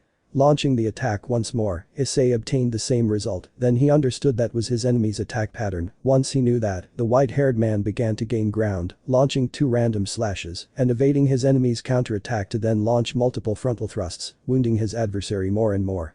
Incredulous, Issei saw how his opponent disappeared out of nowhere. Looking down at his feet, the white-haired man saw how the same black cloud emerged from the ground. Jumping to the side, he saw how his enemy reappeared with an upward slash that cut through the air. Launching himself again, the white-haired man performed a great combination of slashes and thrusts, accelerating the speed of his attacks more and more. Issei didn't stop until he saw how his enemy wasn't defending himself. Stopping his attack and stepping back, the white-haired man watched as the creature collapsed to the ground with a thud. Suddenly the ground began to shake violently. In the distance, the asphalt could be seen tearing, buildings and houses collapsing as if they were sandcastles, raising a huge cloud of dust. Surprised, the white-haired man saw how from the bowels of the earth emerged an enormous tower more than 60 stories high, its edges illuminated by the orange sunset sun. Issei. Wow, it's been almost a year since we last saw each other. How time flies, right? Asked the white-haired man, looking towards the top of the tower, since there he felt the presence of a person who was extremely familiar to him. Due to the distance, Issei couldn't see that the person at the top of the tower was looking in the direction he was standing. Issei was looking towards the tower when he suddenly felt the creature behind him stand up and begin jumping on the roofs of houses and buildings, heading towards the tower. Issei took out his ivory and followed the trajectory of his fugitive enemy, but ultimately chose not to fire, putting his weapon away, looking at the tower with a smile. Issei. You sure threw me a good party, right? Virgil. Exclaimed the white-haired boy, spreading his arms in amusement. Top of the tower, standing near the edge, was a white-haired boy, dressed in a blue trench coat, with a black jacket underneath it, pants of the same color, along with boots that reached his knees. In his hands he held a sheathed katana. Some of its details were perfectly visible. Its hilt was white, the sheath was blue, decorated with golden clasps, and a yellow ribbon attached to the sheath. Virgil. What's going on, Arkham?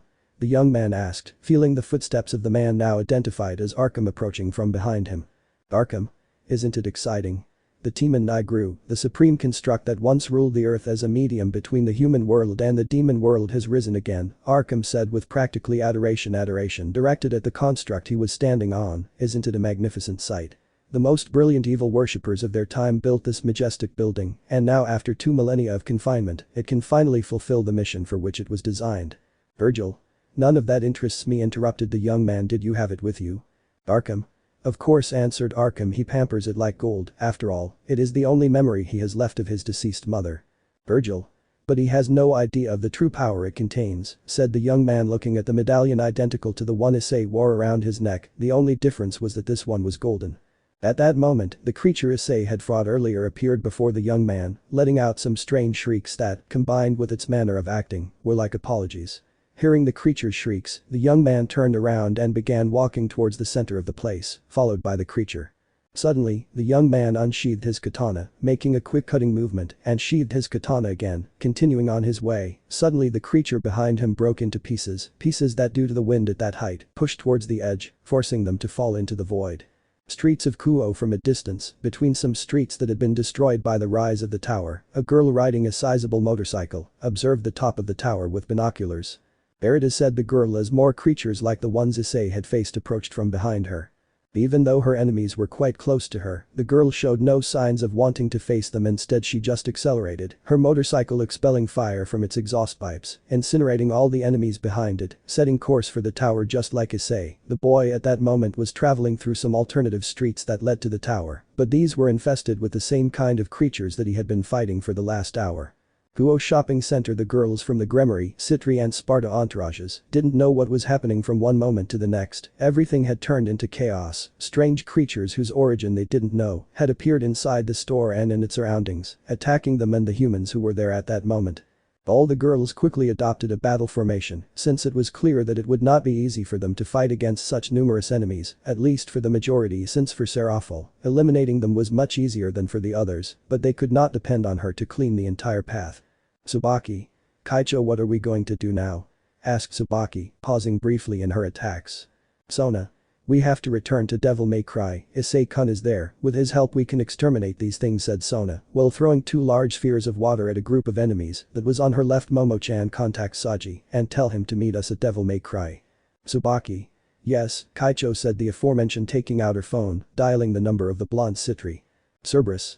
After having managed to leave them all the girls continued their journey through the streets of Kuo that were already resenting the attack of those strange invaders. Wherever one looked, columns of smoke rose, indicating that fires were breaking out in those places. Heartbreaking screams could be heard that resonated through the streets that literally seemed like a war zone. Walls and glass stained with blood. Those scenes were horrible. But what caught the girls' attention was the enormous tower that rose in the distance with a huge whale-like animal that seemed to swim around the aforementioned tower. Minus 45 minutes later, finally, after running through the streets, the girls managed to spot Devil May Cry, but what they saw left them shocked. The place that was their home was a complete ruin, with its main entrance partially blocked by a huge piece of the front facade of the store. Suddenly a magic circle appeared behind them. They all got into a combat position, ready to attack whatever came out of that magic circle, but they relaxed when they saw that it was Ryu who, like them, was also surprised to see the state of the store. Ivy? Ryu-san, what's going on? She asked. Ryu. Something I couldn't stop in time, answered the blue-haired man, but seeing the state of the store, this has Issei's signature all over it. After those words, everyone entered the store as best they could, observing that even inside it was a disaster, but they all agreed that Ryu was right. The disaster they had in front of them had Issei's signature all over it. The blue-haired man approached one of the walls where he made a magic circle appear, and after doing that, everyone was surprised to see how the damage to the store began to disappear, or rather they reversed, returning the store to its original state, leaving it without any trace of damage whatsoever. Ryu. With that settled, it's time to see what happened here, said the blue-haired man, as he made another magic circle appear that spread throughout the room. Suddenly, a holographic image of Issei sitting at his desk appeared, apparently talking to a man dressed in black who was standing on the other side of the desk. It was then that a magic circle appeared in the center of the room, from which 6 people appeared. Rias quickly recognized the person in the center.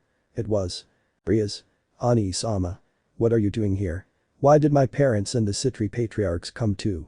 Rias asked, looking at her brother. Surziches. We heard that something was happening in the city, and after seeing some images of the current state, we are concerned about the well-being of all of you, said the Reed. But then he saw how the blade of his sword was approaching his wife. He quickly intervened, applying a block with his arms forming an X, watching incredulously as the blade of the sword pierced his block as if it were nothing, waiting for a cut that never came. Ryu. Don't worry Surzich's-sama, it's just a hologram, said Ryu. After that small incident and after seeing the holographic replay of the fight that happened there, Ryu explained to them what was happening, also what was the tower that had appeared, and to top it off the fact that Issei was heading there completely alone. Serafal. What did he do? Serafal roared, how could he go completely alone to a place that must be completely full of extremely strong and ruthless enemies, said the brunette, expelling her aura, cooling the air around her below 0 degrees, scaring those present a little. Lord Citri. Serafal, calm down, said Lord Citri, trying to calm his daughter, trying to avoid risking his own physical integrity since his eldest daughter was really very angry. Once they managed to calm Serafal with the help of Rachel, Ryu continued with his explanation, telling them that this tower connected the human world directly with the world from which the devils come. Upon hearing that, they all wanted to go to the white-haired man's aid, but were stopped by Ryu, who told them that even if they went, they wouldn't be of much help since once they entered the tower they wouldn't have any rest, and they weren't used to fighting so continuously with the devils. Rias. But we have to help Issei, we can't just sit back and do nothing, Rias said worriedly. Ryu. Well, unfortunately if he let them go it would be sending them to their deaths, besides it is Issei's duty as Prince of the Underworld to stop this, and although he doesn't know it, he will carry out this task, said Ryu. But Issei, the white-haired man, was inside a bar. The place was completely empty, but he noticed how at the entrance of the corridor that served to reach a door that led to another room, there was a kind of blue barrier that prevented the passage. Launching himself against a barrier and trying to pierce it with his sword, the white-haired man saw incredulously how a hand was generated from the barrier, grabbing him and throwing him forcefully to the side, sending him against some slot machines that shattered upon receiving Issei's body, who continued flying until he hit what looked like the rudder of a ship. Issei stood up with some effort since he was not expecting that attack, turning towards the rudder. He tried to turn it without success, then he tried to lift it with the same result, the object did not move, causing the boy to lose his patience. Launching a cut on the object, Issei watched curiously as on one of the sides of the rudder, a red flame lit up. Repeating the process of attacking the object with his sword, Issei saw how more red flames appeared. Once all the flames were lit, the barrier disappeared. Seeing that, the boy smiled and began to walk down the hallway. Looking to one side of the hallway, Issei found a sawed-off shotgun. He quickly took it and checked it. It looked in good condition, making it disappear in a magic circle. Entering through the door at the end of the hallway, Issei entered what looked like a completely destroyed strip club. The white-haired man spotted 3 enemies standing on the edge of a stage, but these enemies were different. They wore grey clothes, their faces were covered, and the scythes they carried looked much sharper than their previous opponents. But what surprised Issei and the spectators who were at Devil May Cry the most was that these creatures teleported. The white-haired boy continued to knock down all the sloth that approached him, but due to the fighting style that the aforementioned had, the boy fought them using his trickster and gunslinger styles, since with ease, he eliminated them quickly and avoided taking damage. Suddenly, Issei could see how several pride appeared and began to approach him. Without giving them time to launch any attacks, the white-haired man attacked them with a great combination of incessant slashes and stabs that pierced them like paper, making his way through his enemies who tried to kill him by all means, but couldn't even touch him since they were defeated and erased from the map before they had time to react. Finally, the white-haired man cleared the place of any enemies. After putting away his weapons, he left the place. Upon leaving the premises, Issei found himself a few meters from the tower that rose powerfully above the other buildings in the city, surrounded by multiple buildings that were barely standing with multiple pieces of debris falling every so often. Looking towards the base of the tower, Issei found what appeared to be the entrance to the aforementioned building, moving quickly forward, entering the tower.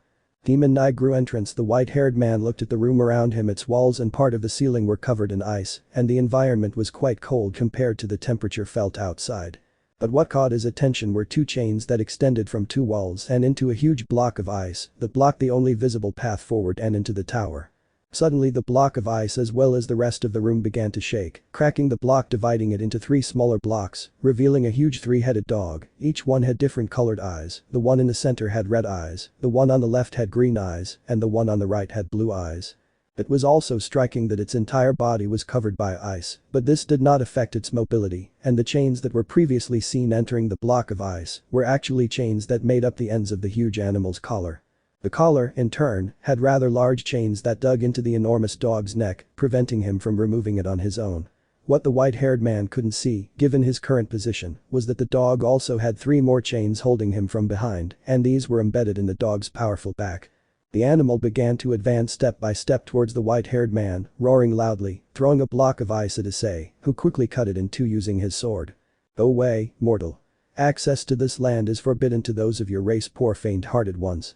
They are not worthy of stepping on this place," the dog spoke, trying to reach Issei, but due to the shortness of the chain he had, his central head was stopped a few centimeters from Issei, who looked at him amused. Issei. Wow. I've never seen a talking poodle before. I'm sure if you entered a dog show they'd give you first prize, Issei said, amused. "The mere human dares to insult me," the dog roared, launching an icy breath at the white-haired man, evaded by jumping high, letting the attack seal the entrance with a layer of ice. "Issei, calm down, Toby. It seems to me that it has been too long since someone took you out for a walk," Issei said while slowly backing away. "Come on, puppy, do you want to play for a while?" Inciting the animal to attack him. "You'll regret it, scum," the animal roared, preparing to attack. "Issei. Come here, I'll teach you how to be an obedient puppy," Issei exclaimed amusedly while throwing some boxing punches in the air. The white-haired man attacked Cerberus's front legs, moving from side to side, evading the swipes that threatened to cut him, moving away with a backflip, avoiding being caught by a bite from the dog's left head. Using ebony and ivory, Issei began to unleash a curtain of bullets on the animal. Listening to his opponent roar at the sky, he watched in disbelief as enormous, extremely sharp ice stalactites began to fall from the ceiling, shattering upon heavy impact with the ground.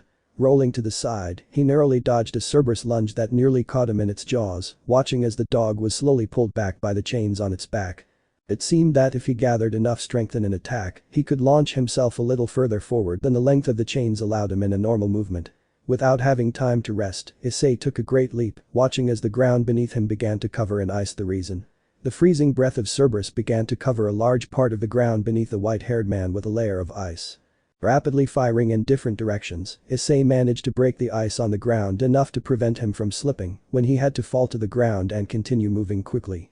Once on the ground, Issei continued firing at the dog, surprised to see one of its heads explode due to the large amount of damage received.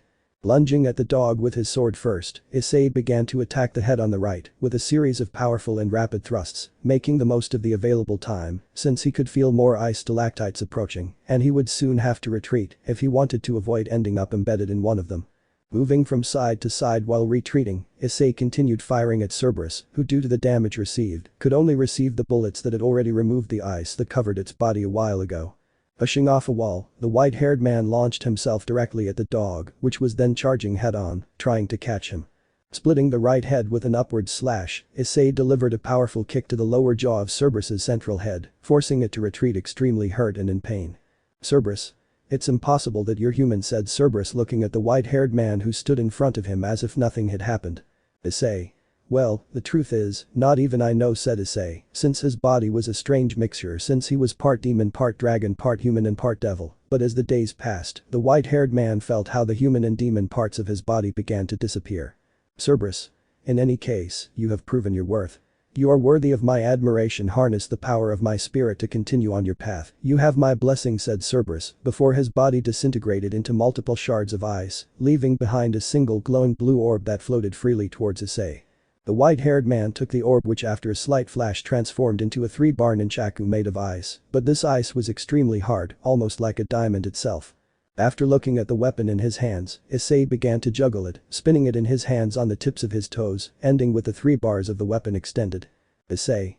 It was too easy," said the white-haired man as he walked towards the door that had become visible after Cerberus's defeat and would allow him to enter the tower. Crash. With a mighty crash, part of the entrance that had been sealed with Cerberus's ice broke, revealing a rather large motorcycle. The white-haired boy, doing a somersault, was able to hit the pilot. It was a girl who must have been in her 20s. After a few seconds, Issei touched the ground and turned around to look at the girl. "Issei. Be careful." Issei protested. "Where are you going in such a hurry? Are you late for the party?" Issei asked as he approached, watching in disbelief as the girl fired a bazooka-like weapon straight at him. Evading in true Matrix style, Issei dove backwards, watching the missile graze his body. Placing one foot on the missile, Issei climbed onto it as if it were nothing, beginning to surf the air in circles in amusement, getting off his board, letting the missile crash into a part of the ceiling, leaving a hole of a considerable size.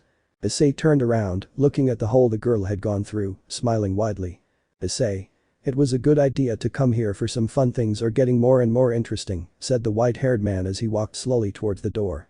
The white-haired man was in a huge main hall, with a huge and strange statue that was almost at the end of the place. There were two staircases, one on the left and one on the right, both leading to doors that should serve to continue climbing the tower. But what caught the white-haired man's attention was that one of those doors had fire surrounding it, making it impossible to go through there.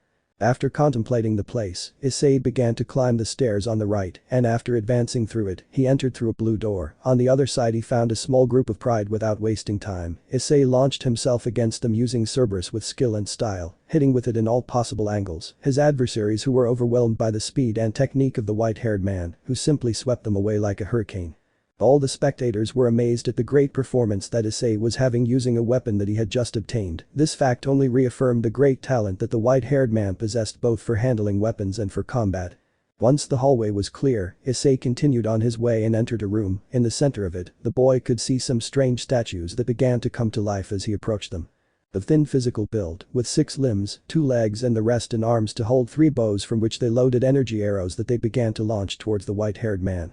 Zigzagging, the white-haired man approached his enemies, skillfully evading those energy arrows that were launched differently towards him.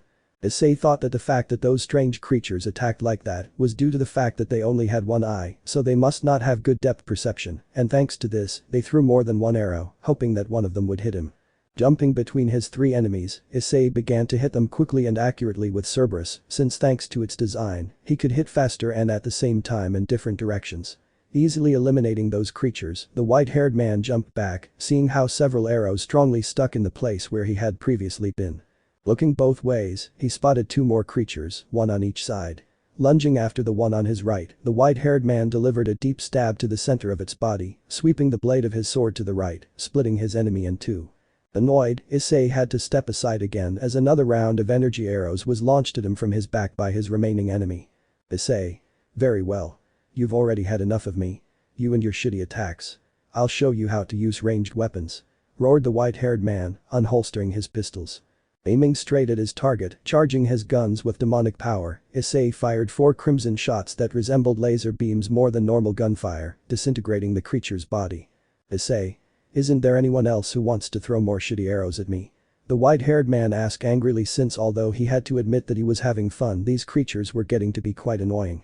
After defeating all the enemies in the room, Issei climbed some stairs that led to a door. Entering through the aforementioned, he found himself in a fairly large square-shaped room, since the ceiling was several meters above him. Mysterious guest. On one of the walls was another one of those wheels that resembled a ship's rudder. Upon seeing it, Issei decided to attack it with his sword to see what would happen, since last time, doing so had served to deactivate that strange barrier. Once all the flames were lit, Issei could hear something behind him activate. Looking in that direction, the white-haired man could see a rectangular platform beginning to ascend. To avoid missing the elevator, Issei took a giant leap, landing in the center of the platform, calmly waiting for it to finish ascending. Once the platform finished rising, Issei found himself in a somewhat peculiar room, since only one possible exit was seen, some pipes with huge gears next to them. Suddenly, in front of the boy, a new class of enemies appeared. They were similar in appearance to the Pride, but they differed in that instead of carrying scythes, they carried a strange weapon that ended in 3 points. It looked like some kind of trident. Surprised, the white-haired man saw how one of those enemies began to absorb sand. And then spit it out with force. Advancing quickly, the white-haired man began to perform his combinations, but unlike previous times, the combinations were a varied mix of several attacks with Rebellion, Cerberus, along with Ebony and Ivory. All this, combined with the white-haired man's agility and speed, made him very dangerous because he didn't have a defined attack pattern, and every second he attacked differently. The only way to avoid those attacks was for someone with speed equal to or greater than his to appear. In less than 3 minutes, Issei had finished off a group of at least 20 enemies, and even after this, he did not look tired. After finishing off his enemies, Issei crossed through the door that was the only visible exit from that room. Once he crossed the door, he saw that he had returned to the main room of the tower, only that he was much higher up compared to when he had entered through the blue door. Issei continued walking upwards while thinking about how long it would have taken to build such a tower, not counting the fact that it was literally some kind of labyrinth. After walking for a while, he came across a yellow door, and after sticking his head out from the edge of the path and looking down and up in search of more accessible doors, he entered through the door, being able to see what the place behind the door looked like. To his right there was another much larger door, compared to the one he had entered through. To his left there were some stairs that led to a kind of altar. Without thinking twice, the white-haired man began to walk on those stairs, surprised to see how they collapsed under his feet, making him fall into the void. Upon falling, he found the pleasant surprise that the hole where he was one could say that it was the nest of several devils, since he met Sloth, Pride and a new kind of devil who responded to the name of Wrath, whose ability was to make the sphere they carried explode. But they had one quality: that sphere could not be burst with swords or weapons of that style, only with firearms like pistols. Issei. Wow, I think I'll have to pay more attention to where I step, the white-haired man sighed while wielding ebony in his left hand and rebellion in his right hand. Quickly launching himself at the sloth, tilting his body, the white-haired man evaded 2 downward slashes, passing between the 2 sides of his adversaries.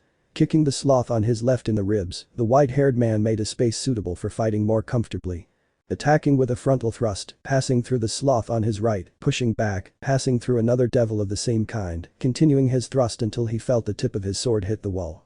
Turning his sword, the white-haired man watched in amusement as the bodies of both sloths split in 2, both halves falling in opposite directions. Without hesitation, he raised his left hand and aimed towards the side of that place, firing repeatedly at a wrath that was in the middle of the main group of his enemies, making it explode, taking several of his allies with it. Leaving in front of Issei a group of about 10 Pride who, despite the inability to show expressions on their faces, you could clearly see how fear was dominating their bodies, fear caused by the white-haired boy who now looked at them with a smile, while his eyes turned red. Suddenly the whole atmosphere of the place changed, it became colder, denser, the boy disappeared from where he stood, reappearing behind his remaining enemies, with his sword pointing forward. He slowly began to put away his sword. The moment he had put away rebellion, the enemies behind him fell to pieces, but that was not all. From the place where he had previously been to his current position, a cut appeared in the ground a few centimeters deep. After finishing off his enemies, a strange flash appeared on the ground, quite close to him. Without thinking twice, the white-haired man entered that flash, since if he had learned anything during his short stay in the tower, it was that anything could happen. A few seconds later, the white-haired man found himself standing in the same place he was before falling into the void when he stepped on the stairs. This time he decided to go through the enormous doors on his right. As he crossed through those doors, he found himself in a place that must have been one of the tower's rooms that were closest to the outside, since to his left, there were several vertical openings, through which the soft night wind that was beginning to take over the sky entered. He could also notice that the sky was clouding over, but there was something strange. They were supposed to be the beginning of summer, but those clouds looked like rain. Suddenly the white-haired man began to hear a strange sound that was approaching quickly. After a few seconds he saw what was making that noise. It was a strange kind of flying worm. Its body was quite long, divided into sections, its mouth had something similar to tentacles, most likely it used those tentacles to hold and catch its prey, since the rest of its body did not have arms or anything else that could be used to hold its opponent. Issei prepared to face it, but was surprised to see how the worm didn't take him into account and calmly continued on its way, entering through a hole in the wall that was below the white-haired man. Without thinking twice, Issei launched himself at the body of his new enemy, beginning to rapidly strike the different sections of the worm's body, but despite connecting good attacks with his sword, something didn't please the white-haired man. Issei. This is weird, I don't feel the same sensation as before, said the white-haired man as he was forced to get off his enemy's body because he had completely entered the hole. The reason why the white-haired man felt strange was because even though he had skillfully attacked his opponent, he did not feel that his attacks were causing much damage to his enemy.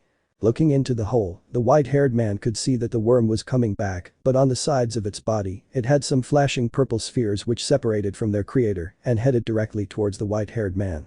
Issei began to run in the opposite direction from where the spheres were coming from, narrowly evading some that were dropped on him, bombarding the place with powerful electric discharges. The white-haired man turned around and using his pistols, began to shoot at the remaining spheres, quickly eliminating them. Issei. Time for the second round, Mr. Hellworm, said Issei as he put away his guns, taking a big leap, climbing on the back of his enemy, drawing his sword again, attacking the worm's body with greater force and speed. Despite hitting much faster and harder than before, Issei continued to feel the same sensation as before. He felt like his attacks were causing no damage. Issei.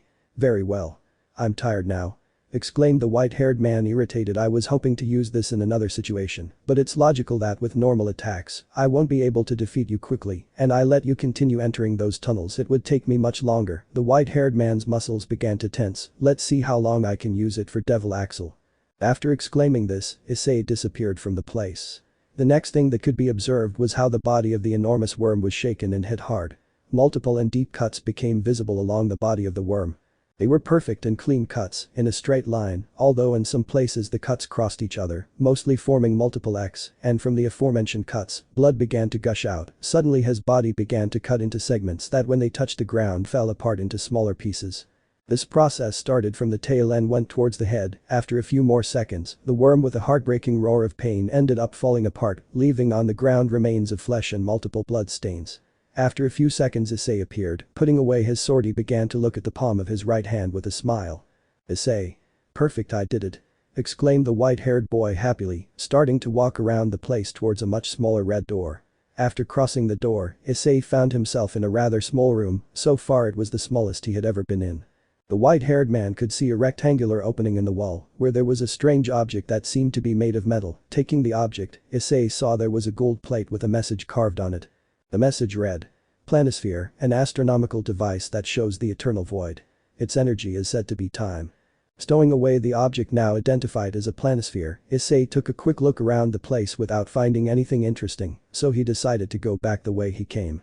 When he tried to open the door, Issei was surprised to find that it didn't open. Applying more force on the door, he tried to open it, but to no avail. The door showed no signs of wanting to open. Moving away from her, the boy started running towards the door. When he was close, he kicked it, surprised to see that it didn't even budge. He quickly pulled out his pistols, aiming them at the door. As he was about to fire. Calm down a bit.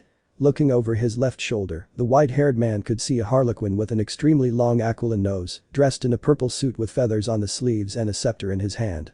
"There's no need to resort to violence, demon boy," said the harlequin, but was ignored by the white-haired man who was preparing to shoot. He quickly moved until he was face to face with Issei. "Look, you should pay a little attention when people try to help you." After seeing how Issei lowered his pistols, the harlequin continued speaking. "This tower, as you may have noticed, is very resistant." Hitting the door with the tip of his scepter. "Don't push yourself, you won't achieve anything." Turning towards the boy, finding the barrel of ivory stuck to his nose. "Issei. Shut your mouth or I'll cut that nose into 3 pieces," warned Issei. That could be awkward. Moving the barrel of the gun away from his nose, standing to the side of the boy who was already beginning to lose his patience. "You better pay attention to me. Besides, you have nothing to lose, right?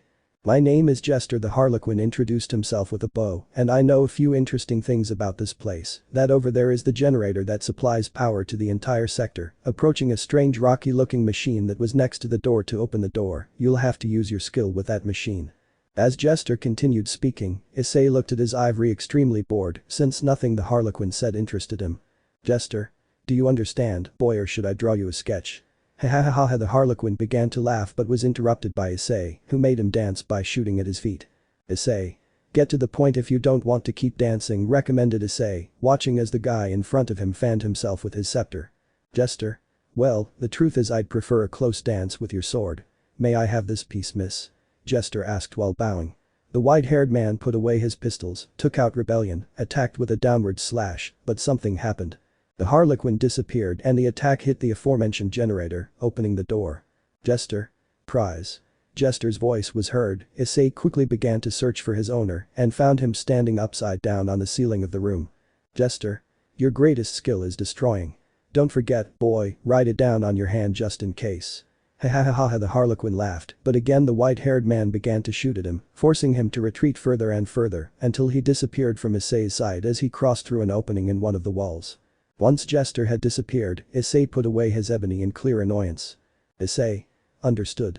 I appreciate the help, although you still seem like an idiot to me," Issei muttered as he left the room, returning to the place where he had defeated the giant worm. Devil May Cry. All the spectators were surprised by the most recent technique that Issei had used, called Devil Axle. Despite not being a knight, his speed had far surpassed the demons of that category, and unlike them his attacks are weak in strength, but being consecutive caused quite a bit of damage in Issei's case. Not only were his blows fast, but they were also very strong.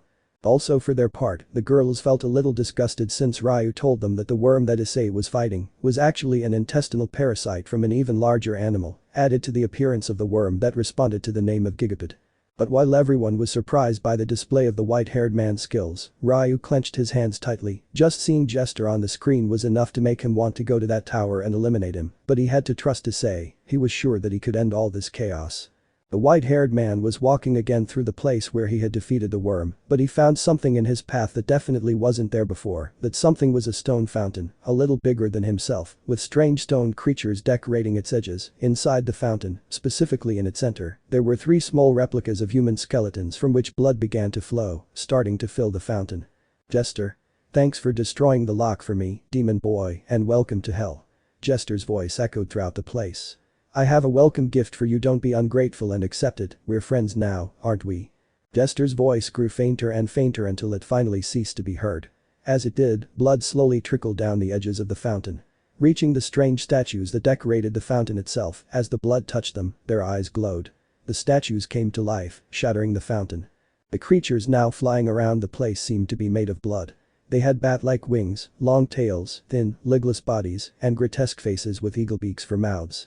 One of the creatures tried to attack the white-haired man, but he used his sword like a bat and swung it hard, sending it crashing into the wall, leaving it imprinted on it. Issei. Well, it wasn't that bad, I was expecting a more spectacular reception, said Issei, watching the rest of the creatures prepare to attack him. Being aerial targets, Issei took out one of his pistols and began to shoot at them rapidly, but in doing so, he discovered something rather useful. After a certain number of shots, the creatures would revert to their stone statue form, so they could be destroyed either with a sword or with melee blows. Putting away rebellion, the boy took out his other pistol, increasing the number of shots he fired at the enemies in front of him. Once he turned his target to stone, he simply kicked them to pieces. The battle didn't last long, as those kinds of enemies weren't exactly strong, and once their weakness was discovered, they could be quickly dispatched. The white-haired man, after finishing the battle, returned where he had entered for the first time before running into Gigapad. Retracing his steps, he found himself back in the main room of the tower. He quickly climbed as high as the path allowed him, where he reached a kind of panel where he inserted the planisphere he had found before. As he did so, he felt how below him, some walls seemed to be moving, peeking over the edge. The white-haired man could see how some walls, or at least pieces of them, receded and left a path to travel along. Also in the center of the room, a kind of red magic circle appeared.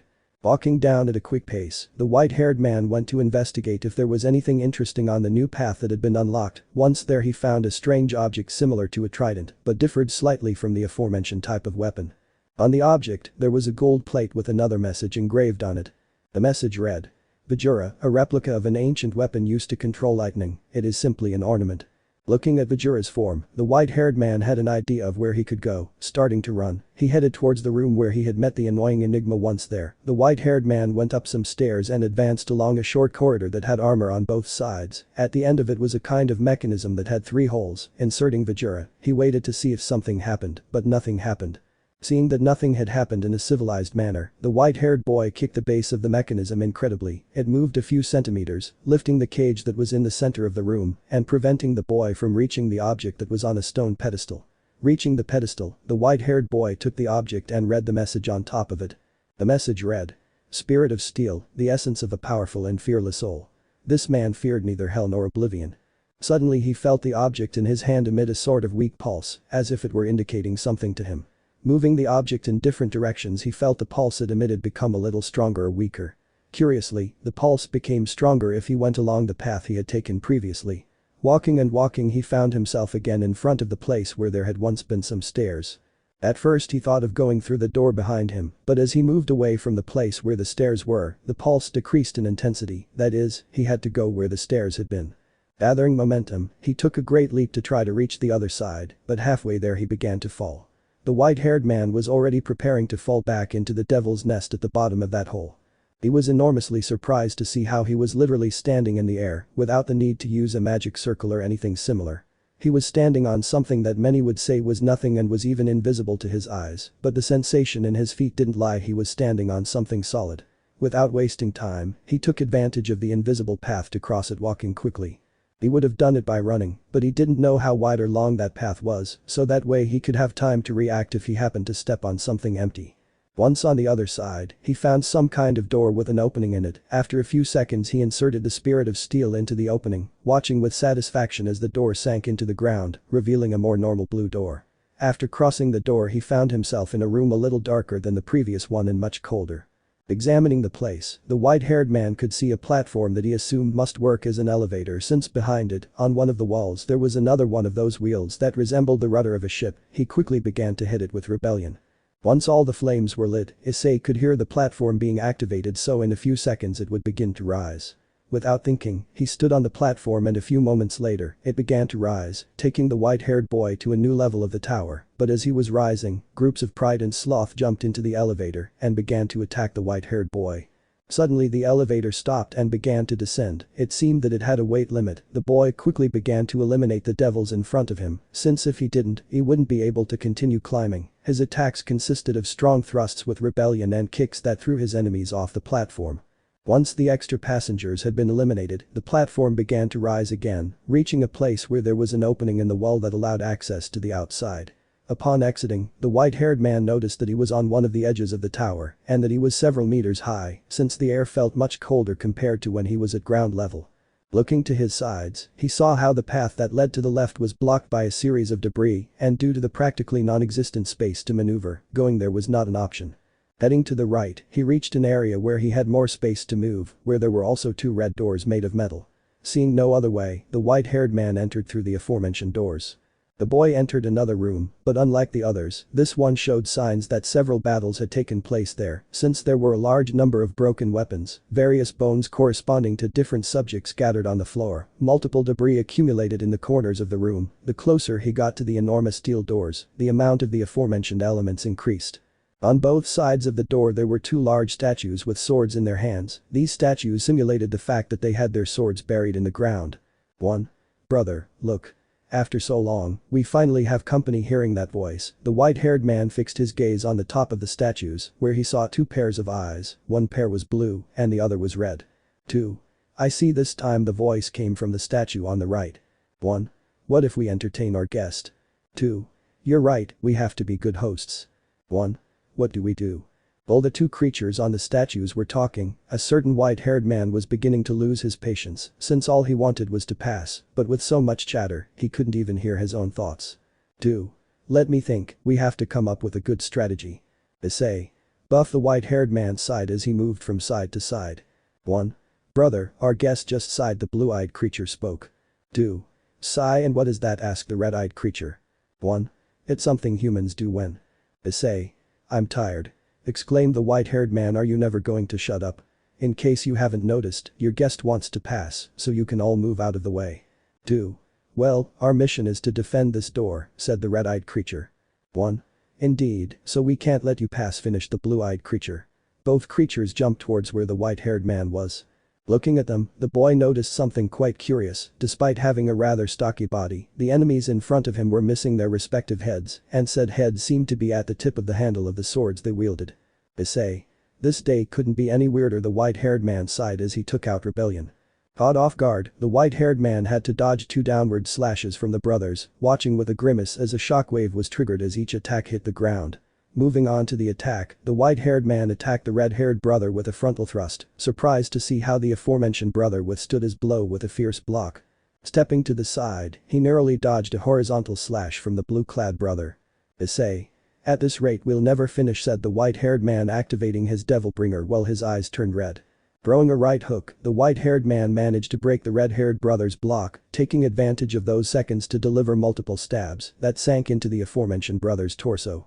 Using his spectral hand as a shield, the white-haired man stopped the blue brother's attack, once again growing his spectral hand and completely wrapping his enemy's body, lifting him up and throwing him against his red brother, watching in amusement as they both crashed into one of the walls. Both brothers tried to stand up, stumbling for a moment and losing their balance for a few seconds that the white-haired man took advantage of. Activating his devil axle, the white-haired man, moving at a speed impossible for his enemies to follow, found the weak points in the defense of the aforementioned, attacking with force in the aforementioned points. Ascending cuts, descending cuts, horizontal cuts and even stabs were the types of attacks that the brothers were receiving. After a few seconds, the boy finished his attack, retreating a few meters and observing the results of his attacks.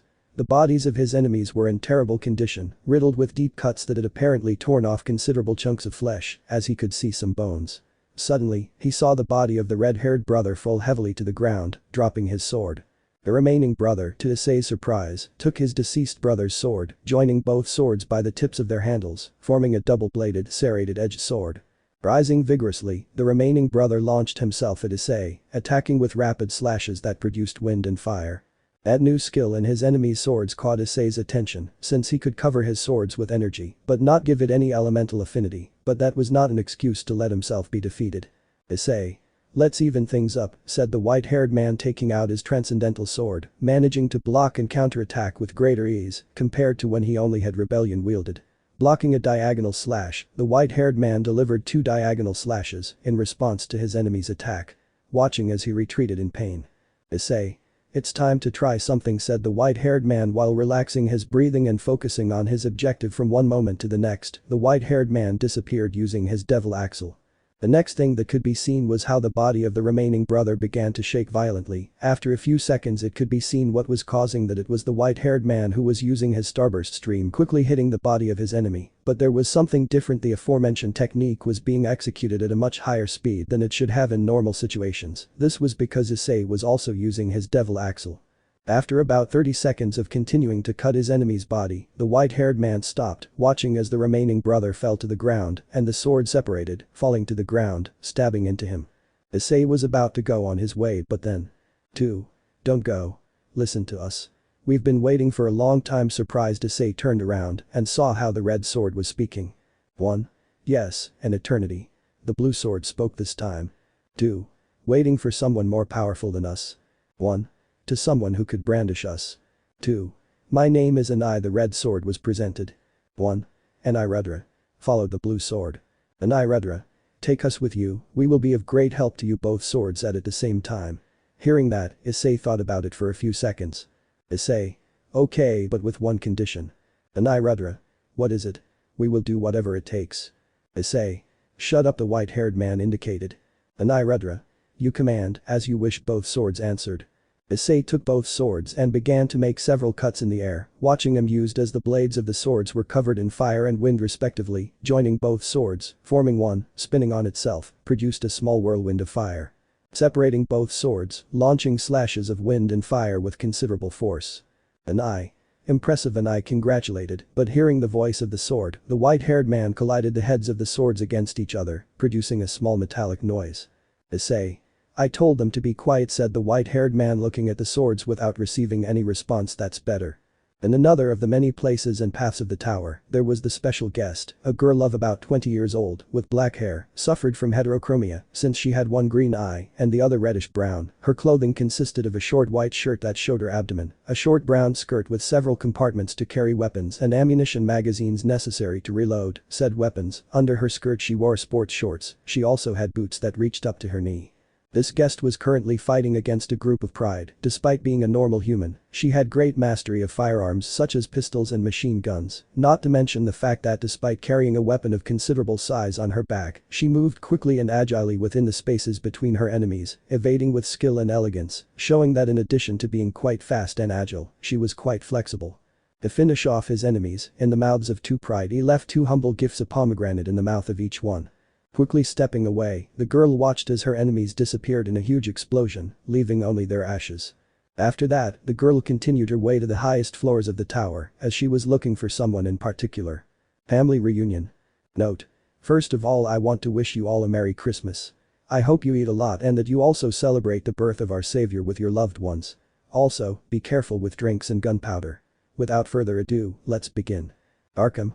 We will soon arrive at the Chamber of Judgment, said Arkham, who was standing at two enormous and heavy doors. Team Nigru will be fully operational again and will take us to the world of the demons, where the power of Sparda has been locked away, making some strange movements of his right hand in front of the doors while reading the red-covered book he was holding with his free hand. It is ironic that it is his own son who is going to undo its seal.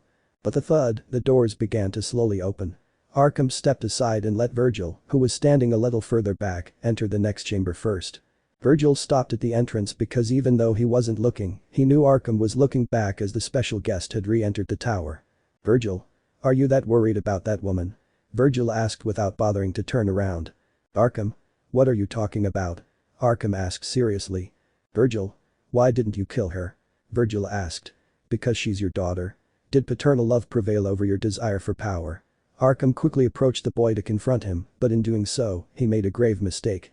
Arkham, my reasons are mine alone. Pam. The red book that Arkham was holding fell to the ground, a few drops of blood stained its worn cover. The reason? Virgil had pierced Arkham's stomach with Yamato. Virgil.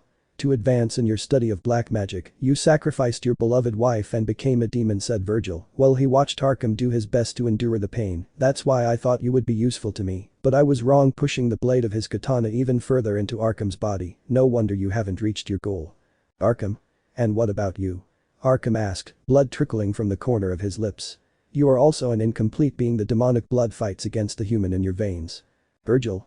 Shut up, was what Virgil said while withdrawing the blade of his weapon with some roughness, beginning to sheathe Yamato. When he finished doing so, Arkham fell to the ground. Now that the last door is open, I don't need you anymore. Virgil continued on his way, leaving Arkham to its fate. On the other hand, Issei was advancing corridor by corridor, obtaining an object. The white-haired man began to remember everything that had happened throughout his life. The death of his biological mother. The death of his biological father. Being tricked by Raynor and pierced by a spear of light. Losing his life. The mockery of the fall. The meeting with Razor. Having been hit by the Pawn Phoenix without being able to defend himself. The training for the raiding game where no one held back with him and felt useless. How he was almost killed by Razor in the raiding game. Losing for the second time against the son of the Phoenix. Iridide's contempt and seeing how he lost her while she was happy with Razor. Razor's arrogance and even her mocking him. Knowing that Rias used it. The Gremory's punishments. Losing his adoptive parents. The power to return some of the punishments he suffered to the Gremorys. The Cribbler Kakabiel. The fight against Razor where he avenged the High Odo and killed the aforementioned son of the Phoenix. Rias Gremory's cynicism and seeking his forgiveness. The audacity of the Phoenix to attack him. How Ravel Phoenix and her companions dared to touch it. His confrontation against Stephen Armstrong. The time he saved Ivy from the Cerberus group's attack. How to defeat Nightmare. His fight against Volley. That Cerziches makes decisions about himself, his girls and his possessions without consulting him. The ecstasy of battles he has had since awakening as a son of Sparda. His raid on the tower. How Lady shot him twice. Losing to Virgil. Jester. The annoying Motohama and Mitsuda as well as his classmates and students at the academy who were deeply jealous of him for having so many beautiful girls by his side. His fans who drove him crazy every day with so many letters and so much harassment. His thirst for revenge against Rias, Akeno, Kaneko, Asia and Kibo. They would pay with pain and agony for what they did to him. He was going to tear them apart when the time was right. At that moment the white-haired man's body began to change, and due to the amount of accumulated energy the image that the spectators saw in Devil May Cry was lost. Devil May Cry. Everyone saw how a red aura covered the white-haired man before the signal was lost again. Seraphil. What's wrong? Asked Seraphil, worried, while Ryu got an idea about what was happening, so he got worried but tried to stay calm, because if the others noticed his uneasiness, they would also start to worry. For his part, Ryu clenched his fists tightly in anticipation of what might happen. But then something happened. Did I manage to contain it? Issei. Hate is something that torments the heart. When the heart stops hating, the soul can rest in peace. I must leave aside the hate I feel and move forward. I have already lost my parents, both biological and adoptive, no more. Everyone watched the screen intently as the image slowly began to return, seeing how the white-haired man was fine, but there was something that had changed in him. None of them could describe it, but it was a radical change. However, a certain blue-haired man knew what it was and let out a calm sigh while smiling slightly. Ryu. You did it, Issei, thanks for helping him, Ristia, the blue-haired boy thought happily. The entire Sparda entourage becomes excited and happy to be seen by the Gremory matriarch. Venelana. Issei-kun's girls really love him, said Venelana, seeing how Rias looked down, biting her lower lip while shedding tears and clenching her fists, but due to the force applied they began to bleed, letting the blood flow through her hands until slowly that blood fell to the ground. In the same way was Akeno, who let her tears and blood fall to the ground. Seeing this, the Gremory matriarch felt her heart break for her. Akeno was like her second daughter, she cared for her and raised her. Just seeing them made her feel even more guilty for not stopping her husband and not taking care of her daughter as she should. So even with the great burden of her guilt, the brunette hugged the 2-1 of Kuo while crying silently. Venelana. Forgive me, Rias. Akeno, forgive me for being the worst mother there is and for being so weak as to not stop my husband. Forgive me for destroying your happiness, thought Venelana, emotionally devastated seeing her two daughters in such a sad state. Issei. Let's see, where should the dimensional generator go? Said the white-haired man with the object he got, looking around, observing what seemed to be another bridge, but according to the arrangement between the bridge he was standing on and the one that was further away, it implied that they could somehow connect. Looking more closely, he located a stone bear head on one end of the other bridge. Curiously, the bear's mouth was open just enough for the dimensional generator to fall into it. Throwing the dimensional generator upwards, the white-haired man waited a few seconds for it to fall. Kicking the object with his right leg, he sent the dimensional generator straight into the bear's mouth, fitting it perfectly. Issei. I think he could also be a soccer player, said Issei as he watched as the bridges connected and gave him access to a new wing of the tower. Taking out his pistols, the white-haired man continued on his way, entering what appeared to be a room made of marble. At the end of the room, there was a man lying down with a light trail of blood behind him, implying that he had crawled to this place before dying. Bang, tilting his head slightly, he felt a bullet whiz past his left ear. Issei. Wow, what speed, said the white-haired man as he turned around, finding Lady, the girl from a few moments ago who attacked him, looking at him with a face that didn't exactly reflect joy. Lady. Did you kill that man? Pointing at the white-haired man, the girl approached, keeping her gaze fixed on the fallen man. Issei. So what if I did it? Said the white-haired man, shrugging his shoulders. Tilting his head slightly, he evaded another shot from the girl who began to shoot at him without hesitation. For his part, the white-haired man simply deflected the girl's arms, extremely amused since no matter how much Lady wanted to, she couldn't compare to him in strength, agility and speed. Issei. Wow, I love trigger-happy women. Keeping the girl's guns pointed at the floor, Issei gave his statement. Lady. Shut your mouth. Lady roared as she broke free from the white-haired boy's block, trying to make his bullets reach him, but the boy evaded them, as if it were nothing. He was obsessed with transforming into a great demon, so much so that he horribly killed his own wife and many innocent people. But the blow Issei sent her against a wall, making her bounce while the girl shot her in the process. The white-haired man jumped, staying horizontal while spinning around, evading the girl's bullets. When he fell to the ground, he noticed that Lady's bullets had pierced part of his trench coat. Looking at him for a few seconds, she threw herself at him, shooting as fast as she could, watching in surprise as Issei jumped on her, firing with his pistols, causing the bullets they both fired to collide with each other. Lady. But the worst of all is that this scum was my father, said Lady, standing up after her failed attempts to harm the white-haired man. Issei. Well, it seems we have something in common, said the white-haired man, amused. I also grew up in an unusual family, being immediately pointed at by Lady. Lady. And what do you know about families? The girl questioned. You're a demon. This was my father. My family. I was supposed to end this. Lowering her gun, she turned to look at her father. Issei. Aren't you going to shoot me? Asked the white-haired boy, curious since the girl's hostility had disappeared. What a surprise. Lady. Go away, I don't care about anything anymore, Lady finished. The white-haired man put away his pistols. Issei. So family. Issei muttered as he continued on his way. Even though a few minutes had passed, Lady remained in the same place thinking about what to do, since the reason why she had entered the tower did not exist. Arkham? Where am I? Arkham asked weakly. It's all dark, I can't see anything. Lady. I see you're still alive, Lady hissed as she pointed at her father. Arkham? Mary. Is that you? What's going on? Where's your mother? Arkham asked with difficulty. Lady. My mother? Lady asked angrily. Are you forgetting that you killed her? Arkham. I remember I killed her, with my own hand, said Arkham, extremely sad. What have I done? I was too weak and I succumbed to her influence. Lady. Do you mean you were possessed? Kneeling next to her father, feeling sorry for him. Arkham. Yes, I was manipulated by a demon named Virgil, struggling to finish the sentences, trying to reopen the access from the demon world towers, the world whose door Sparda sealed long ago. Lady. Sparda. I thought he was a myth. Arkham. If the demons return, this world will turn into chaos. You have to stop him. Breathing heavily, stop Virgil. Lady. Me, Lady said as her tears began to run down her cheeks. Arkham.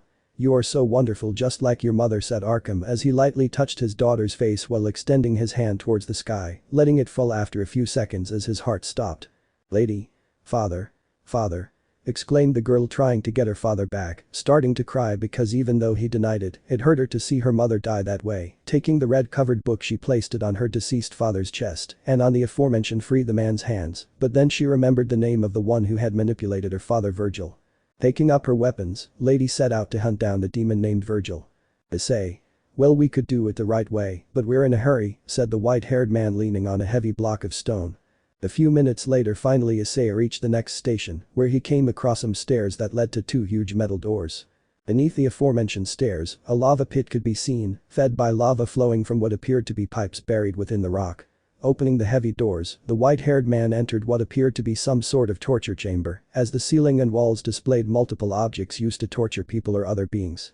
Looking towards the back of that room, the white-haired man saw a strange object, spherical in shape, that was a little bigger than a tennis ball. When he was about to take the aforementioned object. Sparda. Asked a voice that echoed throughout the room. You are Sparda. Suddenly a part of the roof of the place broke, dropping the debris from it into the interior of the room. Throwing a punch upwards, the white-haired boy managed to destroy and avoid a piece of the ceiling the size of a briefcase from falling on his head, but in front of the boy, a creature of considerable size landed, with 4 angel wings on its back, that after a few seconds it folded back. One feature that caught Issei's attention was that the creature in front of him had a large vertical scar, where its left eye should be. Issei. Let's see, Issei said, slightly moving his fist. Didn't your mom teach you how to open the door? Taking a few steps back to fully contemplate the enormous creature in front of him. I know that smell. The creature roared, advancing towards the white-haired man, shaking the ground with each step it took. Issei. How? The white-haired man began to smell himself, noticing the strange aroma that the demon's blood had left on his body. Come on, enough with that smell. I promise that next time I'll take a good shower before coming, okay? It's the stench of betrayal, the plague of the cursed Sparda. Said the creature, sniffing the air. I will annihilate the entire Sparda lineage. Launching itself against the white-haired man, throwing a swipe that cut the air since the boy stepped back while laughing amusedly. Issei. This thing about his son having to pay for his father's action sounds familiar to me. Drawing his guns, preparing for the next fight. Rolling to the side, the white-haired man evaded his enemy's attack, beginning to attack him with constant shots that, despite not seeming to do much damage, were the best he could do at the moment due to the fact that he still wasn't used to the creature's speed, but that would be fixed as the battle progressed. Using magic circles, Issei changed the trajectory of his jumps as his enemy caught up with him very quickly, but he had a few seconds to move due to the creature's attacks being slow. Issei. For being so big, he moves quite fast, evading a downward punch that embedded itself in the ground, releasing a shock wave accompanied by a considerable amount of light, shaking the entire room due to the force of the blow. After putting away his pistols, he took out Rebellion, looking at the creature, letting her see how its eyes emitted small lightning bolts, showing her that it had entered the zone. Launching himself against his enemy with incredible speed, the white-haired man used the momentum he had gained to change direction as he approached, since the creature repeatedly stomped on the ground, causing tremors in the place, making multiple steel cages fall, which he then used to throw at Issei, pushing them away as if it were nothing. As he got close to his enemy, he began to slash the creature's legs in different directions, causing it to roar in pain. Taking a great leap, the white-haired man positioned himself at the height of his enemy's head, attacking said area with a horizontal cut, but then he saw how the creature covered itself in a pillar of light that, upon making contact with the boy, sent him far away. Issei. I didn't expect that attack. I'll have to be more attentive, said the white-haired man, wiping the dust off his clothes, quickly stepping back while evading a charge from the creature. Launching himself at his enemy again, he entered his personal space and plunged the blade of Rebellion a few inches into the creature's chest. Releasing his sword, the white-haired man moved away at just the right moment to avoid being caught by the creature's enormous hand that glared at him furiously. The creature widened the distance between itself and the white-haired man, spreading its wings, expelling strange objects similar in size to a bullet from the tip of its wings. Said objects headed towards Issei, who quickly evaded them, but was surprised to see how those tiny objects created holes several times larger when they hit the walls and some parts of the floor. Resuming his attack, Issei approached his enemy in a zigzag pattern, evading most of the small objects the creature sent, deflecting those he couldn't avoid with his sword. When he was close to his enemy, the white-haired man activated his Devil Axle, producing the illusion of having disappeared due to the drastic increase in speed. Spinning around his enemy while dealing different slashes to different points of the enormous body.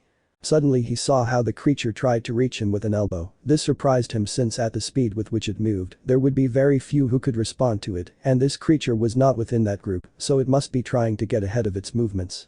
It was at that moment that the white-haired man noticed his mistake. The way it moved was a regular movement, so after a few seconds repeating the same thing, his enemy would end up knowing where it would move and could deal a counter blow that, not expecting it, would cause a lot of damage. Appearing by his enemy's sword, the boy attacked with a powerful and swift downward slash that opened a serious wound in the attacked area, moving laterally and positioning himself in front of his enemy. Surprised to see his enemy attack him with a punch, throwing his sword, the white-haired man managed to destroy the creature's right eye, but in return, received a powerful punch that left him buried in a crater with his own silhouette. For its part, the creature was covering the area where its right eye had been a few seconds ago. The Ulf. You. Hateful being through whose veins runs the blood of Sparda, the creature roared while shaking his head to try to make the pain lessen. I have lost my sight, but I remember your smell well. I will search for you for all eternity if necessary, until I have managed to free this land of your despicable stench. Spreading his 4 wings and clumsily leaving through the hole he had created when he entered the room. The white-haired man emerged from the crater cracking his neck. That blow had hit the target and knocked some bones out of place, but after a few seconds everything was healed. Many would ask him why he took that hit, given that with his speed he could have evaded it, but the truth was, he wasn't expecting that blow, since after finishing his own attack, he thought the creature would retreat from the damage it had suffered, but it was the opposite. The creature continued forward, not wasting time complaining about its wounds. Issei. Why do I have to pay the price for everything my father has done?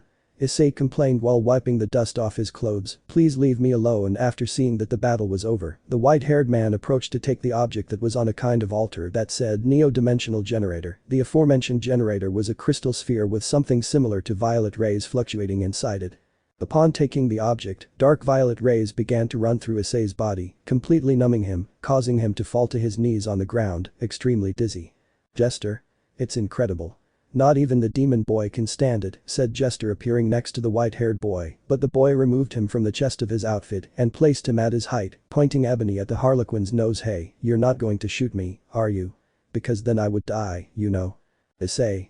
If that's how I get you to shut your mouth, it really upsets me that someone is acting smart and it's not me, said Issei, trying to stay awake since he felt like he was going to faint. Jester. Don't be so impulsive, young man, said Jester, relaxing the atmosphere. I have a very juicy secret to tell you, but if you suffocate me, I won't be able to tell you, do you understand? After hearing that, the white-haired man pushed Jester since he didn't feel in a position to be more kind. Phew. I already saw myself dead and buried. Getting up quickly, looking at the current state of the white-haired man. Ahem, you've also noticed that enormous tower that emerges from the ground and makes people tremble with its wingspan is, in reality, a tunnel that connects the demonic world with the human one. Of course, it is he who tries to control it, thanks to your mother's amulet, pointing at Issei's chest with his scepter. Issei. Amulet. Jester. He's heading for the control room, which is in the basement. If you don't get in there quickly, he'll open the door to hell. Isn't that terrifying? He asked, amused. Issei. And why are you telling me this? Annoyed. Jester. This, I think I forgot to tell you a little detail, said Jester, pretending to be sorry. Actually, that gadget you're holding is the key to continue. The bad thing is that it absorbs the souls of those who hold it, so hurry up, said Jester as he began to appear in different parts of the room, laughing with joy. Issei tried to aim at him, but was surprised to find the Harlequin on what looked like a crane hook. Jester. Yes, in exchange for your spirit, it will give you power. Don't you think it's a wonderful gadget? Jester asked amusedly. You just have to let your young spirit carry you and go. Ascending through the hole in the ceiling with the help of the hook, disappearing from the room while his laughter faded into the distance. Issei. It would have been nice if you had told me before, you damn slack-mouthed imbecile, said the white-haired man, annoyed. Suddenly an electric pulse ran through the white-haired man's body from head to toe, involuntarily activating the newly obtained devil trigger. Issei. I must hurry since I don't find it fun to lose my soul at such a young age, said Issei, before running at full speed towards his new destination, the bridge where he had used the dimensional generator. He had finally arrived at the bridge area. His journey to this point had been somewhat bumpy, a few fights with some lower-ranked devils and the occasional infernal vanguard. It was also worth noting that to get there so quickly, he had not only used the extra speed given to him by his devil trigger, but had also combined it with his devil axle. Upon reaching the bridge, he forcefully expelled the object that had given him so much trouble in less than 15 minutes. The neo-dimensional generator quickly flew to a demonic-looking stone head, embedding itself specifically in the statue's mouth. Just like the previous time, the bridge changed direction, giving access to a new wing of the tower. Advancing calmly across the bridge and after going down some spiral stairs and crossing through a few doors, the white-haired man reached another bridge much wider and longer than the previous one. Suddenly he stopped as in the middle of the bridge he could see a group of pride approaching him. He was about to draw his sword when suddenly he felt a shiver run through his body. It wasn't fear, it was an alert that something was approaching, and he wasn't wrong. Issei could see how from the other end of the bridge, a large white lightning bolt appeared that advanced at great speed until it reached the middle of the bridge, destroying the pride that crossed its path. After doing that, the lightning bolt stopped, revealing a huge wolf with snow-white fur and sapphire blue eyes. The aforementioned wolf was almost the same size as Cerberus and stared at the boy. After letting out a howl that indicated it was time to hunt, the wolf launched himself at the white-haired man. Issei. So I have to play cat and mouse with a wolf? Stretching his legs, it's okay by me. Unholstering his pistols, starting to shoot at the wolf that was already a few meters away from him. Jumping, he narrowly avoided the jaws of the wolf that threatened to swallow him in one bite. When he turned around again, he found himself in the jaws of the wolf, being caught by the animal that, upon feeling him inside its snout, tried to close it. The white-haired man, on his side, tried to prevent the wolf from closing his snout, putting his hands on the roof of his mouth and pushing his feet even more against his tongue. He kept his snout open, since otherwise it would be very possible that this slimy place would become his grave, since even to this day he had never been torn apart piece by piece, so he didn't know if his regeneration would save him, and it was better not to try to find out. He finally managed to escape from the animal's grasp, starting to run towards the other end of the bridge to put distance between the wolf and himself, but he only had a few seconds to do so, as the wolf caught up with him extremely quickly. Repeating the process over and over again, the white-haired man managed to get the wolf off him and also fired a few shots, but these didn't seem to cause too much damage, since the animal didn't even flinch when it felt the bullets entering its body. Both were reaching the center of the bridge when the floor beneath their feet and legs gave way, cracking rapidly, causing both Issei and the wolf to fall a few floors below, falling into a kind of coliseum. Issei. I like this more and more. What a shame we don't have an audience to enjoy the show, exclaimed the white-haired man, amused as his voice echoed in the place. Issei's amusement disappeared when he felt something warm wet his abdomen. Looking in that direction, he could see that he had a deep cut that was letting out a large amount of blood. Feeling how the wound was closing, he focused his gaze on the wolf in front of him, observing how the animal's front leg was covered in blood. This alarmed him since at no time had he seen the wolf attack him. Suddenly, and to the surprise of the white-haired man, the wolf shortened the distance between them with incredible speed. Instinctively, he rolled to one side, avoiding the wolf's sharp claws from reaching him, moving to the opposite side of the arena, and watched as the wolf calmly turned towards him, running his tongue over his sharp teeth, savoring the mouthful of white hair. Activating his devil trigger along with his devil axle, Issei became a red lightning bolt, moving at full speed through the arena, being followed by a white lightning bolt, surprised to see that the wolf could keep up with him without any problems. While moving parallel to the wolf, Issei took out his sword, since with it, he could cause more damage, and if necessary, he could use it as a shield to prevent the animal from trying to devour him again. But then something happened. The wolf's speed increased even more, disappearing from the sight of the white-haired man, who was surprised, since his eyes were very sharp, but if the wolf could disappear from his sight due to its speed, that meant that it had a speed greater than his. Devil May Cry. Everyone present watched in surprise as the white-haired boy slowly began to be overtaken by the wolf that was moving at a speed greater than the boys. Even though they couldn't clearly see the contenders, they could affirm the fact that the wolf was superior in speed, because the image of the aforementioned was much blurrier to their eyes than Issei's. Ivy. Ryu-san, that wolf isn't a normal one, right? She asked without taking her eyes off the screen. Ryu. You're correct, that's a legendary wolf. His name is Amarok, and within the enemies of the tower he is without a doubt the most dangerous of all, since his speed and strength are on a completely different level. Even Beowulf, who was Issei's previous opponent, would be defeated by Amarok with relative ease. If Issei intends to win this match, he will have to give everything he has, explained Ryu while watching the fight. The white-haired man moved sideways, sticking to the edge of the arena, trying to keep his distance since, although he had landed good attacks on Amarok, the latter had barely complained of pain. His best sword attacks at his disposal didn't seem to be effective, not even the starburst stream with the increased speed, thanks to the devil trigger and the devil axle, had given him the advantage in the battle. Moving to the left, the white-haired man evaded a bite from the enormous wolf, but was surprised to see Amarok appear from the left side. When he tried to change direction to avoid being caught and swallowed, he lost his balance, slipping and falling to the ground, rolling to the right, waiting for a bite that never came. Getting to his feet as quickly as possible, Issei was on guard, but then he saw it in front of him approached Amarok, covered in a violet aura, running at full speed directly towards him. The white-haired boy tried to block the wolf's attack, but it was in vain. His block was useless, and he received the onslaught of the wolf that hit him with crushing force, sending him against one of the walls of the arena, leaving him embedded in it. At the moment of impact, Issei felt as if a speeding train had hit him. He could clearly feel how several of his bones were broken, and he was sure he had a few internal hemorrhages. Undoubtedly that attack was a devastating attack. Few people could withstand an impact of that caliber. After a few attempts, he managed to free himself from the wall, falling heavily to the ground, waiting a few seconds until his body had healed. Standing up while trembling with helplessness, he was angry with himself for having been so incredulous.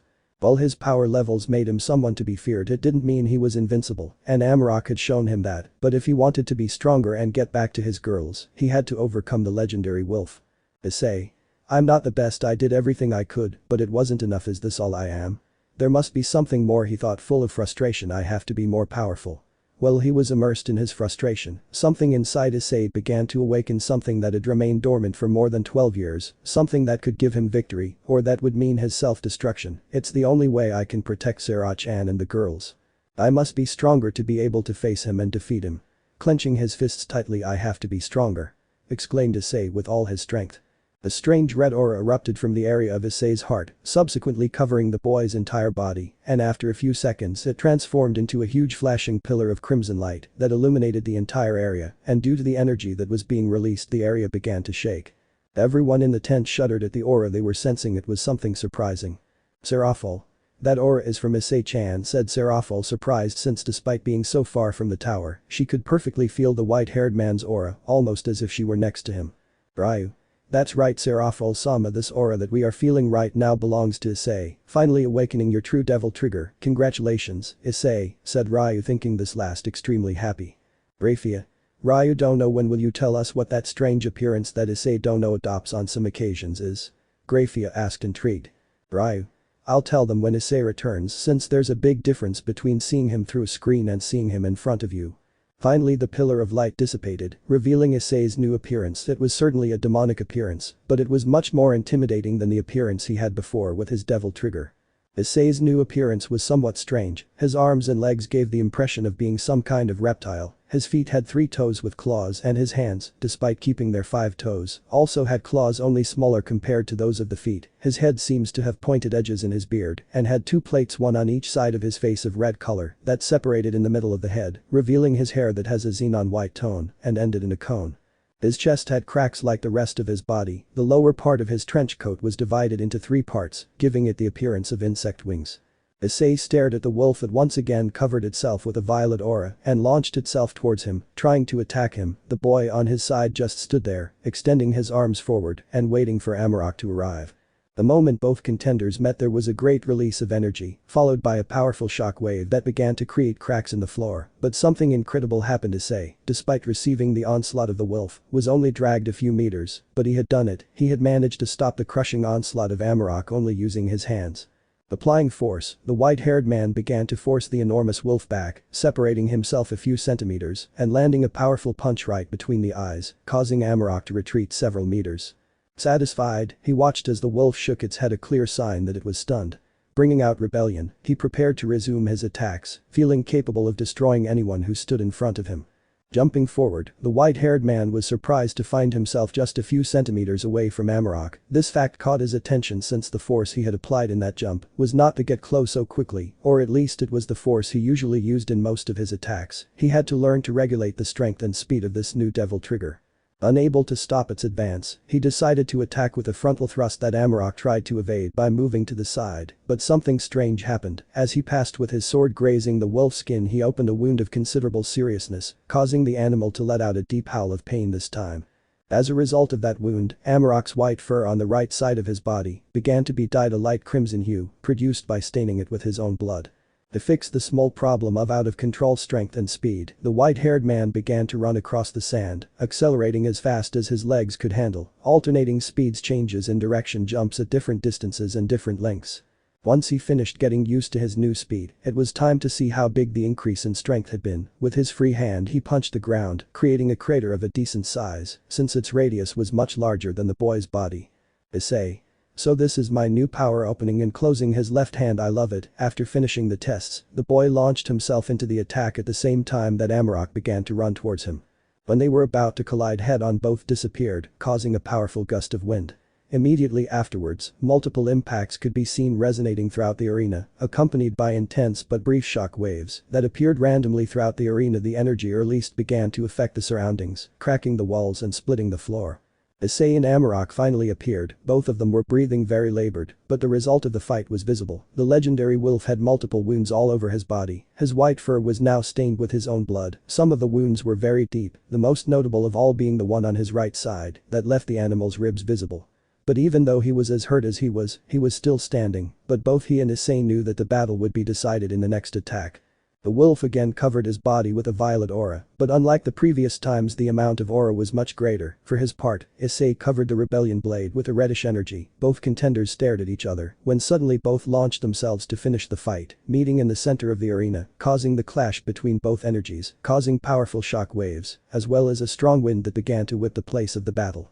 Both Issei and Amarok pushed with everything they had, since whoever lost in that attack would receive the combined energy of both attacks. It was then that the wolf's hind legs trembled for a second, but that second was enough to break the balance, allowing the white-haired man to advance in turn, allowing the blade of rebellion to begin cutting the wolf right through the middle of its body. Noticing how his sword had already begun to sink into the wolf's body, Issei continued pushing with everything he had, feeling how it cut through flesh, nerves, and bones.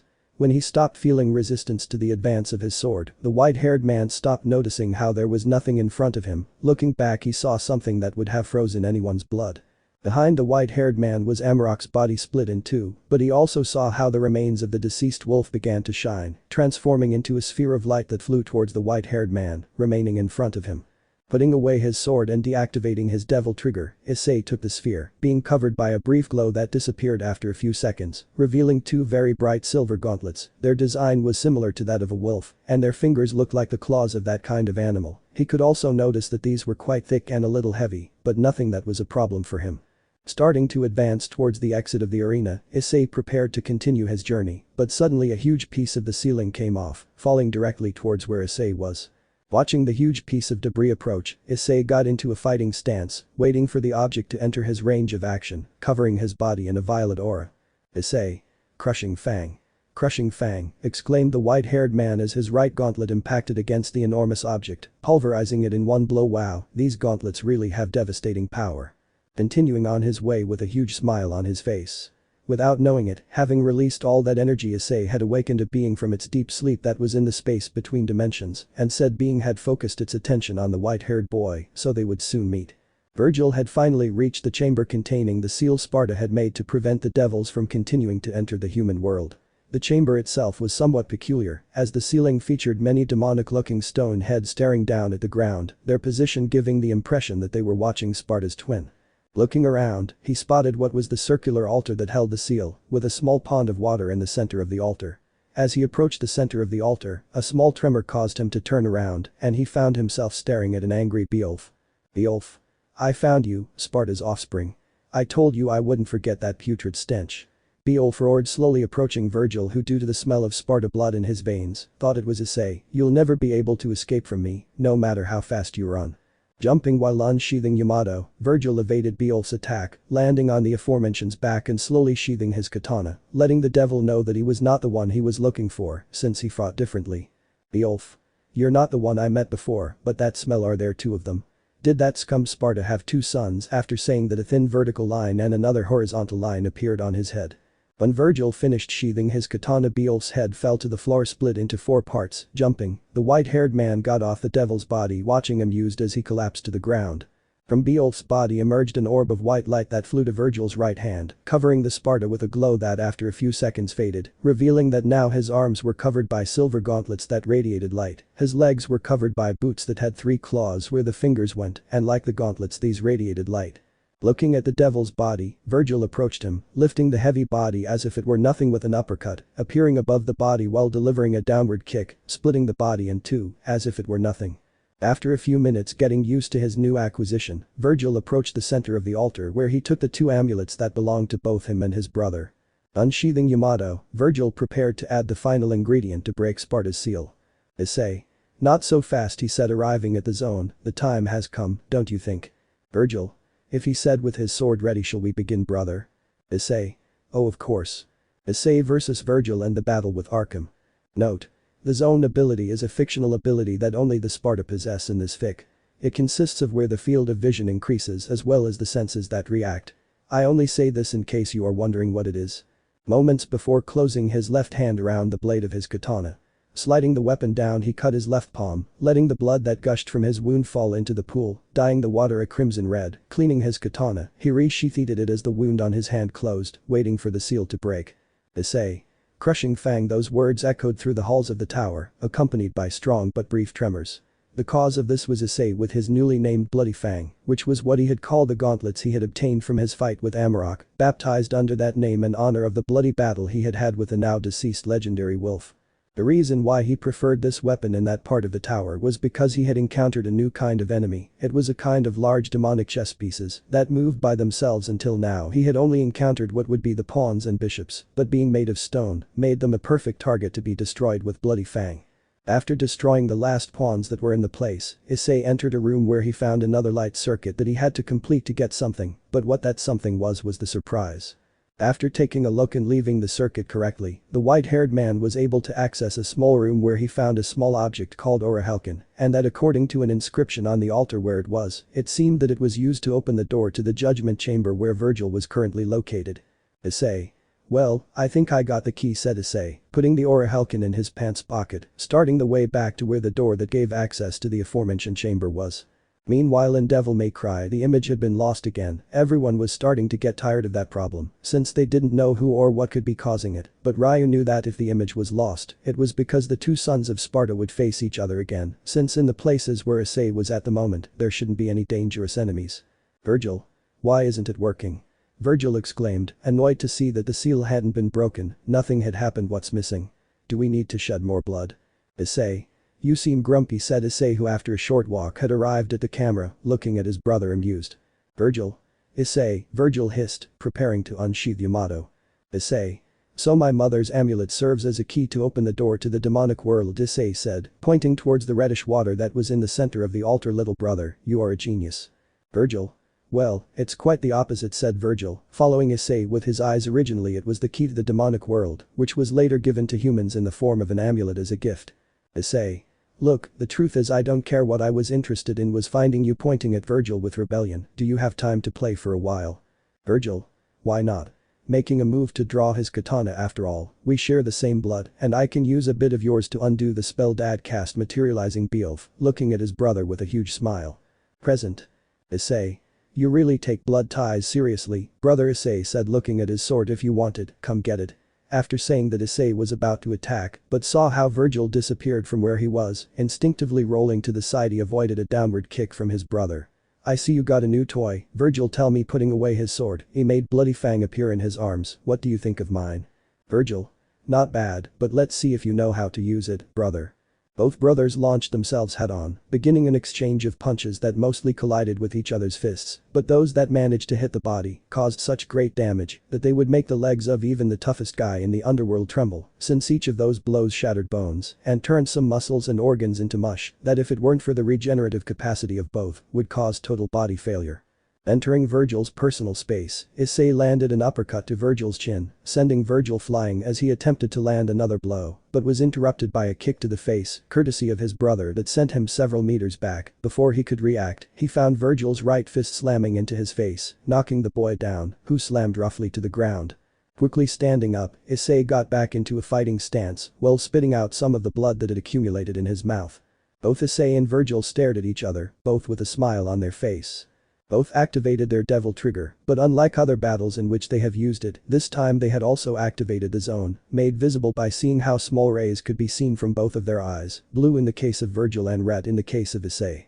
Resuming the battle fiercely, making punches and kicks resonate throughout the venue, any professional wrestler who could watch that fight would be jealous of the moves the twins were showing off, punches and kicks thrown from almost impossible positions. Suddenly both brothers found themselves in the center of the chamber. Issei dodged a right hook from Virgil and landed a hook to his liver, feeling through his gauntlet how the blue-clad white-haired man's ribs broke again. For his part, Virgil achieved the same result by kicking Issei in the ribs.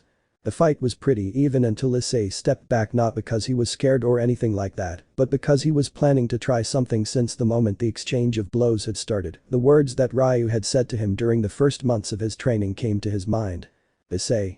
Hit before being hit, block while attacking, attack while blocking, offense and defense in the same movement, the white-haired man thought while adopting a boxer's position. Virgil. So that's how you want to play, huh?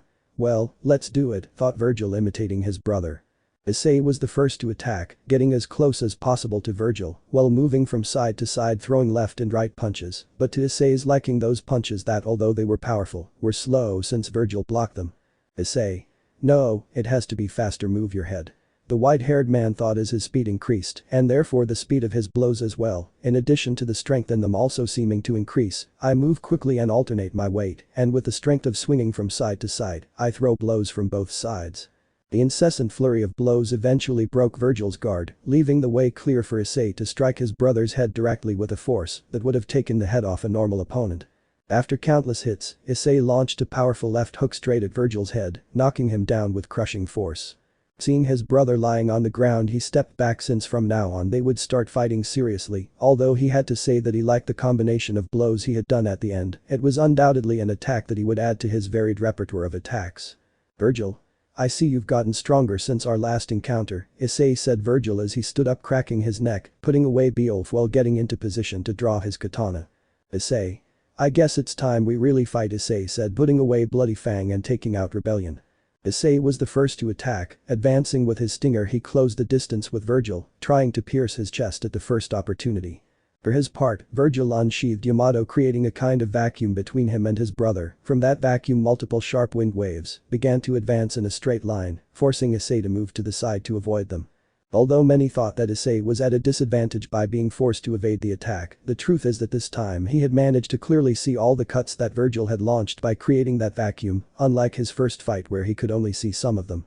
After that greeting, both brothers launched themselves forward, seemingly disappearing, since the multiple sparks and sounds of metal against metal indicated that they were still there.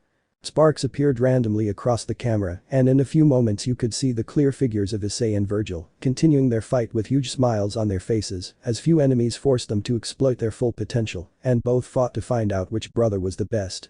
But being so focused on their battle, they didn't notice something that was beginning to take its toll on them: the continuous use of their devil trigger, in addition to the zone, and this, although it allowed them to display overwhelming power, had a significant setback on the user, and their muscles became extremely fatigued to such an extent that their regeneration was not enough to compensate for the wear and tear, but it was a fair price, since it could well reduce their lifespan. Ignoring this fact, the Sparda twins continued their fight without respite. Sweeping the ground with his leg, Issei forced Virgil to jump, reaching him with a stab to the stomach, and without withdrawing the blade, he used it like a hook to pull his brother straight to the ground, slamming him hard.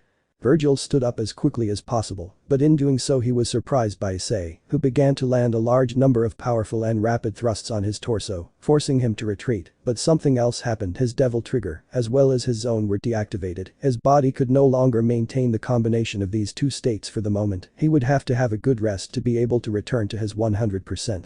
Issei. So you too, huh? Issei said, breathing heavily while, like his brother, both his devil trigger as well as his zone were deactivated.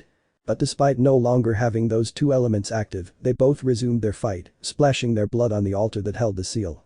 Suddenly they felt an object approaching. To destroy it, Issei gave it a horizontal cut, while Virgil gave it a vertical cut, dividing the object into 4 parts, observing that the object was nothing more and nothing less than a missile.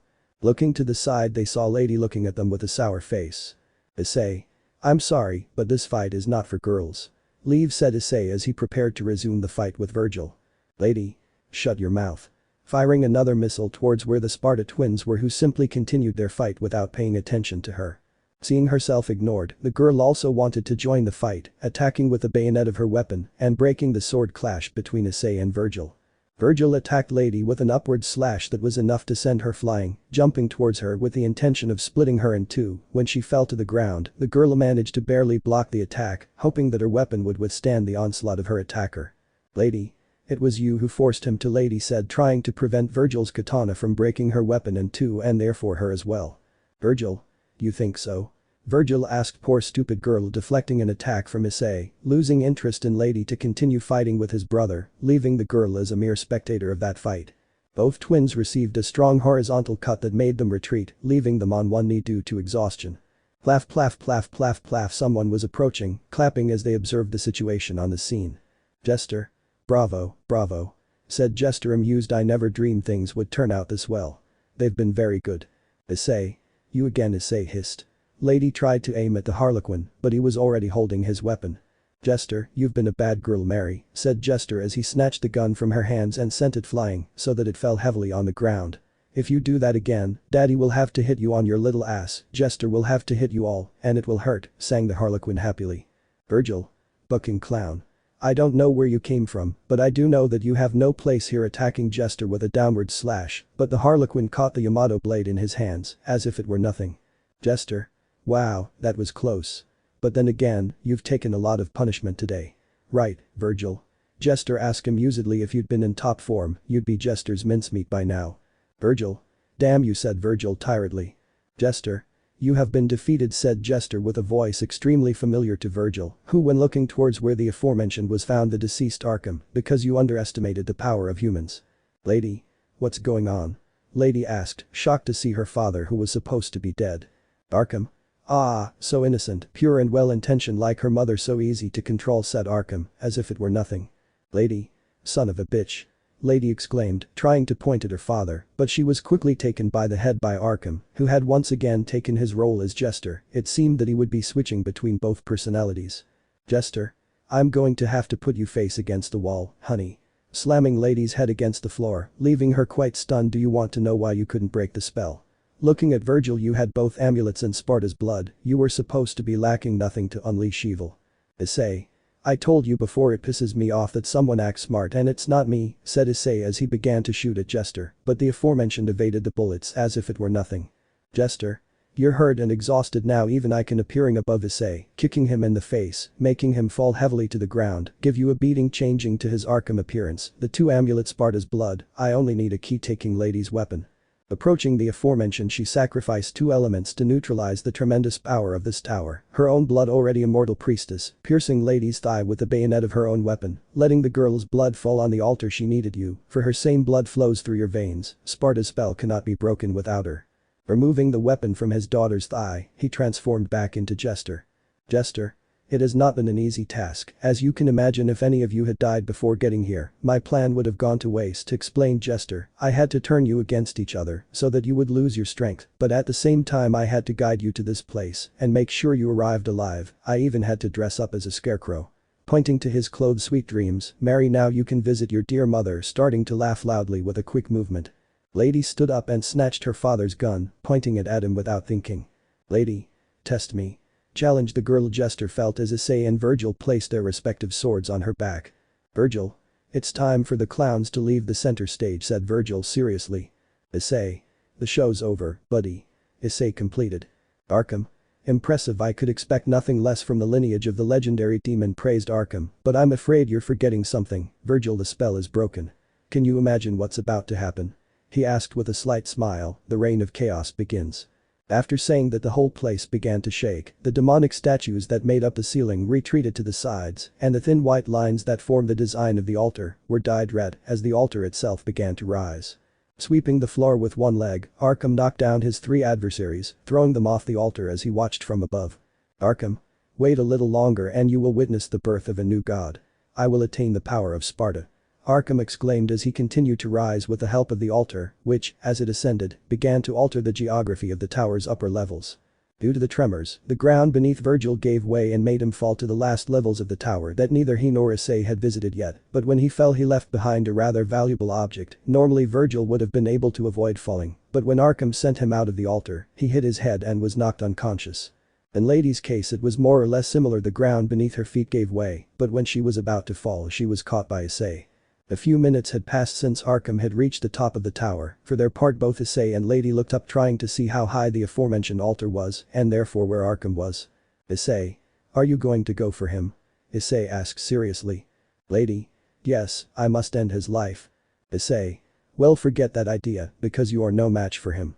Lady, that doesn't matter, I must do it. I had the opportunity to stop him before, but I didn't. I'm to blame for what's happening, said Lady, reflecting on her past actions. Issei. The fault? Issei asked curiously. You're not the one who started it. Lady. But he's my father. Besides, if I don't intervene, who will? Shooting the bayonet of her weapon that turned out to be something similar to a hook that got stuck to a statue that was several meters higher. You're a demon. You would never understand, activating a kind of button that helped her climb quickly, leaving Issei alone in the place. Issei. I know something about parents and relatives. Calm down, Issei murmured, looking at the hole through which his brother had fallen, turning his gaze upwards. I'll go too, but you better hurry if you don't want me to take all the credit. Issei ventured out in search of his next target, hell to stop Arkham. Note. Let's get to the important stuff because I want to finish the story once and for all and focus on new self-improvement projects. A short path opened up that led directly to the enormous Herglass that held a smaller object called Samsara. On the altar where the object sat was an inscription that read. The sculpture that symbolizes space-time. It restores order to the fissures within it. The boy returned to the mirror room where he placed the Samsara on the statue. Thanks to this he changed the destiny to which the mirror at his side was leading. The mirror's new destination led to that pure white path. Seeing that, the white-haired man quickly crossed it, observing how in front of him there was a new path that led to some doors from which an intense demonic energy emanated. The atmosphere was similar to that of a lake draining through a hole in its center, since the waters converged in the center of the room, everything around it was a color mixed between black and violet, adorned with some half-destroyed pillars. Drawing his sword, he blocked a downward slash to his back. With a sharp movement, he forced his attacker to stand in front of him. It was Arkham, who had the appearance of Sparda's devil trigger and was carrying his sword. "Arkham? Welcome, how do you feel looking at the image of your father?" asked Arkham with a distorted voice. "Issei. I feel like I'm looking at a clogged toilet," the white-haired man replied angrily. "Why do you have to stick your nose into other people's business? What's wrong with you? Are you bored and have nothing else to do?" Pointing at Arkham with rebellion at that last comment, both Issei and Arkham began to laugh lightly. "Arkham? Will you still be able to mock me after seeing this?" said Arkham as his form began to change, becoming larger and more unpleasant to look at. "I feel the demonic power overflowing. The power of Sparda." Arkham transformed into a kind of shapeless mass with some tentacles and something resembling feet that served to keep him standing. "Issei.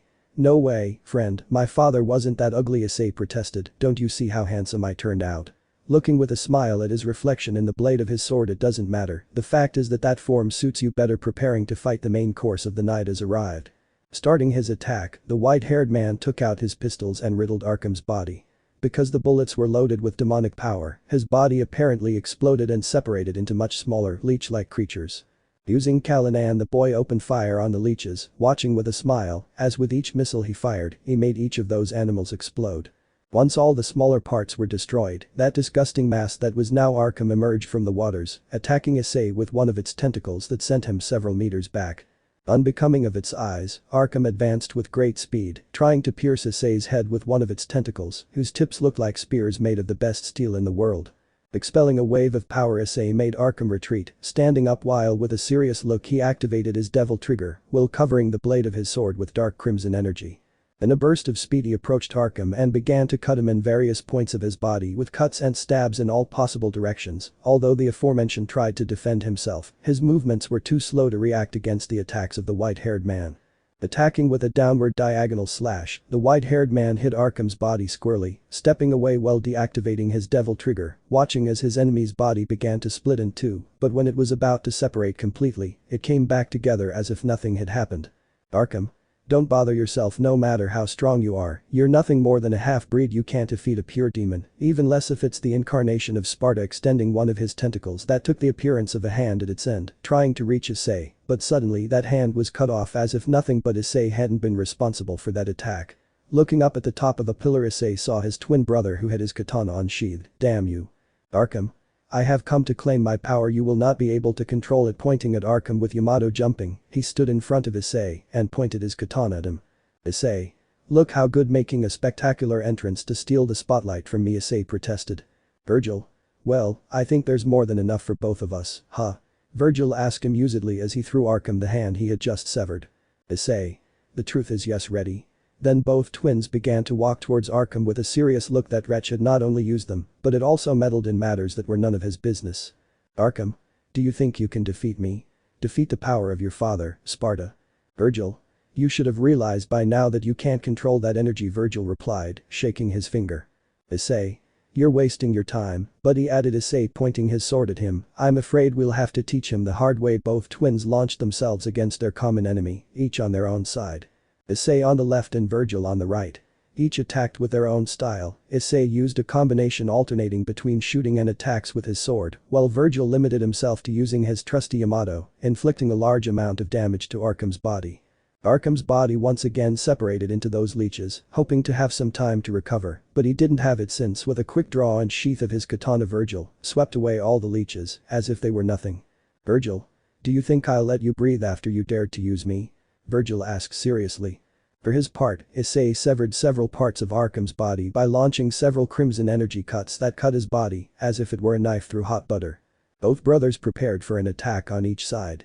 Attacking with a frontal thrust at full speed, sinking the blades of his sword several centimeters into Arkham's amorphous body, who, feeling the pain run through his body, began to shake violently, managing to move the Sparda twins away from his body, but both of their weapons were still stuck in him. This fact was noticed by Issei and Virgil, who started running towards their weapons. Issei delivered a spinning kick to the tip of the handle to Rebellion, giving it enough force to enter Arkham's body and begin to tear apart everything in its path. Virgil struck Yamato with an open palm, pushing her hard into Arkham.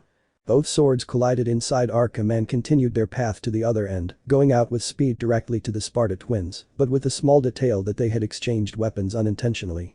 Issei had Yamato and Virgil wielded Rebellion. Although it was the first time they used their brother's weapon, they showed great skill in handling it. Launching themselves at their enemy, they delivered a joint X-shaped slash that caused severe damage to the already injured Arkham. The twins landed on the other side, returning the swords to their respective owners. Issei put away his sword just like Virgil and took out his guns, preparing to give the coup de grace, but in a desperate movement, Arkham snatched Ebony from his hands who was taken by Virgil. Virgil? For once, we'll do it your way, said Virgil, pointing his brother's gun at Arkham. Issei. Well, you know what they usually say in these cases. Arkham? Don't do it. No. Exclaimed Arkham, sensing his end. The Sparda twins put their backs and pistols together, forming something similar to a 90-degree angle. Issei, Virgil. Both twins exclaimed as each fired a shot charged with their own demonic power. Both bullets hit Arkham's center, causing his body to finally lose control of that overwhelming power, dispersing it all over the place. Arkham? But the power of Sparda is mine, exclaimed Arkham before exploding into thousands of pieces, sending his own existence into oblivion. Virgil? What a dull last word, said Virgil as he handed the gun to Issei. Both brothers could see how Force Edge and the medallions fell through the hole in the center of that room. Without thinking twice, they both jumped through that hole, managing to take the amulet that belonged to each of them, but because of this, they fell to a deeper level in the demonic world. Force Edge fell the same distance from both brothers who were now standing on a terrain similar to a riverbed that comes before a waterfall.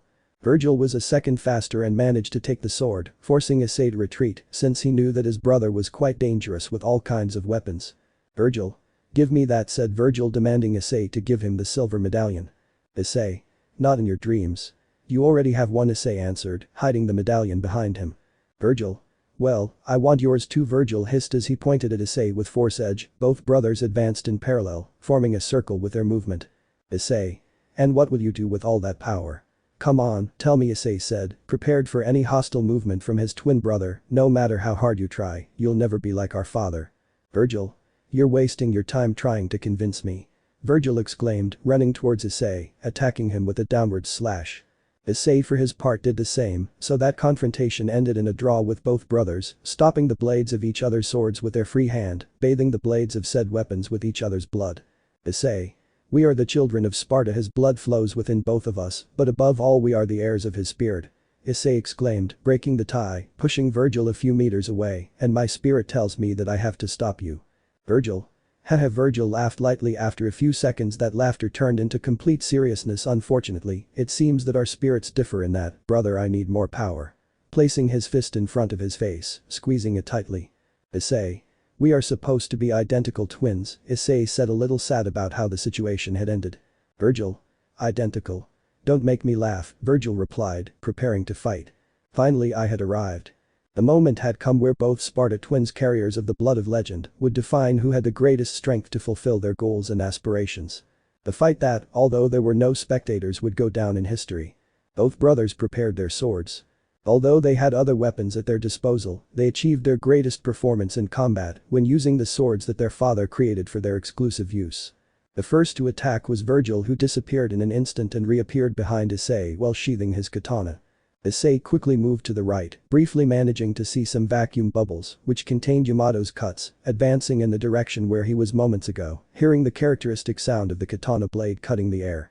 Tilting his head slightly seconds before the blade of Force Edge passed dangerously close to his left ear. True. Now Virgil alternated between Yamato and Force Edge to attack him. That would certainly complicate things since he was already dangerous just with Yamato, and now we had to add the sword that had once belonged to their father. Despite the short time frame between each attack, Issei was able to respond to most of them due to the twins' extremely fast reflexes, and the only way for both of them to successfully connect their own attacks was to surpass the opponent's reaction time. But as always, easier said than done. The twins stood back, staring at each other. Virgil? This time we will fight seriously, and whoever turns out to be the weaker of the two will simply lose his life, said Virgil as he prepared his katana to resume the fight.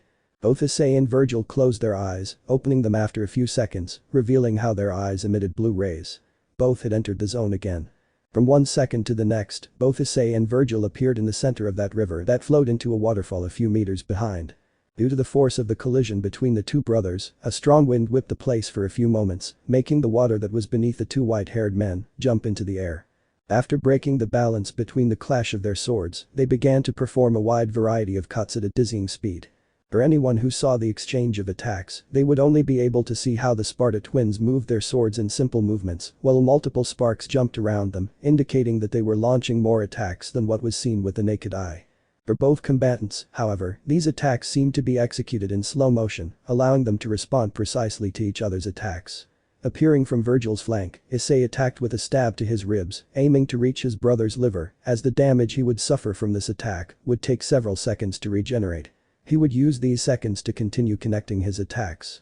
Moving in a zigzag pattern, Virgil evaded the attack as the tip of Yamato's hilt struck Issei's temple, stunning him.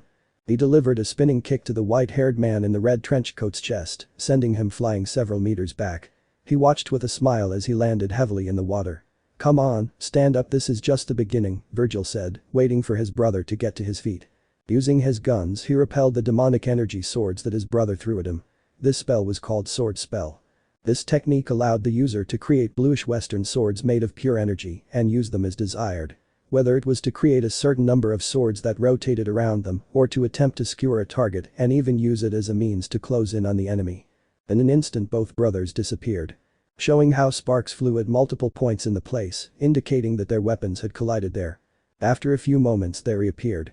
It was appreciated that both twins had multiple cuts all over their bodies, but as the seconds passed they healed to the point of disappearing completely, as if they had never existed.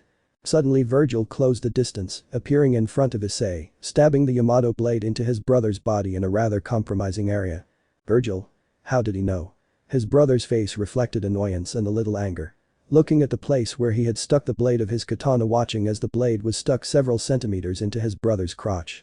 Quickly pulling it back, out of range of his brother, he used the water beneath his feet to clean the blood that bathed the blade of his weapon. Issei. If that were permanent I'd be really upset, Issei commented, rubbing his crotch, feeling like everything was back in its right place. Stretching his legs a little before launching himself at his brother, launching thrusts that aimed from the stomach down. After several attempts that were blocked by Virgil, Issei managed to sink part of the rebellion blade into his brother's crotch. Now we're even watching as his brother hunched over after receiving that low attack. Withdrawing his sword roughly, pushing his brother back with a kick to the chest. Virgil? That was very low, said Virgil, catching his breath, since, even though he was immune to pain, like Issei, he couldn't deny that receiving an attack in that area of the body was very uncomfortable. What would have happened if that were permanent? Issei. I don't think you would have had many problems, after all you have never sheathed a sword, Issei said amusedly, moving his hips back and forth. Virgil? And what about you? Do you think you're an expert?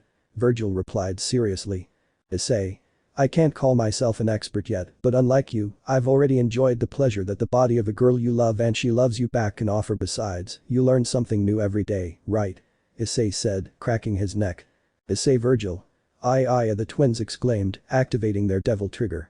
Virgil stood on guard, performing an extremely rapid draw and resheath, from which multiple cuts emerged that became visible after a few seconds, manifesting in lines as dark blue as night. These lines went in all directions, creating a kind of swarm of cuts. For his part, Issei gathered energy into the blade of his sword, launching waves of energy towards the center of the slashing swarm that Virgil had created, destroying it with ease. Suddenly he felt something sink into the center of his chest. Looking in that direction, he could see Force Edge being wielded by Virgil and pushed by the aforementioned, who did not stop until he felt the blade of the weapon come out through Issei's back. Before he could react, Virgil felt 4 objects mercilessly stab his arms and legs.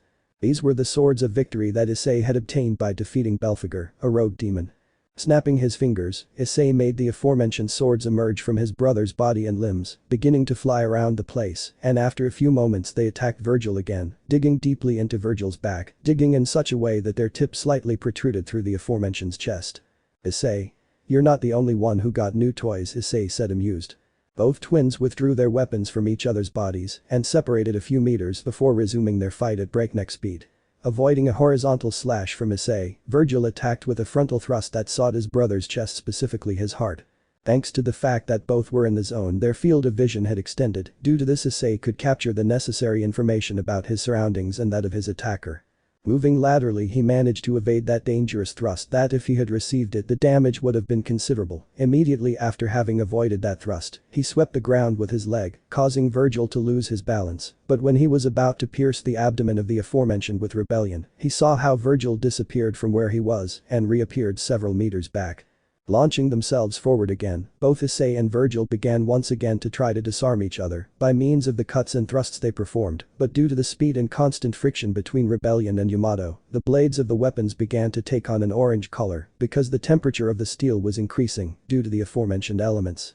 But the frontal cut they were tied, beginning to apply force to disarm the other. Suddenly the tie between them was broken, but in favor of Issei, who managed to make Virgil drop his katana.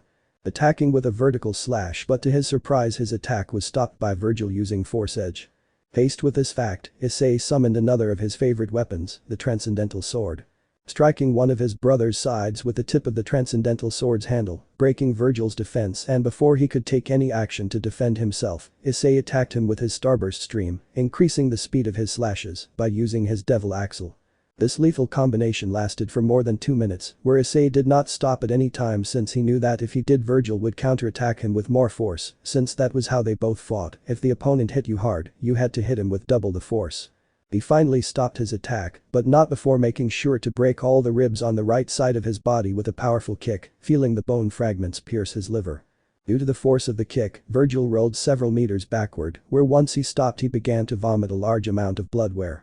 This time, due to the fatigue caused by using the zone in conjunction with Devil Trigger, in addition to the tiredness from fighting at maximum capacity, it took him several seconds to recover from the damage he suffered. Despite all the aforementioned, he stood up again, recovering Yamato and Force Edge, storing the second sword on his back, preparing his katana to return to the attack. Performing a quick draw and resheath, Virgil created a swarm of slashes out of thin air that appeared around Issei. The aforementioned evaded the cuts with great skill and efficiency, while doing so he advanced towards his brother who continued throwing cuts, showing great mastery in the handling of Yamato. The level of that battle would have captivated anyone who could see it. It seemed like it would last forever. That's what all those who were spectators of this magnificent fight would have wished for. However, the conclusion was sudden. Suddenly Issei's speed seemed to increase compared to the cuts Virgil was making. With a quick movement he got rid of that swarm of cuts, and zigzagging like lightning, he closed the distance with his brother. Virgil's eyes followed Issei's movements a few seconds after he had made them. Unable to react, he received a powerful punch to the face that sent him several meters back. What was going on? Was Issei faster than Virgil? That was somewhat impossible because Issei and Virgil had shown to have similar physical abilities, and for one of them to suddenly show a speed that surpassed the other's reaction time, just like that, it was something impossible. But then what was happening? Virgil tried to put distance between himself and his brother in order to recover his fighting stance, but Issei instantly appeared in front of him, giving him an X-shaped slash with Rebellion. There was only one possible explanation. Virgil had reached his time limit of the zone, and just like Issei, he had stopped being in Devil Trigger mode. But then the doubt arose, why only Virgil? It was then that Virgil remembered the words that Ryu had told him when the white-haired man in a blue trench coat had decided to start searching for the power that his father had sealed in the demonic world. That whole conversation had happened several weeks ago, after Issei defeated the Hakuryuku. But from all the conversation certain words came to mind. Those words were, "Someone who has the support of those who are truly important to them will never lose." Don't be ridiculous, those little words won't make me lose, Virgil thought angrily, because just at a moment like this that ridiculous conversation he had with Ryu came to his mind. That conversation that in his opinion had only been Ryu's pathetic attempt to make him give up on continuing to search for the power that Sparda had lost in the past. Virgil threw himself towards Issei, charging with a frontal thrust. Issei. Virgil, you are really strong. If it was a normal one-on-one fight, I would lose. I also exceeded my limit, but I will still fight. Because I am fighting with the strength of more than one. Issei thought, determined to win, since despite his body begging him to rest, he could feel how behind him were all those important people who had supported him until now, Ryu, Serafo, her servant Sona and her respective entourage, and if he allowed himself the luxury of losing, he could reach all those important people. For the good of everyone, I will win. Issei roared, attacking with his stinger, hitting Virgil directly. After that attack, Virgil fell to his knees on the ground, panting heavily. Virgil. You defeated me, said Virgil, exhausted. Issei. What's wrong with you? Is that all you know how to do? I'm sure you have more tricks up your sleeve, asked Issei, who despite being more than exhausted, couldn't show that at the moment. Virgil gathered his strength and stood up, wielding Yamato tightly. Suddenly, the entire place began to shake, causing the Sparda twins to stagger slightly. Virgil. With the separation of the amulets, the portal to the demon world is closing, Issei warned Virgil. Issei. Let's end this, Virgil, I must stop you, even if I have to kill you, Issei answered, ready to deliver the final blow. Both twins began to run, wielding their swords. That attack would be the one that would define the fight. Finally, they closed the distance between them, launching their attacks at the same time. After launching them, they were behind each other's backs, separated by a few meters. Suddenly Virgil released the medallion he had in one of his hands, while also releasing Yamato. Refusing to fall, she picked up her medallion as she stepped back, approaching the waterfall whose mouth was an abyss as dark as the night itself. Virgil. No one will ever have this amulet, Issei, it belongs to me, one of the sons of Sparda, said Virgil, standing on a rock that was the edge of the waterfall. Issei, seeing this, ran as fast as he could to catch up to his brother, but when he was about to achieve his goal, the tip of the force-edge blade, which was wielded by Virgil, prevented him from closing the distance with his brother. Virgil. Leave if you don't want to get trapped in the demonic world. I'm staying. This was our father's home, said Virgil, leaning back, letting himself fall into the void as Issei stretched out his left hand trying to reach him, cutting horizontally slightly the palm of that hand, along with the part of the glove that covered it. Issei could only watch as his brother continued to fall, plunging into the darkness. Looking at the cut on his left hand, he clenched it into a fist. When he turned around, he could see Yamato, his brother's katana, stuck in the riverbed with its sheath at its side. Taking the katana along with its sheath, he observed its blade for a few moments. Sheathing Yamato, he stored it through a magic circle. Saving rebellion in the same way. Starting to run towards the edge of the waterfall, throwing himself into the void. Balance breaker boosted gear scale male. Materializing his armor. Starting to accelerate while descending parallel to the waterfall. After a few seconds of continuous acceleration, he managed to spot Virgil, who was still falling backward. Seeing his brother a few meters away, he increased his speed, because if he let him go he would lose his entire biological family. Just as he was about to reach him, the medallions of both brothers began to glow, enveloping them in a sphere of light. Issei, Virgil. Issei and Virgil woke up in what appeared to be a green meadow under a beautiful blue sky. To the twins' surprise, they found themselves unarmed and even Issei's armor was gone. Issei. Where are we? Issei asked, looking at his surroundings, searching for something that would give him a clue as to where exactly they were. Virgil. I don't know, but we better walk, said Virgil, being followed by Issei. After walking for several minutes, they came across a man and a woman who were looking at them with a smile. She was a beautiful woman with long blonde hair, wearing a black cocktail dress, a diamond necklace, and matching shoes. The man was quite tall, with perfectly slicked back hair, dressed in a violet nobleman's attire, and wearing a monocle. Issei and Virgil felt their hearts flutter as the people in front of them were none other than their deceased parents. Without a second thought, they threw themselves into the arms of the man and woman, who greeted them with a warm hug, smiling as they felt both twins begin to shed tears. After venting for a few minutes, both twins separated from their parents and looked into their eyes, since there were so many things they wanted to know about them, but because they had both died, knowing things like that was impossible for them. Issei. Mom, Dad, what is this place? Eva. We are in a space created by us within the amulets that you two carry. We sealed a fragment of our soul within them, so that if we were to die when you were small, when you grew up, we could reunite even for a moment, answered the woman who answered to the name of Eva, wife of the Dark Knight Sparda, who was standing at her side. Sparda. From inside these amulets we have observed what you have done since you obtained them, and of course when we came into contact with them, we were able to examine your memories, said Sparda, looking at Issei, so you should not tell us what happened between Rias, Gremory and you, since we know that it is an episode from your past that you wish to forget. Eva. You must have a lot of questions, so we will answer as many as you want, said Eva with a sincere smile. Wani-sama. Just as Issei was about to take it, a voice was heard that did not belong to any of the four members of the Sparda family.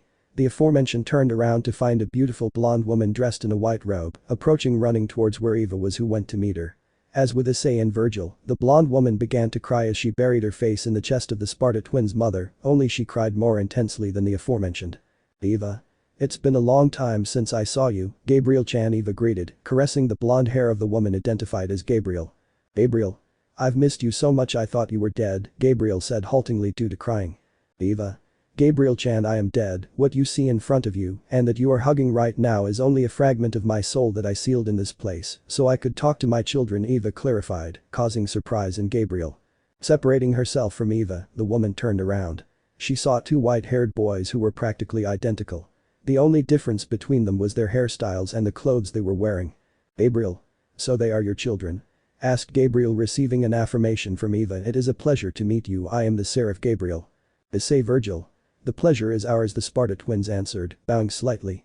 After introducing themselves, Issei raised his hand as he wanted to ask something that always caught his attention. Issei. Mom. Eva. What's wrong, Issei? Issei. How did you and Dad meet?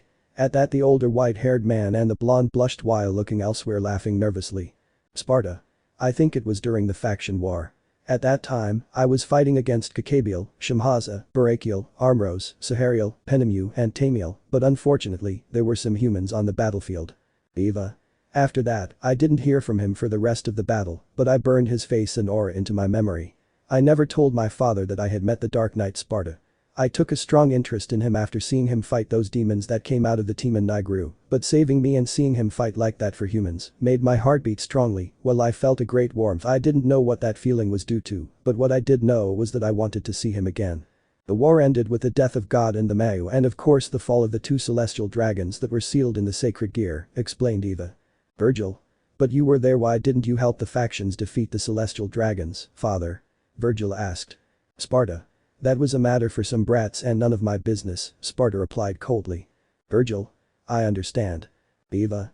After that 100 years passed of that terrible war with the death of the biblical god as well as the Mayu, the three factions were affected by the casualties in the war, and as you should know, angels cannot reinforce our ranks with pure angels because God was the only one capable of creating us. In our case, it was decided to choose a new leader. I was one of the candidates, along with my younger brother Michael and my other younger brother Uriel. Issei. Wait a minute, if you were in the faction war, you saw how Ddraig and Albion were defeated in addition to being a candidate for leader of heaven, Issei said. Virgil. That means that, said Virgil looking at his mother. Eva. I didn't tell you before because I was waiting for you to be old enough to assimilate this a little, said the blonde with a warm smile. Before becoming serious, I was an archangel. Actually, I am the first archangel that the biblical god created. Eva declared with pride in her voice. Issei Virgil E. Sparda. Of course I knew. When we met again after several years, he proposed to me. After the first month of having started our relationship, he told me I was as surprised as you. That means that technically the biblical god was my father-in-law and your grandfather, said the older white-haired man, leaving his children surprised because they did not expect to be related to the biblical god in that way. Eva. Well, Virgil, Issei, it's time to give you my gift, said the Sparda matriarch to create two rings of light that rested on the twins, who transformed into a magic circle that divided into two, one above their heads while the other was under their feet. These began to shine, creating a third ring that performed a kind of scan on both young people. To separate into two smaller ones that lit up, creating an intense flash of light, which after a few seconds dissipated, revealing both twins. If anyone saw them, they would notice the fact that their skin had become a little lighter, while some minor features of their bodies matured and became more stylized. Virgil. What is this? Virgil asked curiously. Issei. I can feel how my energies have increased, said Issei, while Eva looked at her children with a smile. Eva. As I said, this is my gift. Activate my genetic inheritance right now. Your magic radar is more refined and developed, your speed, your vitality, your regenerative factor and your immunity to sacred elements have increased, commented the blonde. Issei was about to say something related to his mother having used a little of her magic, but the aforementioned one got ahead of him. Eva. Don't worry, Issei, inside the medallion we keep part of our soul, so this won't take up the time I have, so you can introduce us to Sarah-chan and the girls, commented the mother of the twins. Virgil. Sarah-chan. Virgil said curiously, are you referring to the Mayu Seraph Leviathan? Your fiancé? He asked looking at his brother. Issei. Yes, that's what I call him affectionately, Issei answered simply. Virgil. Issei, Virgil, I think we should have a talk about relationships between men and women, Sparda said seriously, while Virgil looked at his brother accusingly. If you are going to have a harem, you must please all your women and try to protect them, that is essential. Eva. Sparda. Eva exclaimed, embarrassed, her face completely red. Sparda. Come on, honey, our Issei is already a man and should know about these topics. Well, Virgil can take this as information for the future, commented her husband. Eva. In that case, I want lots of grandchildren, Issei, Virgil said. Eva with a smile, minimum 5 each. At that the twins laughed nervously while sweating from their mother's indication order. Gabriel. So can they use light? Gabriel asked, starting to feel a bit excluded from the conversation. Eva. No, because when I had them I was already a human, so I had lost my wings and my sacred energy center, and that was the day the demons attacked us. Flashback. Eva is seen sitting in a rocking chair, while Virgil and Chiquitos are bored, waiting for their father. At that moment, Eva felt an evil presence that terrified her like never before. She took her children and put them in the closet near the dining room, hugging them and kissing them on the forehead. Virgil. What's wrong, Mom? Virgil asked. Issei. Mom. Issei said worriedly as he saw his mother place a barrier that enveloped both him and his brother. Eva. You mustn't come out. Eva said desperately, no matter what happens, no matter what you see, stay hidden. Don't leave that barrier. Issei, Virgil, I love you. Closing the closet.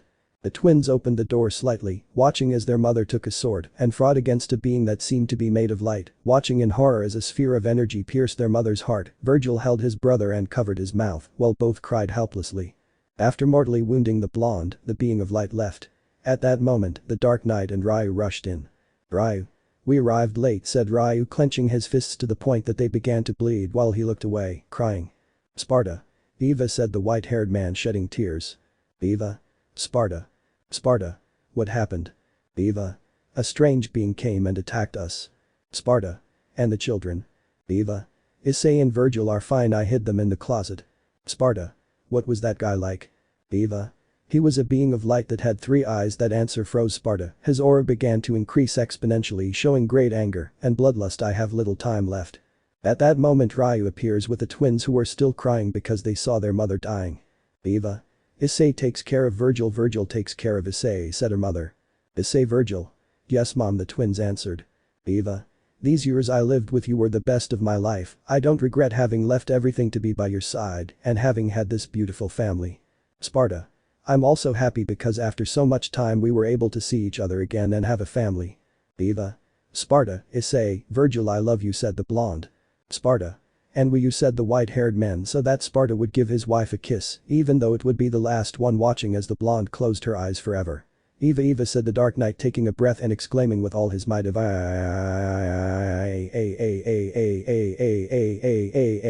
shouted the oldest white-haired man, hugging his wife while crying no, roaring in pain.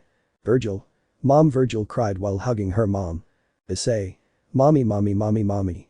Issei gave a heartbreaking scream as he expelled a large amount of aura. At that moment Issei's aura grew exponentially, which worried Virgil, Ryu and Sparda. Virgil.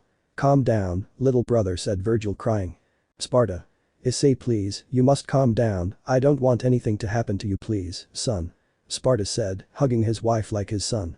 At that moment the aura entered Issei, causing everyone to fly away except for his mother's body. Virgil was left unconscious. Sparda and Ryu saw how Issei had brown hair like his eyes. The now brown-haired Issei fainted, being caught by Ryu. Ryu. What happened to him? Asked the blue-haired man. Sparda. I don't know, but I think this is for the best. Issei loved his mother as much as he loved me. I hope he doesn't remember anything from this life. I don't want him to suffer, said the Dark Knight with much sadness and pain. Ryu. I want you to go Kuo. The Hyodo live in that place. Miki Hyodo was a student of mine and Eva's best friend, as is her husband Goro. Ryu. What do you want me to do? Sparda. Leave Issei with them and tell them that I disappeared and that Eva is dead. Make up a believable story. Tell them that my wife's last wish was for them to take care of Issei. Ryu. What will happen to Virgil? Sparda. I want you to take care of him, so you'll put him in a boarding school when he wakes up. Ryu. I understand, the blue-haired man said, but what will you do, master? He asked curiously. Sparda. I'm going for Mundus. That bastard attacked my family and he'll pay dearly for it. I'm going to tear him to pieces, said the furious white-haired man. Ryu. I understand, said the blue-haired man, so that Sparda approaches his children, shedding tears, carrying them in his arms, giving them a kiss on the forehead. Issei. Virgil, forgive me for leaving you alone, but I must make whoever killed your mother pay and seal that door again. I love you, even when I am not with you. I will always watch over your well-being and your happiness. He saw how the blue-haired man teleported in a magic circle, taking his children. The white-haired man wiped his tears to take his sword and his guns that were in a frame in the living room to use a magic circle. From that day on, the life of the Sparda family ended, or so everyone believed. Sparda died in his fight with Mundus. It is unknown exactly what happened to him. Issei grew up with the Hyodo, and Virgil was trained by Ryu. End of flashback. Eva. Forgive us for leaving you, Eva said, shedding tears. I would have liked to go see you on the day of the observation, live your childhood and adolescence as well as see the day you get married. Sparda. Forgive us, children, if we gave you such a difficult life, said Sparda, who was like his wife. Issei. Virgil. I have nothing to forgive, the twins said, which surprised their parents. Issei. It's true that I forgot them, but. Virgil. It's true that I suffered a lot, but. Issei. The Hyodo took good care of me, I met good people, a certain evil Redeed who hurt me a lot, as well as I met the women I love deeply. Virgil. I had Ryu and I knew that Issei was alive just as he rescued me from my darkness. The parents of both were surprised to hear their children because they thought that they held a grudge against them, but it was the opposite, so they began to shed tears. Issei Virgil. Even though they left, I always remembered them in my heart, since my heart is filled with their love, the twin said with a smile. Hearing that, Eva and Sparda hugged their children while crying with happiness and joy. Eva Sparda. We love you children, said the Sparda patriarchs. Issei Virgil. And we to you, the Sparda twin said. Gabriel. Wait a minute, if they are your children does that make them my nephews? Asked Gabriel, who due to his innocence and ignorance on the subject of devils had missed the conversation a while ago. Eva. No, they are not your nephews because when I had them I was already human and had cut off all possible blood relationship with you and the other angels who live in heaven. Gabriel. I understand, the blonde answered, somewhat confused. Eva.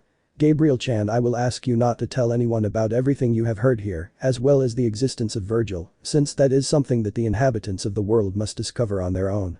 Also, the fewer people know that the demonic world exists, the better for everyone.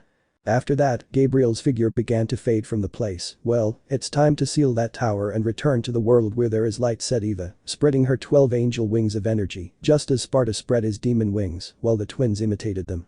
Using their power, the Sparda family sealed the tower back into the depths of the earth, from where it would never emerge again. Devil May Cry, everyone felt a tremor, they quickly went outside, watching as the tower sank and the portal in the sky closed. Ryu, seeing this, let out a sigh of relaxation. Ryu. Issei did it, said the blue-haired boy. Rachel. Did he get it? She asked, confused. Ryu. Yes, he has sealed the tower, this chaos is over, said Ryu, making everyone happy since one person asked the most important question. Akeno. And where is Issei-kun? Akeno asked. Ryu. He will come soon, I'm sure, assured the blue-haired man. Dimensions of the medallion. Issei. It's time to go home, said Issei, using a magic circle to go to his home where his fiancée, girls, friends and acquaintances were waiting for him with open arms.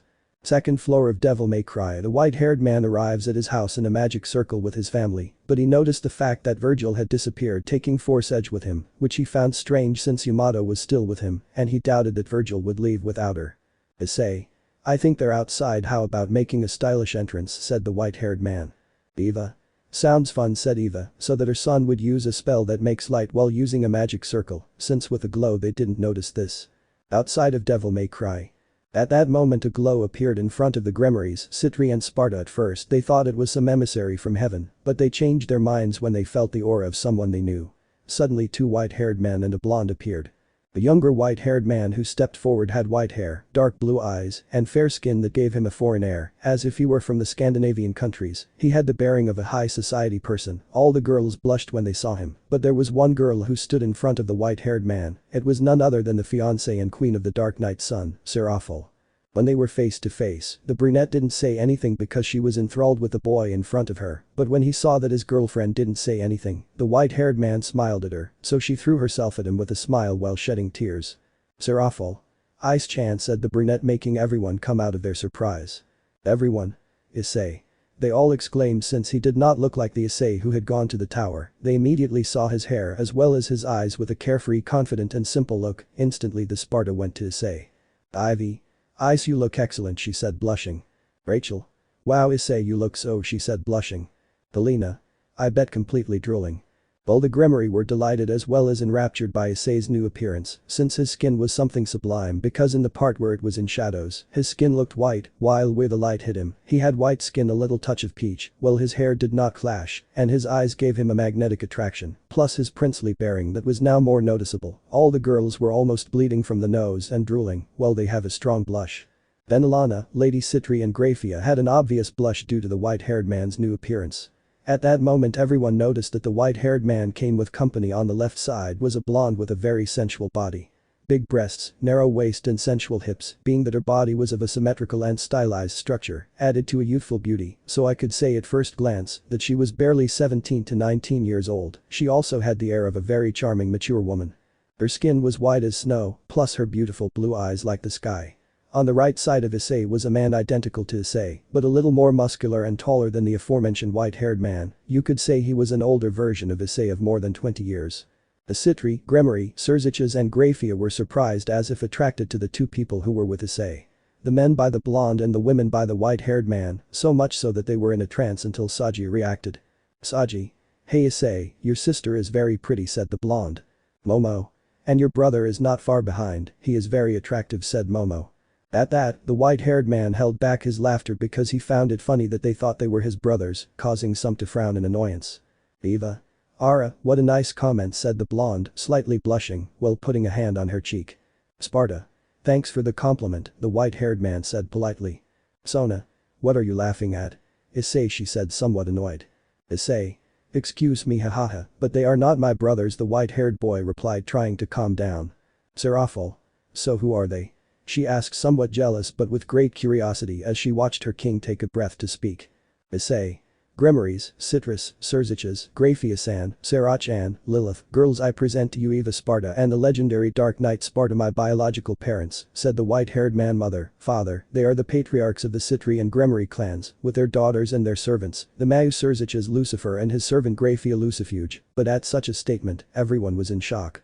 3 2 1. Everyone. Hearing that, Rias and the others who were jealous felt like idiots for thinking the wrong things about the white-haired man's mother, and everyone present was more than honored to know the founder of the underworld, the white-haired man's father, and a legend like Sparda, so they bowed before him and said. Demons. It is an honor to meet the legendary Dark Knight and his wife. They all exclaimed at the same time while the girls who were in love with Issei understood why the white-haired man was so attractive and also confirmed Ryu's words when they saw Eva Sparda's sculptural body. But instead, Rias was very scared as were her first 4 servants when she saw the sharp and penetrating look that the Dark Knight and his wife gave them. Issei.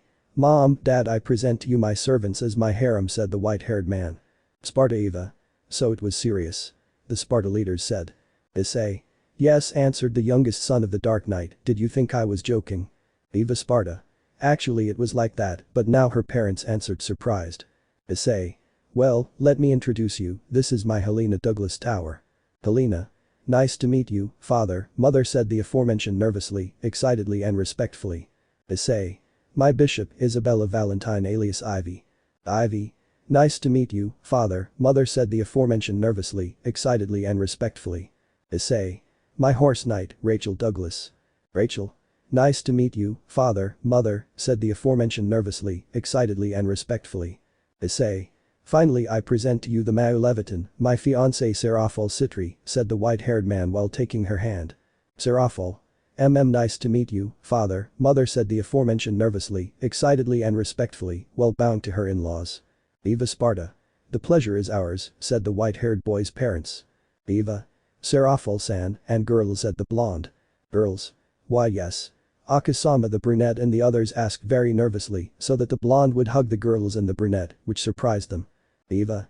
Thank you for taking care of and loving Issei Eva said, giving them a smile. Sparda.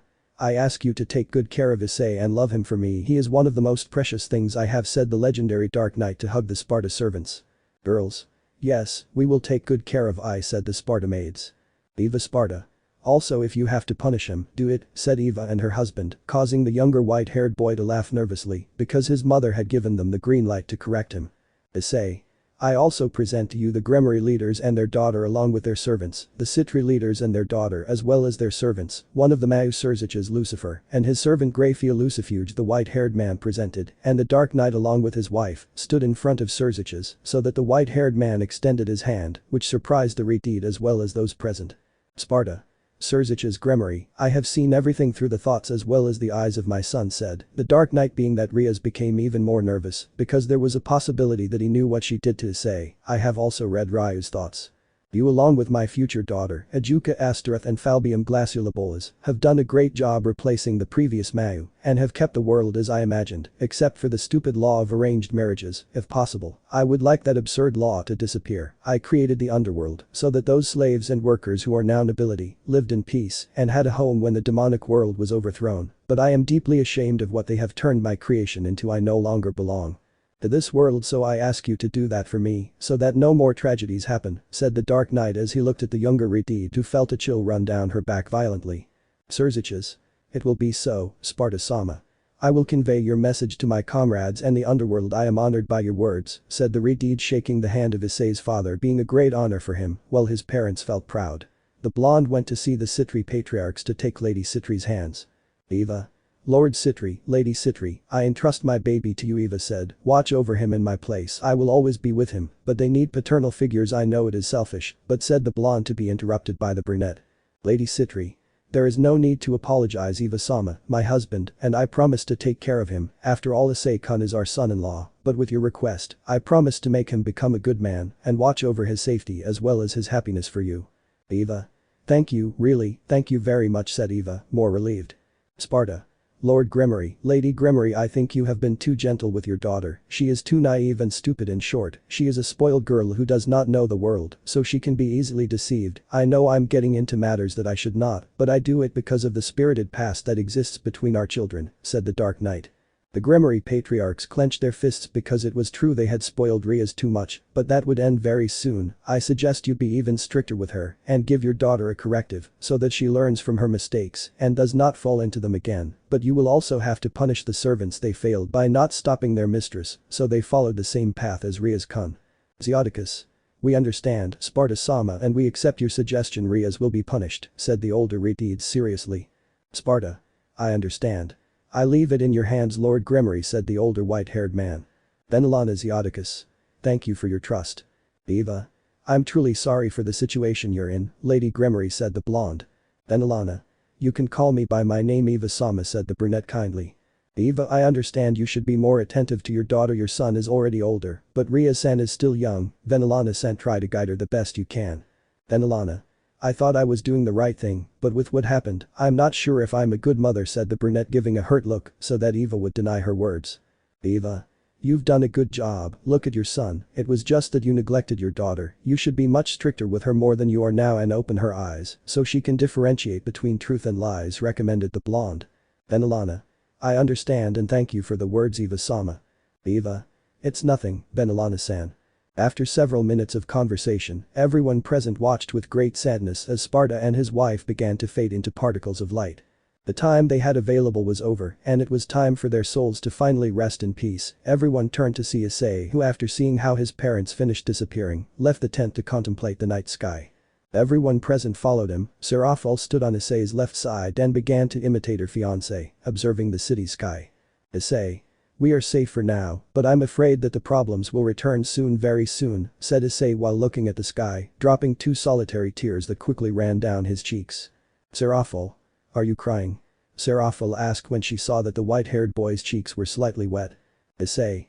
No way, it's the rain, answered the white-haired man, looking away, waiting for his tears to stop flowing. Serafal.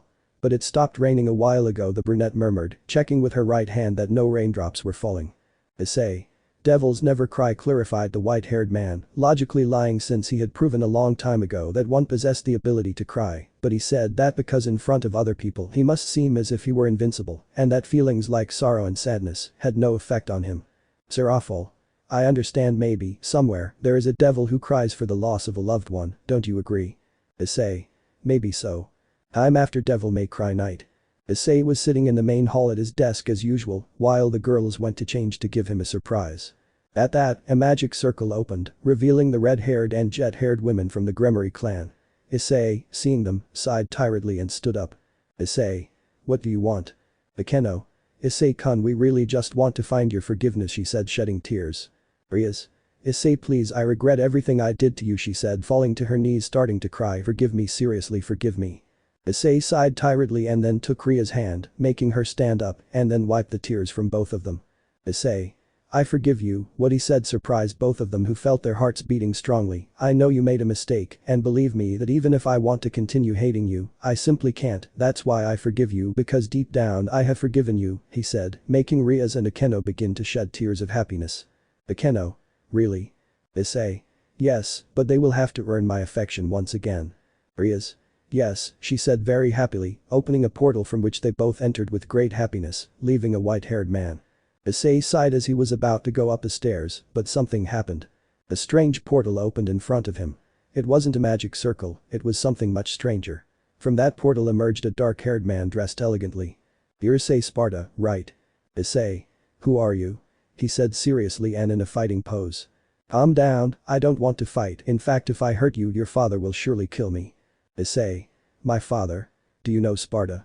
No, he didn't talk about your other father. Issei. What? I introduce myself, I am, but you can call me the original Lucifer. Issei. And what do you want? Julio. I'll tell you something, there's a lot you don't understand, boy, and I'm not even talking about your current power. There are many versions of you and they all have very exaggerated powers, but have you ever wondered why that happens, who gives you those powers? Issei. Julio. It's not the right time but believe me on one thing, kid, you will see an event that will change the world, not now but later, get ready. The mysterious man just walked away. Leaving a white-haired man confused and with a doubt. Issei. Which event? So ends the story of the young man who started at the low and reached the high. A descendant of the Dark Knight lineage. The story of Dante Sparda. It has come to an end. Let me know in the comments below if you guys want the next part. Also check out my other video that has been shown and left. Thank you for watching, if you enjoyed this video please like and share this video. And have a fantastic day, bye.